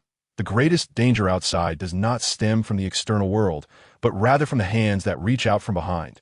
With a mocking expression, Dao Tu Wudong's demeanor darkened, shrouded in menace and madness. One final question. Is this matter known solely to you? In the face of the increasingly arrogant Dao Tu Wudong, Gu Feng's countenance regained its tranquility, revealing no hint of disturbance. He regarded Wudong with an expression as placid as a still autumn lake. What do you mean? Instinctively echoing the question, Dao Tu Wudong sensed something amiss and quickly realized the strangeness of the situation. The tranquility exuded by Gu Feng was unsettlingly peculiar. What are you doing? Wudong asked, confusion etched across his face. He had never before encountered a Dao Tong capable of maintaining such composure in his presence. The distinction between Dao Tong and Dao Tu, while seemingly minor, was indeed vast. The disparity in status within Shui Kuai Mountain was evident. Typically, Dao Tong would tremble in fear before him. Never would one maintain such calmness. Could it be that Liang Minghuan truly had perished at his hands? Suddenly, an absurd thought, which even Wudong found somewhat bewildering, emerged in his mind before being cast aside. Only those who have truly crossed the threshold of Dao Tong can comprehend the vast disparity between the two. If the Dao Tong is likened to a youth of 12 or 13, then the Tao Tu represents a true young adult, at the peak of strength, skill, and mastery of magical powers. The two are simply incomparable. An adult man, even with one arm bound, can easily overpower a group of children. I did not appreciate the look in your eyes, Wudong, the Tao Tu remarked, as a fierce glint flashed in his gaze. He extended his right arm, a dark aura swirling between his palm and fingers, emanating a chilling malice as he lunged towards Feng, seemingly intent on pinning him down. However, Feng subtly retreated a step back, as if the ground beneath him had shrunk by an inch, coincidentally avoiding Wudong's grasp. At the same time, he waved his hand and intoned, "Yin Yang Mo Bien. Guishir Han Jiang. Heed my command, the spirits emerge." As disciples of the Bloodshot sect, the rules explicitly state that members must not slay one another. Wudong, as a Tao Tu, dared not lightly cross the red line of the enforcement team. In plain view, there exists no justification for attacking a fellow disciple, which would lead to punishment in the Tao Hall. Hence, he chose to confront Feng in this remote valley, ensuring that no witnesses would see his actions. Little did he know, this very choice aligned perfectly with Feng's intentions. He had been forced to leave the Blood Puppet Mountain branch, harboring a pent-up fury, and now had the opportunity to unleash it. What? Suddenly, Wudong felt a chilling presence, an indescribable aura of malice, prompting him to instinctively step back. Upon focusing, he saw a shadow flash before him, blocking his path. A grotesque humanoid creature, towering and covered in a dark brown, horned exoskeleton, stood in his way. Its massive form cast a shadow that nearly engulfed Wudong entirely. Perched upon the creature's shoulder was a slender woman, her disheveled, straw-colored hair obscuring her face. Only her pair of eerie, glowing red eyes were visible, fixed intently upon him. The combination of the large and small figures appeared profoundly sinister, with an intense, malevolent black aura swirling around them, growing ever more potent. Is this the result of corpse refinement? Wudong, the Tao Tu, with his keen insight, quickly discerned the identities of the female ghost and the abomination. His previously tense heart involuntarily relaxed. Clearly, he was startled, but he did not believe that these mere corpse puppets could inflict any harm upon him. As a prominent sect of the demonic path, the Bloodshot sect had its disciples accustomed to dealing with corpses, with many even embarking on the path of corpse refinement. Thus, Wudong regarded these two as inconsequential. Moreover, with his discerning eye, he could tell that although these corpses were formidable, they had not reached the level of a Tao Tuesday. To use them against him was, frankly, an overestimation of their capability. "Is this your alliance, boy?" Wudong's cold eyes bored down on Feng, his tone dripping with disdain. "Though I am unaware of the secrets you harbor or your connection to Liang Ming Huan's disappearance, once I capture you, I shall skin you alive, strip your bones, and extract your marrow. I have no fear that you will not confess. These corpses may be fierce, but a mere Dao Tong's attempt to hinder me is nothing but a fool's dream." As he spoke, a powerful surge of magical energy emanated from Wudong, intertwined with the faint echoes of countless vengeful spirits. In a flash, a radiant white bone orb materialized in his palm. "Today, I shall demonstrate to you the distinction between a Dao Tong and a Dao Tu, a chasm so vast it will leave you in despair. Ming Hunju, Xian Montak Huagu." As he coldly uttered these words, an otherworldly glow flickered, and the white bone orb spiraled to his brow, enveloping him in layers of bone, as if animated by life itself. In an instant, the orb transformed into a suit of armor made entirely of bone. Sharp spines extended from his shoulders, glinting ominously, while additional bone spikes sprouted from various points on his body, presenting a fearsome and majestic appearance. The armor was meticulously fitted, covering not just his body but even his face, revealing only two hollow eye sockets, forming a helmet with two sharp, protruding horns. Simultaneously, Wudong let out a cold laugh, his hands grasping as the bones seemed to come alive, swiftly morphing into a formidable bone sword. Bone armor, bone duel. As the full regalia of bone armor materialized before Feng, he could not help but inhale sharply, slowly articulating. Bone armor is a unique technique within the Bloodshot sect. It is exceedingly challenging for Dao Tong to receive high-level, divinely bestowed blood seals, particularly those involving malevolent spirits and vengeful souls, which are quite rare. Most blood seals are typically associated with physical enhancements. Thus, Aside from a select few who choose the path of corpse refinement, many disciples opt to strengthen their bodies, particularly in terms of defense. The bone armor technique undoubtedly represents a powerful means of enhancing one's defenses. Constructed upon the foundation of the enemy's bones, refining one's innate bone orb, and absorbing various bone essences ultimately culminate in a formidable armor capable of repelling external attacks. Observing the bone armor on Wudong, which exuded a lustrous sheen akin to warm jade, it was evident that he had invested considerable resources and effort into this aspect. Furthermore, his profound understanding of the bone armor technique was apparent, as every piece of armor was seamlessly interlocked, leaving no gaps. Boy, today, even if I bind my hands and feet, I shall show you whether these two corpses can indeed harm me. Wudong unabashedly taunted, the bone sword in his hand spinning gently. The sharp whistling sound seemed as if it could slice through the very air, sending shivers down one's spine. Feng remained silent, his gaze darkening as he simply waved his hand, prompting the female ghost to charge forward first, moving with the agility of a cat. With a leap and a push, she covered several dozen meters in an instant, her sharp claws aimed directly at Wudong's head. Come on! It was evident that the Blood Puppet Mountain was a legacy of the demonic path. Those who attain the rank of Dao Tu have undoubtedly been stained with blood. Facing the oncoming claws of the corpse aimed at his head, Wudong did not retreat. Instead, he stepped forward with a decisive lunge. The bone sword was already raised high, crashing down. Swish! The sharp blade, accompanied by a fierce, slicing sound, cleaved through the air, aimed directly at the female ghost's head, as if intending to split her in two. Whoosh! Yet the female ghost's agility far exceeded his expectations. She pushed off from a void, redirecting her momentum, suddenly retreating. At the same time, her claws grazed a white bone on his right arm. In a swift motion, she appeared behind Wudong. In that moment, her mouth, filled with sharp teeth, opened wide, her disheveled hair cascading, revealing a horrific face marred by scars, as she let out a roar and swung her right hand. From the pitch-black palm of her corpse claw, an orange fireball materialized out of thin air, propelled by the wind, hurtling with ferocity towards Wudong's head. Bang! As Wudong tilted his head, a terrifying orange fireball suddenly descended, grazing his skull and crashing directly onto his shoulder, shattering the sharp barbs and leaving deep, charred marks on the surface of his bone armor. What manner of corpse is this? So fierce. Boy, from whom did you steal the Taoist inheritance? The sudden attack startled Taoist Wudong, who felt as if he had been slapped in the face, his anger surging. Just moments ago, he had arrogantly dismissed the two corpses as inconsequential, but in the blink of an eye, the slap came too swiftly. These two corpses truly had the ability to inflict harm upon him. With fury boiling within, he let out a cold snort, and dozens of sharp spikes erupted from his smooth back, resembling bone-crafted talismans of exorcism, suspended in the air and ringing with a metallic clang, poised to pin the corpse down. The female ghost let out a sudden scream, her form retreating like an injured raccoon.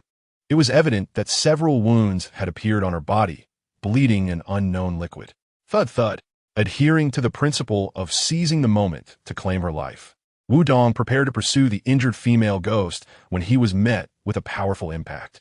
In that instant, he felt as if his body had been violently struck by a speeding heavy truck, causing him to stagger backward uncontrollably.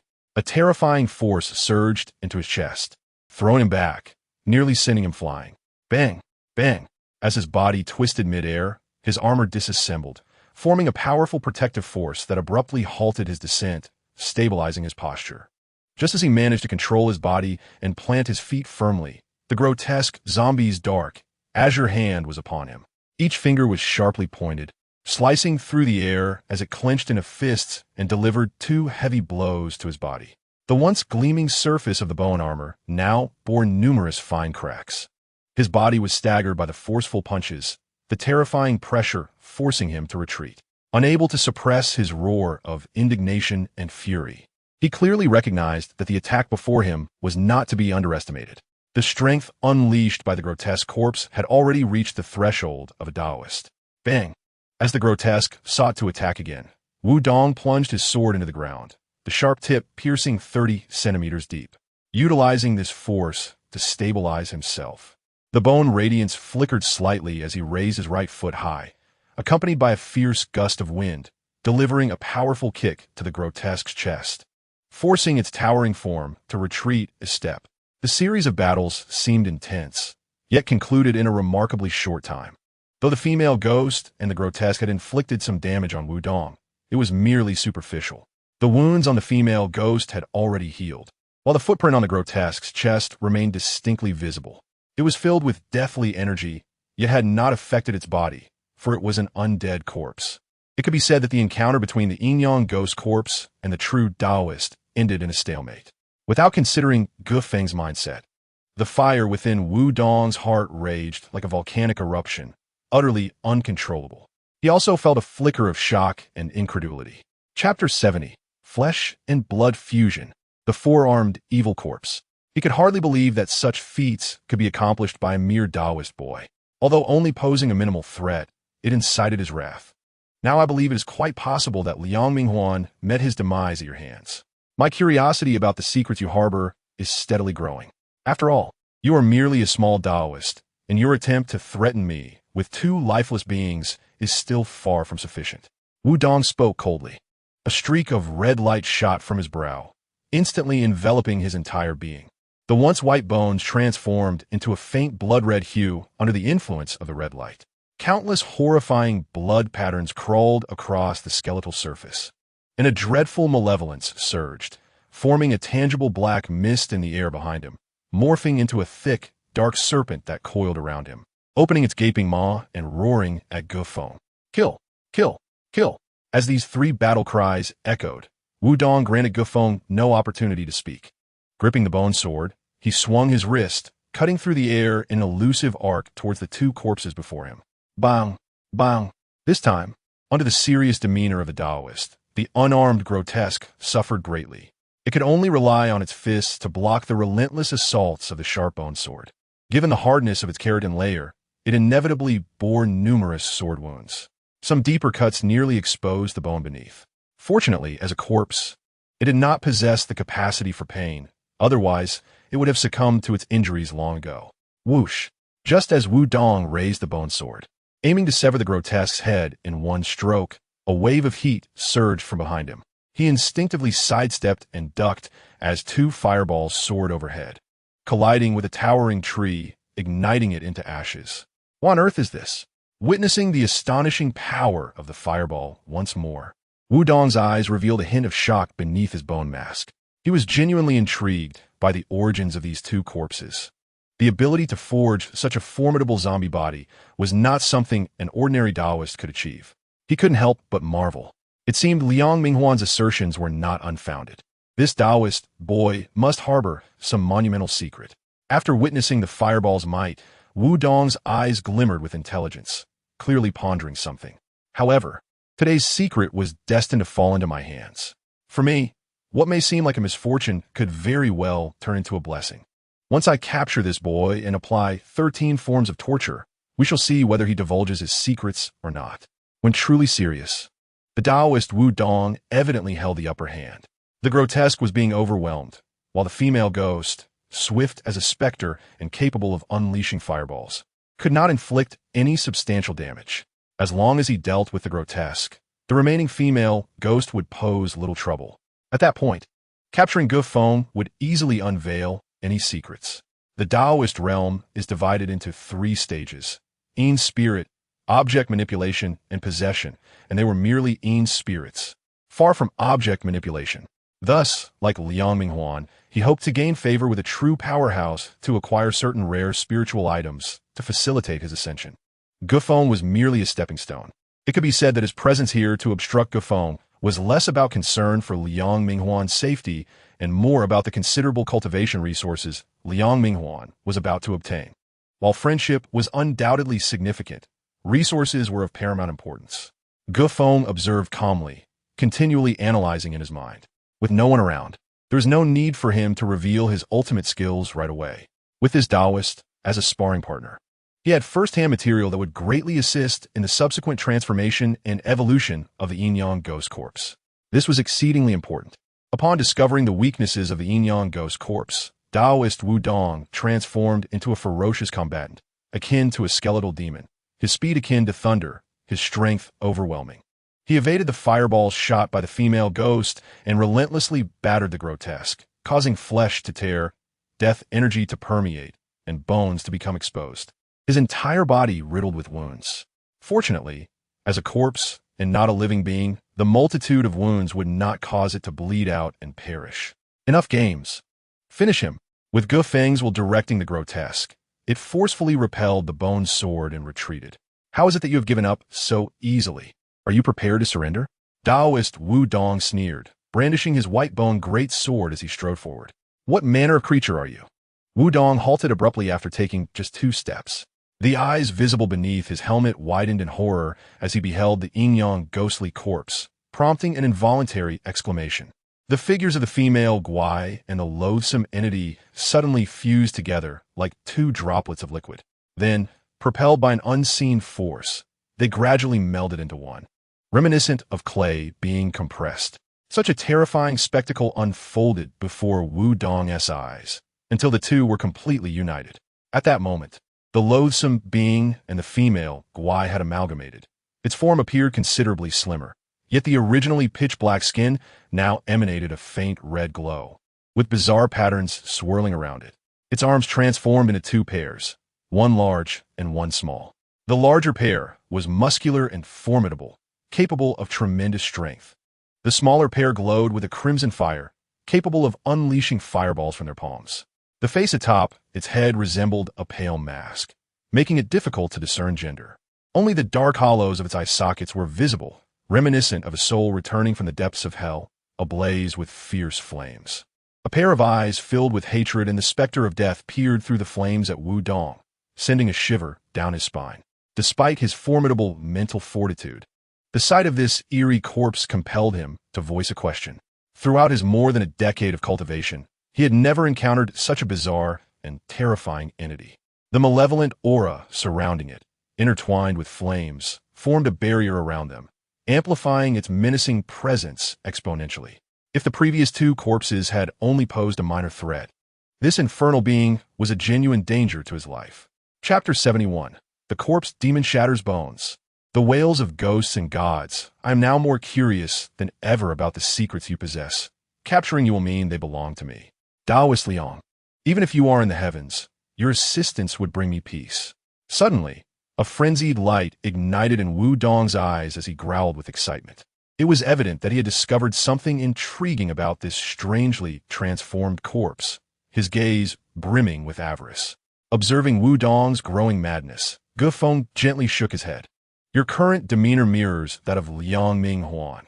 Greed is like an abyssal maw that can never be satiated. Gu Feng held no interest in a disciple consumed by greed.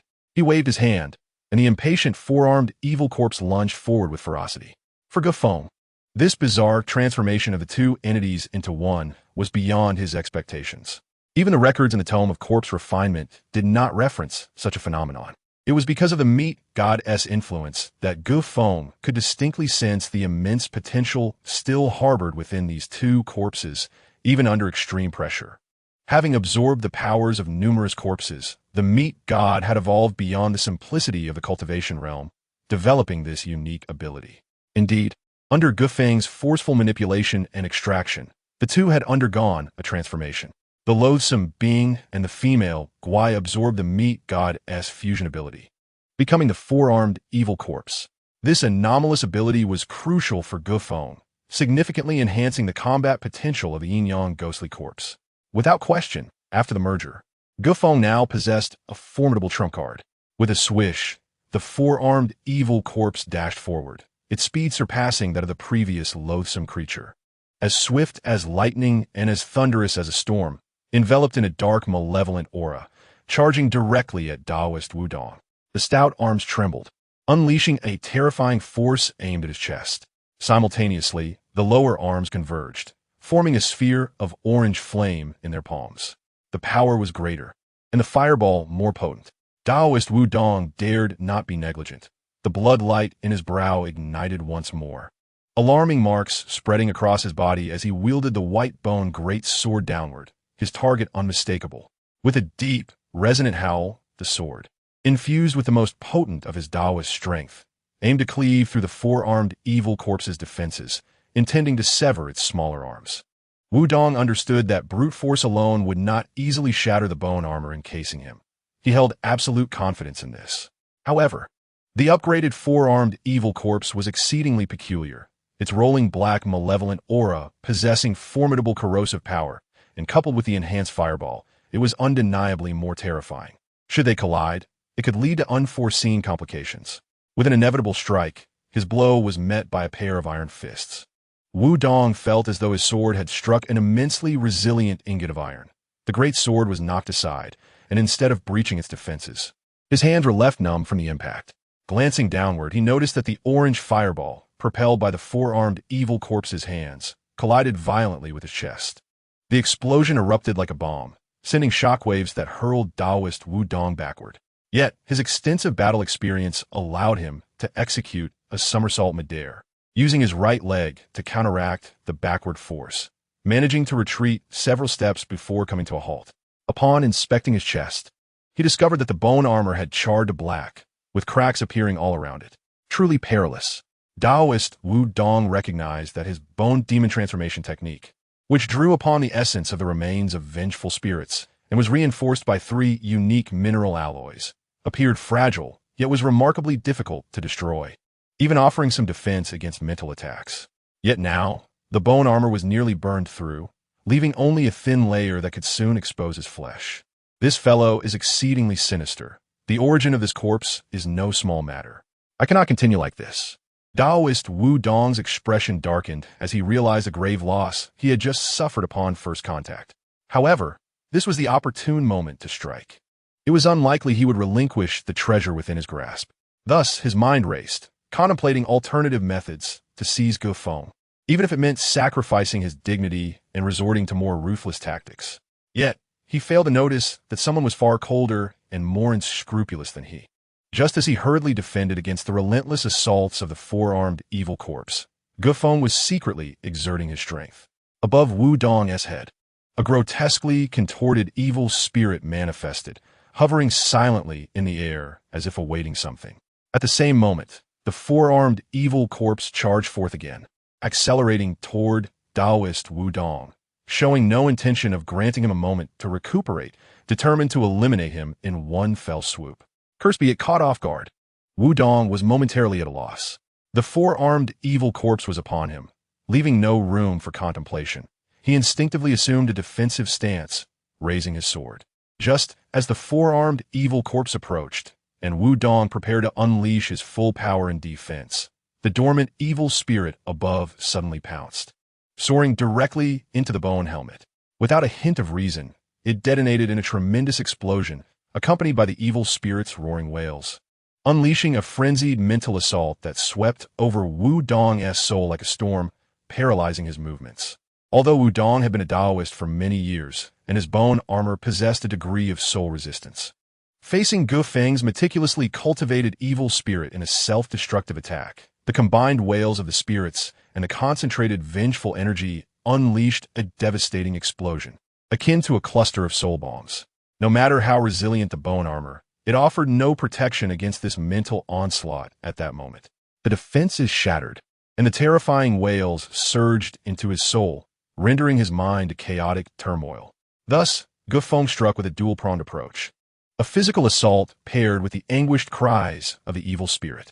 With a thunderous crash, the four-armed evil corpse struck fiercely, its immense power landing on the shattered white bone armor, causing a flurry of afterimages as its arms swung wildly, the contours becoming indistinguishable. The armor, already under immense strain, suddenly shattered, revealing a fist-sized void. Following this, a fiery orb emerged, hurtling through the void and into the armor. With a resounding explosion, the interior of the bone armor detonated. The once tightly sealed armor expanded violently as an invisible force surged within, hot air and splattered flesh and blood erupting outward. While the exterior attacks were thwarted by the bone armor, the interior remained vulnerable.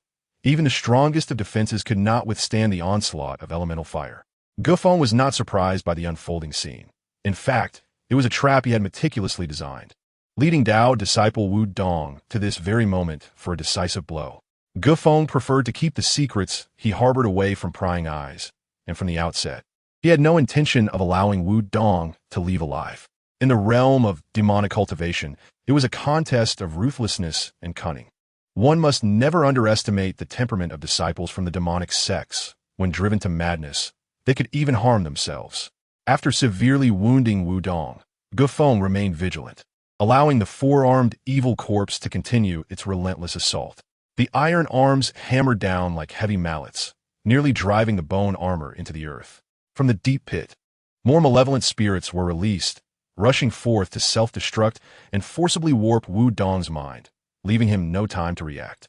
In an instant, the twisted malevolent spirits roared, ceaselessly assaulting his soul.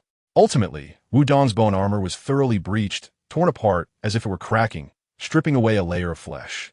The two were connected by blood, with crimson spilling onto the ground, while Wu Dong's body resembled a bloodied figure in the throes of death, his consciousness fading. The massive shadow behind Feng unfurled, enveloping both figures in a spectral domain.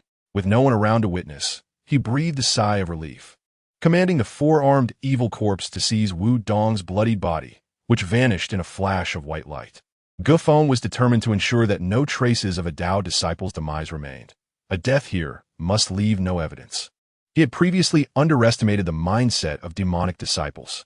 Observing Wu Dong's lifeless form, Feng noted that his soul had been shattered by the relentless bombardment. The soul banner was swiftly collected, serving as nourishment. He recognized the need for greater caution in the future. Although Wu Dong was dead, he had revealed a crucial truth to Feng.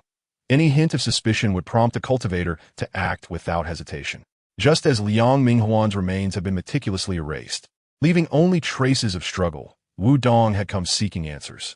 Strength was paramount. After a moment of contemplation, Feng grasped this principle anew. Had his power been greater, even Wu Dong's suspicions would likely have deterred him from approaching, as such provocations would be tantamount to courting death.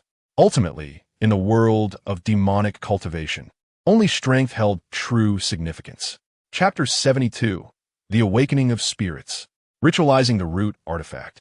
As for the corpse, Feng had initially intended to surrender it entirely to the flesh god for consumption to cultivate more flesh corpses, but he quickly changed his mind upon recalling something. He found a secure location and re-established communication with a silver portal in his mind. Moments later, the portal activated, and in a flash of white light, he, along with the bloodied remains of the corpse, vanished from sight. Feng gestured for others to step aside, allowing the four-armed evil corpse to bring Wu Dong's mangled body into the chamber. The layers of flesh undulated, revealing a passageway. Under Feng's direction, Wu Dong's body was consumed by the flesh god, but soon after, something new was expelled. It was a skeletal remnant, its surface stripped of flesh and gleaming like black jade.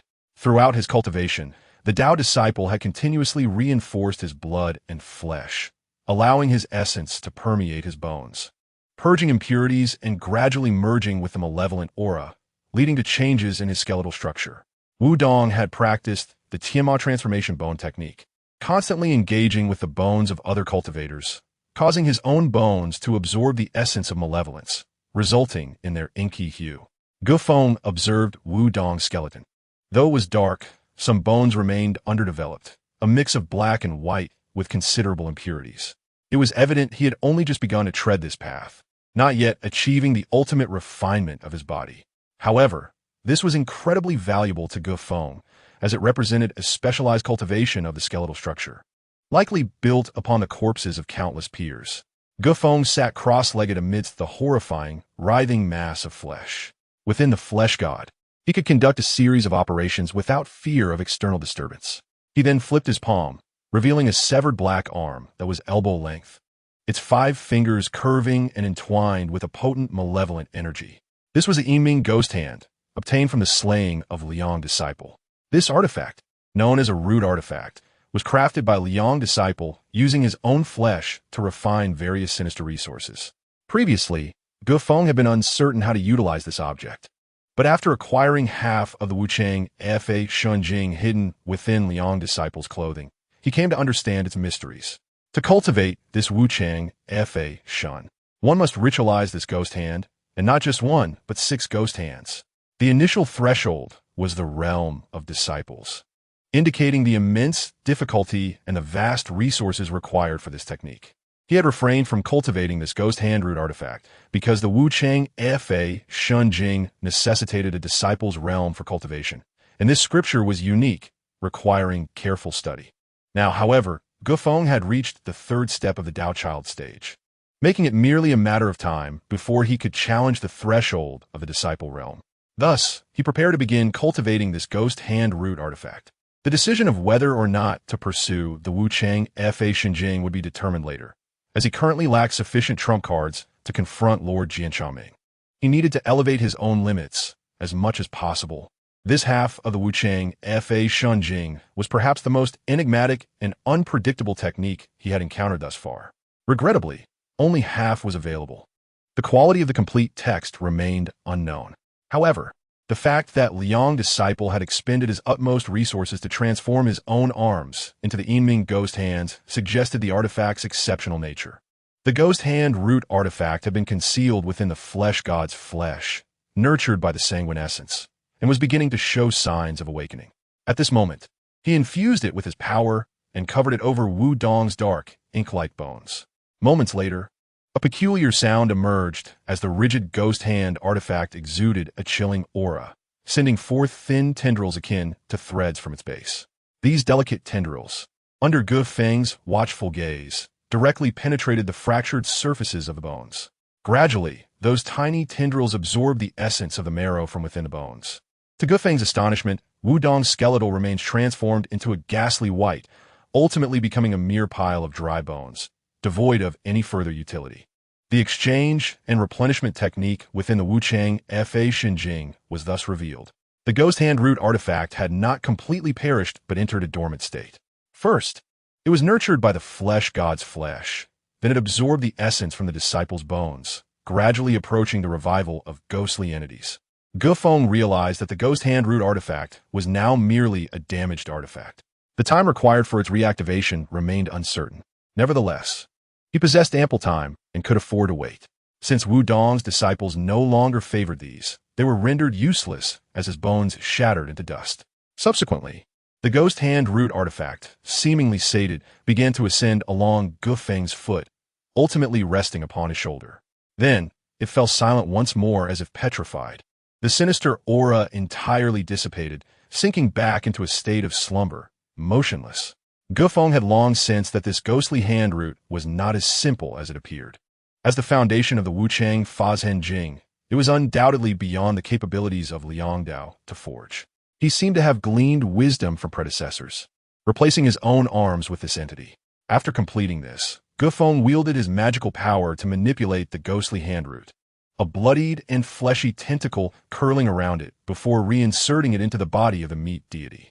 The writhing flesh enveloped it, simultaneously serving as a safeguard. Suppressing it within, Gufeng assessed his gains and realized that this Wu Dong Taoist disciple had likely rushed here without carrying anything of value, apart from a few scattered blood spirit crystals. He cursed his misfortune and re-established communication with the silver portal in his mind. Once the light filled his consciousness, he vanished from the spot once more. Upon returning to the Xiuxian world, Gufeng meticulously observed his surroundings, finding no signs of activity. He gathered all his belongings and hastily departed from the battlefield, heading towards Wanyan County. In the blink of an eye, 3 months had passed. Along the way, Gufeng endured hardships, opting for desolate paths. While the distance from Shueqiu Mountain to Wanyan County was not overly long in a straight line, the journey proved to be arduous, akin to running a marathon upon the mountains.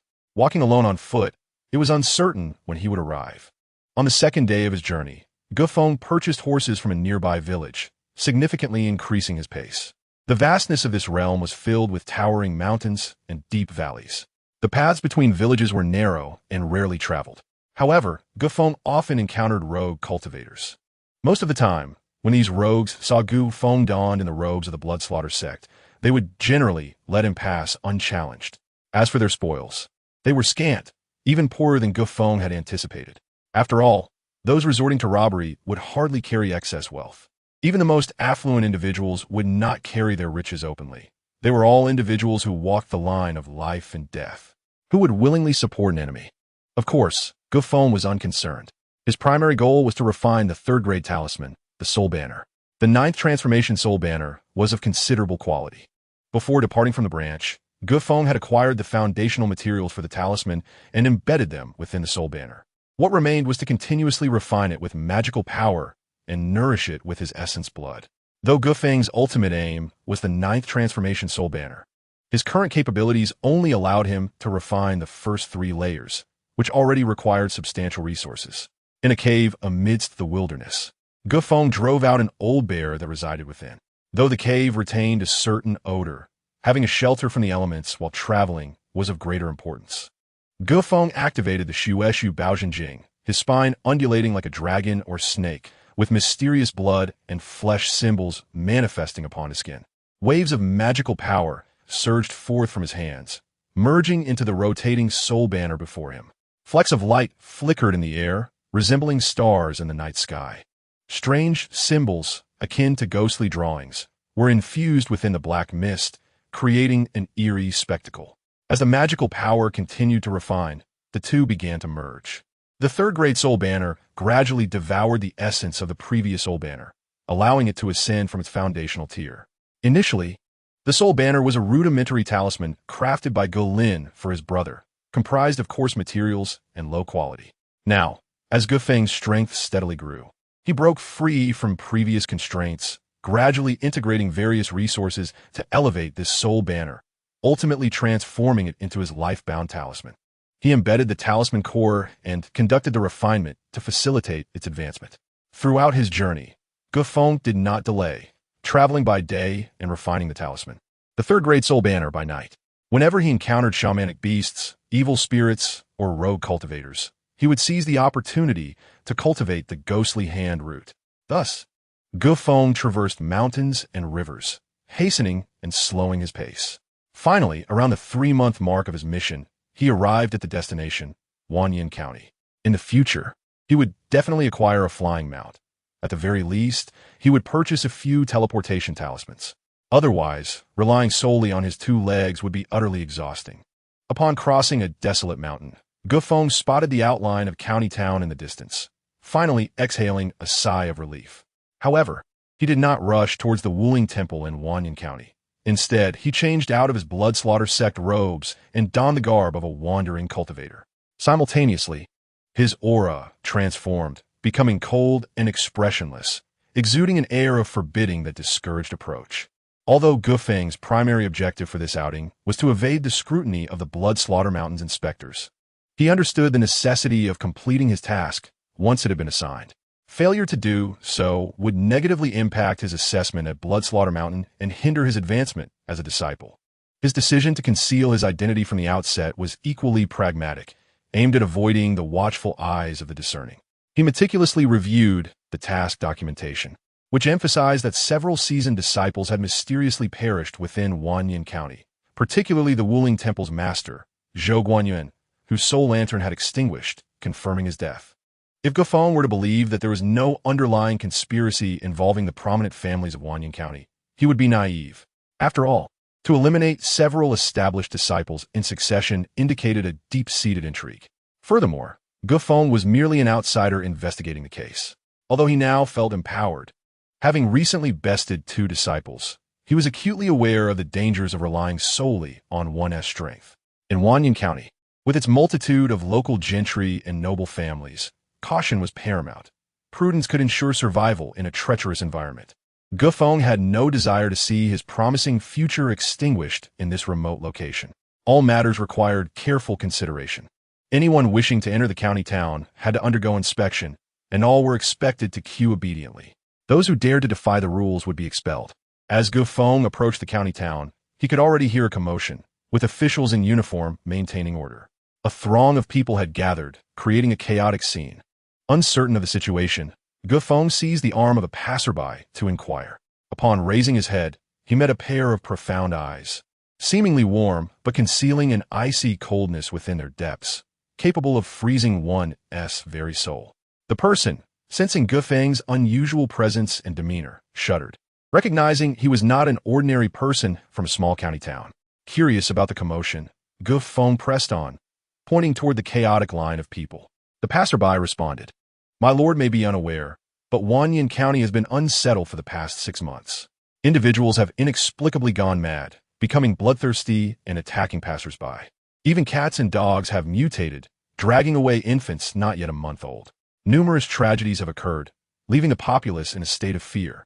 Hence, the county has been sealed off, and entry requires inspection. Gu Feng furrowed his brow, sensing the situation was more complex than it appeared. Just as he prepared to ask further questions, chaos erupted ahead as someone shouted loudly. Gu Feng noticed that officials at the front of the line were using a rudimentary version of a talisman, resembling a mercury ball, to inspect passersby. Let me go! Let me go! Several officials in official garb were forcibly restraining a struggling passerby, while the mercury ball emitted a violet mist. Just as Gu Feng began to ask a question, the passerby hurriedly explained, "This lord must be new to our Wanyan County. Since half a year ago, incidents have arisen as violet mist surged from underground. Those infected by the mist have transformed into mindless monsters, attacking all living beings." Suddenly, a shriek pierced the air, and the crowd recoiled, creating a wide space around them. From within the throng came cries of alarm. "Look, that person is about to turn into a monster." As Gu Feng squeezed into the crowd, he caught sight of the individual being roughly subdued on the ground by several officials, struggling desperately. Amidst the anguished cries of struggle, the individual's mouth grotesquely sprouted razor-sharp fangs, and his nails elongated, while his skin transformed into a pale violet hue. An aura of putrescence, loathed by Gu Feng, emanated from him, mingled with the stench of decay, as if he had been dead for an extended period. What could have transpired to elicit such a drastic transformation? The heavy atmosphere of death surrounding a living being bewildered Gu Feng, giving him the impression that the man had morphed directly from a living entity into a corpse. He discerned clearly that this individual was afflicted with the corpse plague. Although the aura of death was more pronounced, he still belonged to the realm of the living, albeit with a mind reduced to that of a living dead. Such a profound transformation was indeed uncanny. Gu Feng was filled with perplexity upon witnessing this. The situation escalated as the guards, who were restraining the man, struggled to maintain control over him, their strength overwhelmed by his sudden surge of power. At that moment, a furious shout rang out. A soldier, tasked with guarding the city gate, brandished his crescent blade high above and brought it crashing down towards the creature's head. With a sickening crunch, the head rolled away, eliciting gasps of horror from the onlookers as they beheld the grotesque visage of what was once a living man, now a bloodthirsty, undead monster. To witness such a vile transformation was enough to instill fear in any heart. They were warned. This was the consequence of neglecting inspections. Surely, no one desired to be surrounded by such abominations. Having pushed his way to the front, Gu Feng was beckoned to proceed. Although he had donned civilian attire, his garments bore a sophistication that set him apart from the common folk. Thus, the guards merely cast a curious glance his way, opting to avoid trouble, and after a brief examination, allowed him entry. The officer in charge even nodded an acknowledgement as a gesture of respect. Upon crossing the city gate, Gu Feng noted the desolation of Wanyan County's commerce, which had suffered a significant blow. The once bustling streets were now eerily vacant, with only a handful of hurried passersby who dared not linger. To thoroughly resolve this issue, he needed to ascertain the situation. At this juncture, Gu Feng felt no inclination to delve further into the chaos. After inquiring about the location of Inn, he set off in search of it. This temple, under the jurisdiction of disciples from Shn, was not difficult to locate, as it stood at the heart of Wanyan County. A towering 3-story pagoda dominated the center, encircled by an architectural complex enclosed by high walls, exuding an air of antiquity. Upon his arrival in the afternoon, typically a time of bustling activity, Gu Feng found the grand entrance of Inn ominously shut, shrouded in silence and an aura of desolation. Ascending the steps, he extended his right hand to gently strike the bronze ring upon the door, the resonant sound echoing into the depths of the temple. Had it not been announced that Inn was closed to outsiders, preparing for a grand ritual? Initially, there was no response. But as Gu Feng's knocks grew more insistent, the door creaked open slightly, revealing an impatient voice. A young acolyte, clad in blue, peered out, ready to reprimand. But upon catching sight of the golden seal, representing Gu Feng's status as an external disciple, his expression shifted to one of alarm and trepidation. hastily opening the door and kneeling aside. I did not realize a distinguished guest was present. I beg your pardon. Although Feng had not altered his appearance, the golden seal was sufficient to denote his rank. In such a remote location, none would dare impersonate a disciple of Shun. Lead me inside, Feng commanded with a wave of his hand. Initially indifferent, the bizarre transformation he had witnessed at the city gate piqued his curiosity. He yearned to uncover what had transpired in WNNI County over the past 6 months. While he had gleaned some descriptions from the townsfolk, many were distorted and exaggerated. To acquire accurate information, Feng preferred to consult professionals. The young acolyte released a sigh of relief.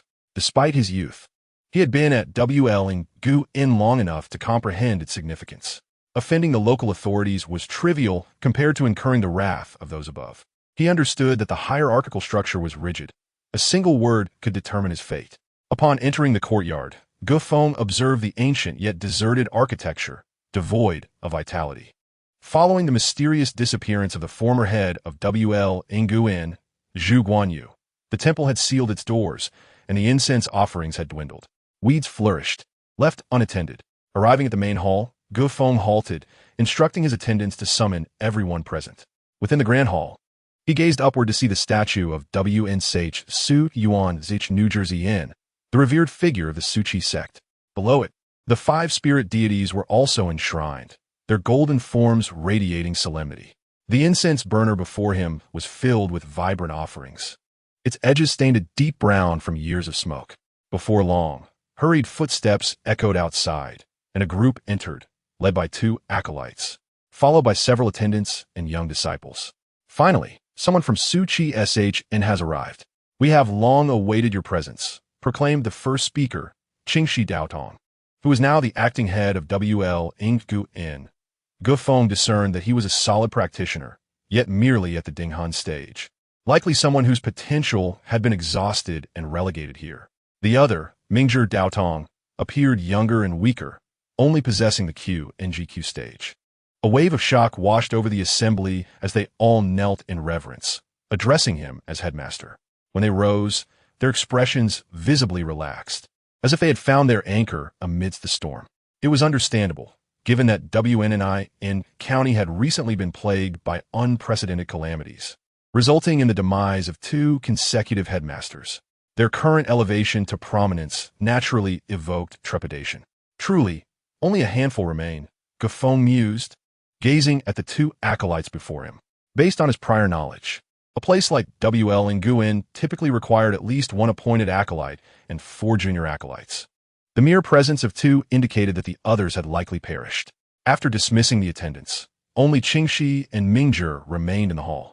Aware that these 2 could only be regarded as menial acolytes, Feng resolved not to treat them as allies, for he harbored numerous secrets of his own. As he sought tranquility, he preferred to minimize complications. Standing before him, Qingxi and Mingzhi, whose real names were Zhao Heng and Sun Li, felt a profound unease, their faces betraying their anxiety. They were unaware of the new headmaster's temperament. Should he take a disliking to them, their stay at WL Nguyen would be untenable. Compared to their unfortunate peers, they considered themselves fortunate to have a place to belong. However, if the headmaster were to reject them, their futures would be bleak. Do not be anxious. Now, please elucidate the events that have transpired in WNNI County over the past 6 months. Upon hearing this, Zhao Heng exhaled with relief. After exchanging glances with Sun Li, he offered a respectful bow and began, "Allow me to explain. The troubles in WNNI County have persisted for nearly a decade, albeit sporadically and rarely. Although WL Nguyen and the local government sent investigators, they yielded little. The threat was not severe enough to warrant attention until approximately 6 months ago, when the afflictions surged exponentially. Both humans and livestock were driven into a frenzy, resulting in a grim death toll. Suddenly, certain regions within the county experienced inexplicable and profound sinkholes, with nearly an entire street swallowed into the abyss. In response, we collaborated with the county office to dispatch personnel for investigation, only to discover an ancient relic buried deep underground. Unfortunately, our manpower was insufficient for excavation. As Zhao Heng spoke, he glanced upward, observing the contemplative expression on the face of the newly appointed master of the temple, before continuing. When the news first broke, It sent shockwaves throughout the entire Wanyan County. Even the former master, Zhou Guanyuan, personally led a team of 2 senior brothers to delve into the matter. However, once they descended, they never emerged. Not only did they vanish, but all who ventured into the underground ruins disappeared without a trace, presumably meeting their demise below. Only a solitary scattered cultivator from the Su family managed to escape. Wait, which Su family? Zhao Hong was interrupted by Gu Feng's direct inquiry. The Su family, the wealthiest in Wanyan County, controlling from major banks and 3 textile firms, he replied before Gu Feng could finish. Indeed, the only one to emerge was the Su family's scattered cultivator. According to him, a terrifying creature was discovered amidst the ruins, concealed within a purple mist. He was fortunate enough to evade disaster, but the others have gone missing. Zhao Heng paused for a moment, then, seeing that Gu Feng had no further questions, resumed. Later, a disciple from the Blood Puppet Mountain, who concurrently served as the master of the 5 Spirits Temple, organized another large-scale exploration, entering through the fissures in the ground. However, they were immediately engulfed by a wave of purple malevolence, leading to total annihilation. This indicates that the purple malevolence harbors some unknown force capable of affecting ordinary individuals. Gu Feng fell silent for a moment before countering. When I arrived at the county gate, I witnessed Immortal transform into a monster. The cause being that very purple malevolence. Gu Feng did not doubt the veracity of the information, as it was common knowledge in Wanyan County. Merely inquiring would reveal the truth. Zhao Heng nodded in silence, then explained with a sense of urgency. Sir, we only later realized the severity of this purple malevolence. Listening to Zhao Heng's account, Gu Feng offered no further comment, simply casting a fleeting glance in his direction. The 5 Spirits Temple continues as usual, he stated. Gu Feng waved his hand, dismissing the 2 young acolytes, and sat in contemplation upon the grand throne of the main hall. According to Zhao Heng, the root of the issue stemmed from the ground's collapse and the subsequent discovery of the purple malevolence. This strange phenomenon manifested as a slow corrosion. At first, those affected appeared unchanged, yet their bodies and souls were gradually eroded. Zhao Heng mentioned that 6 months prior, following the ground's collapse, the first batch of mortals contaminated by the purple malevolence showed no immediate signs of affliction. However, after the disappearance of the exploration team, the entire Wanyan County was suddenly beset by calamity. Those infected by the purple malevolence lost all rationality, becoming akin to mindless killers, unable to recognize even their own kin, wreaking havoc and plunging the county into chaos. The successive disappearances of 2 batches of acolytes resulted in significant losses for Wanyan County, with the county administration rendered ineffective and incapable of organizing a proper defense. Just as the county teetered on the brink of collapse, the Su family stepped forward once more, forming a team primarily composed of family guardians and servants to uphold order, ultimately containing the disaster within a minimal scope. Recently, the Su family's influence in Wanyan County reached its zenith, surpassing that of the 5 Spirits Temple and establishing itself as the most formidable force, capable of rallying the masses. The Su family, indeed, had appeared repeatedly in recent events. Their financial resources and influence in Wanyan County were unparalleled. However, Gu Feng pondered that the Su family's repeated involvement in various incidents suggested an extraordinary level beyond that of a typical county family, which could not merely be attributed to good fortune. There must be something amiss. With the information at hand, Gu Feng realized that proving the Su family's connection to the incident would not be an easy task. It seemed that some matters required his personal investigation. Gu Feng felt a strong connection between the Su family and the recent bizarre occurrences, and he could not rely on others for the inquiry. Given their status as local power brokers, even his 2 acolytes seemed untrustworthy. The emergence of sinkholes in Wanyan County likely concealed deeper mysteries, not merely the result of a simple accident. According to Zhao Heng, the fissures were also linked to the Su family, and the entire situation exuded an eerie aura. Gu Feng's judgment suggested a significant correlation with the Su family. As darkness enveloped the earth once more, the moonlight cast an inexplicable aura over the world. Following the recent spate of events, the populace of Wanyan County became increasingly anxious, imposing an early curfew. With the gates shut and lights extinguished, the county succumbed to darkness. Only a few buildings, including the 5 Spirits Temple, emitted faint glimmers. In the stillness of the night, A subtle sound of footsteps echoed against the high walls. Then, a few nightingale calls pierced the silence. A figure stealthily emerged from within the Five Spirits Temple, cautiously observing the direction of the Grand Hall. Seeking the boundaries of the shadows, and quietly approached the wall. The light illuminated his face, revealing none other than Zhao Hong. Has there been any unusual activity? A hoarse voice inquired from behind, as a section of the wall was pried loose, revealing a pitch-black opening. Zhao Hong briefly recounted the earlier events without elaborating further. It is best if there are no disturbances. If he makes any moves, we must be informed immediately. Our plans are set to commence. The Su family does not wish for any errors. The hoarse voice conveyed a tone that was both a warning and a demand, lacking any semblance of courtesy. I will fulfill my promises, Zhao Hong asserted firmly, then countered. When will that item be ready? I hope it can be delivered before the next envoy from Blood Puppet Mountain arrives. The hoarse voice fell silent for a moment before responding resolutely. Rest assured, the Su family will deliver what was promised to you. The exchange between the two was brief, and the outsider hurriedly departed. Zhao Hong gazed at the brightly lit Grand Hall, silently reflecting that it was not a desire to cover for him, but rather, if misfortune befell him, he could only blame his ill fate. After the two departed, a stone at the previous location began to writhe. What appeared to be a small insect swiftly moved toward the brightly lit Grand Hall. When illuminated, it became evident that it was not an insect, but a writhing mass of flesh. Chapter 75, The Flesh God, The Fatal Attraction. Meanwhile, the seated Feng, seemingly in a meditative state, suddenly opened his palm. The writhing mass that had reached his feet leaped directly into his hand. After a moment, he opened his eyes, a glint of murderous intent flickering within. No wonder the previous two masters of the Five Spirits Temple had met their demise quietly. There was indeed an insider leaking information.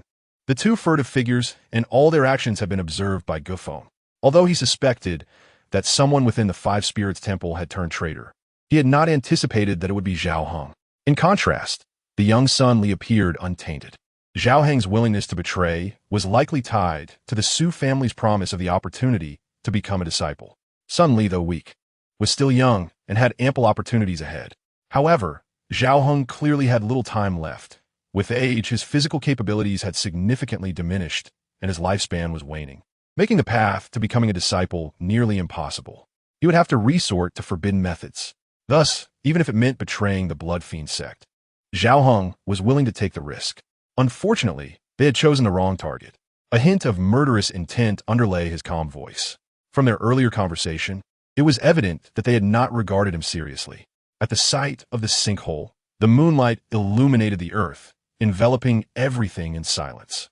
The series of dreadful occurrences in this area has long rendered it a forbidden zone, with few daring to approach. Suddenly, a faint rustling sound emerged from the ground, reminiscent of a gentle breeze whispering through the leaves, hardly drawing attention. Within the shadows, several small creatures were crawling along the surface, appearing at a distance like insects before scurrying away. Following the winding slope, small pieces of flesh rolled down effortlessly. Intriguingly, beneath the depths of WNNI County, there lay a ruined site, and Feng, stationed at WL Nguyen, clearly observed the collapsed remnants below. These fallen morsels were a newfound ability acquired by the flesh god after evolution, allowing a part of its body to detach and explore the external world. It was precisely this ability that enabled Feng to uncover the traitor within WL Nguyen. He wished to utilize this method to investigate what lay beneath the collapsed ruins, which had emboldened the S family to repeatedly plot against the leaders of WL Nguyen, all of whom were formal disciples of the blood-killing sect. What could possibly compel them to risk offending the blood-killing sect, jeopardizing the annihilation of their entire clan? Initially, Feng had sought refuge in WNNI and County merely to address the peculiar revival phenomena. Yet he had not anticipated that his inquiries would entangle him with something of great significance, piquing his interest. Even without the coercive task from Su Ku Ishn, he felt compelled to elucidate the extraordinary occurrences behind it all. Indeed, ahead lay an expanse of purple malevolence, and as he advanced into the ruins, the small morsels ceased their movements. Before him loomed a dense cloud of purple mist, the very essence of the aforementioned malevolence. It seemed to harbor something that the small morsels both feared and yearned for, and in an instant, the information relayed back to G.F.ing left him astonished. This was the first time the flesh god exhibited such restless behavior, indicating that deep within the purple malevolence lay something it craved intensely. The overwhelming urge nearly left G.F.ing in a daze. They were merely here for observation, not to intrude, thus caution was paramount. Faced with the incessantly surging flesh god, G.F.ing felt compelled to reassure it. As the morning sun rose and illuminated the grand hall, G.F.ing remained seated in the upper position, holding the small morsel. Unlike before, strands of purple now coursed through it, flowing as if it were alive. This purple malevolence was no trivial matter. It possessed the ability to corrode magical power. This might explain the disappearance of those Taoist disciples within the purple mist. G.F.ing clearly perceived a vast concentration of purple malevolence within the ruins, capable of eroding all of WNNI and County with its enormous volume and purity. However, he understood that it could not be so simple. Beyond this purple malevolence, other dangers undoubtedly lurked. This purple malevolence was merely a prelude. As the sun rose higher, a knock resonated from outside the hall. Enter. The door swung open, and a figure stepped in, bowing and greeting. My lord, the S family, in conjunction with several other families, wishes to host a banquet in your honor. I wonder if you would grace us with your presence. Standing below, Zhoh-ing spoke respectfully, presenting an invitation. G.F.ing regarded him with a neutral expression, seemingly unfazed. Uncertain of why G.F.ing appeared lost in thought, Zhoh-ing dared not speak further, merely repeating his inquiry. Leave the invitation and step outside. G.F.ing waved his hand dismissively. Zhoh-ing placed the invitation down and turned to leave. Yet, as G.F.ing observed Zhoh-ing's retreating figure, a glimmer of insight flashed in his eyes. He opened his right hand to reveal the small morsel, which was pulsating with a purple glow. This connection between Zhoh-ing and the purple malevolence suggested that anyone who had come into contact with it could be sensed. This revelation invigorated G.F.ing, as it meant he could swiftly identify those linked to the purple malevolence, since they were associated with it. It implied their involvement in the conspiracy against the previous leaders of W.L. Subsequently, G.F.ing directed his palm toward the invitation, channeling his power, causing it to spin and fly back to him. Is this an invitation to join forces or a trap? G.F.ing's expression was a mix of amusement and skepticism. The S family hosting this banquet within their residence clearly indicated ulterior motives. Yet, this aligned perfectly with G.F.ing's intentions. He had little time to entangle himself with the S family, viewing them merely as a minor inconvenience. His true focus lay in confronting the inspector, necessitating a quest for greater power. Thus, his utmost priority was to swiftly uncover a path to transcendence. Chapter 76, S Family. The banquet seated in the designated carriage of W.L. G.F.ing donned the robes of an outer disciple, his demeanor solemn. He was acutely aware that this banquet held no goodwill. Traveling along the broadest avenue of WNNI County, the carriage sped through 1 or 2 blocks before halting before a vast, spacious square. Upon disembarking, he immediately noticed the grand plaque bearing the character S, shimmering brilliantly. The doors swung open, revealing several corpulent, smiling middle-aged men emerging from within. Thank you, my lord, for your tireless efforts to eliminate the scourge in WNNI County. I, SD-ingy, along with all the local gentry, am immensely grateful. Upon hearing this, G.F.ing's gaze sharpened, fixating on the middle-aged man at the forefront. Although he bore the demeanor of a merchant, lacking any striking features, his smile exuded a remarkably pleasant aura. However, the small morsel began to tremble violently, indicating a significant connection between this man and the purple malevolence. You are too kind, SD-Ren. Without your presence in WNNI County, it is likely this place would have perished long ago amid the eruption of the anomalies, G.F.ing replied with a detached smile. Thus, the safety of WNNI County is primarily credited to the S family, while my 2 predecessors of WL have met with strange deaths, adding considerable trouble in the process. As a disciple of Su-Ku Ishn, I feel deeply ashamed. This statement, seemingly a compliment to the S family's achievements, subtly implied their overstepping of boundaries, disregarding the authority of Su Ku Ishn. Without the approval of Su Ku Ishn, the S family dared to attempt to usurp WL Nguyen, a presumption that could not go unchallenged. The surrounding individuals grasped the implication of his words, falling into a heavy silence. Even SD Ingi was taken aback by the new leader's audacity, as if he had already condemned the S family. It was evident that such a person would be difficult to negotiate with. My lord jokes, these are merely our duties. Reliant entirely on the esteemed leaders of WL Nguyen, I would not dare to take credit. Please, my lord, enter the residence. As they traversed the corridor adorned with intricate carvings and lush gardens, it resembled a paradise on earth. The S family was indeed affluent. Their assistance would be vital for the reconstruction of WNNI in county. Observing the estate's architecture, rare flora and fauna, and opulent design, G.F. Ing could not help but entertain certain thoughts. SD Ingi, somewhat perplexed by G.F. Ing's words, simply echoed a few sentiments before guiding him to the rear courtyard. My lord, please take a seat. A table laden with exquisite delicacies awaited in the courtyard. SD Ingi invited G.F. Ing to take the seat of honor, and without hesitation, he did so. Following SD Ingi's cue, the other heads of merchant families positioned themselves on either side. My lord, allow me to propose a toast in gratitude for your long journey to WNNI in county. SD Ingi raised his cup in salute. G.F. Ing lifted his cup, gently inhaling its aroma before responding. We are all serving Su Ku Ishn. There is no need to distinguish between us. However, I'm not well versed in alcohol and shall forego it. Without a moment's hesitation, he placed the cup down, fixing his gaze on SD Ingi. As both parties found themselves in a state of restraint and probing, G.F. Ing was naturally cautious about sampling the offerings prepared by his counterpart. My lord, this humble rice wine is nothing to dismiss. Given the genuine invitation from the esteemed heads of WNNI in county, you should indulge in the fine wine before you. SD Ingi's expression grew slightly awkward. He had not anticipated G.F. Ing's blatant disregard for his hospitality. The smile upon the face appears as though it were forcibly squeezed out, rather than an admonition. It seems more an assessment of Gu Feng's demeanor. It appears that today, to refuse this cup of wine would be to disrespect all present. Am I to believe I cannot leave the Su family without drinking?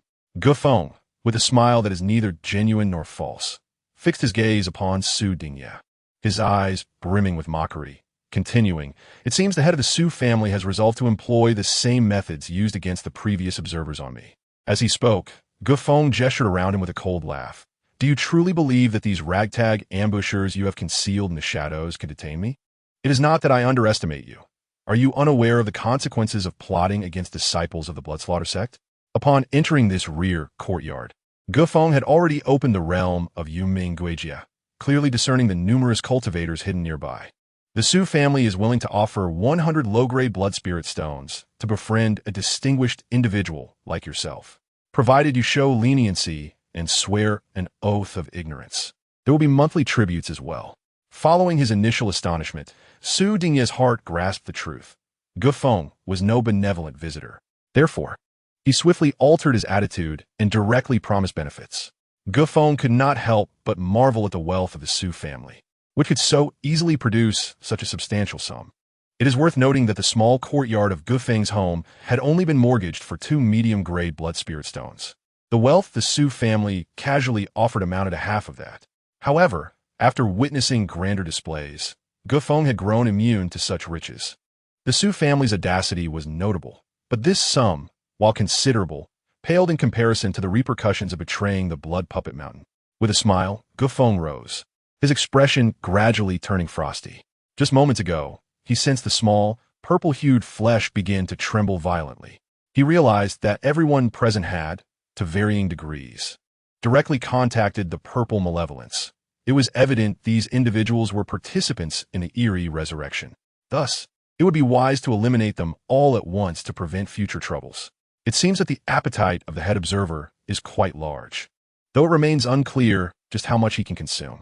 Su Dingye also stood, his right hand gesturing behind him to issue a command. Suddenly, a flurry of hurried, light footsteps approached as a large number of guards rushed toward them. Poison arrows, crossbows, and the Taoist disciples provided by the Su family converged. exuding a palpable aura of lethal intent. The entire banquet was steeped in trepidation, with breathing becoming increasingly labored. My appetite is not particularly significant. What matters is that the Su family has dared to lay hands on the outer disciples of the Bloodslaughter sect. This alone is a fatal misstep. The young man is exceedingly arrogant. What power does a mere disciple of the Bloodslaughter sect possess? You are but another Taoist disciple. Chapter 77. Exorcising Corpses and Slaying Human Skin Monsters. The Su family has long since accomplished great deeds. It is essential to understand that the Zhao kingdom is not merely the realm of the Bloodslaughter sect. The life of an outer disciple holds little value. Finally, unable to contain himself, Su Dingye's expression darkened, his gaze filled with malice, as if he wished to devour Feng. Attack! As his words fell, a cacophony of crossbow strings erupted around them, dozens of arrows raining down like a tempest upon Feng. Simultaneously, multiple spirit-binding cultivators launched an assault to disrupt his consciousness. Their aim was clear: to severely injure Feng's spirit from the outset, rendering him incapable of unleashing his full combat potential. Even a typical Taoist disciple, fortified by the divine blood seal, would find it impossible to withstand the combined onslaught of multiple spirit-binding cultivators, especially with the archers ready to pierce him like a sieve. Unfortunately for them, they encountered Feng, a disciple who defied all conventional understanding. After receiving the seal, Feng merged with the malevolent, ghostly light of the evil ghost soul method, using the soul-capturing banner as the foundation, unexpectedly establishing the embryonic form of the Yuminguijia while absorbing vast quantities of zombie souls, thus accumulating a profound foundation. Therefore, Feng was unlike any ordinary Taoist disciple. The protective layer surrounding his soul was the Yuminguijia, guarded by numerous malevolent spirits. Even a united front of spirit-binding cultivators would struggle to threaten him. At that moment, further assailants brandishing blades and axes burst in from outside, their weapons imbued with magical power, each aiming for Feng's vital points. It truly appeared to be a banquet of doom, but alas, this was insufficient. Feng hesitated no longer and directly summoned the four-armed yin-yang evil corpse. Instantly, a suffocating wave of dark malevolence enveloped the entire Su family estate. What is this? What kind of creature is this? As the numerous disciples summoned by the Su family surged into the banquet, Feng unleashed his full wrath without reservation. In a brief moment, a chorus of anguished cries erupted. Those scattered cultivators fell before the four-armed yin-yang evil corpse as easily as vegetables being chopped. Blood flowed like rivers across the banquet, the pungent scent of blood thickening in the air. The head of the Su family, boldly orchestrating the ambush against the master of the Five Spirits Temple, knew that should he escape, the Blood Puppet Mountain would not spare them. The surrounding air was thick with malevolent energy, obscuring all forms. Someone murmured, "At this point, it has gone too far. 2 masters have already perished. It is too late to withdraw now. The only solution is to eliminate this Feng. If he escapes, it will spell disaster for us all." Upon hearing this, the leaders of the other families nodded in agreement. Having come this far, they were all in the same boat with no chance of retreat, akin to grasshoppers on the same string. Just as they debated, the mist suddenly swirled violently, and all commotion ceased abruptly. A passage split open within the black fog, and a cold laugh echoed forth. Su Dingye's pupils constricted, realizing Feng emerged unscathed from the black mist, followed closely by a towering four-armed creature. Impossible! How could you have survived? Su Dingye could not believe his eyes. The trap he had set was designed for certain death, unless the individual was a disciple. His calculations suggested there was no way to emerge alive. Even if it were a life-for-a-life exchange, the best outcome would be dismemberment by blades. Yet the scene before him sent tremors through his spirit, starkly contrasting with his expectations. The fact that Feng could emerge unscathed indicated that all the disciples sent had perished. In that instant, Su Dingye could not afford to mourn his fallen disciples. Instead, he pointed at Feng, yelling, "Kill him!" A reward of 100 blood spirit stones. He then shouted at the leaders of the other families. I refused to believe that he could emerge from such a fierce battle without a scratch. He must be feigning strength while his body is drained. We must kill him. Otherwise, every family in Wanyan County will perish. The moment the bounty of over 100 low-grade blood spirit stones was announced, the atmosphere erupted in chaos. Kill him. Eliminate him, or we will all die. The family heads, accompanied by their guards and disciples, closed in. Clearly, they too believed Su Dingye's deduction. After such an intense battle, Feng, a mere Taoist disciple, could not possibly remain unharmed. He must be acting. Furthermore, the allure of wealth clouded their judgment. As many greedy guards and disciples surged forward, driven mad by the promise of the blood spirit stones. Faced with the onslaught of guards and disciples, Feng said nothing. Since they sought their demise, he would gladly assist them on their final journey. Moreover, the fallen were excellent materials. Their flesh, bones, and even souls could be utilized, at the very least to hasten the growth of his ghost hand root. Following the four-armed yin-yang evil corpse, Feng, cloaked in dark malevolence, twisted the air around him, resembling a dark overlord driving his foes into despair. However, as a cultivator of the demonic path, Feng was utterly unyielding, having long since acclimatized to such scenes. His gaze cold and tranquil, as if observing a performance rather than a massacre. Under the relentless assault of the frenzied sby sh. The aftermath was a gruesome tableau. The dead warriors were reduced to charred remains, while scattered cultivators had their hearts ripped from their chests by dark, clawed hands. The scene was brutally savage, with heavy casualties. Amidst the carnage, severed limbs and blood flowed freely as tendrils of flesh emerged from the shadows, voraciously consuming the spoils of battle. Feng had now mastered the art of severing parts from the flesh deity, and these tendrils could integrate into his own being as he became increasingly familiar with this entire process. However, this path of evolution rendered him less human and more akin to a monstrous entity. Chapter 78. Annihilation, Sacrifice. Military slaughter. Kill him. Kill him. He must not threaten the ritual. After years of waiting, the opportunity to resurrect the ancestor had finally arrived. The Su family's ambush against the terrifying sby sh was met with utter devastation. Yet the head of the Su family, Su Dingye, was now nearly driven mad, relentless and frenzied, gambling everything in a desperate attempt to revive the ancestor. Listening to Su Dingye's furious roars, Feng's brow twitched, revealing a hint of contemplation. Perhaps this matter is more intriguing than I had imagined. Facing a foregone conclusion, Su Dingye had no more cards to play. Yet in his heart burned an intense obsession, willing to wager the Su family's century-old foundation without hesitation. He was determined to see this through. Unfortunately, time was not on his side. The Su family's amassed forces had proven ineffective against Feng. All previously conceived strategies became irrelevant once Feng summoned the sby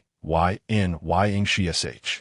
Under Feng's command, the sby sh became a veritable meat grinder, a fiery inferno that left behind a trail of agonizing screams as individuals were reduced to cinders. At that moment, the colossal undead entity charged into the midst of the Su family ranks. With a thunderous impact, its massive, iron-hued arms, adorned with dark nails emanating a chilling aura, struck a young Taoist, launching him into the air, only for the force within to explode his body as if it were a bomb. Simultaneously, the sby sh unleashed fireballs from its rear arms, engulfing another Taoist in flames, which swelled in a tempestuous blaze, consuming him entirely as he writhed in agony until he was nothing but charred remains. You must escort the head of the family to the ancestral hall. Originally, the guard captain assigned to protect Su Dingye attempted to intercept, but was seized by the sby sh, torn apart amidst harrowing screams. The stench of blood grew increasingly nauseating. If they did not flee, Su Dingye would perish here. You must escort the head of the family to the ancestral hall. At that moment, two guards burst forth from the crowd, roaring as they faced the sby sh. They employed a form of dark self-harm technique, detonating themselves to splatter blood and flesh, managing to momentarily restrain the monstrous entity. Others seized the opportunity to carry Su Dingye towards the ancestral hall. Feng, observing Su Dingye's retreat, felt no urgency. The Su family estate was among the most prestigious in Wnnin County, rivaling the WL Nguyen. The ancestral hall, being the family's most significant structure, was centrally located behind the family's grand hall. A panicked throng fled into the ancestral hall, where they were met with the ancestral tablets of the Su family. Incense burned continuously, filling the air with a thick haze. What should the head of the family do next? Although they had reached the ancestral hall, the prior series of brutal assaults by the sby-ing sh had left them dispirited, devoid of the courage to confront Gufeng. He must not enter. This is the heart of the Su family. Perhaps the relentless onslaught had driven Su Dingya to the brink of madness. As he spoke with a disjointed tongue, "So you're all here? This saves me the trouble of searching elsewhere." As he spoke, the screams of the guards at the entrance abruptly ceased, and a figure stepped inside, graciously closing the door of the ancestral hall behind him. It was Gufeng, who had silently followed, his expression one of cold indifference. "How could you arrive so swiftly? Su Ming and Su Yang. Did you not manage to hold him off for even a moment?" Upon seeing Gufeng enter almost simultaneously, someone in the hall cried out in shock. In an instant, the renowned NSHN Gu, twin brothers purchased with a hefty sum, had fallen. "Were you looking for them?" As he spoke, Gufeng waved his hand, and the severed heads of the brothers, their eyes wide open in death, rolled into the hall, landing at the feet of the onlookers. These were the infamous NSHN Gu among the scattered cultivators. It's Su Ming and Su Yang. Panic erupted in the ancestral hall at the sight of the lifeless heads. The brothers, heavily employed by the Su family, were orphans raised by outsiders, bound by telepathic connection forged through their dark cultivation, having committed several heinous acts that led to their pursuit by the court, ultimately being taken in by the Su family at great cost. They rarely made appearances, initially intended as a last resort. Yet, encountering a killer like Gufeng had turned them into corpses. Outside, all cries had ceased, leaving a chilling silence. The air was thick with the acrid scent of blood, inducing nausea. A massive, grotesque figure, draped in blood and possessing forearms, strode into the hall, causing many within to pale, their hearts leaping into their throats. As the Su family fell into a deathly silence, it was as if Gufeng had eradicated them completely, the family lineage extinguished. Those fortunate enough to reach the ancestral hall were primarily direct descendants. The dead soldiers and hired cultivators had perished outside. Now cornered, they were left wondering if any hidden cards remained. Gufeng coldly regarded Su Dingya, his indifference palpable. At this moment, Su Dingya finally regained some semblance of clarity. Though it was too late, he pointed at Gufeng and declared, "Do not think that you are the ultimate victor. Since you have destroyed my Su family, you shall accompany us to the grave." With a twisted expression, Su Dingya suddenly grasped a candlestick from the corner of the hall. The ancestral hall erupted in light, as if a formation had been activated. With a deafening explosion, the entire hall trembled violently, and the ground began to quake. Gufeng's expression changed as he heard the agonized screams of the Su family members. He felt the floor beneath him give way, and the ancestral hall collapsed into darkness. In an instant, a gaping pit appeared where the hall once stood, revealing an abyss that inspired dread. Where is this? Beneath the Su family ancestral hall lay a subterranean fissure, possibly linked to the previously collapsed ruins. Gufeng felt himself spinning, his body crashing painfully. Fortunately, he had commanded the sby-ing sh to protect him during the fall. At the last moment, he clung tightly to the edge of the collapsing floor. Once the surroundings stabilized, he rose slowly amidst the swirling dust and surveyed his surroundings. Indeed, he found himself in a sunken chasm, the area enveloped in darkness. He touched his nose and face, discovering numerous abrasions and blood flowing from his wounds. However, there was no time to dwell on this. With a flick of his right hand, a pale light flared at his fingertips, revealing a skeletal firebrand. The dim phosphorescence illuminated the pit, dispelling part of the darkness and revealing its general shape. The underground fissure was at least several dozen meters deep. Based on the depth of his fall, Gufeng surmised his location. With a light guiding him, he spotted several mangled corpses strewn about, clearly indicating that Su Dingya's declaration of mutual destruction had indeed taken the entirety of the Su family's remaining strength. He simply had not yet discovered the whereabouts of Su Dingya's corpse. Upon his fall, Gufeng felt an overwhelming ache throughout his body. Fortunately, the four-armed yin-yang evil corpse protected his vital points from impact. At that moment, a stream of warmth from the flesh god continuously flowed into Gufeng's body, mending its internal injuries. Moments later, the warmth dissipated. As Gufeng moved his body, the injuries he sustained had largely healed, no longer hindering his movements. Below him were traces of artificial excavation, suggesting they were part of the ancient ruins beneath Wanyan County. Although Feng had not ventured outward, he could vaguely survey the scene below the pit, illuminated by the glow of the bone phosphor fire, revealing clear signs of human handiwork. Such an extensive project had not been documented in the annals of Wanyan County and likely existed for 5 or 6 centuries. After making a simple judgment, Feng suppressed the excruciating pain coursing through his body and rose, seeking to explore through a passageway. Since he was already here, he decided to make the best of it. Gazing upward, he noted the absence of any light filtering in, indicating a deeper mystery within. He found himself in an ancient ruin. Unless he could uncover its secrets, escaping would prove exceedingly difficult. Taking a deep breath, Feng located a human-sized path. After walking several thousand steps, he suddenly halted, staring at the swirling purple malevolence across from him, momentarily taken aback. This was the source of the purple gas, which Feng had always regarded with trepidation. It was the root of all the sinister occurrences in Wanyan County. He vividly recalled encountering ordinary people at the city gate, infected and reduced to living corpses. To his astonishment, he had now encountered it again after falling from the Su family ancestral hall. Feng was at a loss regarding his exact location. The Su family residence was situated to the north of Wanyan County, several miles from the center of the county town's pit. Could these ruins be interconnected? Feng dismissed his earlier conjectures, his gaze intensifying as he observed the purple malevolence, sensing an unfamiliar intensity about it. The purple aura here was denser than he had previously witnessed. Thus, this must be the inner sanctum of the ancient ruins. As this thought crossed Feng's mind, his brow furrowed slightly. It seemed the underground ruins of Wanyan County were far more extensive and complicated than he had imagined. No wonder Su Dingye had resorted to such desperate measures, even risking conflict with a blood fiend sect to seize control of Wanyan County. However, what connection did these ruins have with the ancestors of the Su family?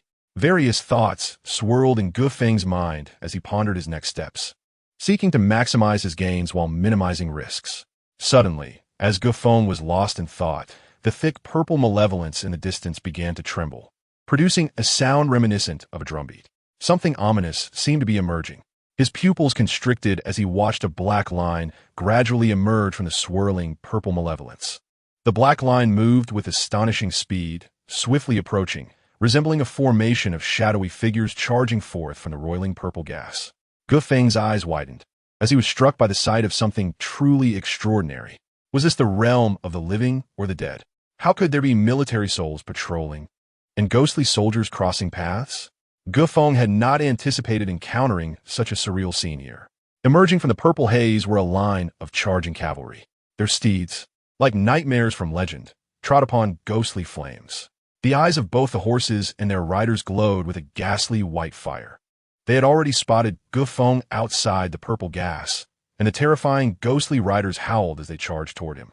Waves of deathly energy surged forth, threatening to engulf Feng entirely. From the eyes of those ghostly riders, he could see their extreme hatred and loathing for the living. The foul, gathered malevolence exuded a suffocating pressure, causing Feng to breathe heavily. He realized he had to flee immediately. However, this time, Feng miscalculated. A powerful barrier separated him from escape. The gateway of light in his mind could not take form, as if some force was preventing his transit. Chapter 79. Eternal Suppression of the Ghost Domain, the Terrifying Source of Qi. What was happening? Feng's expression changed. The situation was dire, leaving no room for contemplation. He turned and bolted deeper into the broad cavern. The four-armed yin-yang evil corpse hurriedly followed, preferring to avoid confrontation. Faced with such formidable, ghostly cavalry, Feng dared not attempt to combat them with the four-armed yin-yang evil corpse. One was a vile ghost, the other a resentful zombie. It would be futile and unsafe to engage. The loss would be unbearable. The sound of rushing air echoed behind him. Feng sensed a chill creeping up his back, as if the long spears held by the ghostly cavalry could pierce through him at any moment. The ghostly realm opened. In an instant, Feng ceased to resist and opened the void behind him. The soul banner fluttered, and the ghostly realm, which had already birthed 13 malevolent spirits, enveloped him, exuding a chilling aura as it collided with the ghostly cavalry without hesitation. But the next moment, Feng's expression shifted drastically. These ghostly cavalry from the depths possessed an astonishing killing intent and overwhelming resentment. The carefully crafted malevolent spirits he had summoned were no match for them, being torn to shreds in an instant. The surface of the three-turned soul banner dimmed, clearly suffering severe impact. It must be said that the ghostly cavalry below, transformed by malevolence, exhibited incredible combat prowess. Feng felt as if his embryonic ghostly realm were on the verge of being torn apart upon colliding with the ghostly soldiers. Fortunately, in this moment of distraction, the ghostly realm barely managed to stall the ghostly soldiers. Feng finally caught his breath and quickly sought another passage, plunging into the pitch-black depths with a four-armed yin-yang evil corpse. He was unaware of how far he had fled. When he eventually assessed his surroundings, he discovered he was nowhere near the path he had taken before. The underground passage stretched endlessly, resembling the burrowing of a pangolin, with numerous forks that could easily lead one astray. Feng, having been pursued by the ghostly soldiers, was in a panic and had lost his sense of direction. Straining to listen, the thunderous sound of hooves had completely vanished. Feng let out a sigh of relief and hastily retracted the ghostly realm. How had it come to this? Previously, the ghostly energy had been overwhelming, and he had felt a sense of pride over the 13 fearsome, malevolent spirits. Yet in the blink of an eye, only 2 or 3 remained in a pitiful state. Moreover, the ghostly energy within the ghostly realm was depleting rapidly, leaving only a thin layer to barely sustain it. Could it truly be that the legendary military souls were incarnated as relentless, iron-blooded, ghostly soldiers? If this were the case, then he was indeed in grave trouble. The losses were substantial, and recovering to his previous state would likely require considerable effort. Nevertheless, having staved off the ghostly cavalry and evaded the ghostly soldiers, Feng dared not linger and continue to search for an exit. Yet why were there so many military souls and ghostly soldiers amidst this purple malevolence? Or rather, did this purple malevolence itself have some intricate connection to the underground ghostly soldiers? Now, Feng realized that he had previously underestimated the situation. The explorers, including the old master of the Five Spirits Temple, who had perished without a trace, had likely been wiped out by these military souls and ghostly soldiers. In the depths of the earth, where the sun did not shine and time seemed to stand still, each day felt like 3 years, monotonous and increasingly maddening. Feng had lost track of time and even felt his body growing weary. After an indeterminate period, whether it was 1 day or 2, after meandering through countless dead ends, I finally found the correct direction along a broad path and arrived at a spacious hall. A glance around invigorated my spirit as I noticed a stele standing on one side of the hall. However, something felt amiss. The structure resembled that of a tomb, appearing more like a side chamber. The funerary items present were all Buddhist statues, each adorned with golden banners and Nile silk. Beneath them lay a formation, perhaps for suppressing evil. As I traversed the grand hall, my footsteps suddenly halted. I crouched down, gently wiping the ground, as if I had made a discovery.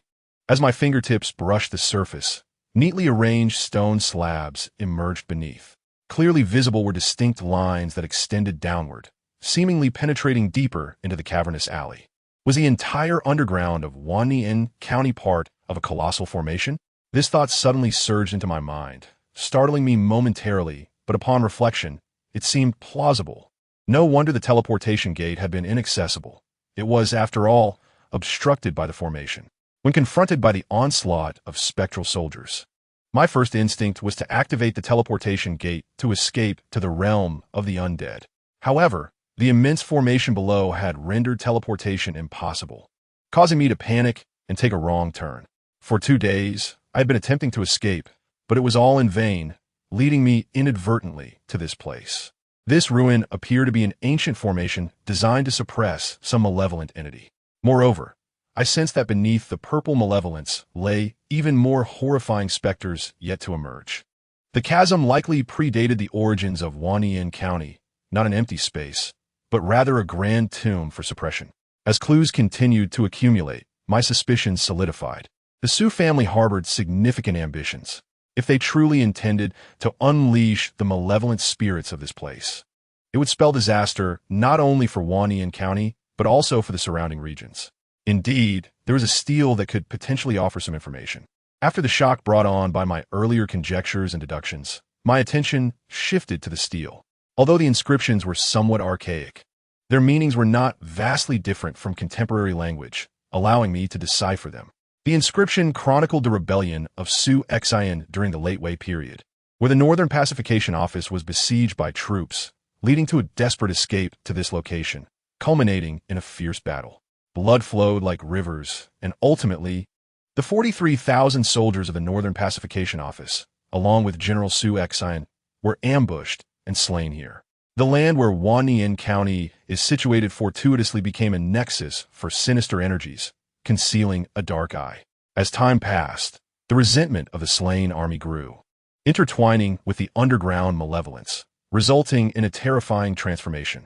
Subsequently, a cult incited chaos, conducting a living sacrifice that turned the ambushed soldiers into horrific ghostly legions. Thus, this area morphed into a dreadful ghost domain. The cult, having summoned this ghost army, once thrived, ultimately attracting the Imperial Army for eradication. After 3 years, although the entire cult was destroyed, the area had long since transformed into a fearsome ghost realm.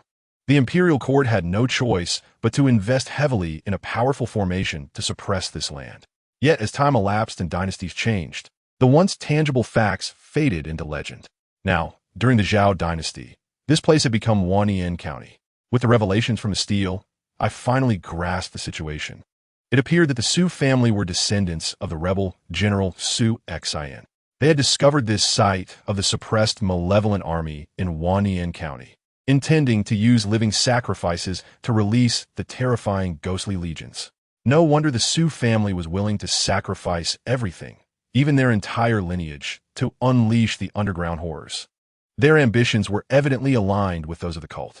Previously, I had suspected the Su family and had ordered an investigation into their origins. It was found that, although the Su family was the wealthiest in Huanyin County, they were not indigenous to this area, but had relocated here from afar decades ago. It seemed that their ancestors had begun tracing the location of this temple long ago, expending considerable time and effort to eventually find it. Their intentions were unmistakable: to resurrect the ghostly army. As for the means, I vaguely speculated that, similar to the cult that once thrived here, they planned to use the population of Huanyin County as their sacrificial offerings. However, my sudden arrival caught the Su family off guard. It can be said that their calculations fell short of fate's design. After years of preparation, they ultimately became the butt of a joke. Just then, I felt a subtle movement in my ears, my gaze sharpening. I suddenly noticed peculiar entities on the ground, silently advancing towards me. They were neither living beings nor spirits. I was certain that what approached was not a common organism. It resembled some form of plant. A wave of malevolence surged, causing my pupils to constrict. I observed that not far away, a fungal mycelium was rapidly proliferating, extending towards me. What sort of mycelium could thrive in such an environment? Hesitating, I regarded the mycelium. Under the influence of the malevolent energy, it proliferated astonishingly fast, akin to lively fish swimming towards me. It seemed to have detected the essence of life emanating from me, identifying me as its target. How should I deal with this? Observing the encroaching light purple mycelium, I sensed a similar aura to the purple malevolence, imbued with a corrosive, deathly energy. My face involuntarily twitched. Were I in a different circumstance, I might find such bizarre mycelium intriguing. However, in this environment, these mysterious tendrils were swiftly encroaching upon my body. Even the most audacious individual would feel a surge of unease. Just then, the meat spirit reacted with unexpected intensity. As I hesitated about how to escape, the meat spirit on my body began to tremble. Particularly, the small meat worms and chunks hanging from my clothes conveyed an impatient urge. It yearned to consume the mycelium, having nourished the meat spirit for so long. It was the first time I sensed such excitement from it. As if the mycelium were a delicacy it could not wait to devour. I decided to take a gamble. At that moment, I found myself unable to depart. I resolved to let the meat spirit test the toxicity of these mycelium. The next steps were up to the meat spirit. With a wave of my hand, a portion of the meat spirit's tendrils swiftly extended outward from beneath my feet. As the meat spirit expanded, I observed with a serious expression. I wished to ascertain how these mutated mycelium, nourished by malevolent energy, would affect the meat spirit. In an instant, the meat spirit rolled out like a carpet, voraciously consuming the swarming mycelium. The next moment, astonishment etched itself upon my face. I sat cross-legged on the ground, beginning to meditate. Although this was only a small portion of the meat spirit's body, as it devoured the mycelium, I felt a surge of intense heat rise, tumultuously colliding within the meat spirit. Simultaneously, this fierce heat flowed through the connection between me and the meat spirit into my own body. The intensity of this heat was overwhelming. What manner of energy did these purple mycelium possess to unleash such terrifying power, causing a further eruption of vitality, akin to an unending torrent? The tendrils I summoned were not the essence of the meat spirit, but merely a fraction of it. However, as the tentacles devoured more and more, the purple mycelium rapidly developed and proliferated. In the blink of an eye, it had doubled in size. An increasing number of tentacles extended outward, while the purple mycelium on the ground was transmitted from these ever-multiplying, infinitely expanding fleshly tentacles. The intense heat made Feng experience the bittersweet sensation of pain and pleasure. A torrent of vital energy surged through his entire being, transcending a certain threshold in an instant. It felt as if a flood had breached its dam, engulfing him in waves of scorching heat that swept through his limbs and bones. At this moment, Feng trembled all over, his skin radiating ripples as the essence of the shui, su, bao, zhen, jing circulated within him to its utmost limits. He had to focus his mind, suppressing any errant thoughts to stabilize the burgeoning magical energy within him that threatened to break free from its constraints. His entire consciousness was dedicated to the operation of the shui, su, bao, zhen, jing. Under the synergistic effect of the vital energy, the rolling heat caused his skin to redden and burn, as intense warmth rose from the crown of his head. The magical energy flowed like water within him, circulating through the 7 meridians and 8 vessels while transforming and integrating into his flesh, bones, and fascia, causing his body to rapidly metamorphose and strengthen. Through the operation of this technique, the magical energy cultivated within opened up more subtle meridians throughout his flesh and blood. Yet, Feng was acutely aware of the urgency of the situation. Although this was an unforeseen circumstance, it was also a fortuitous opportunity for him. This was the perfect moment to fully transform the shui, su, bao, zhen, jing, leveraging the continuously available external energy to expand and enhance his meridians. Seizing the abundant magical energy within, he hastened to refine more shui, su, bao. Mysterious runes floated within his muscles, bones, and blood vessels, following the streams of heat transmitted from the fleshly tentacles. After passing through the cycles of the 7 meridians and 8 vessels and the refinement of the shui, su, bao, zhen, jing, they gradually transformed into a formidable reservoir of magical energy within Feng, further propelling his physical body into rapid metamorphosis. As time flowed slowly, Feng became oblivious to the external environment. He found himself swept along this tumultuous racetrack, unable to break free. The more robust heat of the vital energy continued to surge, leaving him no time to react. He could only monotonously circulate his magical energy, utilizing the impact and nourishment of the shui, su, bao, zhen, jing system to break through more subtle meridians and incorporate them into the cycle of the 7 meridians and 8 vessels.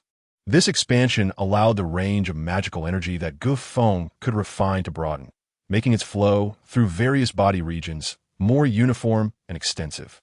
Consequently, Feng's innate capabilities began to strengthen.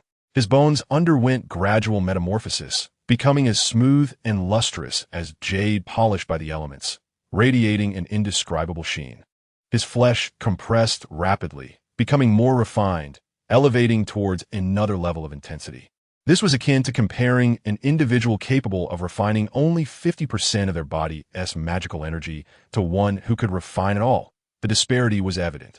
Furthermore, the shui, su, bao, zhen, jing was fundamentally a technique that laid a perfect foundation for the physical body through the terrifying consumption of resources, enabling a more robust transformation of the flesh. In the dark underground passage, Feng found himself surrounded by countless extending fleshly tentacles. Even without his manipulation, these tentacles instinctively expanded and voraciously consumed the purple mycelium, rapidly proliferating. At the center, enveloped by the multitude of crimson tentacles, It felt as if he had fallen into a vast nest of blood serpents. From within, the sounds of tigers roaring and leopards howling echoed, creating ripples in the already sparse underground air. The unique technique of fleshly refinement, known as Hubao resonated within Gufeng, producing a continuous reverberation. With each circulation of magical energy, a thunderous roar echoed within him. The shockwaves caused his abdomen to swell, reminiscent of a woman in her 10th month of pregnancy. Soon, the gathered energy in his abdomen exploded outward, dispersing blockages in his meridians. Impurities settled in his bones and coagulated flesh, all shattered and cleared by this force. In a short time, under Gufeng's deliberate operation, a significant amount of magical energy swiftly reached the periphery along the meridians, expanding the areas nourished by his magical energy. Throughout this cyclical process, his body became more attuned to the shui su bao jinjing, and the efficiency of his cultivation significantly increased. This time, he was certain that he could successfully refine the vertebra at the back of his neck. Gufeng's body operated fervently, undergoing a mechanical frenzy. Yet, his consciousness remained detached and remarkably calm, as if his body and will had split into two independent entities. According to the shui su bao jinjing, a total of 365 blood seals needed to be refined for completion. Given his current level, he required only 72 blood seals to achieve the first volume's perfection. Previously, with the assistance of the vital flow, he had only managed to refine 5 blood seals in the vertebra at the back of his neck. Gufeng had initially thought that he would need to further enhance his strength to the level of a Tao disciple before he could fortify the foundation of his physical body. However, the sudden mutation of the mycelium brought about an explosive surge in the vital flow, providing Gufeng with immense hope, allowing him to grow amidst suffering. There is a saying among cultivators: one step ahead leads to further advancements. The same applies to the refinement of blood seals. If he could forcibly refine the first volume of the shui su bao zhanjing into a portion of the blood virtual treasure before receiving the seals, the strength of his newly formed body would undoubtedly facilitate the transformation of his soul, offering even greater benefits, potentially allowing him to reach the threshold of the Tao disciple stage. As Gufeng focused, the surging heat within him, under the operation of the shui su bao zhanjing, wove a blood seal that was directly sent into the vertebra at the back of his neck, swiftly settling down. He could clearly see the blood seal materialize above his tailbone, appearing as if it had been intricately carved into place. At the moment the blood seal settled, a sound reminiscent of a dragon's roar emanated from his bones, reverberating throughout his body. The intensity of the impact was overwhelming. Without the constant support of the vital flow, his body would have been unable to withstand such force. The consumption was immense, exceeding the capacity of a Tao novice's body. Could it be that today, he could indeed consolidate a portion of the blood virtual treasures foundation in one go? Gufeng suddenly opened his eyes, 2 brilliant beams of light shining forth, revealing the surprise deep within his gaze. Although the thunderous roars continued to wash over his body, as the frequency increased, his body began to develop resistance, causing the flow of magical energy to stagnate. At the same time, a more ferocious heat surged with the vital flow. As the vertebra at the back of his neck stirred, it felt as though the roar of a great dragon had shattered through barriers. Now, he needed to calm his mind and first imprint 36 blood seals onto the vertebra at the back of his neck, utilizing the momentum of the dragon and snake to lay a stronger foundation. Gufeng resolved to focus his spirit on the vertebra at the back of his neck. As he operated the shui su bao zhanjing, more magical energy surged throughout his body. The mutated mycelium on the ground had proliferated over countless years. The flesh deity, akin to a gluttonous beast, possessed an instinctual desire to voraciously consume these mutated mycelium. The peculiar energy contained within transformed into heat, supplying Gufeng, allowing the magical energy flowing within him to surge rapidly. The torrential magical energy, after being refined through the shui su bao zhanjing, gradually permeated his flesh and blood. After compression and transformation, it coalesced into strands of golden threads, enveloping Gufeng's body and blood with a tight embrace. Unlike the mana that flows directly from the surface, these golden threads, seemingly endowed with life, gradually enveloped the skin, bones, and muscles, weaving their way through every crevice. The subtle golden hue begins to merge with these organs. Is this the manifestation of the transformation brought about by the Shui, Su, Bao, Zhen, Jing as it starts to coalesce the Tao body into the golden flesh and jade bones? Gufeng distinctly perceives that as these golden threads continuously entwine around every muscle and bone in his body, the enhancement effect brought about by the frenzied proliferation of blood and flesh cells becomes increasingly apparent. The flesh and muscles undergo a further metamorphosis, as if they are gradually transforming into another quality, tinged with a faint golden sheen, while the bones become sturdier, resembling jade in their solidity. When he initially chose the Shui Su Bao Jinjing, his senior brother from Shuikai Mountain had cautioned him that this method demands immense resources and cannot be interrupted. Like rowing upstream, one must advance or risk regression. Nevertheless, Gufeng resolutely opted for this path, for he had the assurance of his body's source flow. And furthermore, the potential benefits of mastering the Shui Su Bao Zhenjing are exceedingly vast.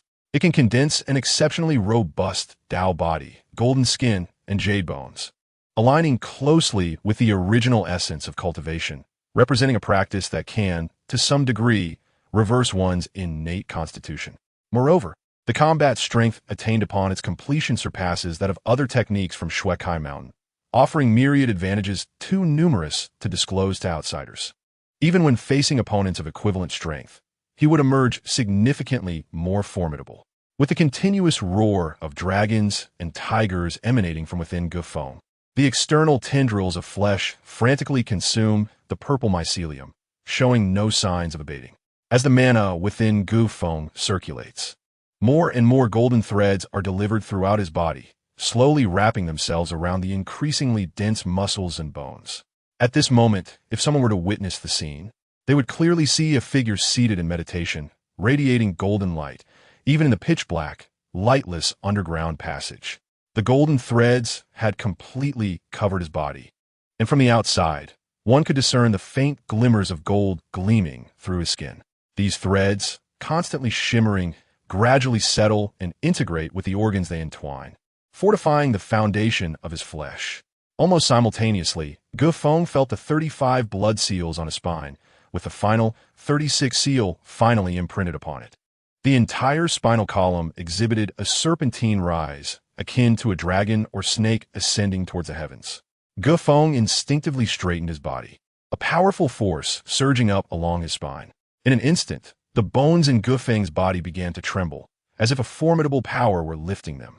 Following closely was an overwhelming surge of energy from within.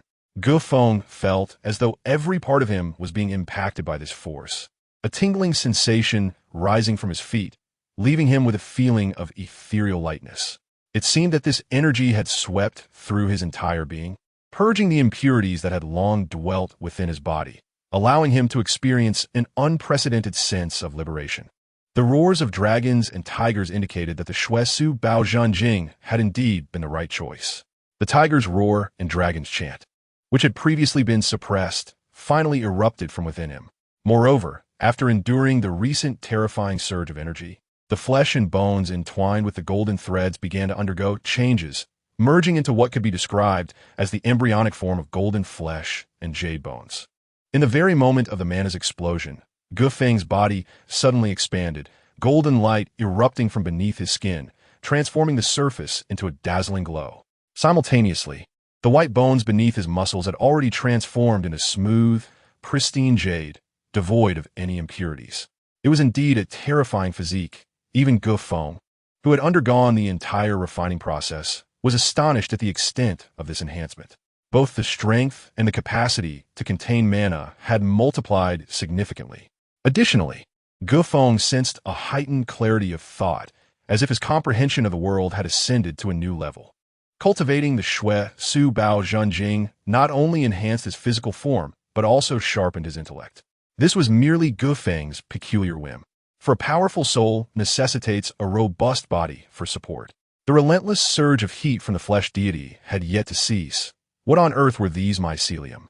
Gufeng refocused his mind and continued to cultivate the Shui Su Bao Zhenjing.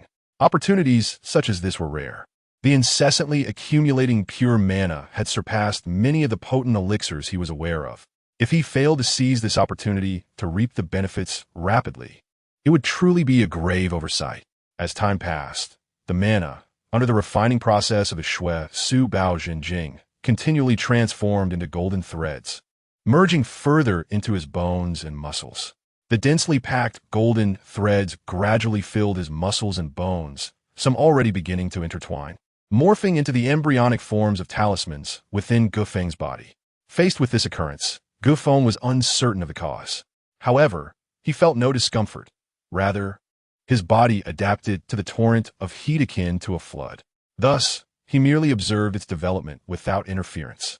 The transformation of these golden threads ultimately proved beneficial. The quantity of golden threads within him continued to increase, spreading throughout his body as more and more talismanic forms began to appear and extend. Chapter 81. Soul Flames. This was indeed a tremendous gain.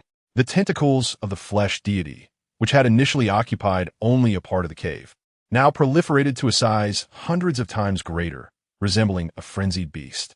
More blood and flesh tendrils stretched out, relentlessly tearing at the surroundings and consuming the mycelium that had proliferated from a distance. These mycelium seemed to reproduce indefinitely, as if there were no end. Even under the continuous onslaught of the flesh deity's consumption, they maintained a considerable speed in their advance. This entire process persisted for several days and nights. Gufeng had long forgotten the external chaos, fully immersed in the rapid transformation of his physical form within the dark, narrow passage. Meanwhile, in the small county of Wanyang, the sudden collapse of the Su family had thrown the town into further disarray. Various factions were filled with trepidation, and the local officials began to intervene to maintain order. The common people were exceedingly cautious, unsure of what to do, fearful that a misstep could lead to disaster. In Wulingguan, the sudden disappearance of Gufeng, the newly appointed head, escalated the chaos and intensified the atmosphere of fear. Damn it, why did the entire Su family have to vanish at this time? I have invested so much, only for it to turn into nothing. Why? Why did this happen? I cannot accept this. I refuse to let it end this way. The disappearance of the new head of Wulingguan alongside the Su family left Zhao Heng, the traitor, in a state of heightened anxiety. He did not care for the fates of those individuals, but with this sudden turn of events and the destruction of the Su family, he feared for his own safety. Having prepared for so long, and even betraying Shui Shajiao to eliminate two head priests, his life had been marked by the brand of a traitor. If Gufeng were to emerge alive and discover the truth, he would not only find himself without a burial place, but might sometimes even find that death eludes him, which would be the cruelest fate. After enduring so many consequences, the hard-won opportunity had crumbled into a catastrophic collapse. How could he possibly come to terms with this?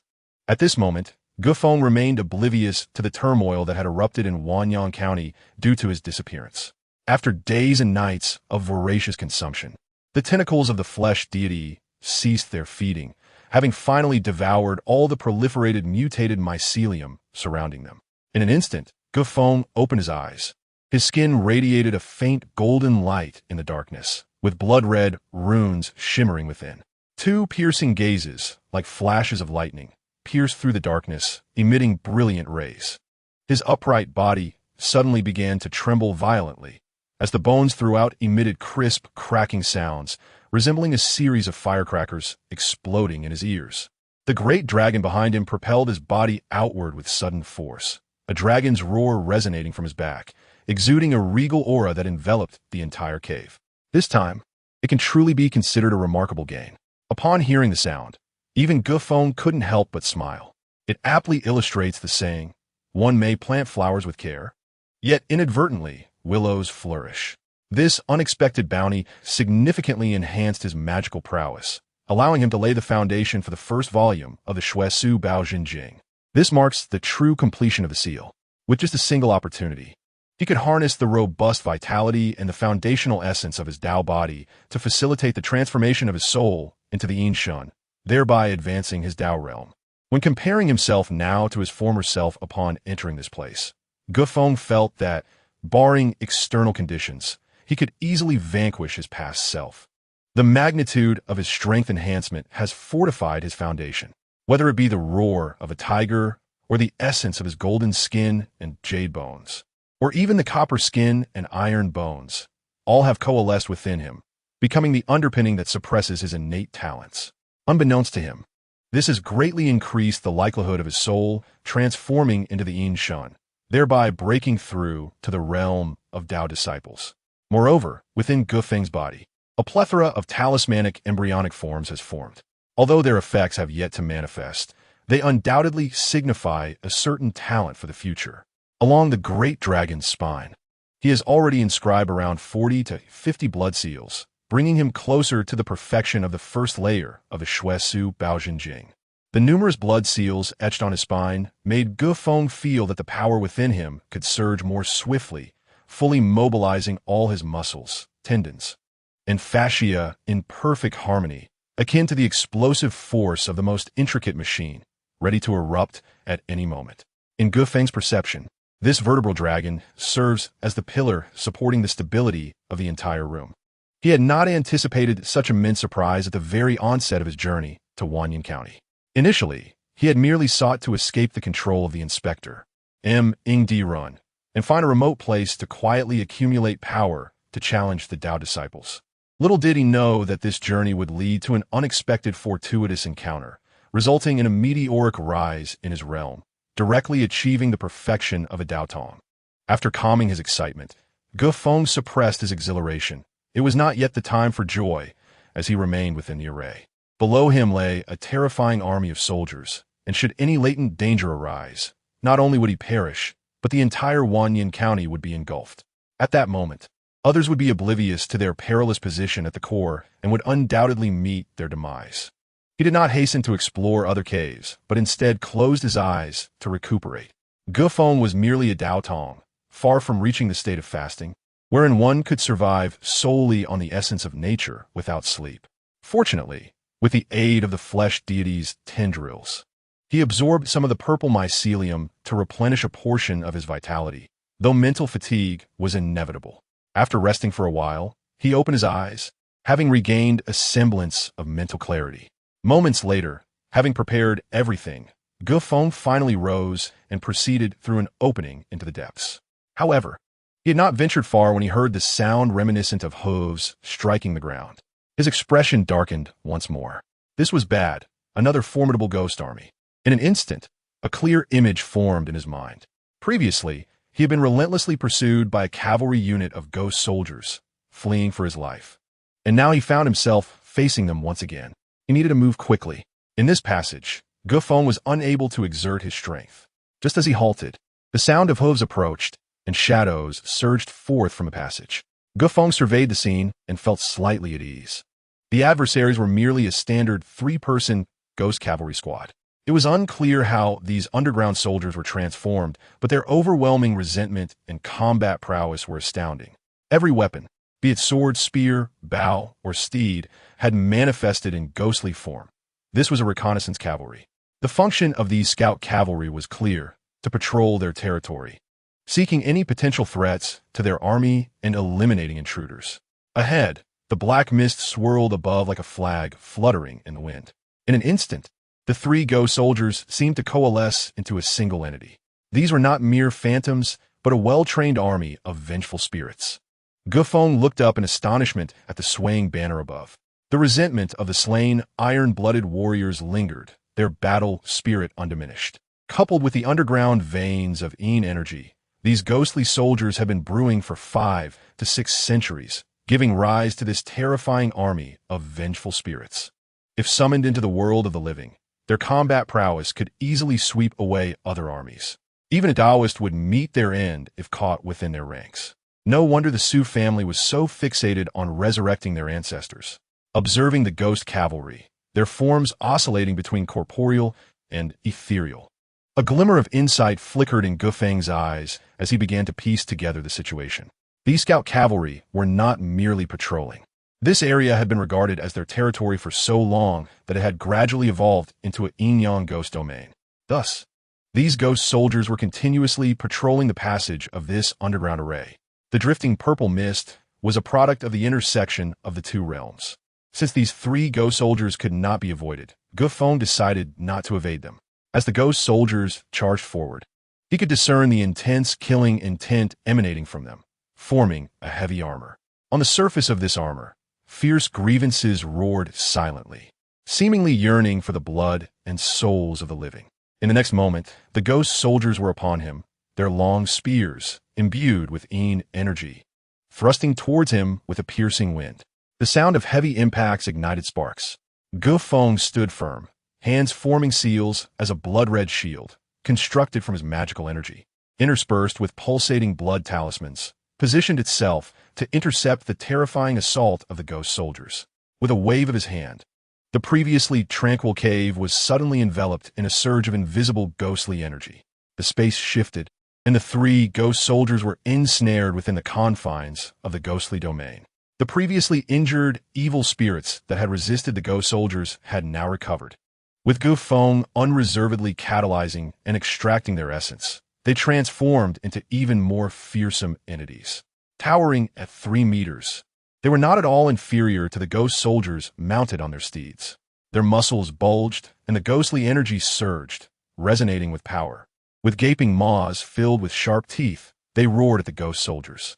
It appeared that this enhancement was comprehensive, benefiting even the ghostly domain significantly. His mental fortitude allowed for greater control over the eerie realm. Originally, Feng intended to gradually wear down the ghost soldiers by drawing them into the ghostly domain. However, upon its opening, he altered his strategy, forcibly extracting the residual essence from the evil spirits for one final utilization.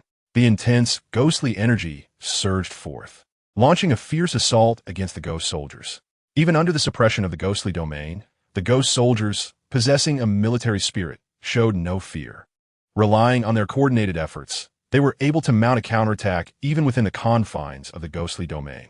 In that moment, the two sides engaged in a fierce and unyielding battle. Both were not of flesh and blood, yet the ferocity of the combat was even more sanguinary. The air was thick with ghostly energy, and the battle was brutal. If they were living beings, they would have been torn asunder long ago.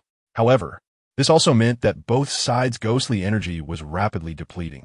Should such a fierce ghost army be incorporated into his ranks, it would undoubtedly become a significant trump card. Observing the ghost soldiers who showed no signs of yielding, Feng's mind began to swirl with peculiar thoughts. If he could integrate an army of fierce ghost soldiers, as long as their numbers were sufficient, the force they could unleash might even daunt Tao disciples. A moment's inattention could lead to being overwhelmed and ambushed by the army. If this ghost army were suddenly unleashed during a fierce battle, it would undoubtedly inflict devastating damage upon the enemy. Sanjuan Hunfan, with a fierce roar, originally relied on the military prowess of the Yinbing Guijiang to maintain equilibrium. However, under Feng's deliberate manipulation, the Hunfan suppressed the malevolent spirits, causing their offensive strength to surge abruptly, rendering them increasingly unable to cope. If this continued, it would ultimately consume a significant amount of time. Should they be separated, devoid of the enhancement from the fierce ghost military soul, capturing them would become considerably easier. As this thought emerged, Feng's eyes gleamed with a spark of inspiration. He swiftly waved the Hun fan, unleashing a surge of black mist that poured forth. Guided by an unseen force, this black mist, seemingly imbued with life, enveloped the three Yinbing. The swirling black mist appeared insubstantial, akin to a thin veil isolating the trio of Yinbing from one another. Merely this maneuver disrupted their mutual cooperation.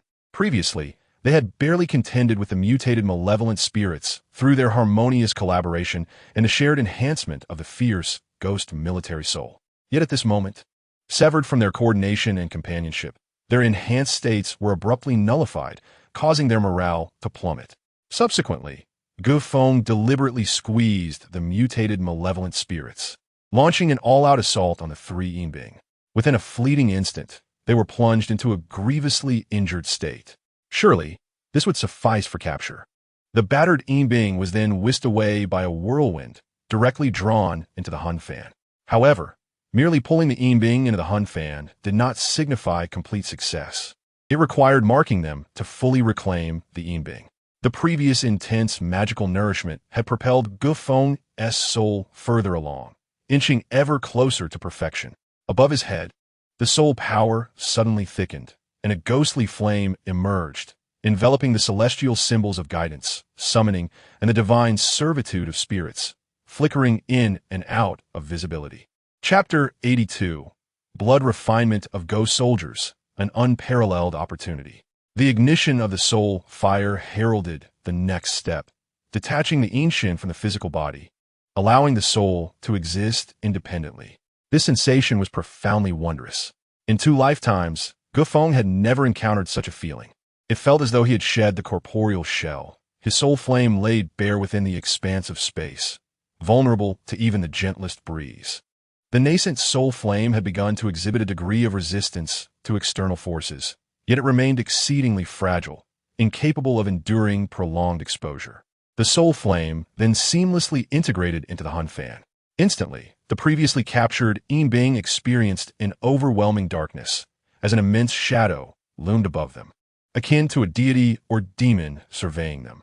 The awakened military spirit of the Being suffered a crushing blow, evoking an instinctual impulse of submission, akin to that of a subordinate before a general.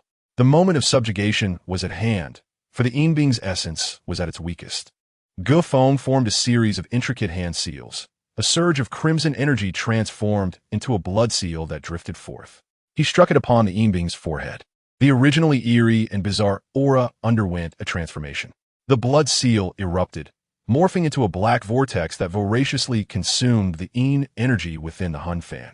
This familiar energy reverberated through their bodies, expelling the disparate malevolent energy that had previously occupied them. Within a short span, the Being became an integral part of the Hun Fan. Employing a similar method, the other 2 Being were also refined and rebound to the Hun Fan. The sensation of the soul flame departing from the body was utterly enchanting. Yet it had not yet reached the stage of forming a cohesive ancient capable of prolonged separation from the body, unable to withstand the perils of extended exposure. The experiences of the corporeal body and the soul were entirely different. However, upon the soul flame merging with the Hun Fan, Feng sensed that the absorption of soul power occurred at an accelerated rate, significantly enhancing his efficiency. The soul flame was swiftly solidifying, progressing more rapidly than his regular soul power cultivation. Nonetheless, Feng recognized the inherent dangers of this situation. Unforeseen circumstances abounded. A moment's inattention could lead to severe repercussions. Thus he resolved to minimize its use. As for the malevolent spirits previously within the Hun Fan, they had been relentlessly drained and destroyed.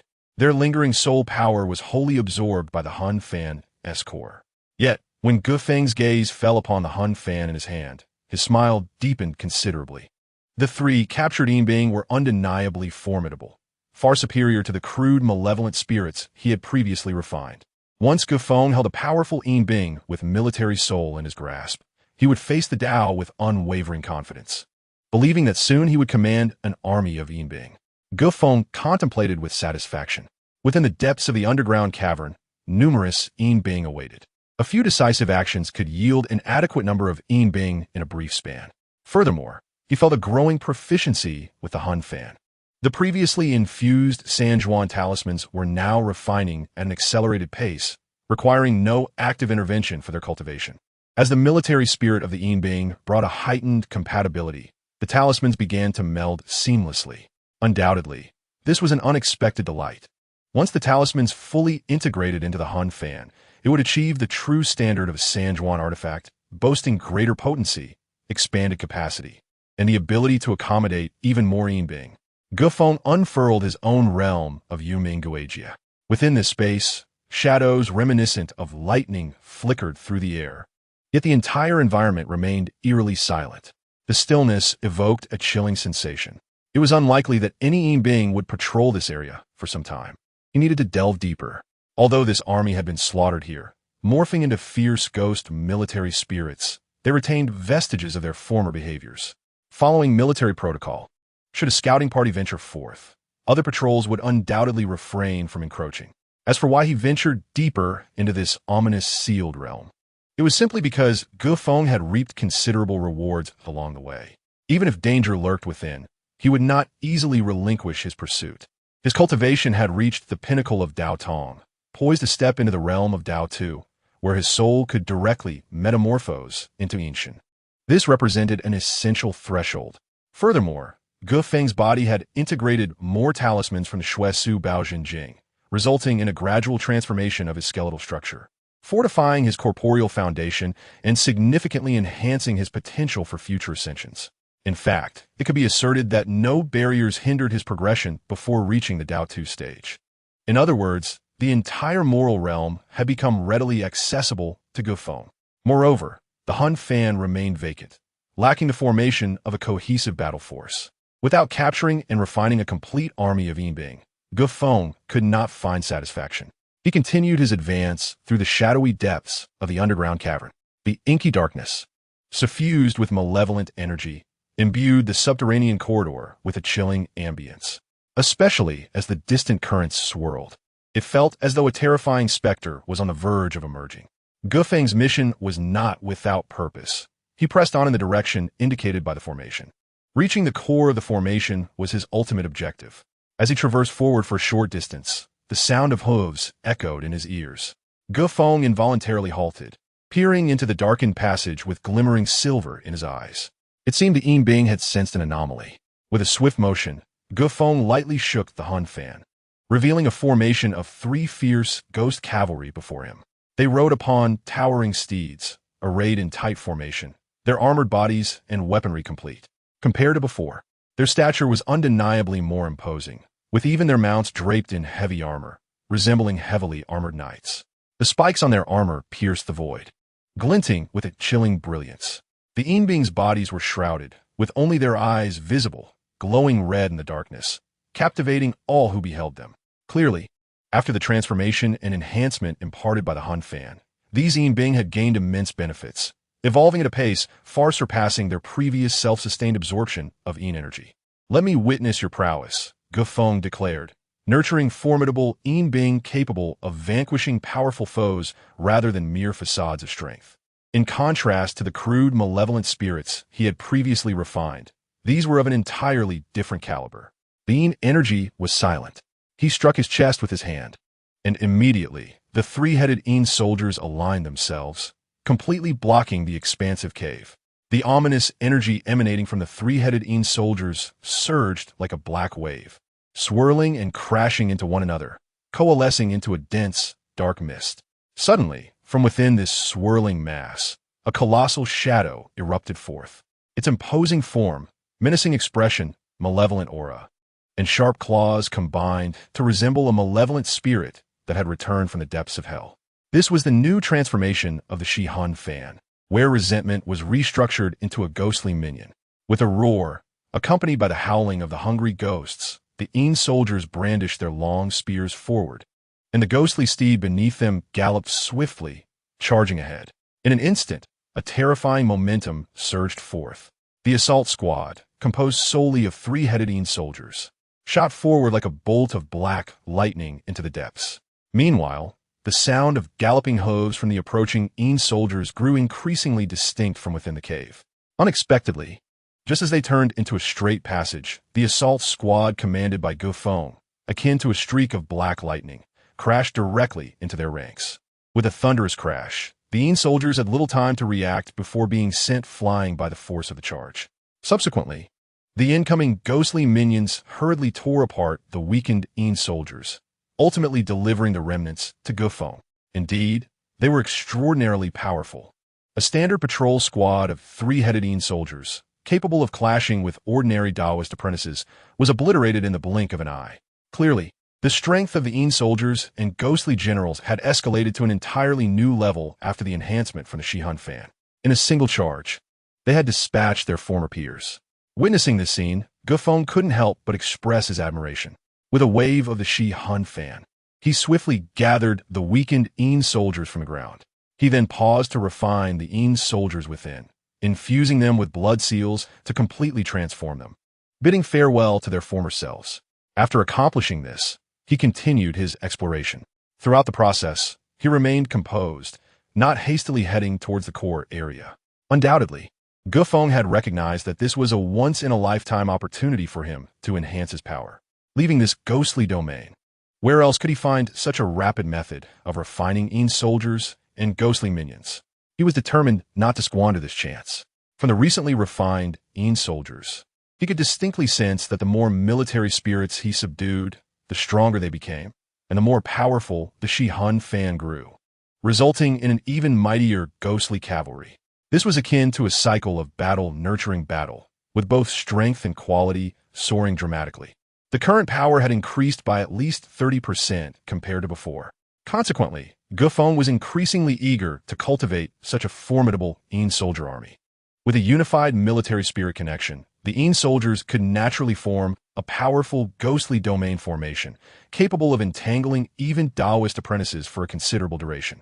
Such opportunities were not encountered every day. After leaving this sealed area, gathering Yin soldiers again would prove to be an arduous task. He prepared to test the limits of the Yin soldiers he could command. After all, the division of blood seals was not infinite, and their soul-carrying capacity had limits that could not exceed the threshold of the third transformation of the Shi-Hun fan. Without haste, Feng proceeded steadily forward, relying on the refined Yin soldiers from the Shi-Hun fan. Along with the eerie cooperation of the underworld, he systematically dealt with the incoming patrol squads of Yin soldiers, subduing them one by one. Now, he had reached the limit of his soul's capacity. Any further division of blood seals would likely prove too burdensome for his soul to endure. After defeating numerous batches of Yin soldiers and refining them, Feng finally halted the accumulation of blood seals. The half-formed blood seal gradually dispersed, and a contemplative expression crossed his face, following Feng's gaze. Within the space formed inside the Shi-Hun fan, a total of 21 Yin soldiers had been accommodated. Of these, 20 had already been refined, their foreheads adorned with blood-colored seals. The remaining soldier had been temporarily set aside for confinement. It was clear that Feng sensed that the number of Yin soldiers he could accommodate had reached its limit. Even if he were to forcibly imprint that blood seal, it would likely not endure for long before dissipating. After all, Feng was merely at the Taoist apprentice level. Even though he had attained the pinnacle of seal mastery and condensed his soul flame, the totality of his soul still fell short of that of a true Taoist. Well, having these Yin soldiers already signifies my fortune. I cannot covet more benefits. Initially, Feng bore a face of regret, but after taking several deep breaths to quell his inner turmoil, he ultimately regained his composure. This journey had already been fruitful enough. It was not worth risking everything for more. One must act within their limits and know when to stop. This was the advice given to him by Taoist Zhang Hong. One must not be blinded by greed or treasures, for it could lead to empty pursuits. Feng vividly recalled this counsel and adhered to it.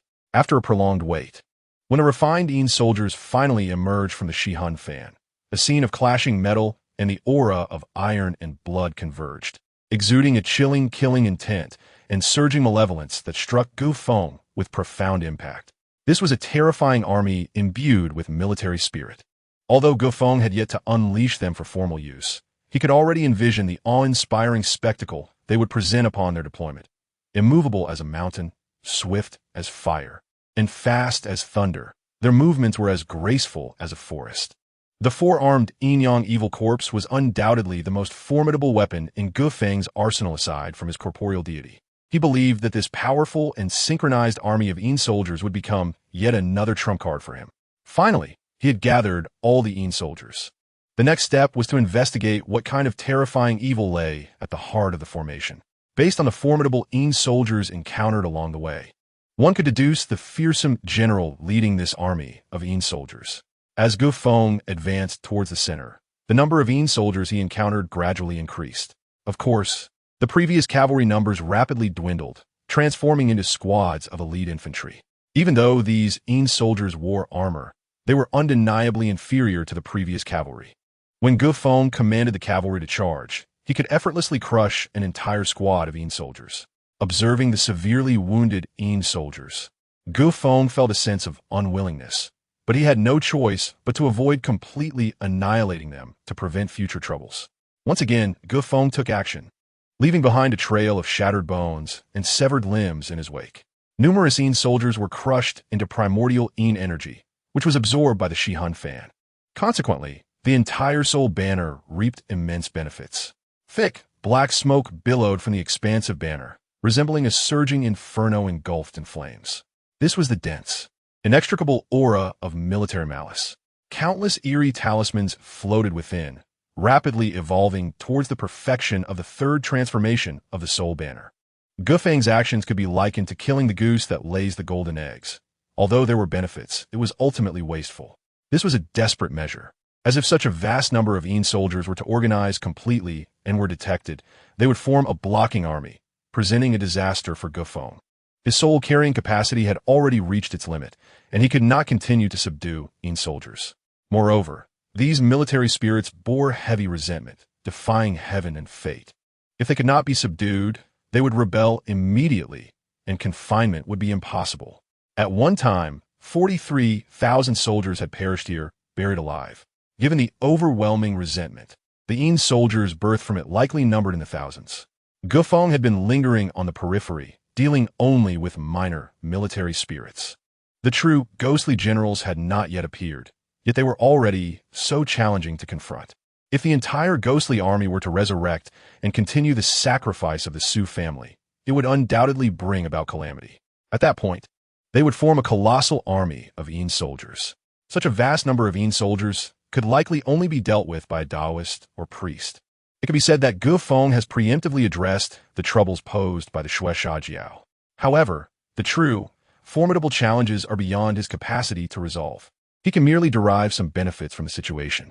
At last, Gufeng, wielding the Shihun fan, led his subordinates, the Yin Bing, into the heart of the entire formation.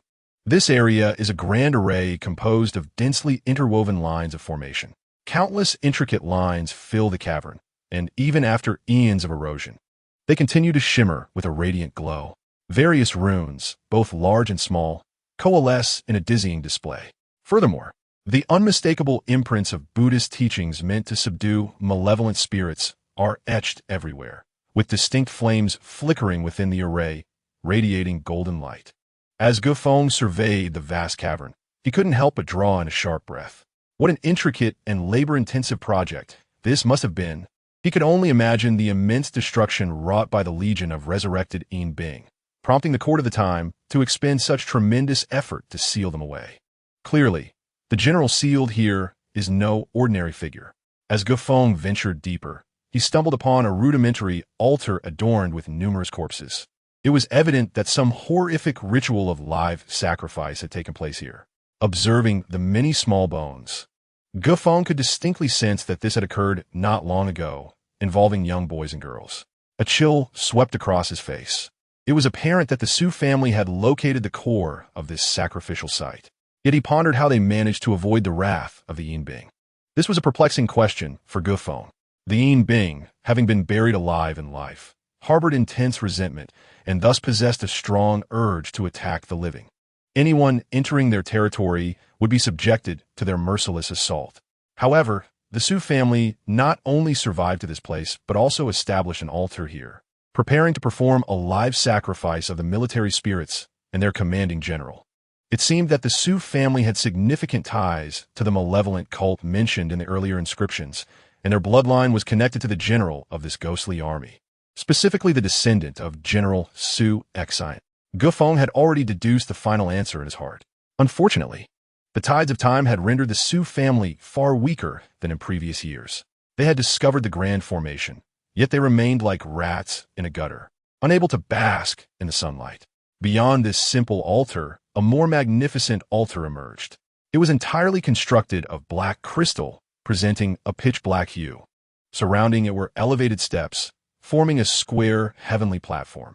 Gufeng's gaze was irresistibly drawn to the center of the altar, where the core of the entire heavenly platform must lie. His curiosity piqued. He ascended the steps, gripping the Shihun fan tightly. Suddenly, Gufeng halted in his tracks, his eyes widening in disbelief. Were these not the mutated mycelium consumed by the flesh god earlier? He had searched for the source of the mycelium for quite some time, but had found nothing.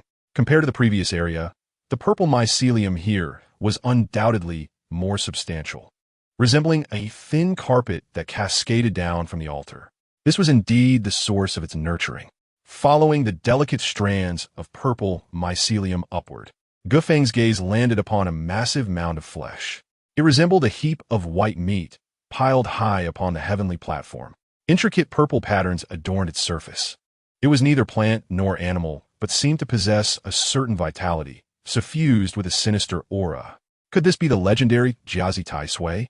Tai Sui is, after all, a highly malevolent entity in legend, and having taken root in the shadows, it is referred to as the immortal flesh pill. Every decade, it generates a new purple rune.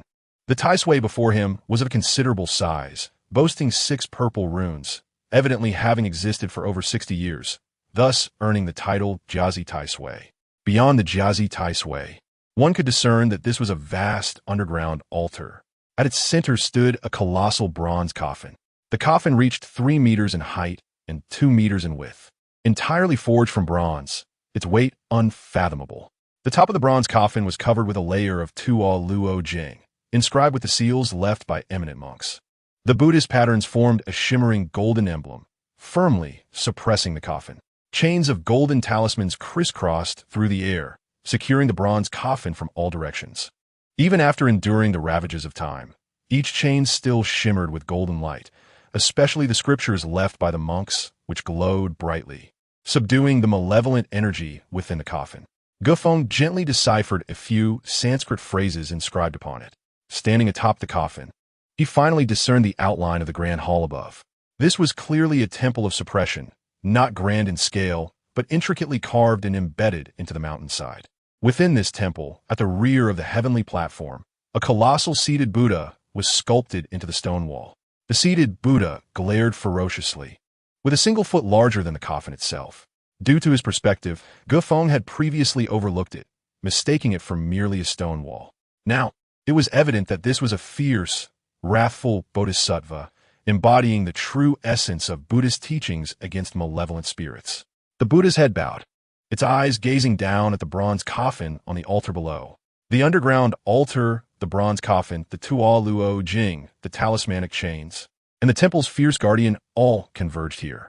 Clearly, this was the final resting place of the ghost-slaying General Su Xian.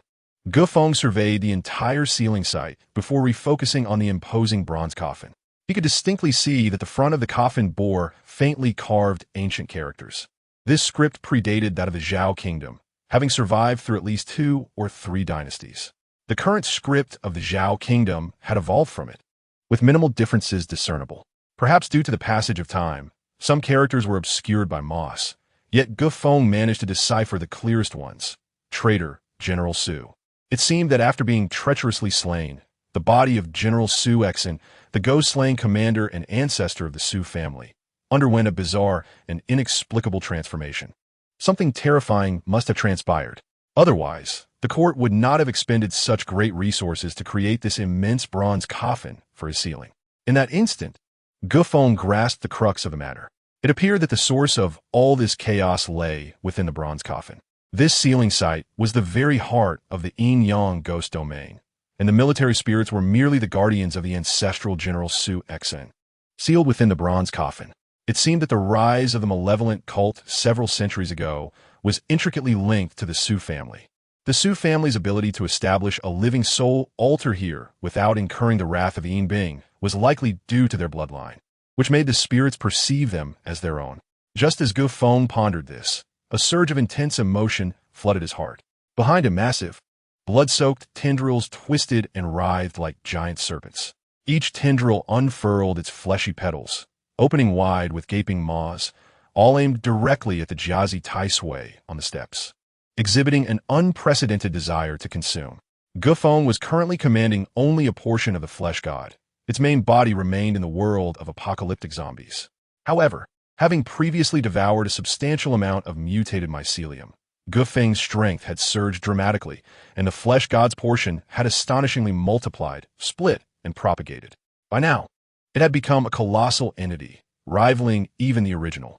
The overwhelming intensity of emotion stemmed entirely from the reaction of the flesh god's tendrils.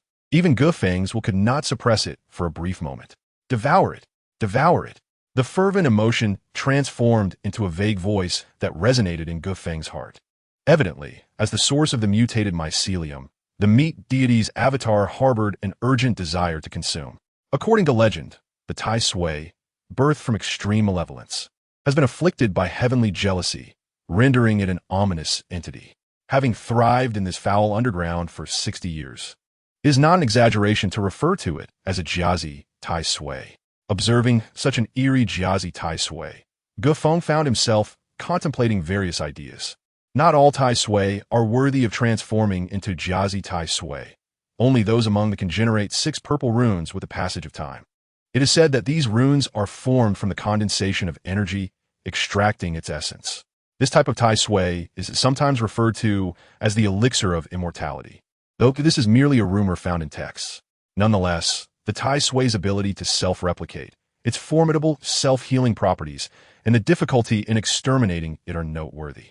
Especially, the jiazi tai sui, which has a 60-year lifespan, is exceedingly rare in the world. Previously observed, the meat deity's tendrils consumed those purple mycelium, which were merely derivatives of the jiazi tai sui, and had already acquired such immense power. Therefore, should it consume the very essence of the jiazi tai sui, the meat deity's digestive capabilities might allow it to inherit its powers. This indeed presents a tremendous opportunity, explaining the meat deity's palpable restlessness. Should the meat deity devour the jiazi tai sui and further evolve, the benefits to its existence would undoubtedly be monumental. The previously uncommanded meat deity's tendrils writhed like numerous colossal blood-red serpents, hissing as they encircled the jiazi tai sui, yet they did not genuinely attack it.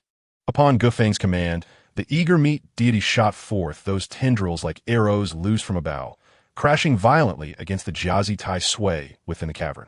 As Feng's gaze intensified, he was astonished to discover that the previously pale and writhing surface of the jiazi tai sui had inexplicably become adorned with purple Sanskrit characters. A distinct layer of purple hard shell had solidified, akin to turtle shells, completely encasing its exterior.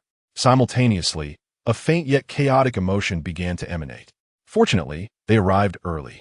Had they waited a few more years, the jiazi tai sui might have developed consciousness, and consuming this bronze coffin would have potentially led to an unprecedented calamity for WNNI and Xian. With the chaotic emotions growing increasingly frenzied, waves of influence seemed to try to permeate Feng's consciousness. He could not decipher the meaning behind this transmitted awareness, but it was evident that it remained in a state of confusion and had not yet fully formed. The world was indeed wondrous. It was surprising that even the jiazi tai sui could manifest a semblance of consciousness, almost becoming an otherworldly creature. Truly, the affairs of the world are unpredictable.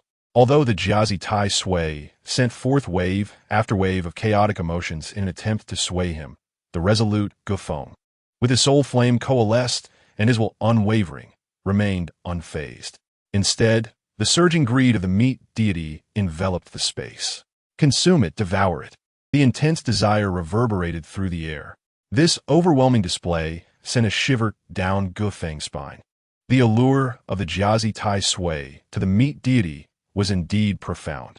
Chapter 84. The Millennia Corpse King breaks free. Luohan guards the hall. Tathgata Espom protected by the outer layer of the purple solidified shell. The jiazi tai sui thwarted several assaults from the meat deity. The relentless barrage of blood-red tendrils failed to breach its surface. However, the blood-red tendrils quickly adapted their approach. Numerous tendrils intertwined, merging into a singular, writhing mass, with the apex splitting open to reveal a gaping maw, akin to a python swallowing an elephant, directly engulfing the jiazi tai sui. The external sounds faded into silence, and the entire temple descended into an eerie stillness. Yet from within, sounds of violent collisions resonated.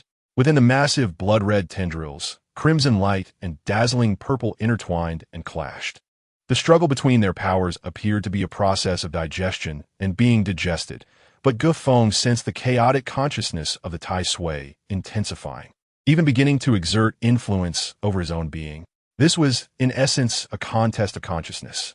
Such a collision on the spiritual plane was far more perilous and unpredictable than mere physical conflict. Feng clearly discerned that the entirety of the meat deities was concentrated within that writhing mass of flesh. Both sides sought to obliterate each other's consciousness. However, after a brief struggle, the attacking meat deity undoubtedly suffered greater losses, leading to internal chaos. The jiazi tai sui acted as a colossal source of pollution, steadfastly defending its territory like an ancient turtle, resolutely preventing the meat deity from consuming it completely. In the short term, the interplay of purple and crimson lights in the cavern continuously shifted, creating an eerie and mesmerizing spectacle. Lingering longer in this cursed place would yield unpredictable changes.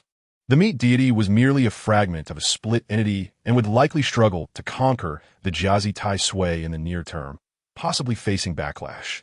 Should that occur, the repercussions on his consciousness would be dire. Given these circumstances, Feng could not remain idle. He gradually calmed himself, his eyes shimmering with a silvery brilliance. A ball of soul flame, the size of a fist, floated forth, merging Feng's consciousness with a massive, writhing mass of flesh before him. In an instant, the crimson light, previously in a state of equilibrium, surged dramatically. A resounding roar of the meat deity echoed within the depths of his soul, enveloping the entire cavern in a crimson glow. Within Feng's perception, the purple runes on the surface of the Jiazi Tai Sui were compressed to their limits, retaining only a thin veneer that struggled to resist. This was a moment of life and death. Should the purple runes dissipate entirely, the crimson light would consume the entire Jiazi Tai Sui in the blink of an eye. As time ticked away, Feng sensed his spirit waning. He sat quietly on the ground, observing the massive, writhing mass. After several hours, the purple sheen continued to resist valiantly, but ultimately, the tide turned. The remaining few purple runes dimmed significantly. Suddenly, an overwhelming surge of greed erupted, filling the cavern entirely. Following this was a chaotic explosion on the spiritual plane. The once resilient purple light of the Jiazi Tai Sui was instantaneously digested. The meat deity's flesh lost its distinct form, morphing into a horrifyingly writhing mass of blood and flesh. The surface rippled violently, directly engulfing the Jiazi Tai Sui. The disparity between the seal and the disciples was too vast. Without transforming into an I shall never again wield the soul flame, Feng opened his eyes. Devoid of light, a sense of weakness emanated from the depths of his soul. It was clear that he had overexerted himself to aid the meat deity, leading to this condition. He took a deep breath, activating the Blood Void Treasure Sutra. Under the invigorating power of the soul flame rejoined with his corporeal form, stabilizing his foundation. The previously erratic spiritual power was fortified, allowing Feng to regain his composure. This time, I have truly risked my life. I hope you can repay my assistance. Under Feng's gaze, the once consolidated meat deity suddenly erupted like a bubble, continuously surging outward. Its form expanded rapidly, sweeping over half the cavern, transforming into a small crimson mountain standing tall. What a powerful sensation! In the dim cavern, the meat deity stood like a small mountain, towering there. The blood-red glow pulsed ominously, evoking a sense of profound malevolence. Yet, Feng felt invigorated by the sight. Through his soul, he could distinctly sense the potent energy brewing within the meat deity. Having consumed the Jiazi Tai Sui, it seemed that the meat deity had undergone a substantial enhancement, its energy nearly doubling.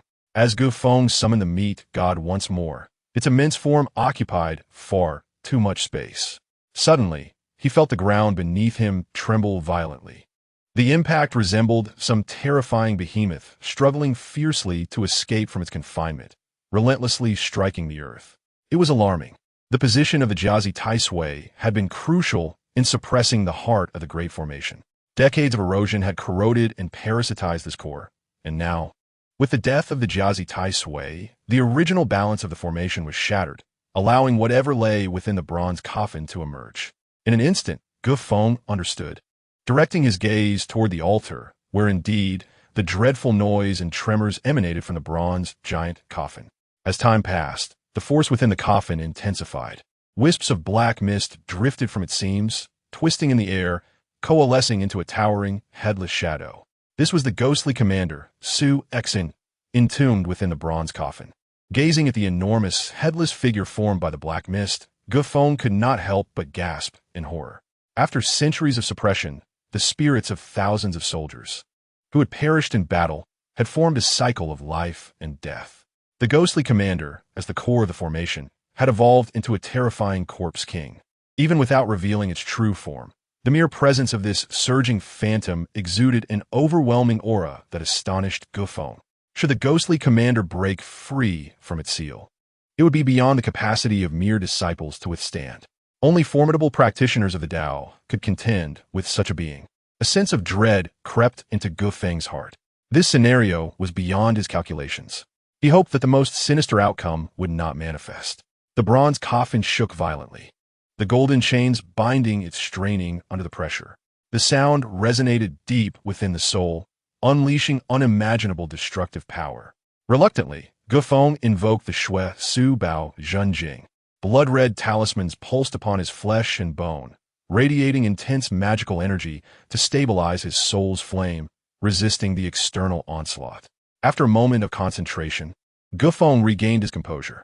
When he looked up again, the black mist had coalesced into a dense cloud, twisting in the air as if transforming into terrifying demons that relentlessly assaulted the seals above. The scriptures inscribed on the bronze coffin shone with brilliant golden light.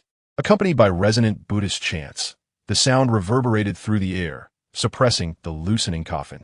The interplay of golden light and thick black mist created an eerie spectacle.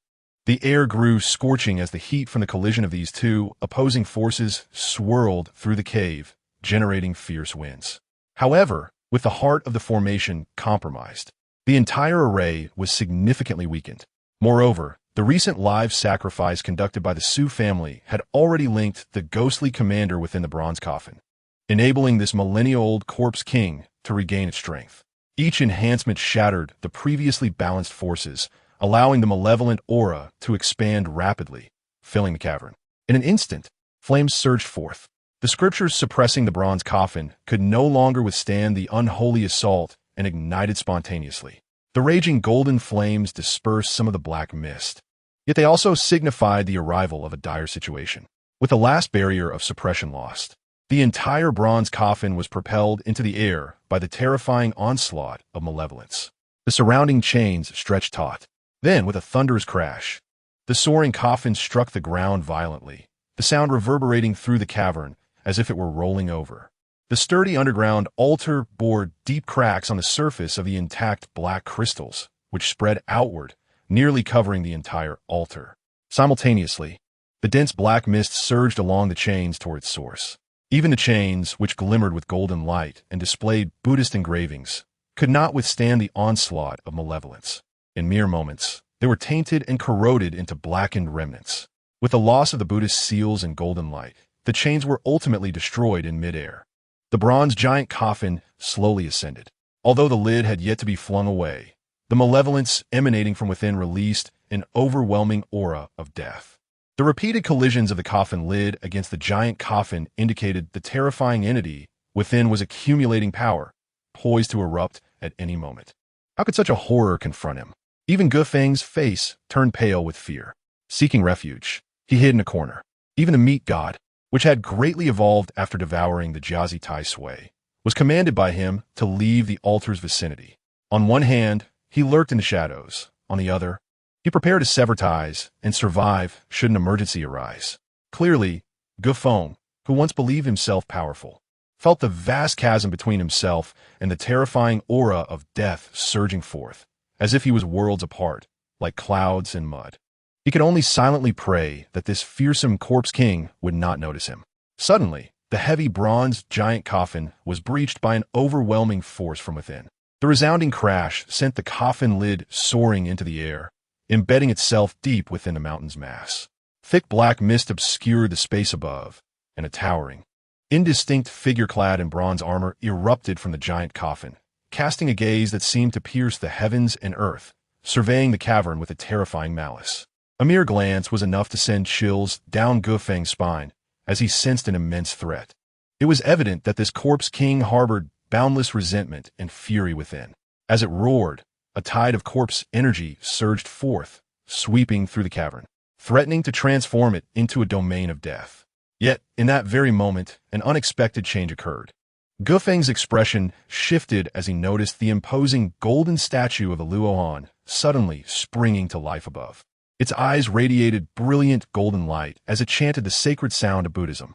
The six-syllable mantra echoed from the statue's mouth, and in an instant, the massive figure exploded into a burst of golden light, swiftly coalescing into a golden handprint that descended from the air, striking the headless corpse king with tremendous force. Damn the bald donkey, even in death, you do not let me be. Just as the ghostly commander, Su-Xin, sensed something amiss and raised his head. The terrifying golden hand had already descended heavily upon him. Accompanied by an unwilling roar, the blinding Buddhist light obliterated the bronze giant coffin. The surrounding dense, ghostly energy evaporated significantly. In that fleeting moment, Feng clearly felt the corpse king's aura diminish considerably, now less than half of what it had been. Damn the bald donkey, even in death, I swear to pursue you and your descendants relentlessly until the end. As Feng prepared to leave the cavern, he wondered what other means could possibly suppress him. It was evident that the ghostly commander Su-Xin had been severely injured by that golden hand.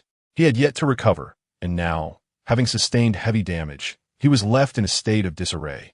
The six-syllable mantra resonated once more, growing louder, shaking the very air until it quivered. Countless rays of Buddhist light converged into a soaring golden beam. With a thunderous roar, this massive pillar of light shot upward from the center of the altar.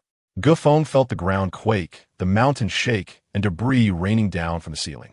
The entire underground formation collapsed, and the dome above the altar was breached, exposing the light of the heavens beyond. Instantly, a tempest raged through the cavern. As the corpse king Su-Xin found himself enveloped by countless golden Buddhist lights, it resembled a colossal Kasaya attempting to tightly encase him. A multitude of enigmatic Buddhist talismans flickered into existence, initiating a fierce tug-of-war between the two forces. The corpse general emitted a mournful wail, unable to endure any longer, as his original demonic form began to shrink once more. Should he delay any further, he would be irretrievably ensnared. In a decisive act of desperation, he transformed into a dark, swirling demon wind, carrying the shattered bronze coffin skyward, breaking through the ground's confinement in a bid to escape this place entirely. At that very moment, Feng seized the opportunity, noticing that amidst the tumult of these two formidable powers, a multitude of ghostly soldiers was being swept away, drawn into the remnants of the corpse general's bronze coffin. The Buddhist light continued to spread, clashing with the expansive realm of yin and yang. A faint sound akin to tearing fabric resonated through the air. The corpse general Su-Xin, engulfed in Buddhist illumination, was filled with panic and desperation. Resorting to a desperate act of severing his own tail to survive, relinquishing a portion of the fractured essence of the yin and yang realm contained within the bronze coffin. Feng's heart raced, and his lips trembled as he realized the immense potential of the situation. If given enough time and the right circumstances, a realm completely isolated from the material world might truly be forged, akin to a small Feng. Alternatively, if the Su family intervened and offered sacrifices, this process could be expedited. However, it seemed that the Buddhist monk had anticipated such a maneuver, for the Buddhist seals, lights, and the golden bodies of the arhats concealed hidden hands that rendered the Su family's arrangements ineffective. The severely wounded corpse king Su-Xin, in a last-ditch effort to survive, was forced to abandon his true form, and with it, the underground yin vein's millennia-old accumulation of the yin and yang realm was torn asunder. The largest portion was whisked away by him, along with a host of ancient ghostly soldiers, as they fled the underground cavern. A slightly fragmented remnant of the original essence remained at the altar, where Feng's keen eyes discerned it amidst the rubble. This was a moment of great fortune, but whether it was truly a boon could only be confirmed through possession. At that moment, Feng lay hidden, hesitant to reveal himself. He maneuvered a colossal, fleshy tentacle through the chaos of dust and debris, cautiously approaching the altar, discovering no barriers obstructing his path. Following the clash with the corpse general, the initial Buddhist arrangements seemed to have lost their potency, gradually decaying. Throughout this process, Feng felt a surge of anxiety, his heart racing with anticipation. Was his intuition correct? Just as he prepared to retrieve the shattered membrane of the yin and yang realm, he felt a sudden tremor in the soul-capturing banner in his hand. The banner quivered violently as if caught in a tempest, and Feng struggled to maintain his grip on the pole. Even his own ghostly realm began to unfold instinctively, yearning to envelop the translucent, silk-like remnants of the membrane. A wave of elation surged within Feng. He knew his gamble had paid off. These two entities could not possibly possess awareness. Their reaction was purely instinctual, akin to a ravenous beast's desire upon sighting its prey. If there had been any doubt regarding the nature of the unassuming membrane, the reaction of the soul-capturing banner in the ghostly realm confirmed his suspicions. The allure was overwhelming, as if it eagerly awaited consumption. Feng noted the intensity of the soul-capturing banner's tremors, a sense of gravity settling in his gaze. After merging with 20 ghostly soldiers, the previously embedded talismans finally melded with the soul-capturing banner, evolving into a third-tier soul-capturing banner. Now, this enhanced banner exhibited an insatiable craving for the remnants of the fractured yin and yang realm, leaving Feng in a state of indecision. After all, even within the Bloodslaughter sect, such fragmented domain remnants would be deemed a precious artifact, their worth immeasurable by mere blood spirit stones. Surely, even cultivators would covet them. Thus, it was imperative that he refrain from exposing this treasure, akin to a child brandishing gold amidst a bustling market. A fool's errand. The optimal course of action was to internalize and utilize it himself. Feng's mind raced, concluding that the third-tier soul-capturing banner was indeed the most suitable vessel for integrating the remnants of the yin and yang realm. Moreover, the banner's potential extended to 9 tiers, providing a lofty ceiling for its growth. Should he successfully merge with the shattered membrane, there was a chance of consolidating a powerful earthbound artifact, which would undoubtedly be advantageous for him. Furthermore, at this juncture, the only compatible item at his disposal was the soul-capturing banner, which could seamlessly inherit the unique foundation of the yin and yang realm. With resolve, Feng prepared to explore the remnants of the yin and yang realm, only to discover an even greater surprise. A collection of scattered, unclaimed, ghostly soldiers remained within the fragmented membrane. The ancient corpse king had fled in haste, leaving behind a portion of ghostly soldiers in a dormant state. Regrettably, their souls had been shattered, rendering them unstable. Feng quickly estimated that at least 300 ghostly soldiers, remnants scattered by the golden Buddhist light, lay within. If he succeeded in merging with the remnants of the yin and yang realm, it would effectively subdue these over 300 fierce ghostly soldiers. A fortuitous turn of events that could manifest his prior ambitions into reality, allowing him to assemble a formidable ghostly army.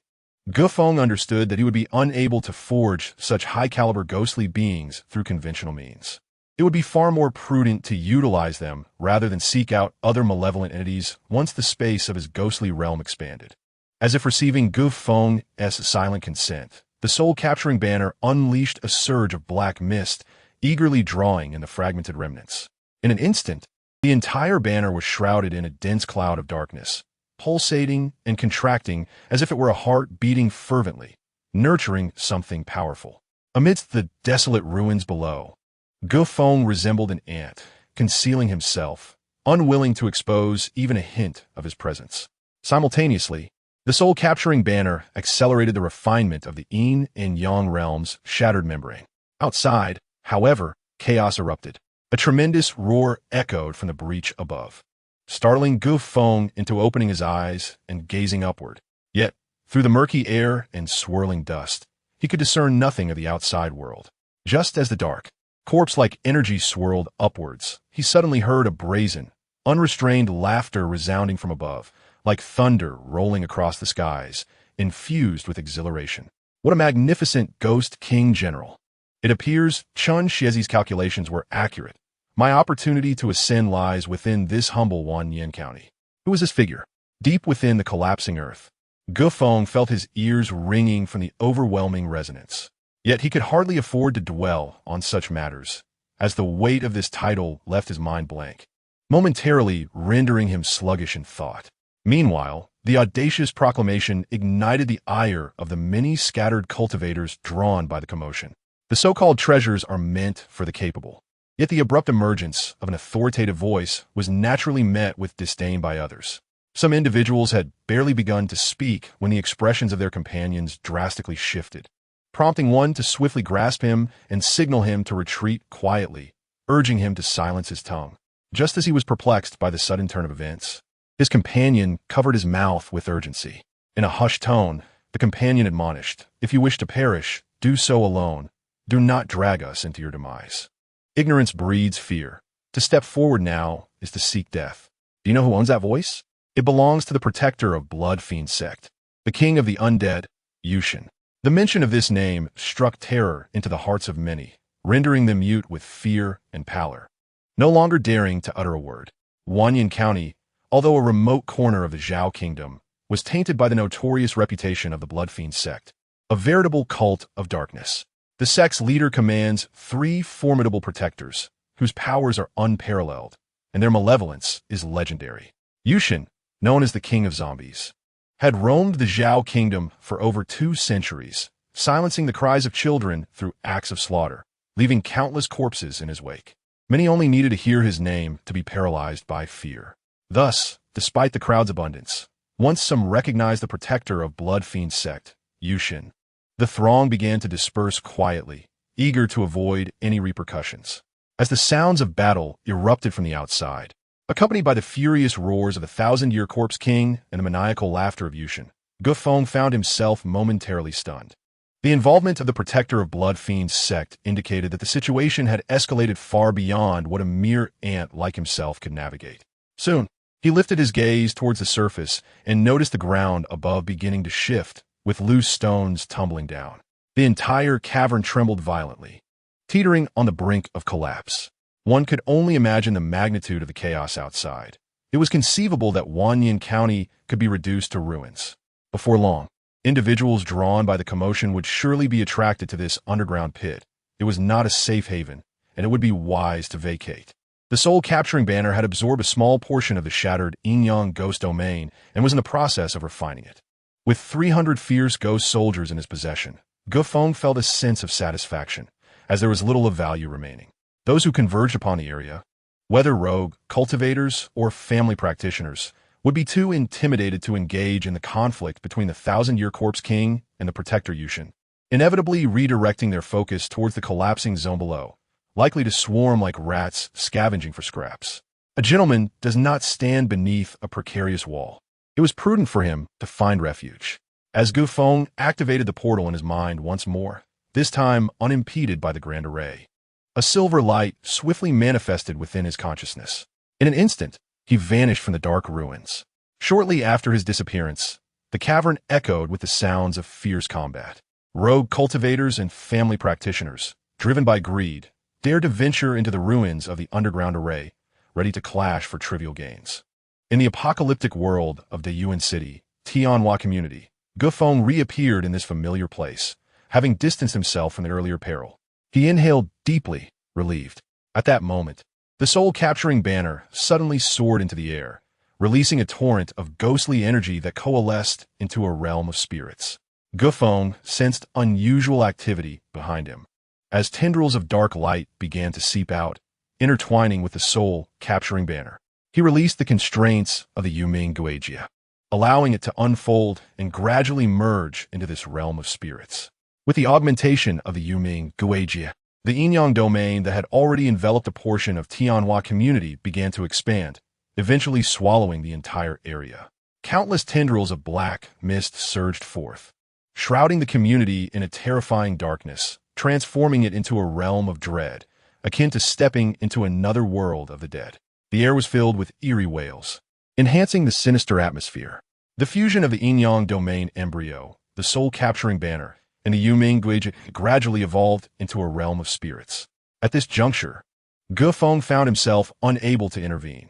This level of evolution transcended the Tao and its capabilities, leaving it to develop autonomously. Nonetheless, the magnitude of this transformation was indeed beyond expectation. As he traversed the ghostly realm enveloped by dark mist within Tianhua community, he felt at home, as if an invisible force was enhancing his being. Although he could not fully control this realm in its continuous metamorphosis, he possessed certain unique authorities.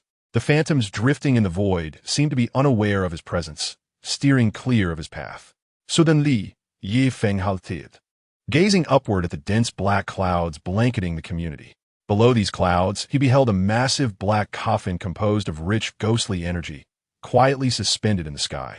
Although it could not compare to the bronze coffin of the General of Ghost Extermination, Su Exing, the black coffin hovered silently, with dark red tendrils extending from it. Resembling the blood vessels of this realm, permeating the entire space. Feng felt compelled and instantly appeared before the ethereal black coffin. He gently placed his palm upon its surface and immediately sensed the vivid scenes within.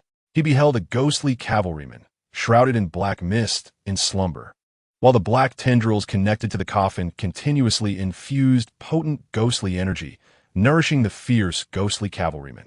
With the fusion of the yin-yang domain embryo, the soul-capturing banner, and the Yuming Guijia, the more than 300 fierce ghostly cavalrymen, nearly scattered by the shockwaves within the yin-yang domain, were undergoing transformation and evolution. Were it not for Feng as the master of the soul banner, he might not have noticed these subtle changes. The slumbering ghostly cavalrymen, under the transformation of the ghostly realm, were gradually breaking free from the control of the general of ghost extermination, Su Xian, and strengthening their power. Suddenly, sensing something, Feng raised his head to the sky.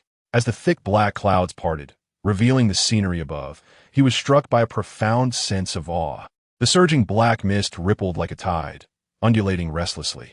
Layer upon layer of black tendrils extended upward, connecting the numerous black coffins suspended in the upper space of Tianhua community, an overwhelming sight to behold.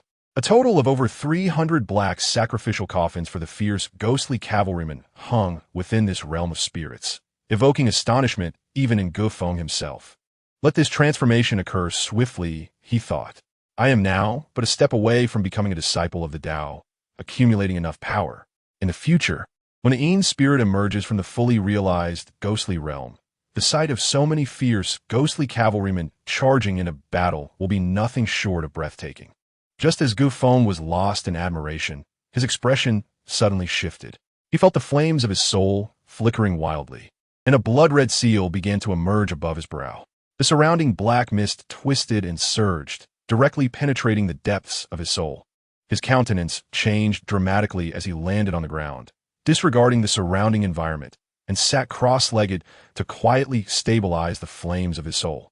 At this moment, Feng's consciousness permeated the realm of his soul, where a red rune hung suspended in the still-forming dark space, radiating an eerie light like a blood moon in the dark night sky. The crimson glow was brighter than before. As time elapsed, Feng became increasingly unaware of the external commotion. The scarlet radiance continued to shimmer, and the blood seal grew ever more fervent, transforming into a crimson sun that dispelled the chaotic aura surrounding it and began to warp the space around. In Feng's observation, his own soul power surged wildly, enhancing at an astonishing velocity. The pulsating soul energy rendered the red hue of the blood seal even more vivid, elevating its color by more than one level of concentration, indicating a profound metamorphosis. The blinding scarlet light illuminated the spatial realm, expanding the dimensions of his spiritual consciousness. The blood seal was undergoing a transformation, possibly influenced by the fusion with the yin-yang domain, which resonated with the innate talisman of his being.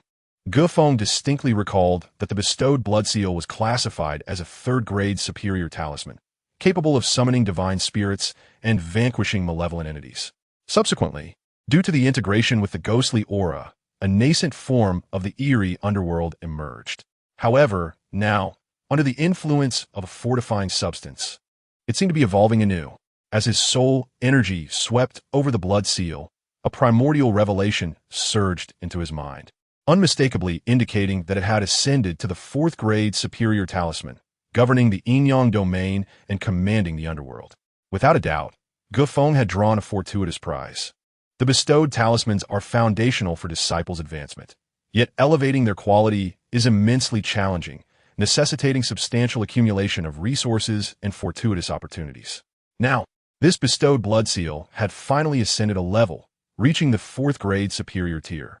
Moreover, as the Taoist Zhang Hong had previously stated, the bestowed blood seals were categorized into 5 grades. Consequently, Feng's blood seal now stood at a markedly elevated level.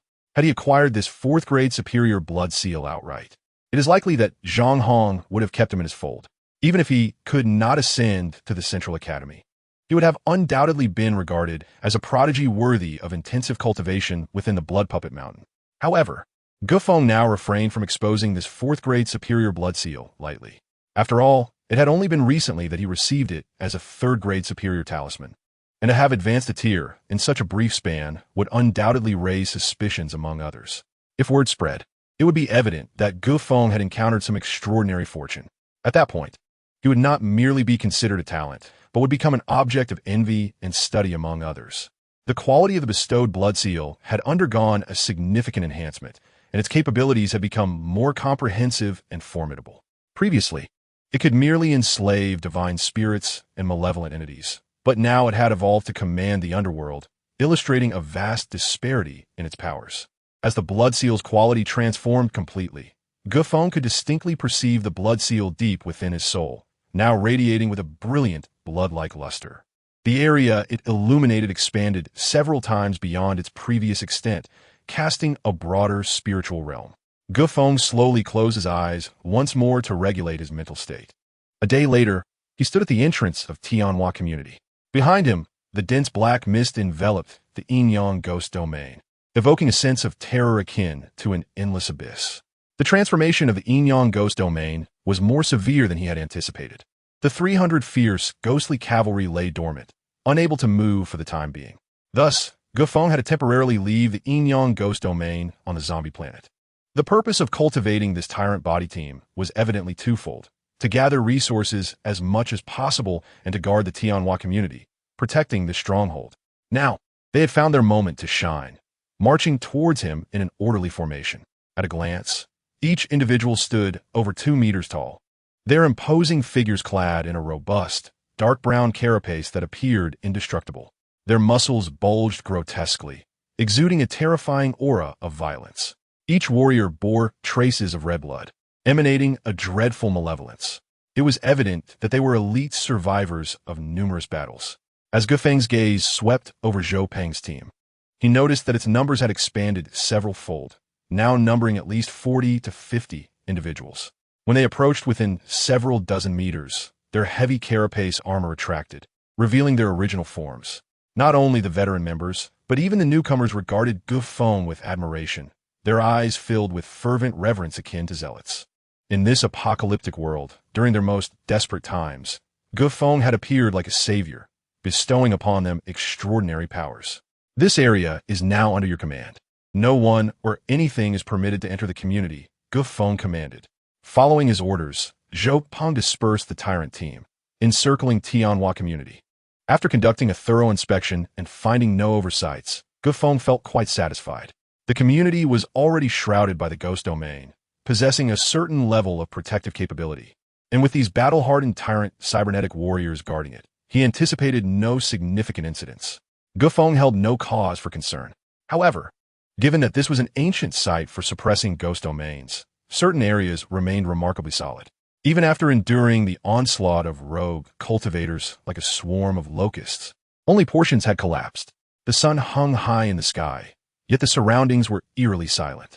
The emergence of purple malevolent energy from the depths of the earth had instilled fear among the residents of Wanyan County, deterring them from approaching. Moreover, a fierce battle between the blood malevolent sects, Zombie King and the Millennium Corpse King, had nearly obliterated the surrounding structures, rendering this place desolate. Furthermore, the multitude of rogue cultivators and clan practitioners had pillaged the area, leaving chaos in their wake.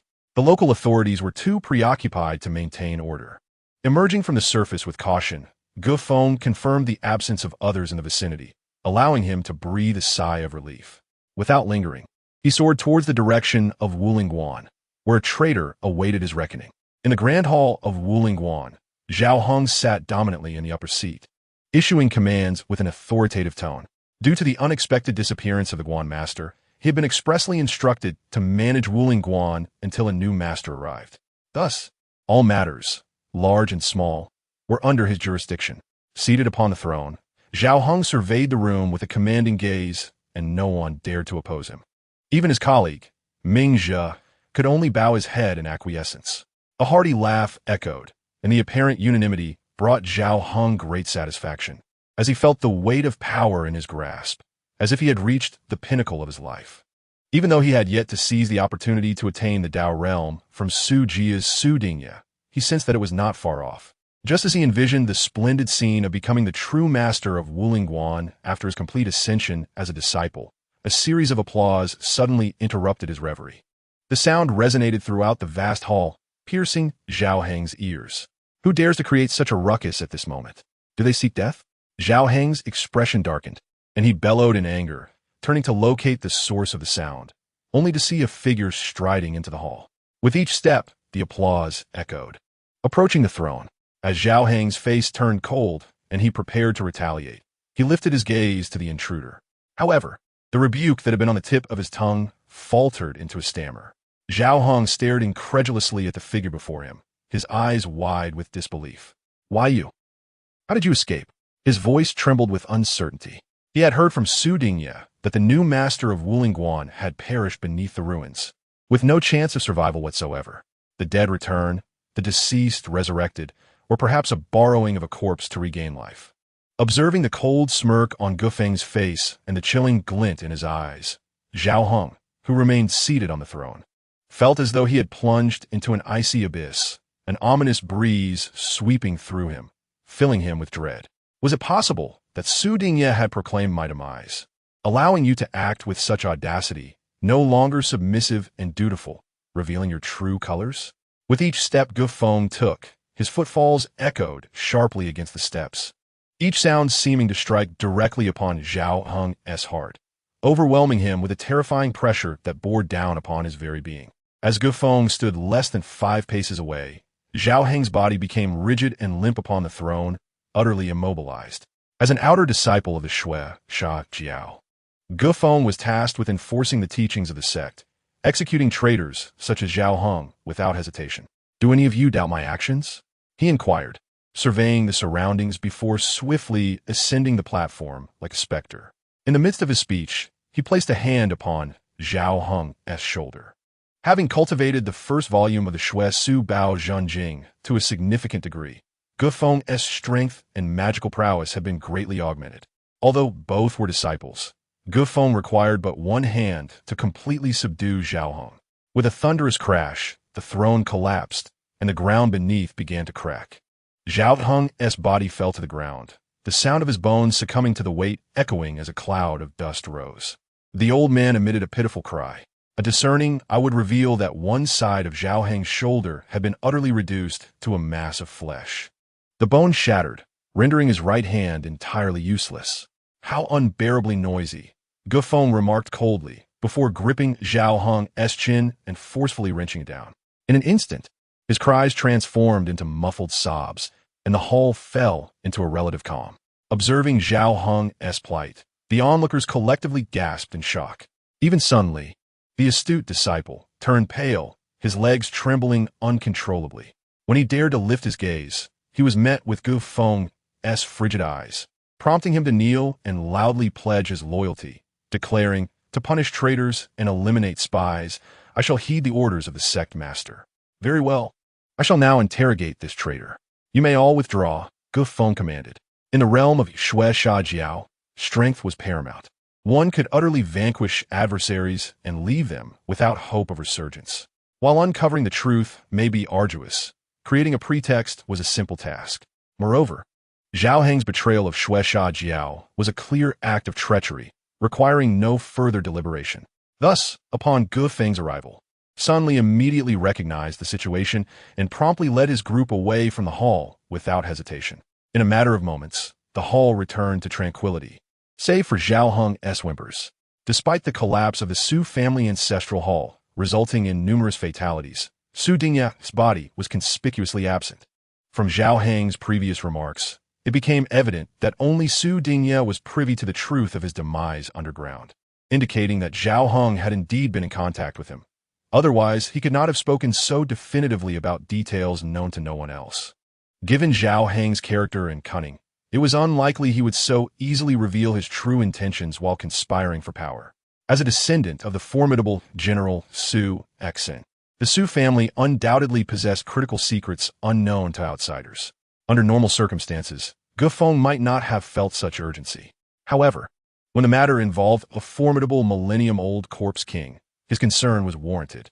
It must be noted that even the bloodshot sect Wang of the Undead had emerged to hunt down the terrifying General Su Exin. Should Feng extract secrets regarding Su Exin from Su Dingye, it could significantly influence his future strategies. The sect master's subordinates truly had no inkling of your continued existence. Otherwise, they would never have dared to act so recklessly. The situation is dire, indeed, and while it may be an act of insubordination, it does not warrant death. As for the Su family, I have no ties to them. Zhao Heng's eyes flickered, yet his words remained obstinate, indicating his unwillingness to divulge the truth. Every subtle change in his demeanor did not escape Gu Feng's keen observation. Ye Feng concentrated, channeling his soul flame, his spiritual energy hovering on the brink of manifesting. Zhao Heng's internal fluctuations during his speech were also within Gu Feng's scrutiny. Whether his words were truthful or deceitful, Gu Feng could discern at a glance. At this juncture, Zhao Heng's stubbornness seemed akin to a duck refusing to weep until faced with death. Do you truly believe that the Su family can still protect you at this point? Gu Feng queried, unfazed by Zhao Heng's obstinacy, coldly chuckling as he continued. As for that which could elevate you to the status of a disciple, do not harbor any illusions. The underground ruins have been thoroughly dismantled, and the Millennium Corpse King of your ancestors has been repelled. What remains for you? As for the ruins below, they have been scoured multiple times by countless wandering cultivators. Even if something were left, it has long since been taken by others, leaving you with nothing. Gu Feng's mocking words resonated throughout the hall, each syllable striking Zhao Heng's heart like daggers, temporarily overshadowing his physical pain with disbelief. No, you lie. You must be deceiving me. Zhao Heng suddenly bellowed, his disbelief evident. Deceive you? You, a man marked for death, believe I would waste my breath on you? Gu Feng's gaze remained icy as he regarded the increasingly deranged Zhao Heng. A fleeting expression of disdain for the fool crossing his features before vanishing. It seemed that Zhao Heng, in his advanced years and yearning for advancement, had fallen prey to the Su family's fabrications. If such a treasure existed, capable of directly elevating one to the status of a disciple, why would the Su family not use it themselves? Zhao Heng had lingered too long in the comfort of the Wu Ling Guan, rendering him naive, falling victim to delusions regarding the Su family's deceit, even now failing to comprehend the truth and remaining ensnared in their lies. Truly a pitiful state. He appeared utterly unhinged, devoid of any semblance of a cultivator. Su Dingye promised me that if I assisted him in controlling the Wu Ling Guan, he would grant me the elixir to directly break through to the Dao realm. He would not deceive me. He would not. As he spoke, a flush appeared on Zhao Heng's face, his previously despondent demeanor suddenly transforming into fervor. This was the manifestation of anger and desperation, teetering on the brink of madness. Gu Feng, observing the rapid changes in Zhao Heng's expression, quickly understood. Now that this illusion had been thoroughly shattered, the toxins that had long accumulated within Zhao Heng's body erupted forth. Su Dingye is close by, he murmured, seemingly sensing his life slipping away. Zhao Heng's voice grew hoarse and disjointed, ultimately revealing the location before his demise. It was a lamentable fate. Clearly, Zhao Heng had also been deceived by the Su family. However, having chosen this path, he had become a traitor to the Shui Sha Jiao, with death as his inevitable end. As for his corpse, Gu Feng collected it, ensuring no trace remained to pose future threats. No wonder it was said that a cunning rabbit has 3 burrows. Who would have thought that Su Dingye was hiding in a small courtyard not far from the Wu Ling Guan? This Su Dingye was audacious, playing the game of darkness beneath the lamp. Perhaps he had not anticipated that Gu Feng could escape from the collapsed underground. Gu Feng held little interest in Su Dingye's motives. His sole aim was to swiftly locate him, exacting revenge with ruthless precision. Aware that time was of the essence, he departed the Wu Ling Guan with lightning speed, heading directly to the location Zhao Heng had indicated. Subsequently, Gu Feng unleashed a tendril of the flesh god. During the conflict with the Su family, the flesh god had consumed vast quantities of the Su clan's flesh and blood, extracting a portion of their lineage. By following the guidance of this tendril, he could locate Su Dingye. After all, as members of the same bloodline, some resonance would surely exist between them. Now, even if Su Dingye were a rat hiding in the sewers, he would find no refuge from Gu Feng's pursuit. Indeed, as anticipated, Gu Feng swiftly pinpointed Su Dingye's location. To his astonishment, surrounding Su Dingye were the remaining bloodline descendants of the Su family, who had not dispersed. Thus, when Gu Feng charged in, Countless tendrils emerged from the windows and the ground, transforming the entire structure into a grotesque prison of flesh and blood. The fate awaiting the Su family was utter annihilation. In the process of capturing Su Dingye, Feng showed no mercy, ruthlessly slaying all remaining members of the Su family.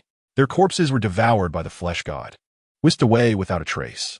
Within a brightly lit chamber of the Wu Ling Guan, radiant stones illuminated the room. On the floor, a bloodied figure, half revealing bones, struggled in a desperate bid for survival. The intense will to live drove him to plead, "Do not kill me. I am still of use. I will divulge everything to you and cooperate with all your plans if you allow me to live." Compared to others, Su Dingye, the head of the Su family, displayed an even greater fear of death than Feng had imagined. Feng could scarcely be bothered to regard him. Truly, like father, like son. It is hard to reconcile that the formidable general of ghost extermination, Su Xian, could be so far removed from the likes of them. Several centuries prior, during the emergence of the evil cult, the ancestors of the Su family had indeed participated, which explained how Su Dingye could accurately locate this place of sealing. Feng, having not ascended to the Taoist realm, was unable to forcibly extract souls. Moreover, as a practitioner, Su Dingye would instinctively resist any mental intrusion. Given the relatively comparable levels of both parties, acquiring complete information proved challenging. Thus, Feng resorted to extreme measures. Doubting that someone as privileged as Su Dingye could endure the 18 tortures of the bloodslaughter sect. After careful consideration, Feng concluded that what Su Dingye claimed was indeed true. However, he had not anticipated the deeper connection between the Su family and the general of ghost extermination, Su Xian. What truly stunned Feng was that Su Dingye possessed the Corpse King Pearl, which could control the body of the general of ghost extermination, a revelation he had never fathomed. This pearl's origin stemmed from the last resurrection of the evil cult when modifications were made to the millennia-old corpse of the general, establishing a sealing array designed to harness this formidable power and ensure control. Originally, the Su family's plan was to release Su Xian, leveraging their bloodline and the Corpse King Pearl to command the powerful army of ghostly soldiers, carefully evading the blood slaughter sect's pursuit. However, unexpected events unfolded, coinciding with Feng's arrival, rendering the Su family's plans utterly shattered. Now, although the general of ghost extermination, Su Xian, had broken free from his seal, he had drawn the attention of the Zombie King, one of the 3 kings of the blood slaughter sect, leaving the Su family with no chance of survival. Such formidable power was beyond the reach of the Su family. Chapter 88. Welcome the protector of the teaching, Lord. Haunted by regret, Su Dingye resolved to take refuge in the Wu Ling Guan for a time, seeking information on the general of ghost extermination, Su Xian, through Zhao Hong, in hopes of finding an opportunity to influence the millennia-old Corpse King once more via the Su family's bloodline and the Corpse King Pearl. Unfortunately, all of this crumbled with Feng's survival, shattering his illusions. The significance of the Corpse King Pearl, which could influence the millennia-old Corpse King, was indeed remarkable. Feng held in his hand a spherical object, roughly the size of an egg, containing a peculiar substance that was difficult to mobilize, seemingly frozen within. As he infused it with spiritual energy, it sank like a stone into the sea, proving unresponsive. Suddenly, as he persistently channeled his power, the surface of the sphere emitted a faint glow. He distinctly sensed a terrifying wave of death emanating from considerable distance. It became clear that the pearl contained a portion of the essential essence of the millennia-old Corpse King, both originating from the same source, and proximity could indeed influence the ancient being. However, Feng pondered silently. The tail of a tiger was not so easily grasped. He had witnessed the Corpse King's escape from the underground ruins, profoundly shaken by the earth-shattering events. In his estimation, the once defiant general of ghost extermination, Su Xian, having been a sacrifice to the evil cult centuries ago, might have been incapable of resistance then, and after so many years of being nourished by the sinister energies of the underground, influencing him through a mere pearl would not be an easy feat. Feng stored the Corpse King Pearl away, casting a glance at the bloodied Su Dingye still writhing on the ground, muttering, "Rest assured, you won't die just yet. That will be too merciful." With that, Feng departed the room, leaving Su Dingye to continue his anguished cries.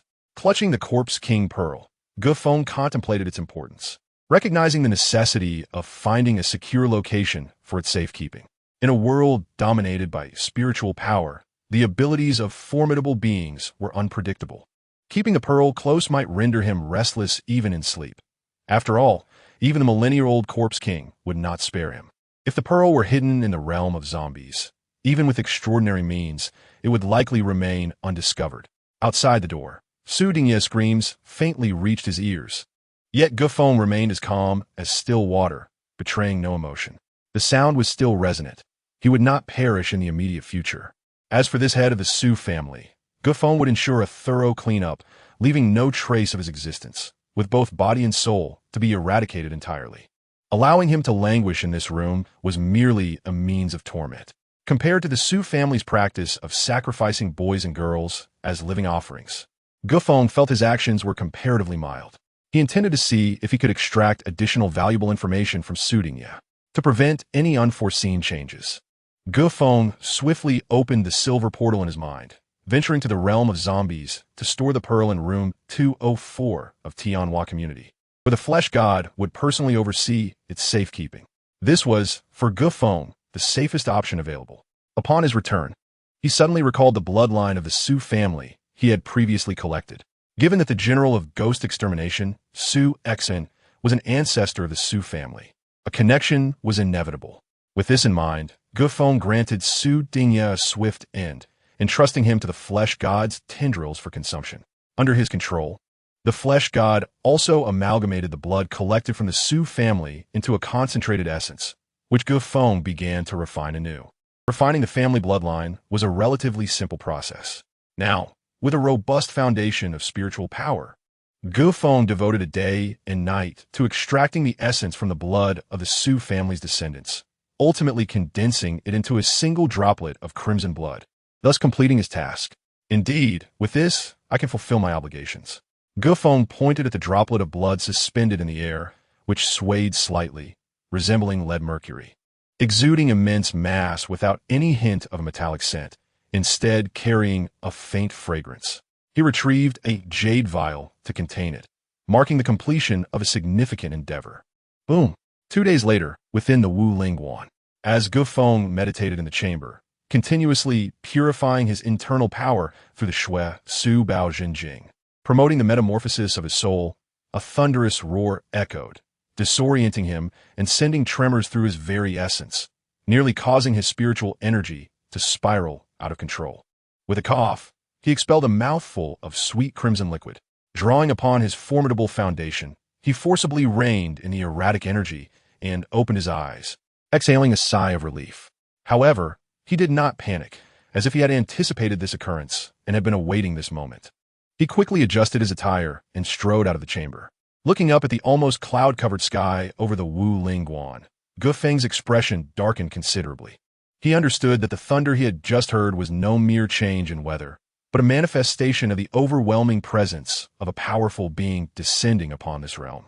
Indeed, amidst the swirling black clouds, a dozen figures descended from the heavens, bearing an overwhelming aura that instantaneously enveloped Wu Lingguan. The voice of the Blood Fiend sect as Protector Law King reverberated through every corner, commanding the attendees to present themselves. The mere sound of his authoritative call sent chaos rippling through Wu Lingguan, causing many servants to succumb to fear and faint.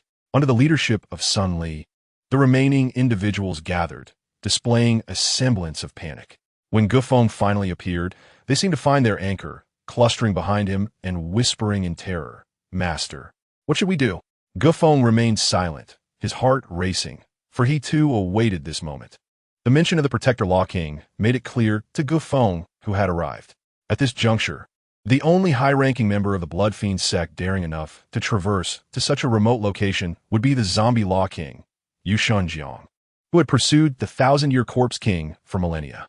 Despite his mental preparations, Gufeng's heart quivered at the abrupt turn of events. The formidable individual, who had previously chased the Ghost Slayer General Su Exen, must have encountered unforeseen challenges, as it was inconceivable that such a venerable entity would easily submit to capture. Gufeng understood that, as a station of the Blood Puppet Mountain lineage, the Protector Law King's return would likely bring him to Wu Lingguan. The disparity in their ranks loomed like the Emperor's presence in a county seat, instilling profound trepidation among the onlookers. It is essential to recognize that Wulingguan was merely a humble Taoist temple in a secluded corner.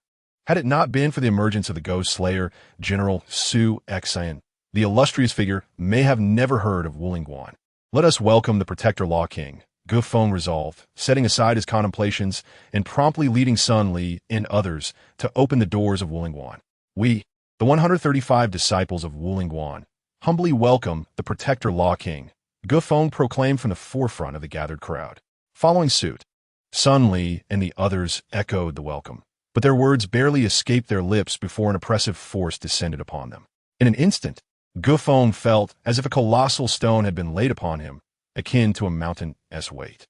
The terrifying pressure bore down on him, threatening to crush him to the ground. Thuds resounded behind him. Even Sun Li could not withstand it and collapsed. The other servants fell prostrate, unable to resist the overwhelming aura. This was the might of the Protector Law King. Such advanced cultivators had transcended the limitations of humanity. The sheer intensity of this presence filled Feng with dread, causing his knees to buckle. However, his indomitable will held firm, bolstered by a faint golden glow that emerged from his magically nourished body, enabling him to withstand the pressure. Feng understood he could not kneel. The Blood Fiend sect did not observe such formalities. Despite the rigid hierarchy, all members were regarded as equals. The display of submission was merely a tactic to assess and intimidate him. Yielding would only diminish his significance. Indeed, I shall remember the name Feng, the master of Wulingguan.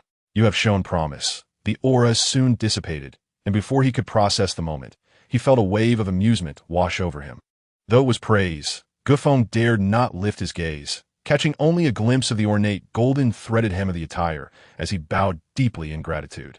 Taking a deep breath, Feng respectfully gestured, "My lord, please," as a procession of handmaidens bearing various offerings followed behind.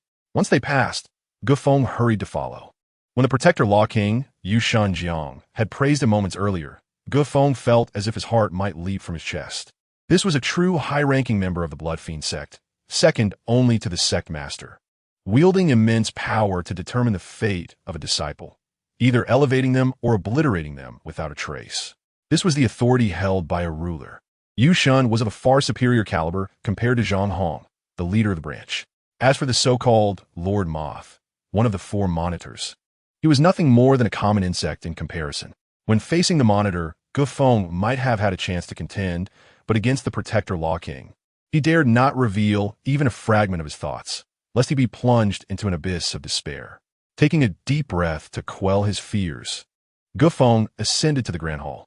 Surrounding him were the guards, now replaced by the attendants of the Protector Law King, each exuding a profound aura. Clad in heavy iron armor, robust and formidable, Feng had noted earlier the extraordinary strength of Yushan's entourage. Each individual, whether carrying offerings or ceremonial items, was nearly at the moral realm. Within the Blood Puppet Mountain branch, they would have been regarded as exceptional talents, yet in this retinue, they were merely ordinary attendants. Nonetheless, many would vie for the opportunity to join this illustrious group, for the rewards bestowed by the Protector Law King could yield substantial benefits. Feng, master of Wulingguan, do you know your transgressions?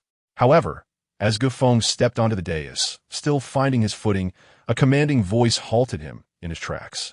He glanced up slightly to see the zombie Law King, Yushan Jiang, seated upon the throne, the query emanating from one of his attendants. "My lord, I am unaware of my offense," Feng replied, though his heart raced in trepidation.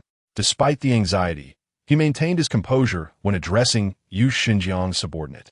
The attendant, buoyed by Yushan's status, spoke with haughty arrogance. "Why did you not report such a significant occurrence in Wuling County?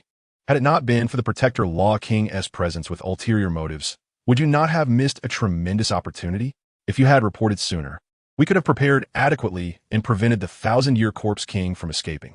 "Enough," Yushan interjected with a wave of his hand, silencing the attendant. Indeed, the Ghost Slayer General Su Xian proved to be a formidable adversary. Although this thought remained unspoken, Feng surmised its full implication. After days of pursuit, they had yet to capture the Ghost Slayer, General Su Xian. Feng's mind raced. He had lifted his gaze to observe that Yushan was a gaunt elder clad in a golden-threaded yellow robe, his face adorned with a gray-white beard. and his expression somewhat pallid. Initially, he presumed this to be a manifestation of the zombie law king's cultivation state. Yet it appeared that he had suffered considerable injury in his confrontation with the thousand-year corpse king. Thus, Yushin's visit to Wuling Guan seemed to be for recuperation. This line of reasoning appeared more coherent to Gu Feng as his thoughts swiftly processed the situation.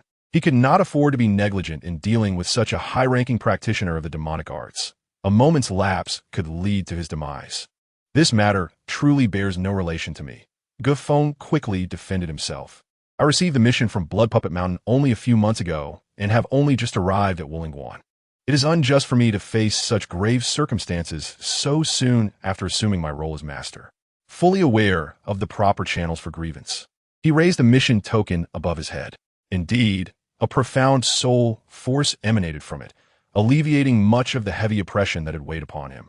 The thousand-year corpse king is particularly formidable. I could hardly keep pace. You, a mere novice disciple, are no match for him. It's entirely understandable that you remained unaware. Yushin declared, given this, you are absolved of blame. The mere sound of calmness conveyed an undeniable tone. It was evident that Gu Feng had safely navigated this challenge, and he could not help but exhale in relief. Lord Yushin requires rest. Why do you not depart? The attendant who had spoken earlier reproached, noticing Gu Feng's lack of movement.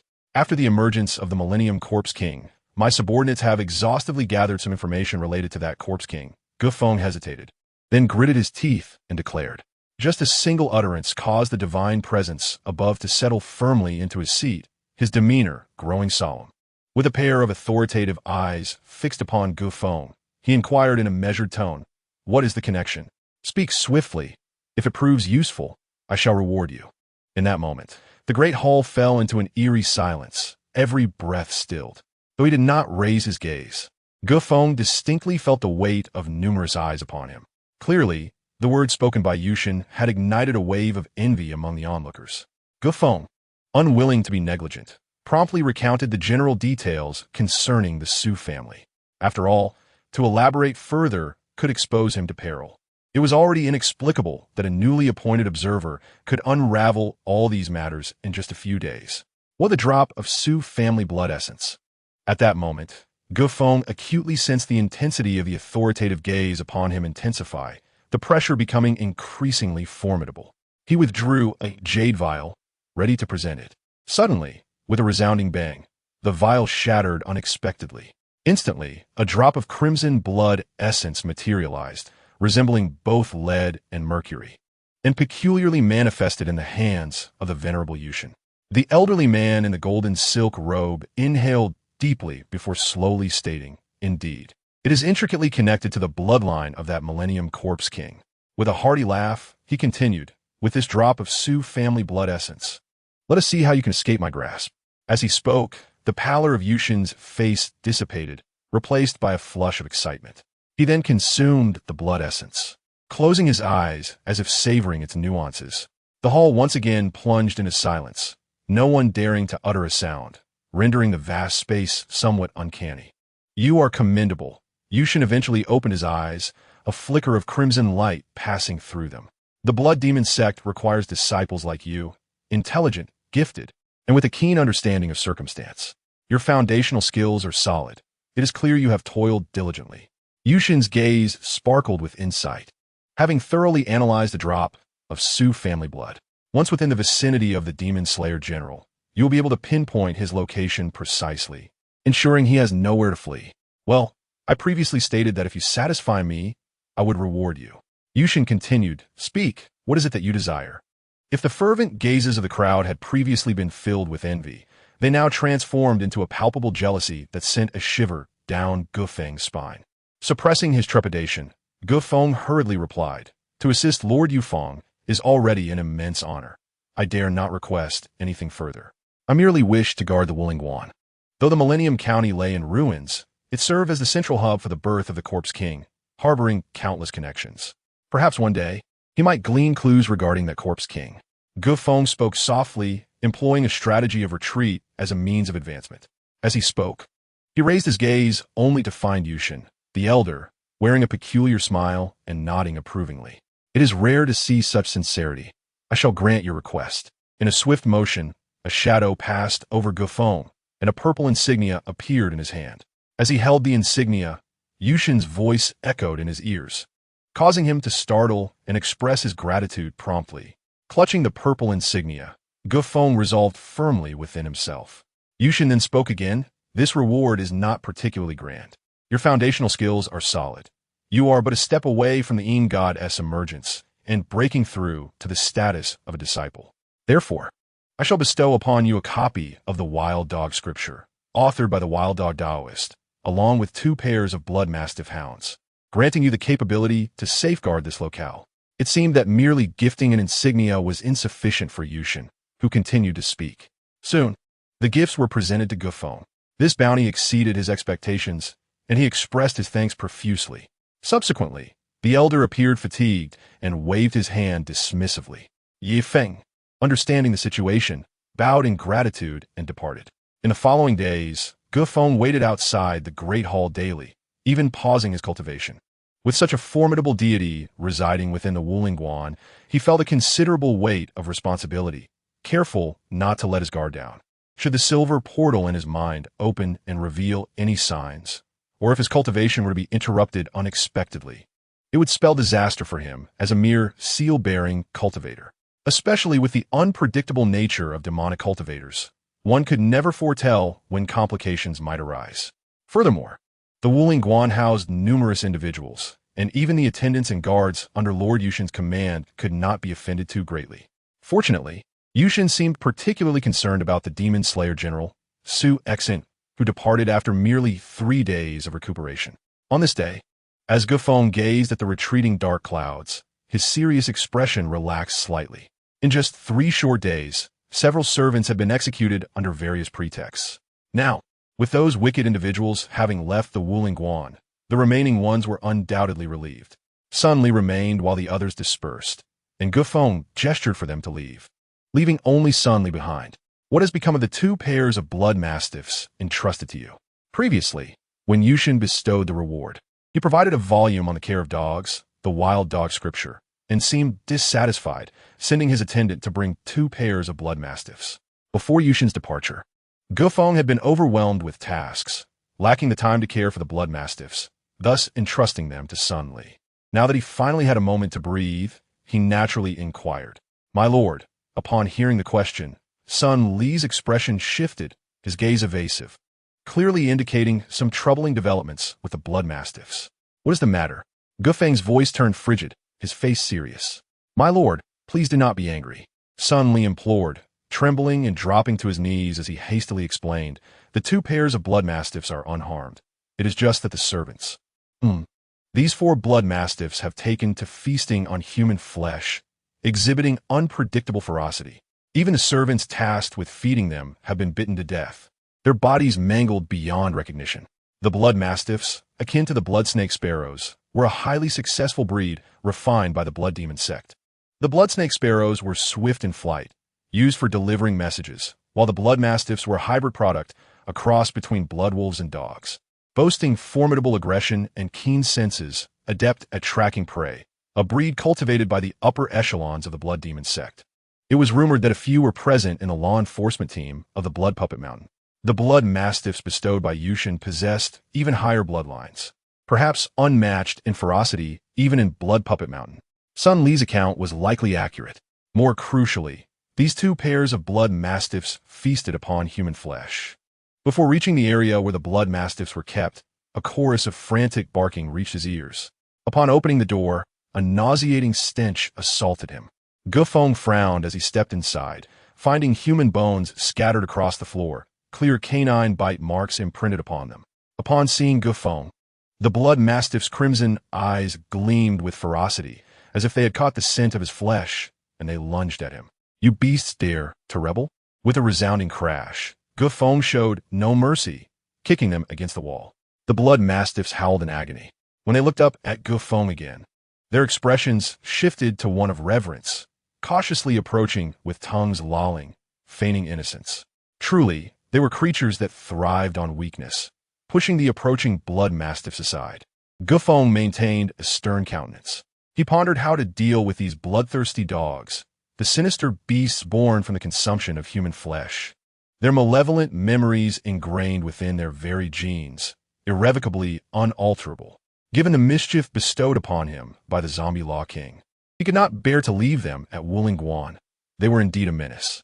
With Wanyan County currently beset by calamity and corpses strewn everywhere, he could hardly provide them sustenance. Yet, these creatures, though still young, had already revealed their ferocity. As they grew larger, their daily need for blood and flesh would only increase. Could he resort to murder to feed them? At that moment, Feng devised a cunning plan. He would place these beasts on a zombie planet. After all, the flesh of the undead was still flesh, albeit not from the living. The sheer volume would suffice to sustain their growth. This approach would serve a dual purpose. Feng immediately solidified his resolve. Without a moment's hesitation, he led the 4 blood dogs away, instructing Sun Li to cease concerning himself with the matter. The servants, already terrified by the blood dogs, eagerly knelt before Feng, offering their respects. He took them to a secluded area and reconnected with the silver portal in his mind. Moments later, the silver light dissipated, and he transported the beasts to the coordinates of the zombie planet Tianhua community. He then summoned Zhou Peng and others to procure a zombie carcass. Witnessing the bloodhounds devour the undead flesh with gusto, he felt a profound relief. It turned out that not only could they consume living flesh, but they could also thrive on the flesh of the deceased. Feng promptly advised Zhou Peng to cultivate a proper number of bloodhounds. Once mature, they could breed and produce offspring. On the vast expanse of a zombie planet, where stray dogs feasted on corpses, food was no longer a concern.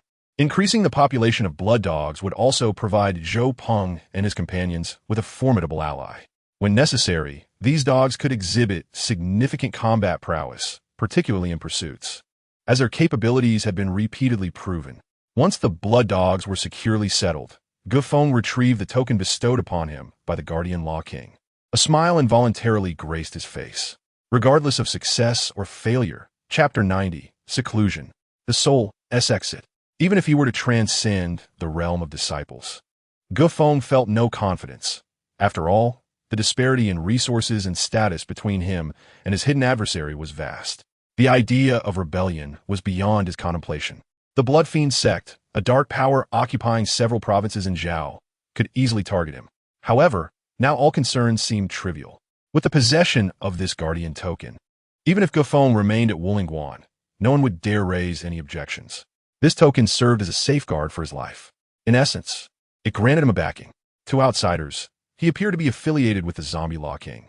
The 3 Guardian Law Kings held a unique status within the Blood Fiend sect, and the Zombie Law King was particularly notorious. Even if others wished to act against him, they would likely tread cautiously. Feng carefully stored the Guardian token, a lifeline to be wielded at a critical moment. As for the bestowed Wild Dog Sutra, it was also archived within the sect. Allegedly authored by a practitioner of wild dogs within the sect, Feng possessed merely a copy. Compared to the resource-intensive Blood Void Treasure Sutra, the Wild Dog Sutra, being closely tied to canines, belonged to a rather obscure category of beast taming. It not only enabled control over dogs, but also facilitated the infusion of demonic bloodlines into canines, granting them formidable abilities. This was one of the reasons the Guardian had gifted him 2 pairs of bloodhounds. Naturally, this Wild Dog Sutra required minimal resources while still cultivating powerful canine allies. Within the Blood Fiend sect, a portion of disciples practiced this technique. However, Feng regarded it as largely insignificant beyond its utility in dog training. Given his dominion over the entire zombie planet and its abundant resources, he found little value in the Wild Dog Sutra. He intended to extract its essence while discarding the dross, setting it aside for the time being without any plans for cultivation. In the secluded meditation chamber of Wollongwan, Feng did not engage in direct cultivation. Instead, he focused his mind and sat in quiet meditation.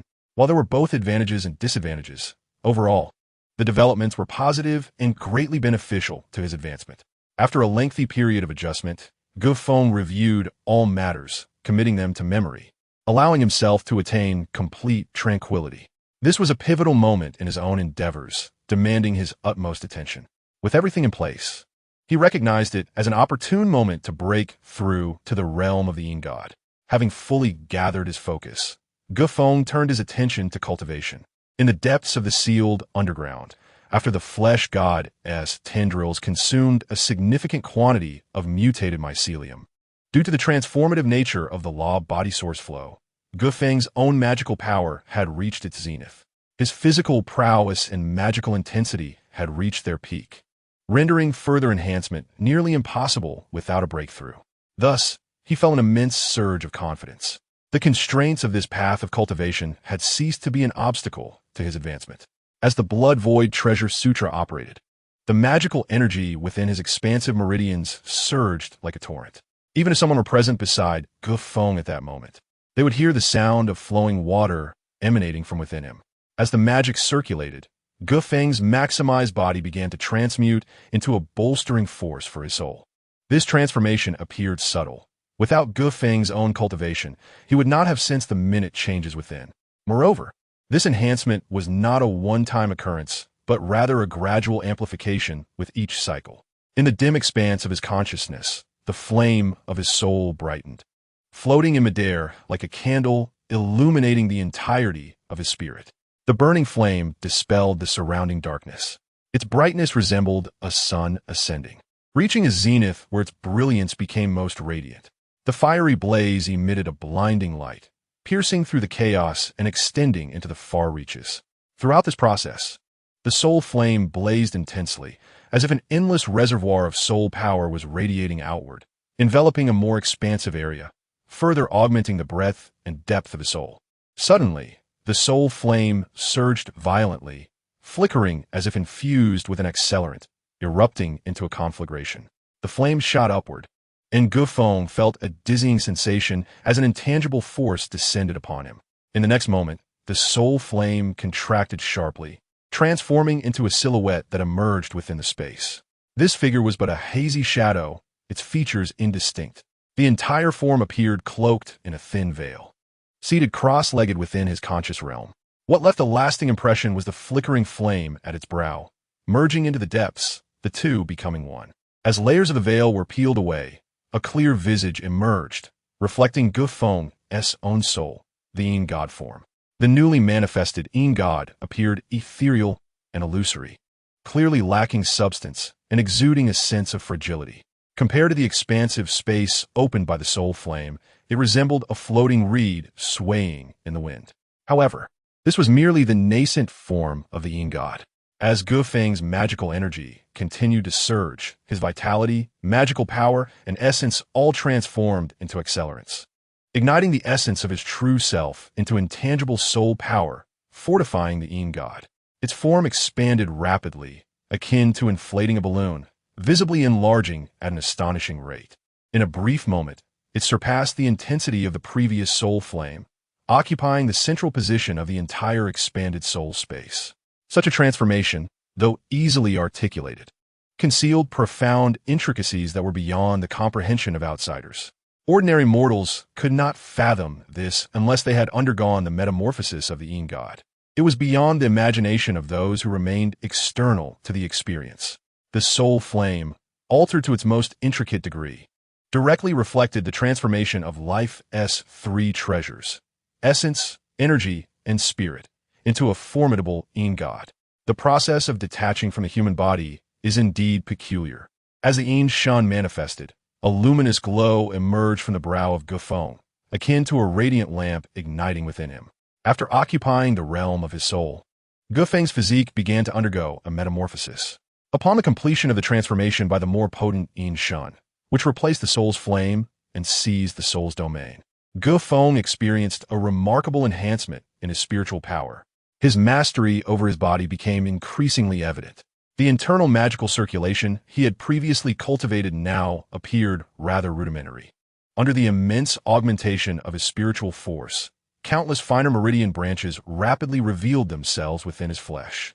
The surging magical energy flowed like rivers diverging into streams, cascading through these newly exposed channels, effectively dispersing the impurities that had long obstructed them.